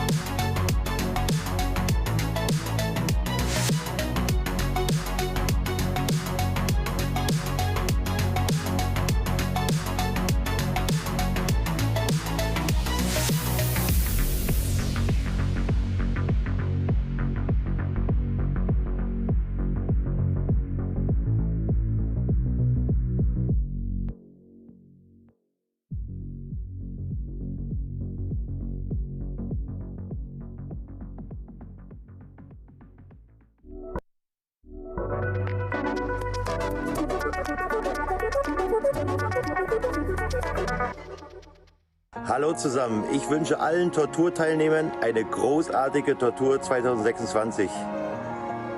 Ich wünsche euch gute Beine, gutes Wetter, gute Laune und toi toi toi für euch. Viel Erfolg, euer Olle, ciao. Ich wünsche allen Teilnehmern der Tortur 2026 viel Erfolg und toi toi toi. Ja, für alle, die Tortur dieses Jahr mitmachen, ich wünsche euch viel Glück, viel Spass, trinken genug und vor allem, wenn es hart wird, denkt daran, der Körper hört alles, was er denkt. Bleibt positiv und vor allem bleibt auf dem Velo. Wir sehen uns in Schaffhausen. Ich wünsche allen Teilnehmern von der Tortur 2026 alles Gute und toi toi toi. An alle Torturteilnehmer, ich wünsche euch viel Erfolg, kommt heile wieder zurück und vergesst auch nicht den Blick nach links und rechts, denn die Landschaft ist wirklich atemberaubend. Also toi toi toi, viel Erfolg, euer André. Ich wünsche allen Torturteilnehmerinnen dieses Jahr ganz viel Erfolg und geniessen den mega coolen Event. Happy Riding wünsche ich allen Teilnehmern und Teilnehmerinnen von der diesjährigen Tortur. Stay safe und viel Erfolg.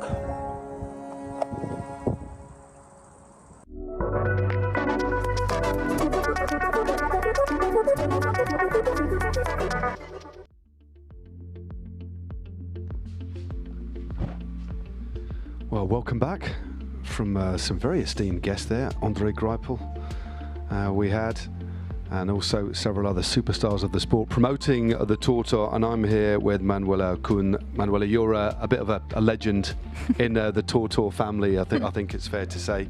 You've had success in the past, you've also been a volunteer.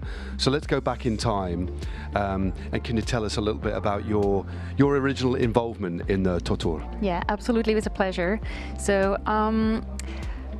well, I actually did all three parts of being a supporter, become an athlete, and then join the TORTOUR OCA team. Okay. And everything happened with actually an accident, Right. because it was not planned at all. And in 2009, I received a phone call from one of my colleagues at IWC, and he was really desperately looking for a supporter because one of the team dropped off, and he asked me these two questions. Do you have any plans for the next 2 days? And can you drive a car and read road maps? And I was like, okay, I have no plans, and yes, I can. And then he said, perfect, you're in. And I was like, okay. And 30 minutes after, in front of this IWC, I was in the middle of this preparation they had, full of people, cars, equipment, all the athletes, because that time TORTOUR had two teams of 6 people riding, and I was like, oh dear, this is bigger as I thought on the phone it is actually. Okay. Yeah. So what was that experience like? I mean, you took a bit of a chance, but like many things in life, sometimes it's the chance moments that lead to the best things as well, isn't it? You can't always predict what's around the corner, can you? Absolutely. And I have to say, this 2009, it was the first edition. Yes. So I was in the morning at 3 o'clock it started. So I had a few hours to prepare. And then I was sitting in the follow car, and that time everybody started at exactly the same time. So a mass start, exactly. Okay. And not only the athletes started to compete, also the follower cars, so it was a little bit chaotic, I would say. And the funny part is it's not really comparable to what it is today, because I had a walkie-talkie in my hand to connect and to speak with the athletes, right? And a road book, printed out. Okay. And at the beginning, when you're fit, when you had slept quite well, all that goes good. Yep.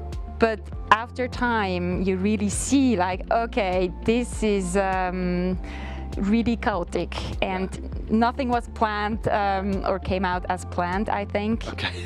Everybody was surprised how difficult all that gets and how complex. And as a supporter, you're consciously thinking of, okay, where does he need to go? Left, right, straight? And then, of course, are all the equipments at the right car, in the right car, at the right place? Are we on time? Are the next already? And this has been done with phone calls, with, it was really, to say, very, very difficult to plan all that, and it had a lot of freestyle in it. Quite organic, I think is the word. Organic, yeah, exactly. It sounds like chaos, but for the very first edition of any big event, quite often there's a lot of learning. You can never predict. You can plan as much as you can with good intentions, but quite often the event grows itself, doesn't it? And you generally learn a lot. So just take us a little bit before 2009. You got this phone call. You're involved in the race. Were you a cyclist at that point? Were you riding your bikes? So just tell us about the next step then, because am I right in presuming that the TORTOUR inspired you to then take your own cycling journey? Absolutely. Fantastic. We'll talk about that then. Yes, let's do it.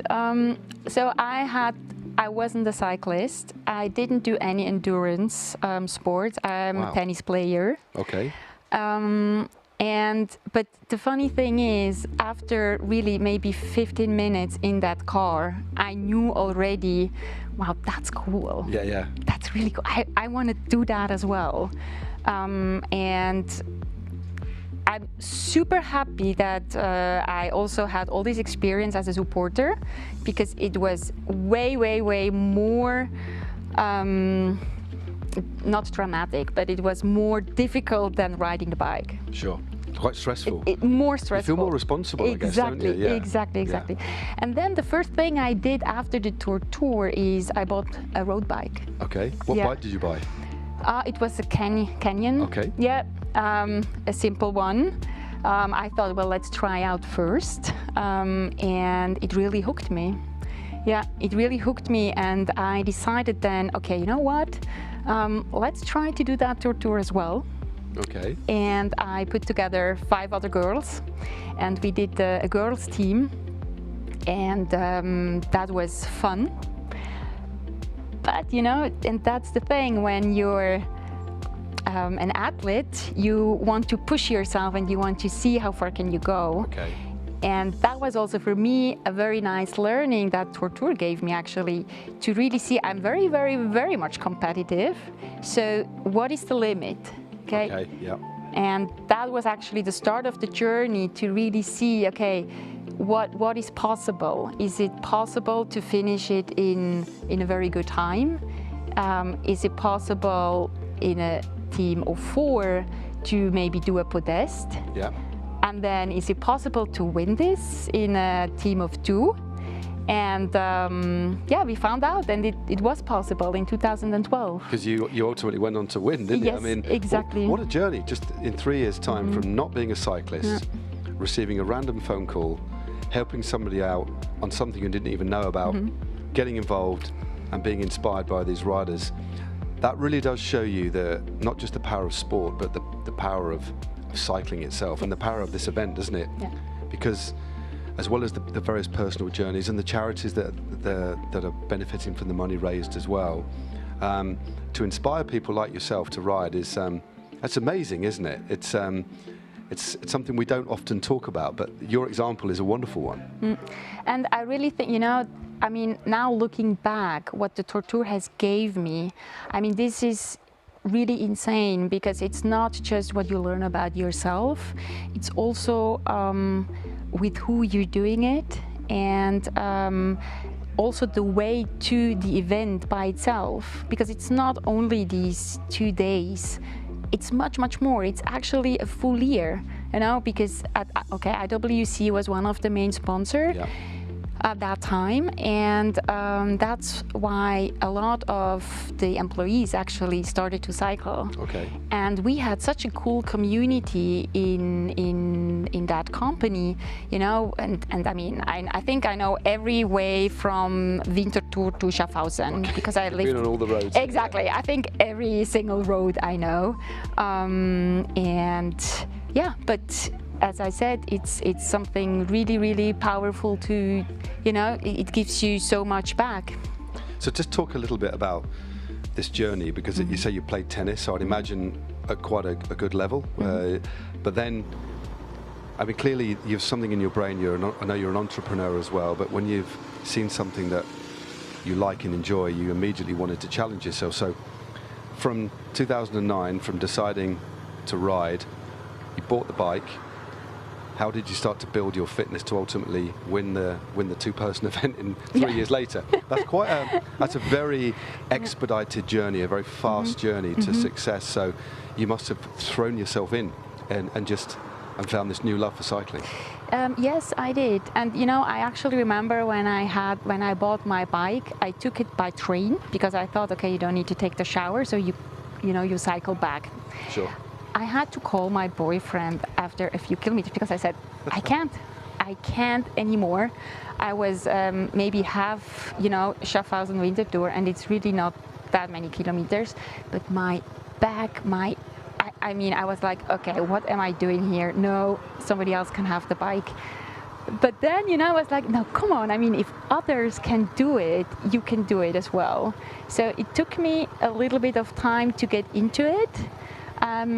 And then I really started to love it a lot. And cycling is also, it's not just how athletic you are, it's also very much up here. Tell me about it, yeah. And I think when you're very strong up here, you can really, you know, climb mountains in a way. It's ultimately, you can get fitter and fitter, but the way you move forwards, as you've alluded to, is by breaking down these mental barriers and building up a tolerance for pain resistance, and also not just pain resistance, time spent on the bike, because there are no real shortcuts to endurance sport, as you've found out. Okay, you can train with intensity, which can buy you some more kilometers, but ultimately, to do what you've done, there are no shortcuts, so you have to immerse yourself in it. And it is a mental game, especially coming from a completely different sport. I mean, you'd have, I mean, as a tennis player, obviously you're recruiting a lot of muscles, but when you're cycling, it's completely different again, isn't it? Completely different. Okay, your heart's still working, but you're finding muscles that you didn't realize you had, especially in your bum and in your back. Yeah. Absolutely, and it's actually not. It's contrary, you know, because you have to you do sprints, and you're not doing these long endurance muscles which you need. But yeah, I mean, at the end, it really was, I think, an exciting journey also to learn something new and to dig into it and to really find out, okay, how far can you go? And I think that was my motivation to push myself and to see what is possible. And of course we had, you know, all these camps, and you meet a lot of nice people which are friends today. And I think that was exactly the cool part, where you have this competition and friendship. Yeah. You put it in the same, you know, in the same bag or something, and then you can play with it. Yeah. Yeah. So that was something I really liked a lot. But of course, I mean, then when 2012, when we really had this target, I mean, I was training like 2 times a day. Oh wow. Not only cycling, I also started swimming and running. You know, I thought, okay, you need to do a little bit everything. So I was in a physically really well condition.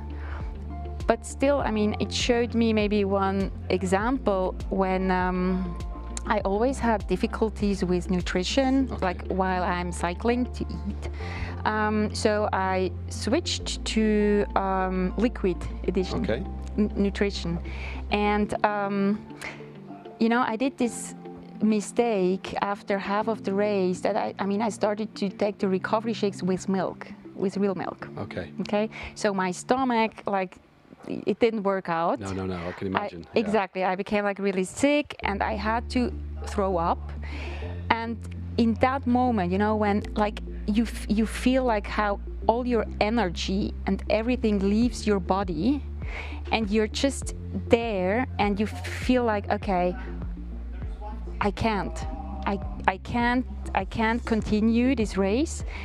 And that's the moment where the TORTOUR showed me it's not anymore a topic of the physique.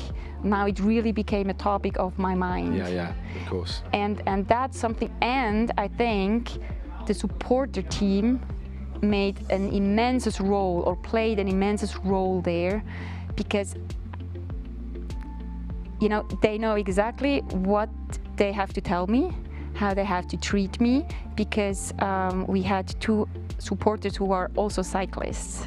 And that's a game changer. So they knew what you were. They could put themselves in your shoes almost, and also in your head as well. Exactly. Yeah. They were not asking, you know, all these questions. Are you okay? Can you? They were like really guiding me.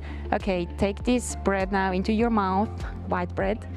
You know, stand up, because they said to me, Manuela, in 15 minutes, Samuel, my partner who I did the TORTOUR together in the team, is coming. So I had like 15 minutes time to really sit back on that bike. Wow. And that was, I think, and that's the power again of the team, because if I would do it just for myself, I'm not sure if I would have said, okay, I'm sitting, you know, I continue. It's working as part of a team is a very powerful thing, and I think sport highlights that maybe the most. Because you go through, like in the workplace, it's more of a mental stress that you deal with, but then when it's physical and mental combined, you really start to, as you said before, to learn about yourselves, and also learn the importance of relying on others to encourage you, to also be patient, to listen. They're all skills that are completely not just transferable in normal life, in relationships, but in the workplace, and they're completely transferable, aren't they? And it's interesting to see how many like people within industry who lead as well get involved, and that's why we see so many teams made up of employees of people the employees of people who run companies, because they know the value of looking after your body, looking after your mind, but also fostering this team spirit that this sort of event, particularly the TORTOUR, does. So it's a wonderful, refreshing vital in ecosystem that you have within the TORTOUR. It is, absolutely it is. And this gives you memories, and you know that, I mean, you suffer maybe, or you're... Always, not maybe. Yeah, you're right, you're right. But yes, of course there's suffering, yeah. You're right. You know, so you suffer, but you also, I mean, I also remember, for example, I did the Furka-Pass. I had to climb up the Furka-Pass, okay, at night. Yeah. I mean, that was, for me, it was all dark. You see the skylines. You hear your breath. You hear, you know, your cycle, your bike, and you just feel like peace and happiness. Although you're in a way stressed, I had to climb. Okay, so I mean, it's not, but it feels like that you live, you know, in the moment, and this is so strong, and this is, and I think this can only give you the TORTOUR back, and you really realize it, you know. So yeah. I think those. When I'm training, or when I've never ridden the TORTOUR, but you're inspiring me even more to kind of maybe put down the microphone in a couple of years and give it a go. Yeah. But when I'm riding, or when I've had moments on events that you can hear your own heartbeat, and maybe just the bird singing, just the sound of the chain on the wheel, and nothing else. You have these wonderful moments of clarity, which I don't think you get necessarily anywhere else. You know, although you're riding as part of a team, often, although you are part of the squad, there are moments where it's completely singular, and it's just you. And there are the moments where you can clear your brain and just clear your mind and just enjoy nature as well, and you feel very, very connected. Now, I know a few minutes ago you were talking to Desiree outside. We were talking about the importance and reliance these days in cycling in particular, and a lot of other sports, the metrics available because of all the systems we have, the data we have, which is great because we learn about how to recover, etc., measures performance. But there is a pure joy, isn't there, to just riding your bike and experiencing things. And describe, in your own words, riding through the night, but coming into the sunrise. Forget winning races, forget everything else, just the joy of seeing the sunrise. Just talk us through that moment, which is arguably as special as winning, isn't it, really, just seeing that? It is. I mean, for me, the sunrise was the most memorable picture I still have in my head, because, you know, you, in a way, you made it through the night.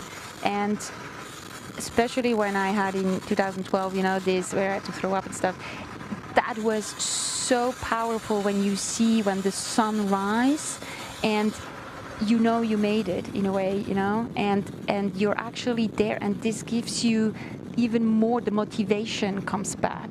And I mean, to look at it, it feels very peaceful, and you're just, you know, you have a smile on your face, although you made maybe, you know, your last 2 hours were just pain. Yeah. And I mean, and I think that's something, what can give you exactly that feeling. I mean, it's not that you start riding in the morning at 5 o'clock. It's not the same. It's the whole, you know. So you need to go through that to really discover these emotions, this happiness, this freedom. Yeah. So, talk about the win though. Talk about your recovery from that sickness. You waited for your teammate, and ultimately you went on to win. So, it must have been an amazing recovery. Was it? Did you actually feel good, or did you just push through a very uncomfortable time? I think the lucky part was that because you always have, you know, like sections, so A, B, and sometimes you ride together. And that was where we were riding together after. And that helped me immensely because, okay, I was just hanging in the back. Yeah, exactly. And still I said, like, okay, slowly. We really, because we had a little bit of, we were already first, you know, so we had a little buffer, exactly. And it's so, even in these situations, you think of that, you know, so you're like, okay. So we had a little bit of buffer, and we really said, okay, take your time, try to really get your rhythm back. And my biggest fear was that I cannot eat anymore. Okay, right. You know, so I was like, okay, what if I cannot? And this was actually getting quite well. So I mean, I was eating this white bread, Okay. and that worked quite well. And I started to feel the rhythm again, and that calmed me down. Okay. You know, otherwise I was like, I need to do it. Can I? You know, I was like really nervous, Yeah. and that helped when I could ride together. Okay. So I think that was one part, and then the second part was really, again, the team. You know, they were really gorgeous, telling me, "You're doing great." You know, yeah. I think that was a combination of very fast recovery that I could eat after again, that we started in the team of 2, that I didn't have to be alone out there, and then the supporter who really motivated. Yeah. And then, I mean, it's a wonderful story, by the way, Yeah. but also shows that you can, maybe not everybody, but there are some situations where you think they're almost irretrievable, that it's game over. But, and I'm trying to think of a situation similarly in life where you just go to bed, or you'd end up in that situation, there's very little option. You don't want to get in the car unless you're properly sick, but you do find yourself pushing through, and it is amazing how the powers of recovery that the body has, the mind over matter things, and that you're able to continue and ultimately win it. And that's a heck of an achievement. It really, really is. I mean, but you've ridden subsequent editions of the TORTOUR as well, so you're a relatively regular participant. It's obviously an event that is very close to your heart. Absolutely, absolutely. I mean, I joined up to 8 times. I started to race it in all different categories, because it really, touched me, and also because of the community, which has grown throughout the years very strongly. We went to the TORTOUR camps, which always was perfect to start, you know, into the new year. And then with the friends we met, we always did another camp. So I mean, we went. That's cool, isn't it? It That's is really super lovely, cool. yeah. It is super. I mean, we even went to South Africa, you know, to train. I mean, we really did cool things. Yeah, yeah. And I think that was, and you know, the part is when you suffer together, you really get to know the real people, because it's nobody can hide between suffering so much, and so you really get to know them, and that's so much worse. And one of my best friends are still, I mean, they're my best friends, and I actually met them through the TORTOUR. Wow. Yeah, this is really nice. That's wonderful. And we're seeing as well, I know the event is getting bigger and bigger every year. I've been speaking to a couple of people within the organisation. They love it, but it makes them a bit nervous. But there's so many positive things. We've got 518 people riding this year across the disciplines, roughly 18% women. And so how important is it for you as well that we continue to see more women getting involved? Because this is happening in the UK, it's happening across Europe. More and more women are riding bikes. They feel like it's a safe place, a real sense of community. How do you see that over the next few years in the TORTOUR? Because it does feel to me, I know I'm a bloke, but it does feel like a very welcoming place to be, and there are lots of happy, smiling faces. Yeah. It seems like a nice place for a group of women to come to and enjoy and celebrate. Yeah, no, absolutely. So to every woman out there, I mean, really I speak now into the camera. Okay, buy a bike and try it out. No, it's really, really worth. And you know, it's not maybe when you look at it, and I think that's probably sometimes a little bit the fear, when it's not just that you need to ride 1,000 kilometers and you need to be the top athlete. It's not about that, really not. It's about get to your own limits, you know, pushing yourself. Also get to discover step by step, you know, what is possible, and you see it's not that wild. I mean, I can tell to be a supporter is much more is much more difficult than riding the bike. This I can tell. I've heard the reports from a few people. It's there's a lot of stress, a lot of responsibility as well. But that's that lovely two-way process. That's why the TORTOUR, as you say, isn't just about the athlete on the road. It's about the supporters in the vehicles, and also all of the organisation, the infrastructure, and there are many, many volunteers as well. There are very few people who do this for a full-time job. Yeah. So there's a lovely spirit. I think everybody that is part of the TORTOUR wants to be here, and that gives it a different feeling as well. It's not as if we're going to pay you and it's just my job. People really care about it, and I think you can really feel that here. Yeah, no, absolutely. And it is a really cool event, you know. I mean, I worked 5 years as a volunteer for the TORTOUR, and I did it because I loved to do it, right? And also to give something back in a way which is priceless. So I think the TORTOUR, I mean, yes, they're growing, it gets bigger and bigger, more responsibilities for them as well, but I think they do an excellent job. And yeah, I always loved to work for them, but still there was a time where I said, okay, it's good now. Yeah. Will you be back in the future again? Never say no, never right? Say, never say no. Yeah, I mean, why not? Why not? Well, it's been lovely to talk to you, Manuela, and thank you. Learn a little bit about your journey, and thanks for coming and have a conversation and sharing it with everybody at home. Thank you so much. Indeed. Thank you for having me. No, it's lovely to get to know you a little bit. Thank you. Thank you. Well, what a wonderful story. If that hasn't inspired you, I don't know what will. Thanks very much for watching wherever you are. Do stick with us. Just looking at the board, we've got the leaders now have only 169 kilometres to go, so it's about 5 or 6 hours of riding over some undulating terrain. Most of the big hills are behind them, but very soon there's going to be teams of 6 on the road as well. We're going to take, I think, a short video, a quick commercial break, and we'll be back shortly.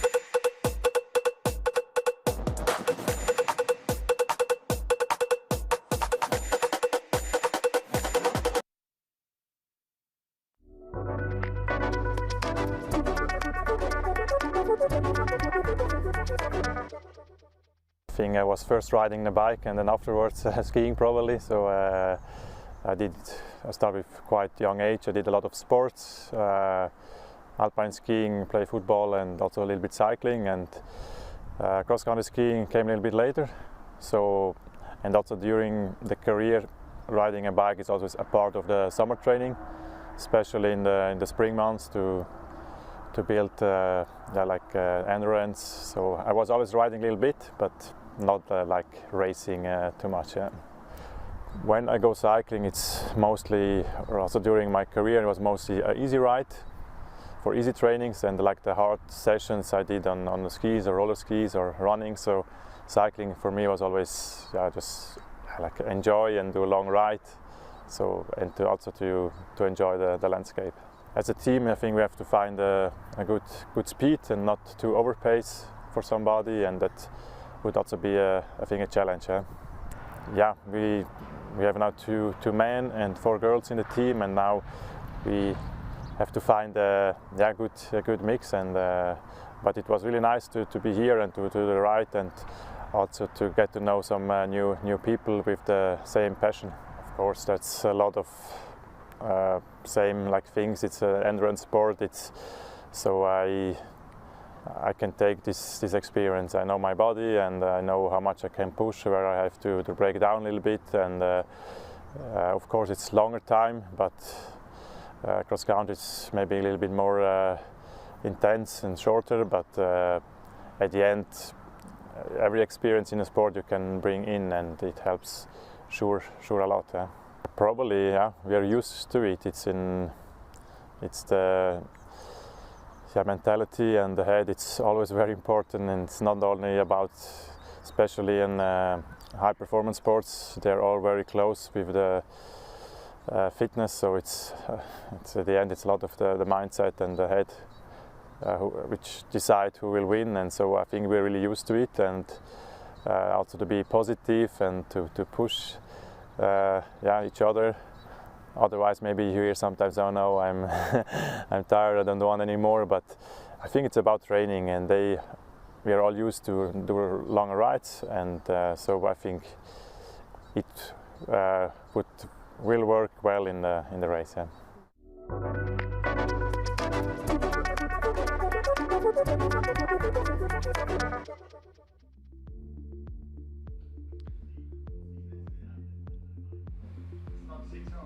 Welcome back to our little studio. Gorgeous views out there. You didn't expect to hear my voice straight away, but I'm back in the studio with Caroline Bauer. Caroline, great to have you here. I thought we were thrown to the race, but another guest, more experiences to talk about this beautiful event, TORTOUR. So can you first just let us know, talk about when you first rode this event, your first experience, and what that was like? Yeah, thanks for having me. So my first event actually was 2014, when it was also from here, from Schaffhausen. And back then, the main event was the 1,000 kilometer loop, not the 500, so it kind of changed a little bit. And my last TORTOUR was 2023 in the team, including Martin Elminger and Yoko. Okay, so you rode the 1,000 kilometer one. That's wild, isn't it? I mean, it makes my legs hurt just thinking about it. So just explain the prep for that one, because you've been a professional cyclist, you ride at a very, very high level. But even in the pro side of things, there's nothing really like that at all. Even in the female or the male side, the guys ride maximum of 280 kilometers, and that's it. But 1,000 kilometers, just talk about a little bit the preparation that you had to undertake to go through it relatively comfortably. Yeah, so the years I've done the TORTOUR, I was also racing, so I didn't really prepare perfectly for the TORTOUR. Sure. But it's just more mentally than physically. Sure. And I think it's quite interesting how much you can get out of your body. Yeah, I mean, I also did last year Unbound, and it was the same thing, 325 kilometer on gravel. I didn't train for it like that long. The longest was, I think, 200 kilometer, but then suddenly you come into this momentum and you just think about it and you push a little bit more and get all out of yourself, and it's a quite cool feeling. It's I've experienced it a few times myself, but you are quite right, especially, you know, an athlete like yourself, riding up to a certain distance, but your body is in a very good condition, and it does surprise you. I think it's different for people who are just coming into the sport, because there's no shortcuts. You do need to ride at least approaching the distance, or at least build up your endurance. But with the endurance that you've got, as you say, it becomes more of a mental thing. You know, you go over 200, okay, go over 300, okay. But you do find these reserves, and when you feel it for the first time, it's actually quite an interesting feeling, isn't it? Because you're tired, but somehow the engine keeps on burning in you. As long as you fuel right, you find that little bit more. It's quite an invigorating sensation, isn't it? It's such a good feeling, and I think you can't get this out of you just in training. You need to sign up for an event like this, where you have the finish line, you maybe have teammates around you, and that was also the year I've done it with Yoko and Martin Elmiger. It was like the same temperature than today, really, really hot. And we were going super strong, but eventually some of the guys really cracked because of the heat. And then suddenly they didn't want to go anymore. And it was basically Martin and me just pushing them and like, come on, one more time, like just a little bit more to reach the finish line and winning the race. And then, yeah, it's a nice feeling. So again, different than road racing again. obviously there's teammates in road racing, but it's different on an event like this when you're in and out of the car. How do you adapt with that? Because the last thing you really want to do when you're riding that far is stop. You do want to do it to rest, but really getting going again must be awful. That's the worst thing. Yeah, that's actually the worst thing. But somehow your body works, like you have to, and it works. And I think the difference is you don't go as deep or hard.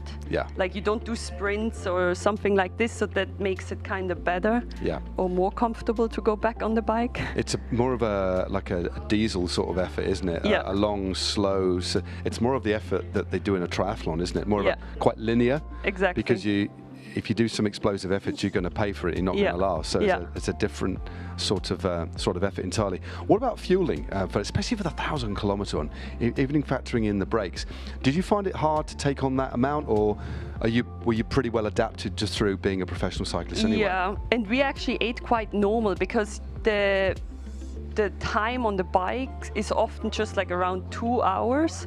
So you just have drink mix and maybe a gel. Yeah. But then in the car we try to eat normal, like rice cakes or like a banana bread, like really normal food. Tasty food. Yeah. Morale food as well, isn't it? Yeah. Gels aren't morale food, are they? No, it's. I mean, and how many different distances have you done it individually, or has it primarily been part as a team, your TORTOUR experience? I've always done it in the team of 6 or 2. Okay. Yeah. And when it's the 2, it's just one on the road at a time, and then 2 at the end. Is that the way that works? Yeah. And what's that like? So there's moments of solitude, even though you're in a team. Yeah. So this is actually how the TORTOUR was in the past, that always one guy or one person was just on the road. But I really like the new format with 3 people on the road always, because it's really then a team effort as well. And you always have to ride as fast as the slowest one on the road right now. It's really interesting looking at like 162 Ks to go on the board there for the competitors that are out there. Now the first part they had to ride a 6, the middle 2/3 really, 3 on the road. We've had one crash, we've had a couple of people sort of being a bit fatigued, so they're having to change their strategy. Then the hardest part, arguably, is this final 50-kilometre loop where everybody's got to be on the road. Yeah. And already we've seen some riders start to struggle. So the situation in the race could change dramatically, because as you say, it's not just riding for the slowest of 3 people, it's riding for the slowest of 6. So it's a very different game, isn't it? Yeah, and I think especially this year, because the year I did it, we had like 2-hour gap to the second team, so it was quite comfortable. We could really relax on the 50-kilometre. But as far as I've seen so far, I think the first 2 or 3 teams are quite close together. They are really close. So that's going to be interesting, yeah. Yeah, I think there's, last time I looked, maybe half an hour ago, there was like 40 seconds in between and then only 4 minutes to the next team. That's nothing. So that's nothing on a race of this distance. But for you, racing essentially on these beautiful roads, which you know so well, that must be a good feeling, knowing the area a little bit as well. Yeah. That's for sure. I mean, it's like a home race. It was the same doing the Tour de Suisse around here, so it's like you training rides, and then just in a race, that's a really special and nice feeling, yeah, for sure. And what do you think makes the TORTOUR so successful? We've talked about the different events, the amount of volunteers here as well, who are clearly people that want to be here, which really helps. But what makes this event so special for you, and why do you come back so regularly? So for me, I think the special part is that you have a mix of business people and athletes, and everyone is suddenly on the same page, or it's like in the same team, the same level. There's no difference. And a lot of these higher business guys, you would maybe not talk to them or meet them, and suddenly everyone is wearing the jersey and you're just on the same level, and that's quite cool. Also to then see they ask you about cycling something or training and want to know your advice, and normally it would be the other way around. Yeah. And it's a really interesting and cool feeling. And also since 2014, that was the first time, I have a lot of friendship that were since then, and that's quite a cool and nice feeling. I think that's indicative of cycling in general. It's a leveler, isn't it? It's very democratic. Yeah. you're all doing the same thing on the bike. You share a common passion, riding as hard or as slow as you want. But it's nice to get to know people in different businesses who might be earn a lot more money than you or be more successful. Yeah. But on the bike, we're all the same. Exactly. Yeah. And I know we've both ridden with Fari, Dana, before. Yeah. You've been on a team with him, and now you work with Fari, don't Yeah. you? On this AI startup that he started only a couple of years ago. Yeah. How's that going? That must be fascinating. Yeah, for sure. I mean, we have a lot of, it's an interesting mix of people as well. Like I come from the pro side, then we have engineers, and we have also some interesting advisors including in the team. And AI is taking over right now, so let's see where it goes. Yeah. So 7 is the company. So can you just explain? I know Farid appreciate just talking about the app that he's developed. Just in a nutshell, just explain how that can assist people if they were to use this app. Yeah. So the idea is basically that this platform is made for ambitious athletes. Okay. So everyone, not just pro athletes. That's for sure not. Like, it should be for everyone. We start with cycling, goes into running, and then eventually should take over other sports. But the idea is that Lucy, that's our AI coach basically, she will train you, assist you with medical help, everything that comes basically with training. Wow, yeah. It sounds amazing. I know that Fari's been using it, or some of the metrics available to plan the strategy for today. So it'll be interesting how they go on. We did actually speak to Fari in the car, and I think they're a little bit behind, but they're smiling. Yeah. And that's the important thing, because this is such a hard event. You suffer, but if you keep smiling, that can really help push you through the difficult times, isn't it? We've all been there, but if there's a smile in the team or somebody cracks a joke, it's so important for the morale, isn't it? Yeah, exactly. That's the main part, and that's what it is about, right? So we're going to wrap up now, but can you just, there's a lot of people watching this. A lot of people have heard of the TORTOUR. Invariably, there's going to be mostly cyclists just watching this. Caroline, can you explain to them why they should come and at least consider this event? Maybe just read about it, maybe watch some of the footage. Why should they come and ride the TORTOUR? I think everyone that's never signed up for a race should do it, because it's a really, really good team event. You will never experience in any other event. And fighting on the bike is different than in the office or somewhere else. So like, it's a really cool experience, and I hope that every year more women sign up as well. So the same that maybe pro cycling right now is taking over on the women's side. So I hope that this has an effect also for the TORTOUR women on bikes. Yeah. Definitely hope so. Well, lovely words. Thank you so much. I'm glad we met again. Yeah. Thank you for reminding me that we'd met. I do apologise for that, because I think I need to have another cup of coffee to get me through the last 5 or 6 hours of this. But it's been lovely to chat again. Yeah. Thank you for sharing. Thanks for having me. No, it's been a pleasure. Thank you for sharing your experiences, Caroline. Right then, we're going to take, I believe, another short break or another video, and we'll be back with coverage of what has been so far a magnificent TORTOUR very shortly. Thanks very much.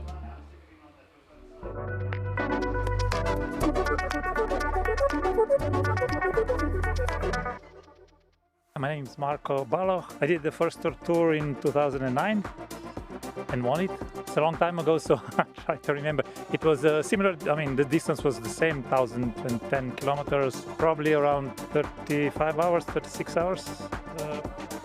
I beat one of the guys. The second guy is here, actually. Thomas Ratchap was second, about an hour behind me.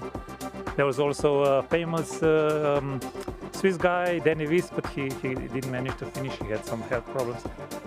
Danny Wies, who was a two-time Ram winner, Race Across America. So yeah, it was a nice. I mean, for the first time, it was really a big event. We kept that format for probably 7-8 years. I don't know. I did the first 10 TORTOURs in a row. Not all of them as a solo, but probably 3 of them were team. All the time that you're resting or changing or stopping, it's a lost time. So the longer you extend the bike, the faster you come to the finish. For teams, it's a different kind of event. It's just go full gas for your part, and then rest as much as you can. It used to be also, the teams used to be different. It was, you had to do all the time station by yourself. Now you can kind of go to to your strengths. So the climber's gonna climb the flatliner, the ones who like the flat, they go on the flat. But so yeah, just try to enjoy it. We're gonna have a perfect weather, hot, but I think we're used to it now. It's changed a lot during some years. We were in Zurich and it was a different format, so shorter loops. I prefer this one, the big one, because you can get to see almost all the Switzerland, big part of it anyway. I mean, it's been growing all along, so I wish them all the best. There's not a lot races and ultra races on such a high level, and that keep growing. I mean, I tried to organize our own race in Slovenia, and we only kept it alive for 5-6 years. It's hard work, so good job for the team that does it, and I wish them all the best, and I'll keep coming back as long as they do it.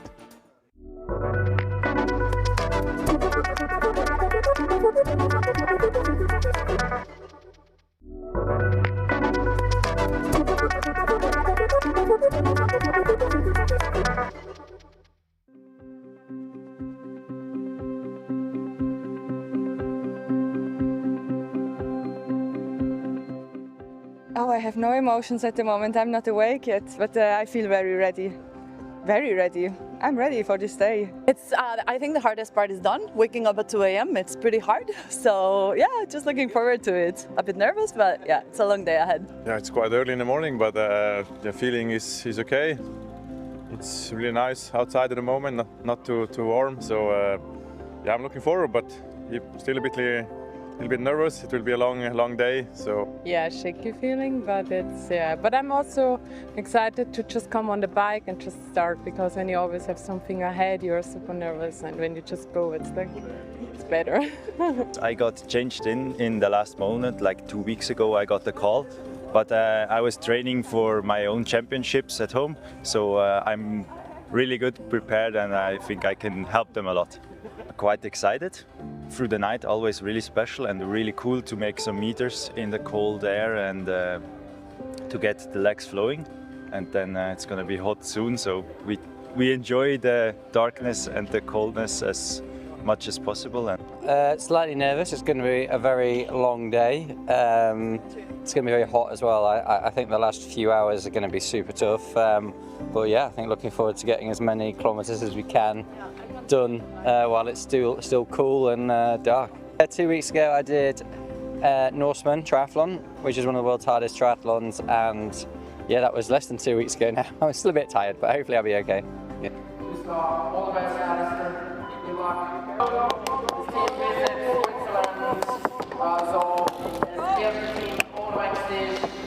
So I slept not that good, but it's part of the game, so have an enjoyable day. Exactly. We're all ready, we're all trained, so it's only a short ride today. We are here for it, and we're super motivated to give it a good go. Can blow into the same horn. I think everyone in the morning was really early, even before the meeting time, I think. We're super happy, good breakfast, now ready to get going, and yeah, we hope to catch up to the lead guys pretty quick, I guess. Time we can expect you back here? First. Okay, good morning. Yeah, I think we feel us ready for this TORTOUR today. We sleep all very well, and we hope now we have enough power for this day. And yeah, we hope to be back before 9 o'clock. So we try everything to reach this goal, and yeah, let's go Southern Russia, I think. Good morning, everyone. Well, I'm excited. Slowly the nerves are kicking in a little bit, asking myself why the hell we did this, how much suffering I'm going to do over the next, I don't know, 14, 15 hours. But we have a very strong team, and I have all the faith in the world that we'll do well. I don't know, how about you, Louis? Yeah, same for me. At the moment I'm mainly tired, but I think it will change in 5 minutes. Pretty calm still, actually. We just have to go through the first 5-10 minutes, and then things are settling in. So yeah, looking forward. We're going to manage. It's going to be awesome. Look at outside tonight, it's stunning. I mean, what a scenery to start with, and now along the lake. Sunrise can already Couldn't be better. Emotions are a little bit tired, but full of excitement. About to start. It's nice and cool out there right now since the sun isn't up yet, and I would say personally the goal would definitely be to finish before it's dark again at the end of the day. It'd be nice to come back and not have to turn the lights on. I have much sleep, but hopefully tomorrow or at the end of today we will have more sleep. So the goal is to come by the dayfall. Yeah, it's a long day coming up and a lot of cycling, and I hope I don't crash, and that's all I wish for. We are ready. We're as ready as we're going to be. Yes. At what time you will be back? Oh, you're asking these really secret questions. I don't know, 16 hours maybe, something like this. We'll see. It's going to be hot. This the last third of the first round, and the second round is going to be pretty hot. Well, we are prepared, we are ready, and we can't wait to start. No, we are looking forward to a great race. It will be a tough race, and the weather will be a factor to win or lose, I would say. I feel really excited. First time to be here, and yeah, looking forward. Nice weather. Probably be a little bit too hot, but better than rainy now outside. And yeah, I'm excited, and gonna be some fun today.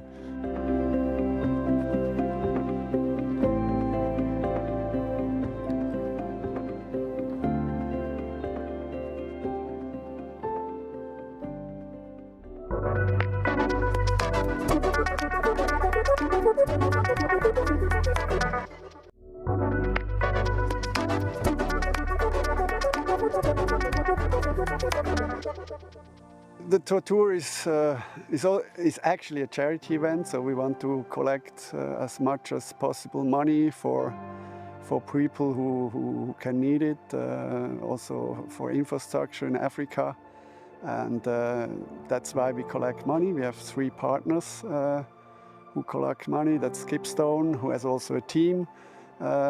We have Summit for Hope, who have a lot of riders who participate in TORTOUR myself, which is awesome. How many people are riding for Summit for Hope? And last but not least, we have Sporthilfe, who support young sport coming professionals. And yeah, that's for what we are riding and collecting money. We had a very special message from a very well-known rider. Hey everyone, Tadej here. Last year, Team Skipstone won 500-kilometer TORTOUR race and raised 50,000 euros for our foundation. 50,000. That was also the largest single donation in our history. And it helped around 35 scholarships with 94,000 euros for young people who have been through cancer and want to keep studying. So really thank you. From not just me, but also from everyone that works at our foundation. So now you're going again. Team Skipstone, Team Podlogar, Levi Leipheimer, Brennan Wertz, Micha Kofiant, Clemens Tefe and Farid Diner. American and Slovenian, red and white and blue on both sides, so I really like that. Guys, good luck. Take care of each other out there, and when it's time to go, just full gas. To everyone watching, get behind them, support the team, support the ride, every euro counts. Let's go, gremo gremo.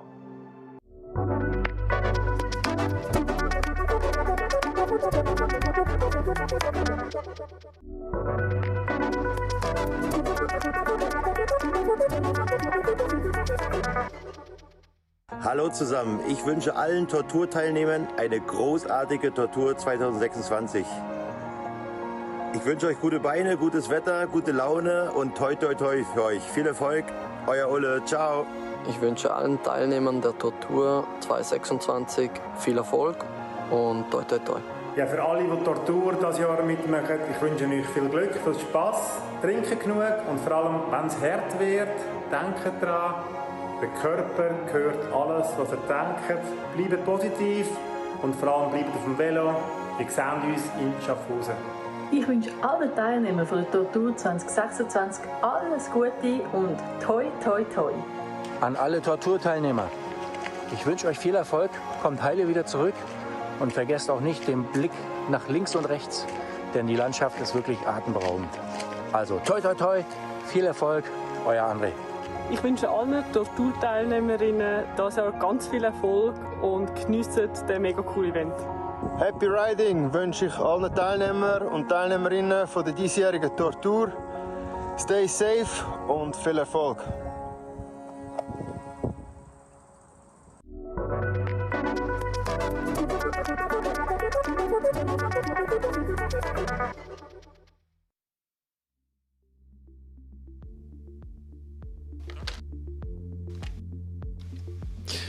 Well, a lot has changed. 153 kilometres ago. Welcome back.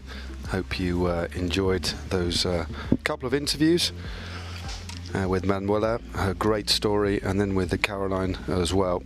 Really wonderful experiences by two riders who've come into the sport in different ways, giving us their viewpoint on this wonderful event. But I tell you what, things have changed at the head of affairs. There's now a definitive gap between both KX and Sunrise. A couple of kilometres between them, and then 7 kilometres to a third team on the road at the moment, Team Sudden Rush. Team Visit Switzerland still there with 163 k's to go, and then, as you can see, big gaps to TORTOUR, Skipstone and the rest. So the net difference between the KX 153 k's to go and Skipstone times 7 is basically the best part of 31 kilometres, Hannah. So a lot has changed, isn't it? Big differences, which we knew were going to happen. It looks like a little bit of a difficult race for Skipstone times 7, but I know we know pretty much every single member of that squad. Their heads aren't going to be bowed. They're going to plough on, and still with 152 k's to go, still best part of 5.5 hours of riding over that sort of terrain. A lot could happen, but it's still hanging in the balance between KX and Sunrise, isn't it? And at this point, considering how many kilometres have been completed so far, Matt, really 2.2 kilometres is nothing, like really. 4 minutes or something, isn't it? Yeah, a couple of minutes. All it is maybe a mechanical problem, a puncture, stopping at the roadside, having to start to change a puncture, whatever it might be. So it's not much at all between KX and Sunrise. Although they've been locked in that battle head to head. There you see, Matt, there's the time gap, 4 minutes and 41 seconds between KX and Sunrise, 18 minutes and 46 seconds to Team Sudden Rush with Visit Switzerland at 1 hour and 52 minutes. They're the ones who have gone through the checkpoint at Oberbusnang so far, and of course still 2 more teams to pass through that checkpoint as of yet.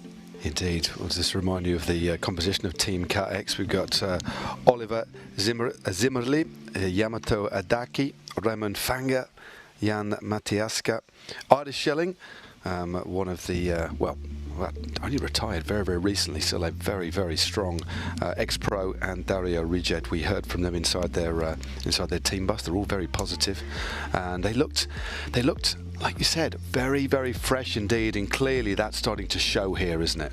It's quite incredible. Of course, all of these riders, the 6 riders within KX, are accomplished in various different things, different sports, whatever it might be, but you've got someone like Ida Schelling, who has raced at World Tour level, raced in Grand Tours, raced at the Tour de France, being a jersey wearer of the polka dot jersey in the Tour back in 2021. I can't believe where time's going, because honestly, it only feels 2-3 years ago. But then you've got Jan Matieska, who is racing a bike race for the very first time and is currently leading the TORTOUR.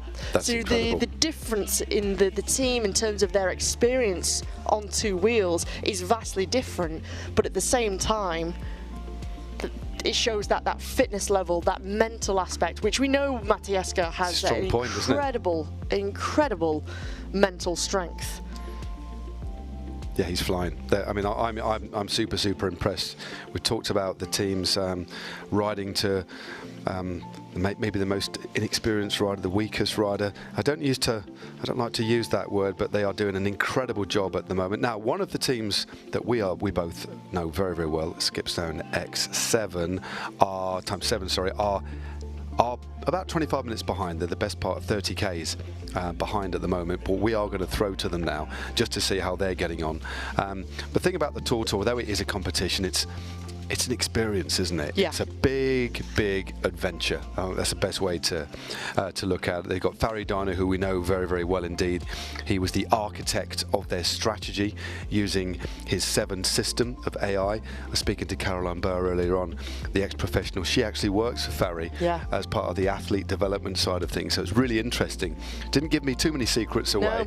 No. One thing I can give you, their system is called Lucy as part of 7. Yeah, that's very cool, so isn't it? Lucy has been helping to construct and build the strategy, input all of the data of their 6 riders, who should do what kind of turn for how long, what power can they sustain, taking all of their data all the way until the end of July, so they're able to get a real great analysis and a great insight as to what they can achieve here at the TORTOUR, and taking a look at average speeds, who needs to do how many kilometers, at which point should they change. So it was very interesting the way that they're using Lucy and 7. It's properly analytical, isn't it? It's an impressive set of data. Yeah, I say up-to-date data. They fed it in, and Lucy's beautiful algorithm has spat out their plan. Right, let's have a chat. Let's head to the bus. We've got Farry there, Levi, Miha, Clement, Brennan, and Tim Podliger. Let's have a chat with them. Let's go live to their bus, and there we go. It's Levi Leipheimer, semi-naked. I hope you've got some pants on, Levi. Blimey, this is a family show, pal. Right, how are you going? You've been out there. You've got the best part of 160 k's to go, Levi. How are you? We're doing great. Thanks, Matt. We're, there's a lot of challenges, but I think we're managing pretty well. What have the challenges been so far, Levi? Well, we've had 2 train stops, for one. We got misidentified by another team's infraction. That was like a photo marshal thing, but yeah, we've had a couple unplanned stops, but we're plugging along. The heat has been a huge challenge. We've got ice stops in our back. Yeah, it takes me back to the racing days, just trying to stay cool. That's quite incredible. The 2 train stops, Matt. That certainly explains a lot, and with the misidentification for an infringement, I mean, that explains a lot as to what's been going on, and we've been trying to keep tracks and tabs on what each and every team are doing. So certainly explains an awful lot to us. Tim, how's it going there? How are you keeping on top of that fueling strategy? What have you got? What goodies have you got in the van to keep that morale high? I'm pretty much eating just sugars. The whole day on the bike, 100 miles per hour. The rest of the day Haribo, so that's it. And Brendan, how are you feeling, mate? Yeah, obviously a big powerhouse, mate. You've got the final section still to come, where there's going to be all 6 of you. Are you going to be spending quite a lot of time on the front, mate, to try and bring back a little bit more of that time, perhaps? Yeah, I assume so. Keeping the big engine full has been the challenge today for sure. But, the same for everybody. Tim just shared with us that he saw that it was the hottest day this year. Yeah, I think so. Yeah. For this whole year in this region here, so in the heat is definitely a challenge for the day for everyone across the board. But we're looking forward to keeping at it and plugging along and continuing to try to push the best show we can. And how has Farry's game plan gone? Of course, you couldn't factor in, even with Lucy and the best AI in the world, they can't fathom in your trains and being misidentified. But those issues aside, how has the schedule been? Have you managed to stick mostly to it, Levi? Yeah, it's been extremely accurate. Farry shared with me predictions about each of our segments that we built to change teams, about how long it would take. She's been within like seconds every time, so it's pretty impressive. Wow. Within seconds. That's cool, unbelievable. Yeah, trust Lucy. That's the new hashtag. Trust Lucy. She knows everything, apparently, Lucy. She does. Does she know that Levi's half naked in the van? That's what I want to know. Definitely, she does. Do you know, arrived to the hotel here in Schaffhausen yesterday, checked into my hotel, turned around. Who's coming out the lift with half naked, no top on? Levi to come and get his bags. But look, he's a confident man, isn't he? He's won the Tour of Switzerland for crying out loud. You know, he knows he can do what he wants in Switzerland. This lad. Literally, freedom of the country. No, but just briefly as well, Levi. Morale is clearly sky high in the team. I know we're making you smile, but it's such a tough day. Ridiculous conditions, the hottest day of the year, as you were saying, out on the road there. But you still appear to be having fun. We are. I was telling these guys, you know, this is my second year doing the tour. Last year was through the night. And it is very hot. That's a challenge, but I really appreciate being able to see how gorgeous Switzerland is. You know, it's a shame to ride in the night. You just can't see what you're experiencing. So it's been beautiful. I know each and every one of us on the team has gone through some low moments already. I know I didn't feel great like an hour ago, but I feel a lot better now. Eating all the food, from pickles to sandwiches to a Magnum bar, like everything, like pregnant ladies. I love it. Love it. Excellent. What would be, okay, I'm going to ask each one of you. I'm going to go with you first, Tom. Hope you don't mind me indulging myself here. Tom, Tom. I'm getting tired as well. Sorry, Tom. Tim. What's the first thing you're going to eat or drink when you get across the line? What are you going to crave? Is it going to be a beer? Is it going to be a nice Chianti? Is it going to be a burger? What are you going to aim for? I think something with protein to recover as quickly as possible. That's a very professional answer, diplomatic answer, Tim. During this, it's about protein and carbohydrates and H2O.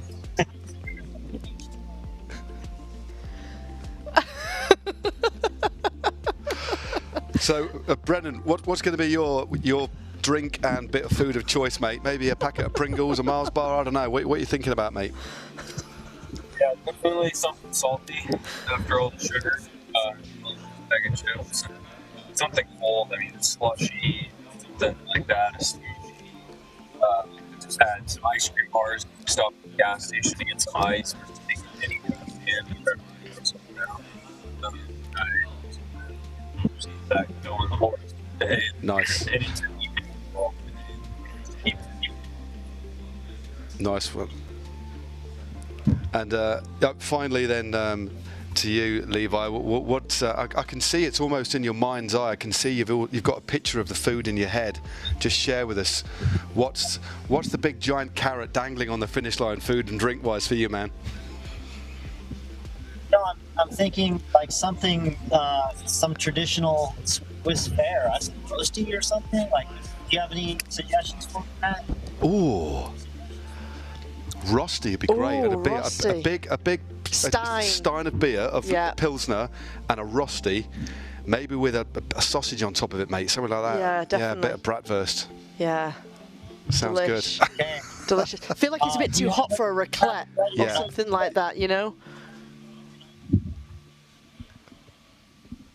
I could help you. Was that help? Yeah, I can definitely help you. I mean, I think we might treat ourselves to something. Yeah, something slightly savoury and maybe slightly boozy a bit later on. Anyway, right, guys. Salted peanuts and a beer. Salted peanuts and a beer. That's absolutely fine. Guys, we might chat to you a little bit later. Best of luck for the rest of your adventure. And also, keep smiling as well, which you're inspiring. Lots of people are tuning into the live stream. And you're inspiring and a lot of other things, especially Levi, dressed as he is. How long have you got to go until your next turn? Your next stint, by the way? It's coming up, and I'm gonna sub in. So, and next time maybe give me some warning so I can put a shirt on. I think the people are here for it, Levi. Don't worry about it. You're bringing the viewers. You're bringing the viewers. There's been a massive audience spike in the last couple of minutes, mate.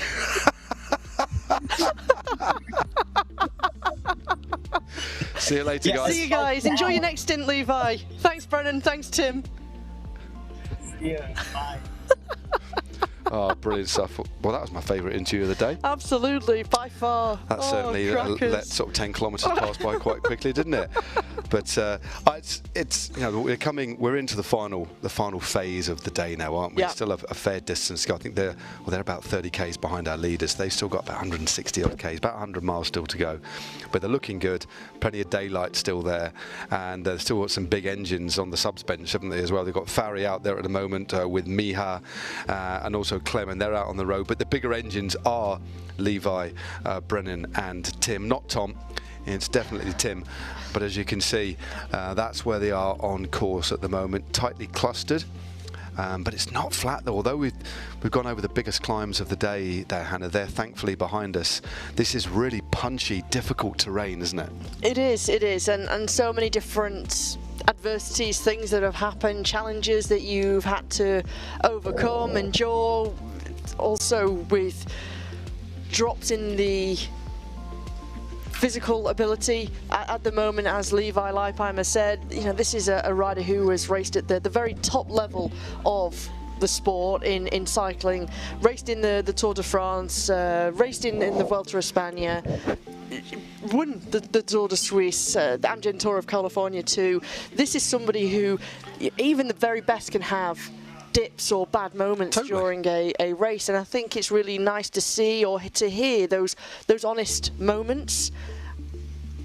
I think sometimes when you're going through such a rough patch as a rider, no matter what kind of event you're doing, but particularly when you're doing such an arduous endurance event, sometimes you could feel quite alone, because how you feel in your body, your mind, you feel a little bit isolated, and I think this is why it's so important that you've got that team around you to keep you supported, keep you mentally on top of your game, the encouragement, the motivation, the help in terms of just giving you a bit of peace and quiet sometimes is really important when you're in the van. Yeah, totally. It's as you say, that's a really interesting point that you raised there, because this is a team event, teams of 6 that we started together. They're going to end together, all 6 on the road. That's the rules. They have to finish with 6 riders to qualify. But on a day as intense as this, they're going to be 16 hours on the road and in the van together, roughly, on average. That's a ballpark time before they finally cross the line back here in Schaffhausen. But yeah, those moments alone, sometimes they are important as well, aren't they?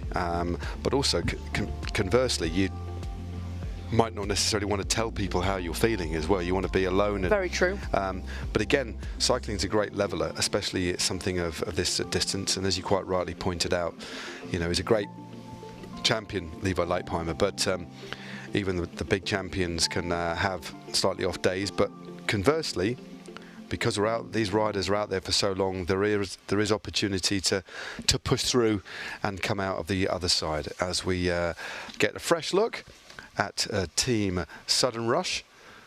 They're moving really nicely out on the road at the moment. You can just see. Kais is going well, isn't he? He's flying, isn't he? He's never really, by the looks of things, started to fade, to be honest. No, he's looking really good. I was chatting to Caroline earlier on, who we both met at Levi's Fondo last year, and I know you were with race. I used to race with Caroline. Ex-pro, yes, indeed. And she was saying, and you would have experienced this too, you've done like some long distance stuff, that even the pros, that they never really train for this sort of distance. No, it's true. But they're just physically fit. But there's a point you get to where you push through that barrier of the normal distances that you race, and it's surprising how the body, even though you never really go to those places very often, you find this added strength that to push through. She said it's one of the most interesting and enjoyable sensations that she's ever got. You find these deep wells of reserve that remain untapped, because it's as if your body's holding them back when you're riding like 3 or 4 or 5 hours, which is common amongst pros, male and female. But something like this is a little bit different. But when you are of a certain fitness, you suddenly engage in this extra. It's like a reserve tank that she was talking about. It's a really interesting aspect that you only go into when you're in sort of desperation almost. Totally, but it's as long as you feel right, you do. It's just sort of comes on, and I felt it in 1 or 2 longer distance events that I've done, where I've been a bit out of my comfort zone, and then you go through 5 hours and you've still got 3 to go, and you're like, wow, okay, I've found another gear. Yeah, it's really interesting. Yeah, it's bizarre, isn't it? And it's a bizarre feeling because ultimately it's like your body goes into, or shocks itself into autopilot. Yeah. Because it knows it has to get through the next 3 hours or 120 kilometers, whatever you may have left of a large endurance event. So it's a very bizarre feeling. Sometimes you can go through a period of time where no matter what kind of race, where you feel horrific, you don't have the legs, you feel like no matter how much power you put out, no matter how you try and conserve your energy, you're just lagging and you've got nothing left to give. And then all of a sudden something just clicks, and without realizing, you've come out the other side and you've got good legs again, and you're still feeling that fatigue, but it's in a very, very different way. Yeah, it is fascinating. But again, sometimes you've got to remind yourself of that as well. When you're going through, like Levi, going through one of those difficult periods, remind yourself that you will get through, and quite as long as you stick to the basics, you either knock it off a little bit, sit in the wheels a bit, keep eating, keep drinking, and remain calm. It's amazing how adaptive the human body is, especially ones that are pretty finely tuned, like all of these teams. Although they come from different backgrounds, different abilities, everybody in all of these teams, in fact every rider out on the TORTOUR, whether it's the 250, the 1000, the 500, they've got themselves into great physical shape to do this. This isn't something that you take lightly. But I'm talking to, I can't remember who it was earlier on because my brain's a bit fried. But well, it's been 11 hours now that we've been on air, man. It has been 11 hours. 11 hours and 2 minutes, actually. 11 hours and 2. Personal best of both was high five. High five. High five. Made it, yep. 11 hours and 2. Personal best of both. Prior to that, it was 10 and a half. So it was 10 and a half. Yeah. So have you feeling a well of reserve? Not really. I feel like we went through a patch before. We had a nice lunch before. But I feel like we've come out the other side now. Yep, let's go for it. Yeah, I think I've definitely come out the other side. I'm feeling a bit better. But yes, they were talking about there's a 50-kilometer event called My TORTOUR, and it's to introduce people into just riding certain distances, and it's based on little out and back, so you can actually add on 25Ks, 50Ks. What and a then great idea. Yeah, it's like a taster. So it's called My TORTOUR for people who, because it's quite daunting looking at this. I can't enter that. 250Ks, 500, 1,000. It's just wild, isn't it? Especially if you're relatively new to cycling. But My TORTOUR is a lovely introduction way in. So right, from My TORTOUR, let's go to look at Team Southern Rush on the road. Shall we have a word? Shall we tap to the mainframe and hack our way into their van? Here they are. There's a couple of, well, 3 wonderful looking faces. Team Southern Rush, how the devil are you, chaps? Yeah. Hello guys, how are you feeling? How's it gone so far? Yeah, hard, I can imagine. Temperature is right. I can imagine. Yeah, but I mean, now it's going in the car, it's cool. You can eat. Also far we stick to our plan, and it's going well, and yeah, we just have to keep the pace up, and yeah, it's a mental game now. At what point did that mental game start, Nico? Wow, that's a good question. Now, like in the beginning, you're fresh. You can push the hills, and now every little, I would say, like a pump, it's already hurting, and somehow you have to find a recipe to keep going and fight against you, like inner, I would say, like Schweinehund, we say in German. So yeah, but. That's good. Like we are six guys, and we're pushing each other, and everyone is still like happy, and that's good. It's quite incredible. We can see you 3 in the van who are currently taking a rest, a well-deserved rest, and you're in the air conditioning. At the same time, we can also see your other 3 teammates who are really traveling like they're moving, aren't a bullet train. Oh. It's unbelievable. Yeah, that's crazy. I mean, now you're in the comfortable seat and you can relax, and then you see your teammates like suffering, and you know exactly what they are, like in which stage they are. like in deep. They're going deep. They're digging deep, and but on the other hand, we also know like 50k to go, and then we are in the situation they are now. So it's a special team event, especially, yeah, definitely. Sandro, have you managed to stick to your strategy? Today, every team has had a bit of a plan. Have you had to deviate, Sandro, from your plan, or are you pretty much on track at the moment? Sorry. Yeah, I think we are on a completely good track. Of course, it's not all like 100% like the plan, but our speed is a bit higher than we was thinking before. So we have a bit of reserve for the final kilometers, and yeah, but I really start to feel my legs. So I think really the last 100 days will be make the decision of we could reach our goal time or not. But we have a bit of reserve, so I think it's all okay.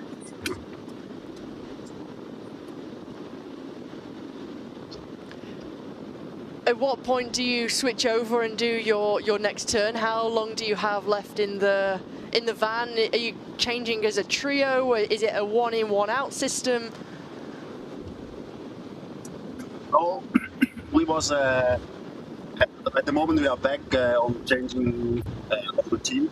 The 3 guys will start for the match, and before was stage that was change on the rider, and the riders make our big climbers make Prague Pass and Bergerac. So for us it was planned because we are all heavy riders. We are about close to 90k, so it's not that easy to climb the mountain like the Prague Pass. But we are happy that we now come in the flat parts of Switzerland, closer to the mountain, so that's good for us. How have you coped with the heat? We know we were chatting to the Skipstone team, and they've heard that this is the hottest day of the year in this region. So you picked a great day for a 500-kilometer epic bike ride. But have you had enough drinks? Have you had enough ice, or has your team car had to stop anywhere? Have you managed to make sure you're hydrated and kept cool as possible? Yes, until now it all went good. We prepared a lot of ice bags. We bought all the socks and cut them into pieces and put ice cubes in it. So that worked quite well. We got some fresh cold water and of course carbs on our way, and yeah, so far it's okay to go with the heat. I think at least it's better than rain. It is, yeah, I would agree. I mean, it's easy for us sat here looking at our computer screen with a Coca-Cola, but yeah, it's definitely better than rain. And also, I think the format racing through the daytime, you get to see this beautiful landscape as well, don't you? Yes, definitely. From time to time, we take a look at the landscape on the right, on the left, or in front of us, and it's beautiful. Yes, it's a great day. I don't know from which landscape you're talking about, because last 20k I only saw the back tire of Sandro's wheels. But I tried to. Have you been, by the way, have you been keeping a close eye on where your rivals are and what the time deficit is to the likes of Sunrise and KX, and what's the strategy to try and close that deficit? I mean, we know the time gaps, but I think it's impossible to too much to that. You have to go your own race. In the beginning, the first 150Ks was flat and it was always close together. In the mountains, it started to give us this gap, and now we will see if something changed in the last 100Ks, or if they also have more energy there. but we try we give our best, and we see what happens. But we are always informed where they are. Nico, just a quick question for you. What's that been like to be racing against your sister, Kim? Yeah, it's fun, yeah. Before on the track, some cheering, that's cool. It's not like racing in the same race. That's somehow special. She's doing well. Special and very unique, isn't it? Yeah, absolutely. I mean, all of you are doing well. Just to be able to compete and complete this kind of ultra endurance cycling race is exceptional, to be honest. I'm actually in awe of all of you and all of the sports staff as well. Oh, it's been brilliant. It's brilliant. And Nico, are you using a leg massager at the moment, mate? Or is that looks like you are? Yeah, are you massaging your legs at the moment? I saw it. It's a great I don't know what it's doing exactly. Some pressure. I thought it was a water pistol first.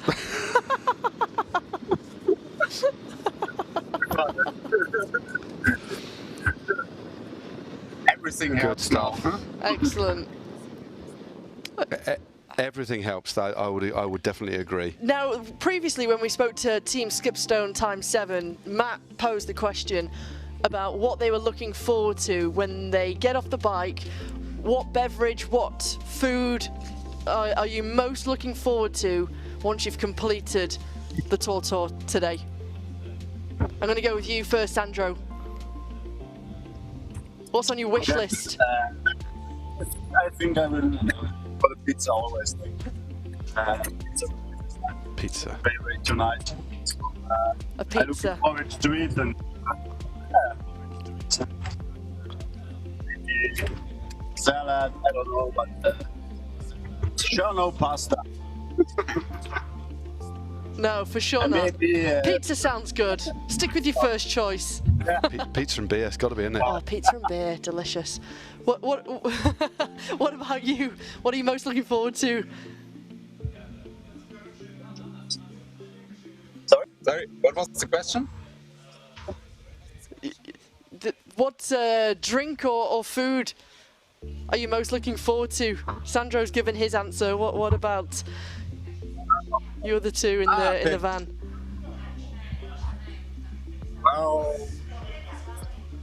maybe some cold drinks, of course, would be very nice, and just sitting there with barefoot and just enjoying the event if we done it to Schaffhausen. So I'm mostly looking forward to the situation, to the moment where we arrive to the finish line. Please very cold beer for me. Perfect. Out for free, yeah.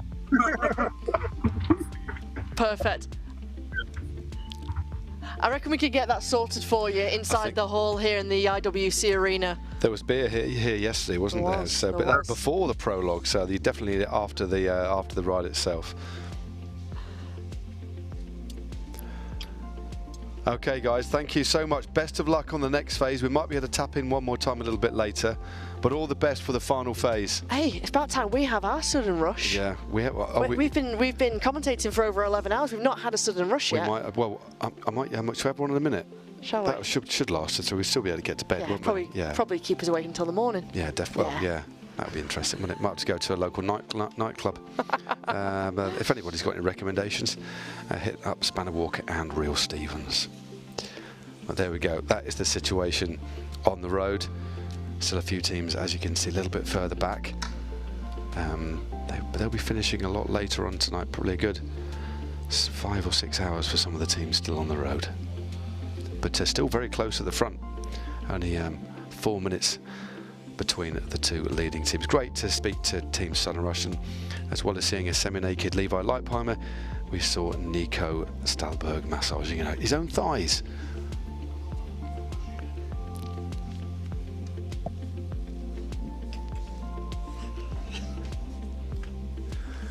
there we go.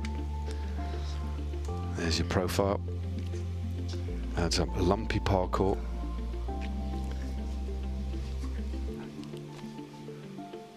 So everybody's, one thing I have noticed as we look at CatX team at the moment. Do you know what CatX is? Tell me. I don't. Nutrition. Oh, right. A nutrition brand.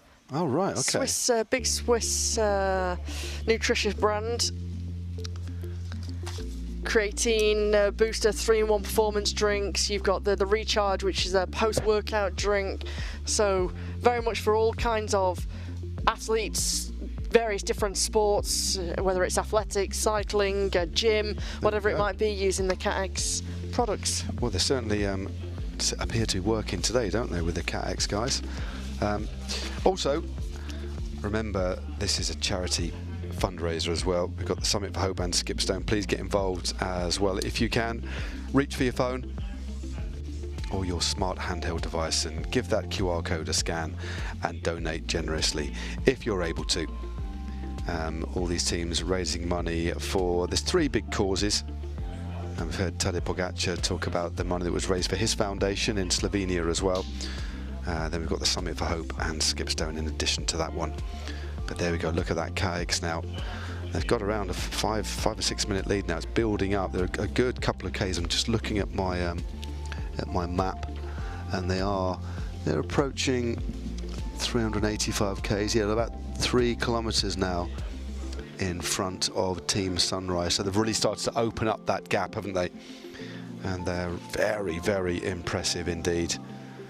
And they're looking at probably another maybe 3.5, 4 hours to go, I would say. But this is one of these steep little climbs, Hannah, as well. Just look at this. They've been on the flat moving at 50, 40, 50k an hour, and then you hit one of these little muros. Very difficult indeed. This makes you feel, when you've gone from these longer climbs, which are more steady, a little bit more of a consistent gradient where you just have to keep a nice rhythm. Sometimes when you get to these short, punchy climbs, sometimes it can make you feel like you're just going up a brick wall. Exactly. Well, look at Jan there was starting to struggle. Understandably, he's probably the heaviest rider in that group. But those little hills, they're just having to slow down a bit for him. But they've built up a really nice lead. And here's the average speed. So this particular leg, 32 kilometers an hour for the last leg. So CatX. Quite a bit, so 1.7 kilometers an hour faster than Sunrise. No wonder they've opened up such a significant gap. And then Sudden Rush, who we were just talking to, 31 k's an hour. TORTOUR Racing with 28.7, then Visit Switzerland with 25.1, and Skipstone times 7, 24 kilometers an hour. So quite a, not exactly the disparity, but quite a range of average speeds we're seeing there. But it's great when we do tap into the vans, because we didn't know anything about those 3 stops that Skipstone has had, and that it won't affect their motivation dramatically, but it will still have an impact. It's like, well, you know, it's like one thing happens wrong, then a second, and it all goes in threes quite often, doesn't it? But that misidentification, the 2 railway crossings as well, that's definitely going to dent the morale. We can't deny that, can we? No, absolutely. Like you say, it's not going to be one of those things that depletes the motivation, but it's more the morale. Yeah. And that mental aspect, thinking, well, we've been training hard for this, but ultimately you can't do anything about the railway crossings. Of course, you have to respect, it's completely out of your control. You have to respect the rules of the road. From a massive safety aspect, it's an absolute no-go. So it's of course unfortunate that they had that 3rd incident, which was the misidentification for the infringement. But it's one of those where, even speaking to them, they've still got a good morale. They're still chipper together. 36 kilometers behind CatX, but you know they came in as the defending champions, but they're not letting the effects of today dampen the spirits. Definitely not. Definitely not. Well, there we go. That's the standings. Well, we'll just recap the standings, and we'll take a quick commercial break, or a medium-sized commercial break. These commercial breaks are important to fund, of course, TORTOUR 2026. But CatX leading now, 130 k's to go, 3.3 k's behind them. It is Team Sunrise, and I tell you what, it is not over yet. Either one of those teams should win this one, looking at things. It's got about 3 or 4 hours to go. Then Team Sudden Rush, 140 k's to go.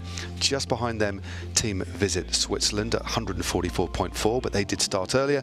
TORTOUR, just over 100 miles, 161 k's, and Skipstone times 7, 166 k's to go. So about 103 miles still for Furry's squad.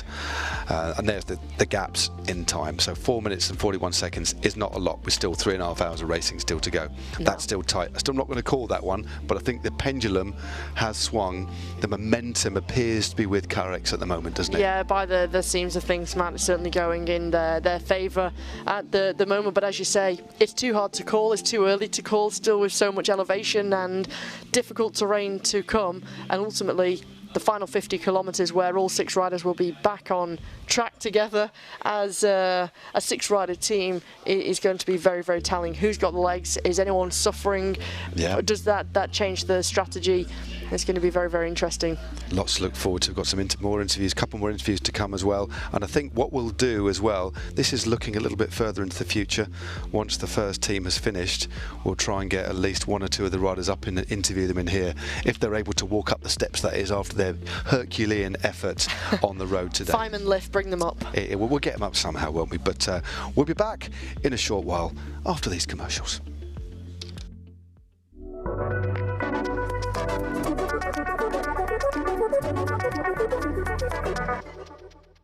Hallo zusammen, ich wünsche allen Tortur-Teilnehmern eine großartige Tortur 2026. Ich wünsche euch gute Beine, gutes Wetter, gute Laune und toi toi toi für euch. Viel Erfolg, euer Ulle, ciao. Ich wünsche allen Teilnehmern der Tortur 2026 viel Erfolg und toi toi toi. Ja, für alle, die Tortur dieses Jahr mitmachen, ich wünsche euch viel Glück, viel Spass, trinken genug und vor allem, wenn es hart wird, denkt daran, der Körper gehört alles, was er denkt. Bleibt positiv und vor allem bleibt auf dem Velo. Wir sehen uns in Schaffhausen. Ich wünsche allen Teilnehmern von der Tortur 2026 alles Gute und toi toi toi. An alle Torturteilnehmer, ich wünsche euch viel Erfolg, kommt heile wieder zurück und vergesst auch nicht den Blick nach links und rechts, denn die Landschaft ist wirklich atemberaubend. Also toi toi toi, viel Erfolg, euer André.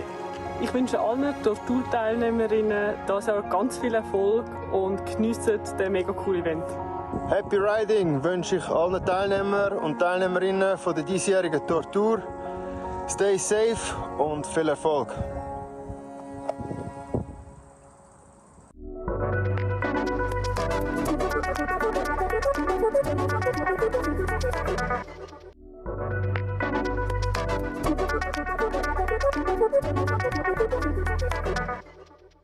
My name is Marco Ballo. I did the first Tortour in 2009 and won it. It's a long time ago, so I try to remember. It was similar, I mean, the distance was the same, 1,010 kilometers, probably around 35 hours, 36 hours. I beat one of the guys. The second guy is here, actually. Thomas Ratchap was second, about an hour behind me. There was also a famous Swiss guy, Danny Wies, but he didn't manage to finish. He had some health problems. Danny Wies, who was a 2-time Ram winner, Race Across America. So yeah, it was a nice. I mean, for the first time, it was really a big event. We kept that format for probably 7-8 years. I don't know. I did the first 10 Tortours in a row. Yeah, not all of them as a solo, but probably 3 of them were team. All the time that you're resting or changing or stopping, it's a lost time. So the longer you extend the bike, the faster you come to the finish. For teams, yeah, it's a different kind of event. It's just go full gas for your part and then rest as much as you can. It used to be also, the teams used to be different. It was, you had to do all the time station by yourself. Now you can kind of go to your strengths. So the climbers go on the climbs, the flatters, the flatliner, the ones who like the flat, they go on the flat. But so yeah, just try to enjoy it. We're gonna have perfect weather, hot, but I think we're used to it now. It's changed a lot during some years. We were in Zurich and it was a different format, so shorter loops. I prefer this one, the big one, because you can get to see almost all the Switzerland, big part of it anyway. I mean, it's been growing all along, so I wish them all the best. there's not a lot races and ultra races on such a high level, and that keep growing. I mean, I tried to organize our own race in Slovenia, and we only kept it alive for 5-6 years. It's hard work, so good job for the team that does it, and I wish them all the best, and I'll keep coming back as long as they do it.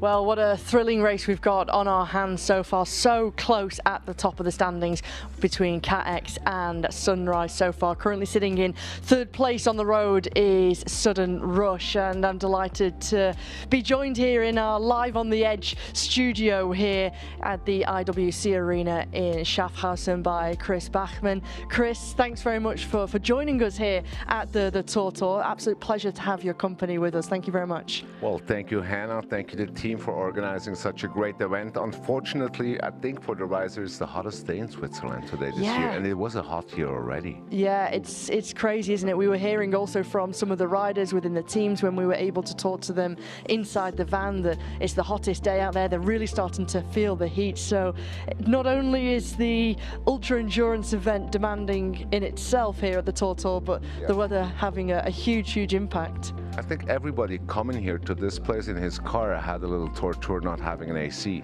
like me on my old hippie bus. Yeah, absolutely. Well, your team currently, Sudden Rush, is in third place on the road. What is it about this event that has attracted yourself, Sudden Rush, to form and forge a team together to participate here in the TORTOUR? Well, I think it's the athleticism, it's the spirit of the TORTOUR. It's not a Tour de Suisse, it's more freedom, you know.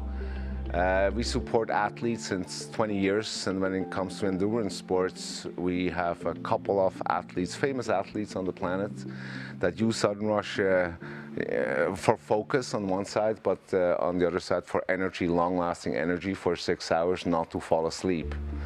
Like Nicole Rice going from West Coast to East Coast in the America race across America.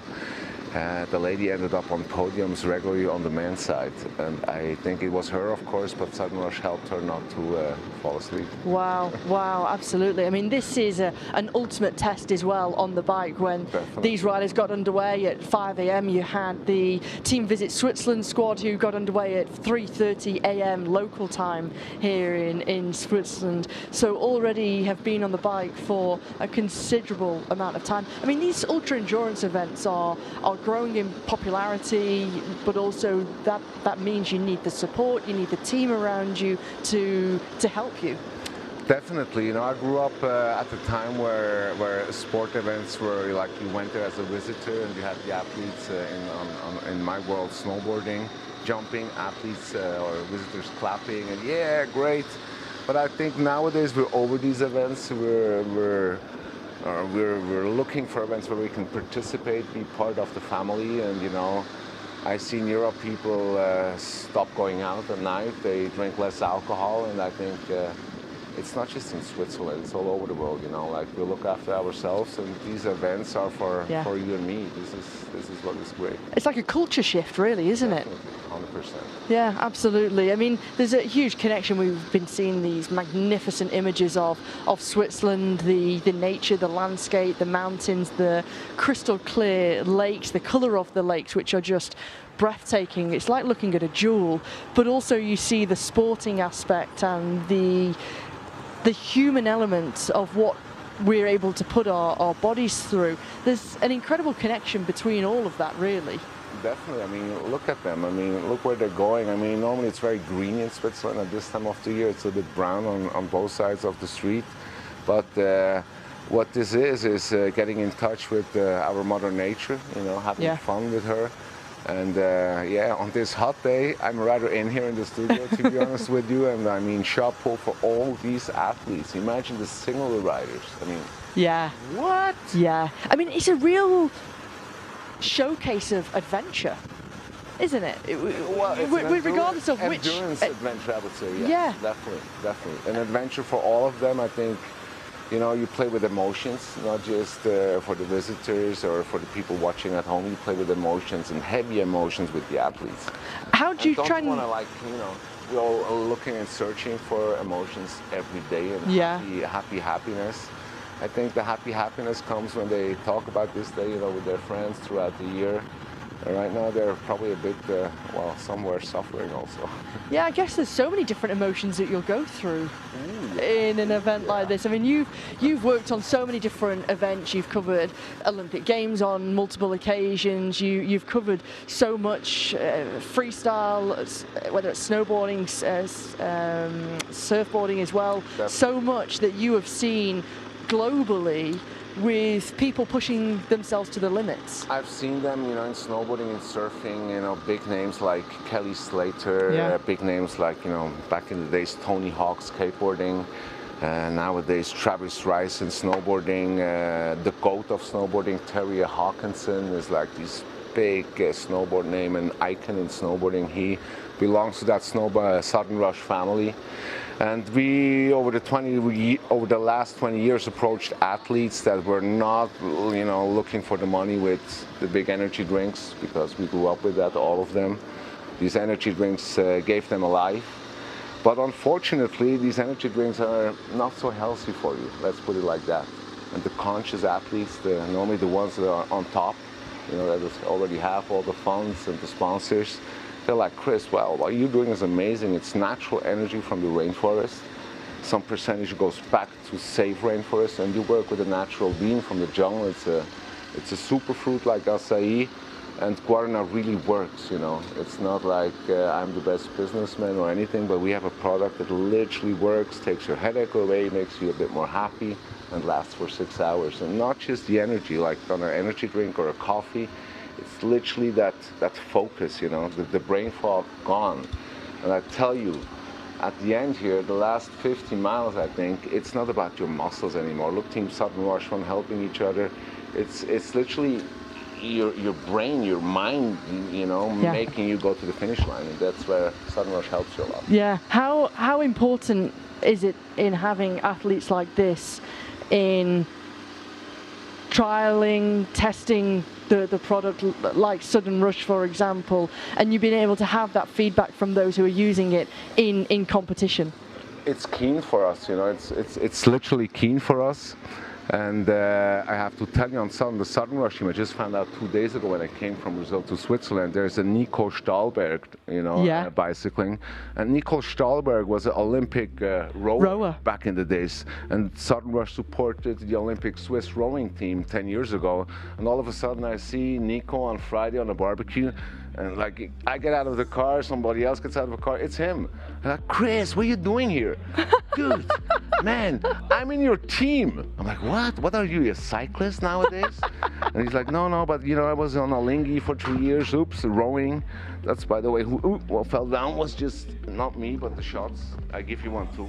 Thank you. You know, thanks. Like, the last Should we try one now? The last 2 hours of hosting. What will happen? So your brain fog. How long will it take me to feel something or to? 10 minutes. It Yeah, goes like 10 minutes. and then it lasts for 6 Let's hours. try. Let's have 10 minutes, but it lasts for 6 hours. Let's have a look. Let's have a look. I mean, you take a look at partnerships here. You know, you've got your team. You've got 6 riders who are currently sitting in 3rd here at the TORTOUR. How important are the partnerships, but also to partner with an event like TORTOUR, who it's such a unique event? It's extremely important for us because we were extreme sport driven brand. You know, we were in snowboarding and surfing, but Guaraná is like coffee. It's for everybody. It's for your mom, for my dad. It's for, you know, everybody after 18, because kids have enough energy. They shouldn't drink no coffee, no nothing at all. They just should live life and sleep well. But when you get older, and sometimes you need energy, you know, you have a presentation, you have a run, you have something at night, you're normally tired. That's your natural answer from the rainforest to get you through that, very happy, very focused, and for a long time, for 6 hours. Where did you first hear about TORTOUR? I first heard about TORTOUR from Joko Vogel, because I'm a friend with him since 20 years. Wow, yeah. And back in the days, he had a bit different business ongoing. It was about creating brands, emotions as an agency. But then I just saw him after like 15 years again, a month ago. And he's like, Chris, what do you think? Does Southern Rush get a team together for that TORTOUR? You could have that spot where we follow with the TV cam. I'm like, yeah, oh yeah. I think the beautiful thing is, throughout the whole TORTOUR, there's 6 teams who are competing here. Various different riders, various different things that they've achieved during their personal and professional careers. Some very successful business people, others have gone down the route of sport. A double Olympic champion, for example, with Alistair Brownlee, who's in the Visit Switzerland squad. You already mentioned Nico Stahlberg, who was a very decorated rower. We've got skiers. We've got Brennan Wirtz, who was in the Skipstone 7 team, who was under 23 world champion at rowing as well. There's so many different combinations of athletes' backgrounds. I think this is also makes this a really beautiful event here with the adventure, and anybody could do it with the preparation, the planning, the training, and a good team around you. Yes, you're 100% right. And remember when we were like 3-4 years old? Yeah. We all started riding a bike. Yeah, it's very true. You know, we all, as a little young kids, your mom, my dad gave us a bike, and now 30, 40, 50 years after, we're still riding bikes. You know, it's just a common ground for all these sports, I think. Yeah, very, very true, very true. Well, you're seeing the teams, really starting to see them go through such a different visible look deep into this race. 119.9 kilometers to go for CAX, so you can really start to see how laboured the riders are here, Chris. Crazy, and we literally have to remember it's the hottest day of the year on the hottest summer ever recorded. Yeah. I mean, this is truly special. If these people, literally any one of these who makes it to the finish line is a hero today. Have you ever done TORTOUR? No, I've never done TORTOUR. Are you going to do it next year? Well, let's see. I'm a surfer. I belong to the jungle. I don't know. Let's see, maybe. You can never say no. No, exactly. Let's leave it open. Leave it open. Well, there we have it. You guys watching at home or wherever you're watching around the world, you heard it from Chris himself. Let's leave it open. Maybe, you never know. Maybe leave it next open. year. But you know, I mean, founding a Guaraná company, the expectation is way out there, and I can't fulfill any of these. I know already. So let's see. We never know. We never know. Chris, thanks very much for joining us. So much, I'll let you know how I feel in 10 minutes or so. Cool. But no, in all seriousness, thanks very much for joining. Brilliant to have you with us, and we'll be keeping a very close eye on how Team Southern Rush get on with. Come on, Southern Rush, drop that shot and make that podium. It looks like a podium. First first year ever Yeah, podium? I mean, this must be, you know, for everybody, for the families, for the friends, the support crew in the car, for the riders themselves. And Such an incredibly proud Is it moment. live on Swiss TV, I hear, or something? Yeah, yeah, Really? yeah. Oh, my parents are watching. They There you still go. watch TV. Yeah, and it's been live all day since 5 a.m. this morning with myself and Matt, all the way through on YouTube. So it's, you're not, you know, viewers and spectators haven't missed a moment. There's a saying in French, you know, Yeah. Switzerland, 4 languages. Yeah, yeah, yeah. La vie est dure. The life is hard. La vie est dure. Yeah. Sans la torture. What's this, the second part Because mean? the saying is la vie est dure sans la confiture. That's what we all say here. Life is hard without jelly. Ah. La vie est dure sans confiture. It's Sans a saying. confiture. Ah, so la vie est dure yeah. sans la torture. I like it. I like it. There we go. Every day's a school day. Thank you very much. Merci beaucoup. Aloha, Hannah. Obrigado. Obrigada. Obrigado, obrigada. Your turn, yes. Well, we'll be back shortly. We'll head to a quick commercial break and then we'll be back in the commentary box with myself and Matt Stevens. Chris, thank you very much. Thank you so much.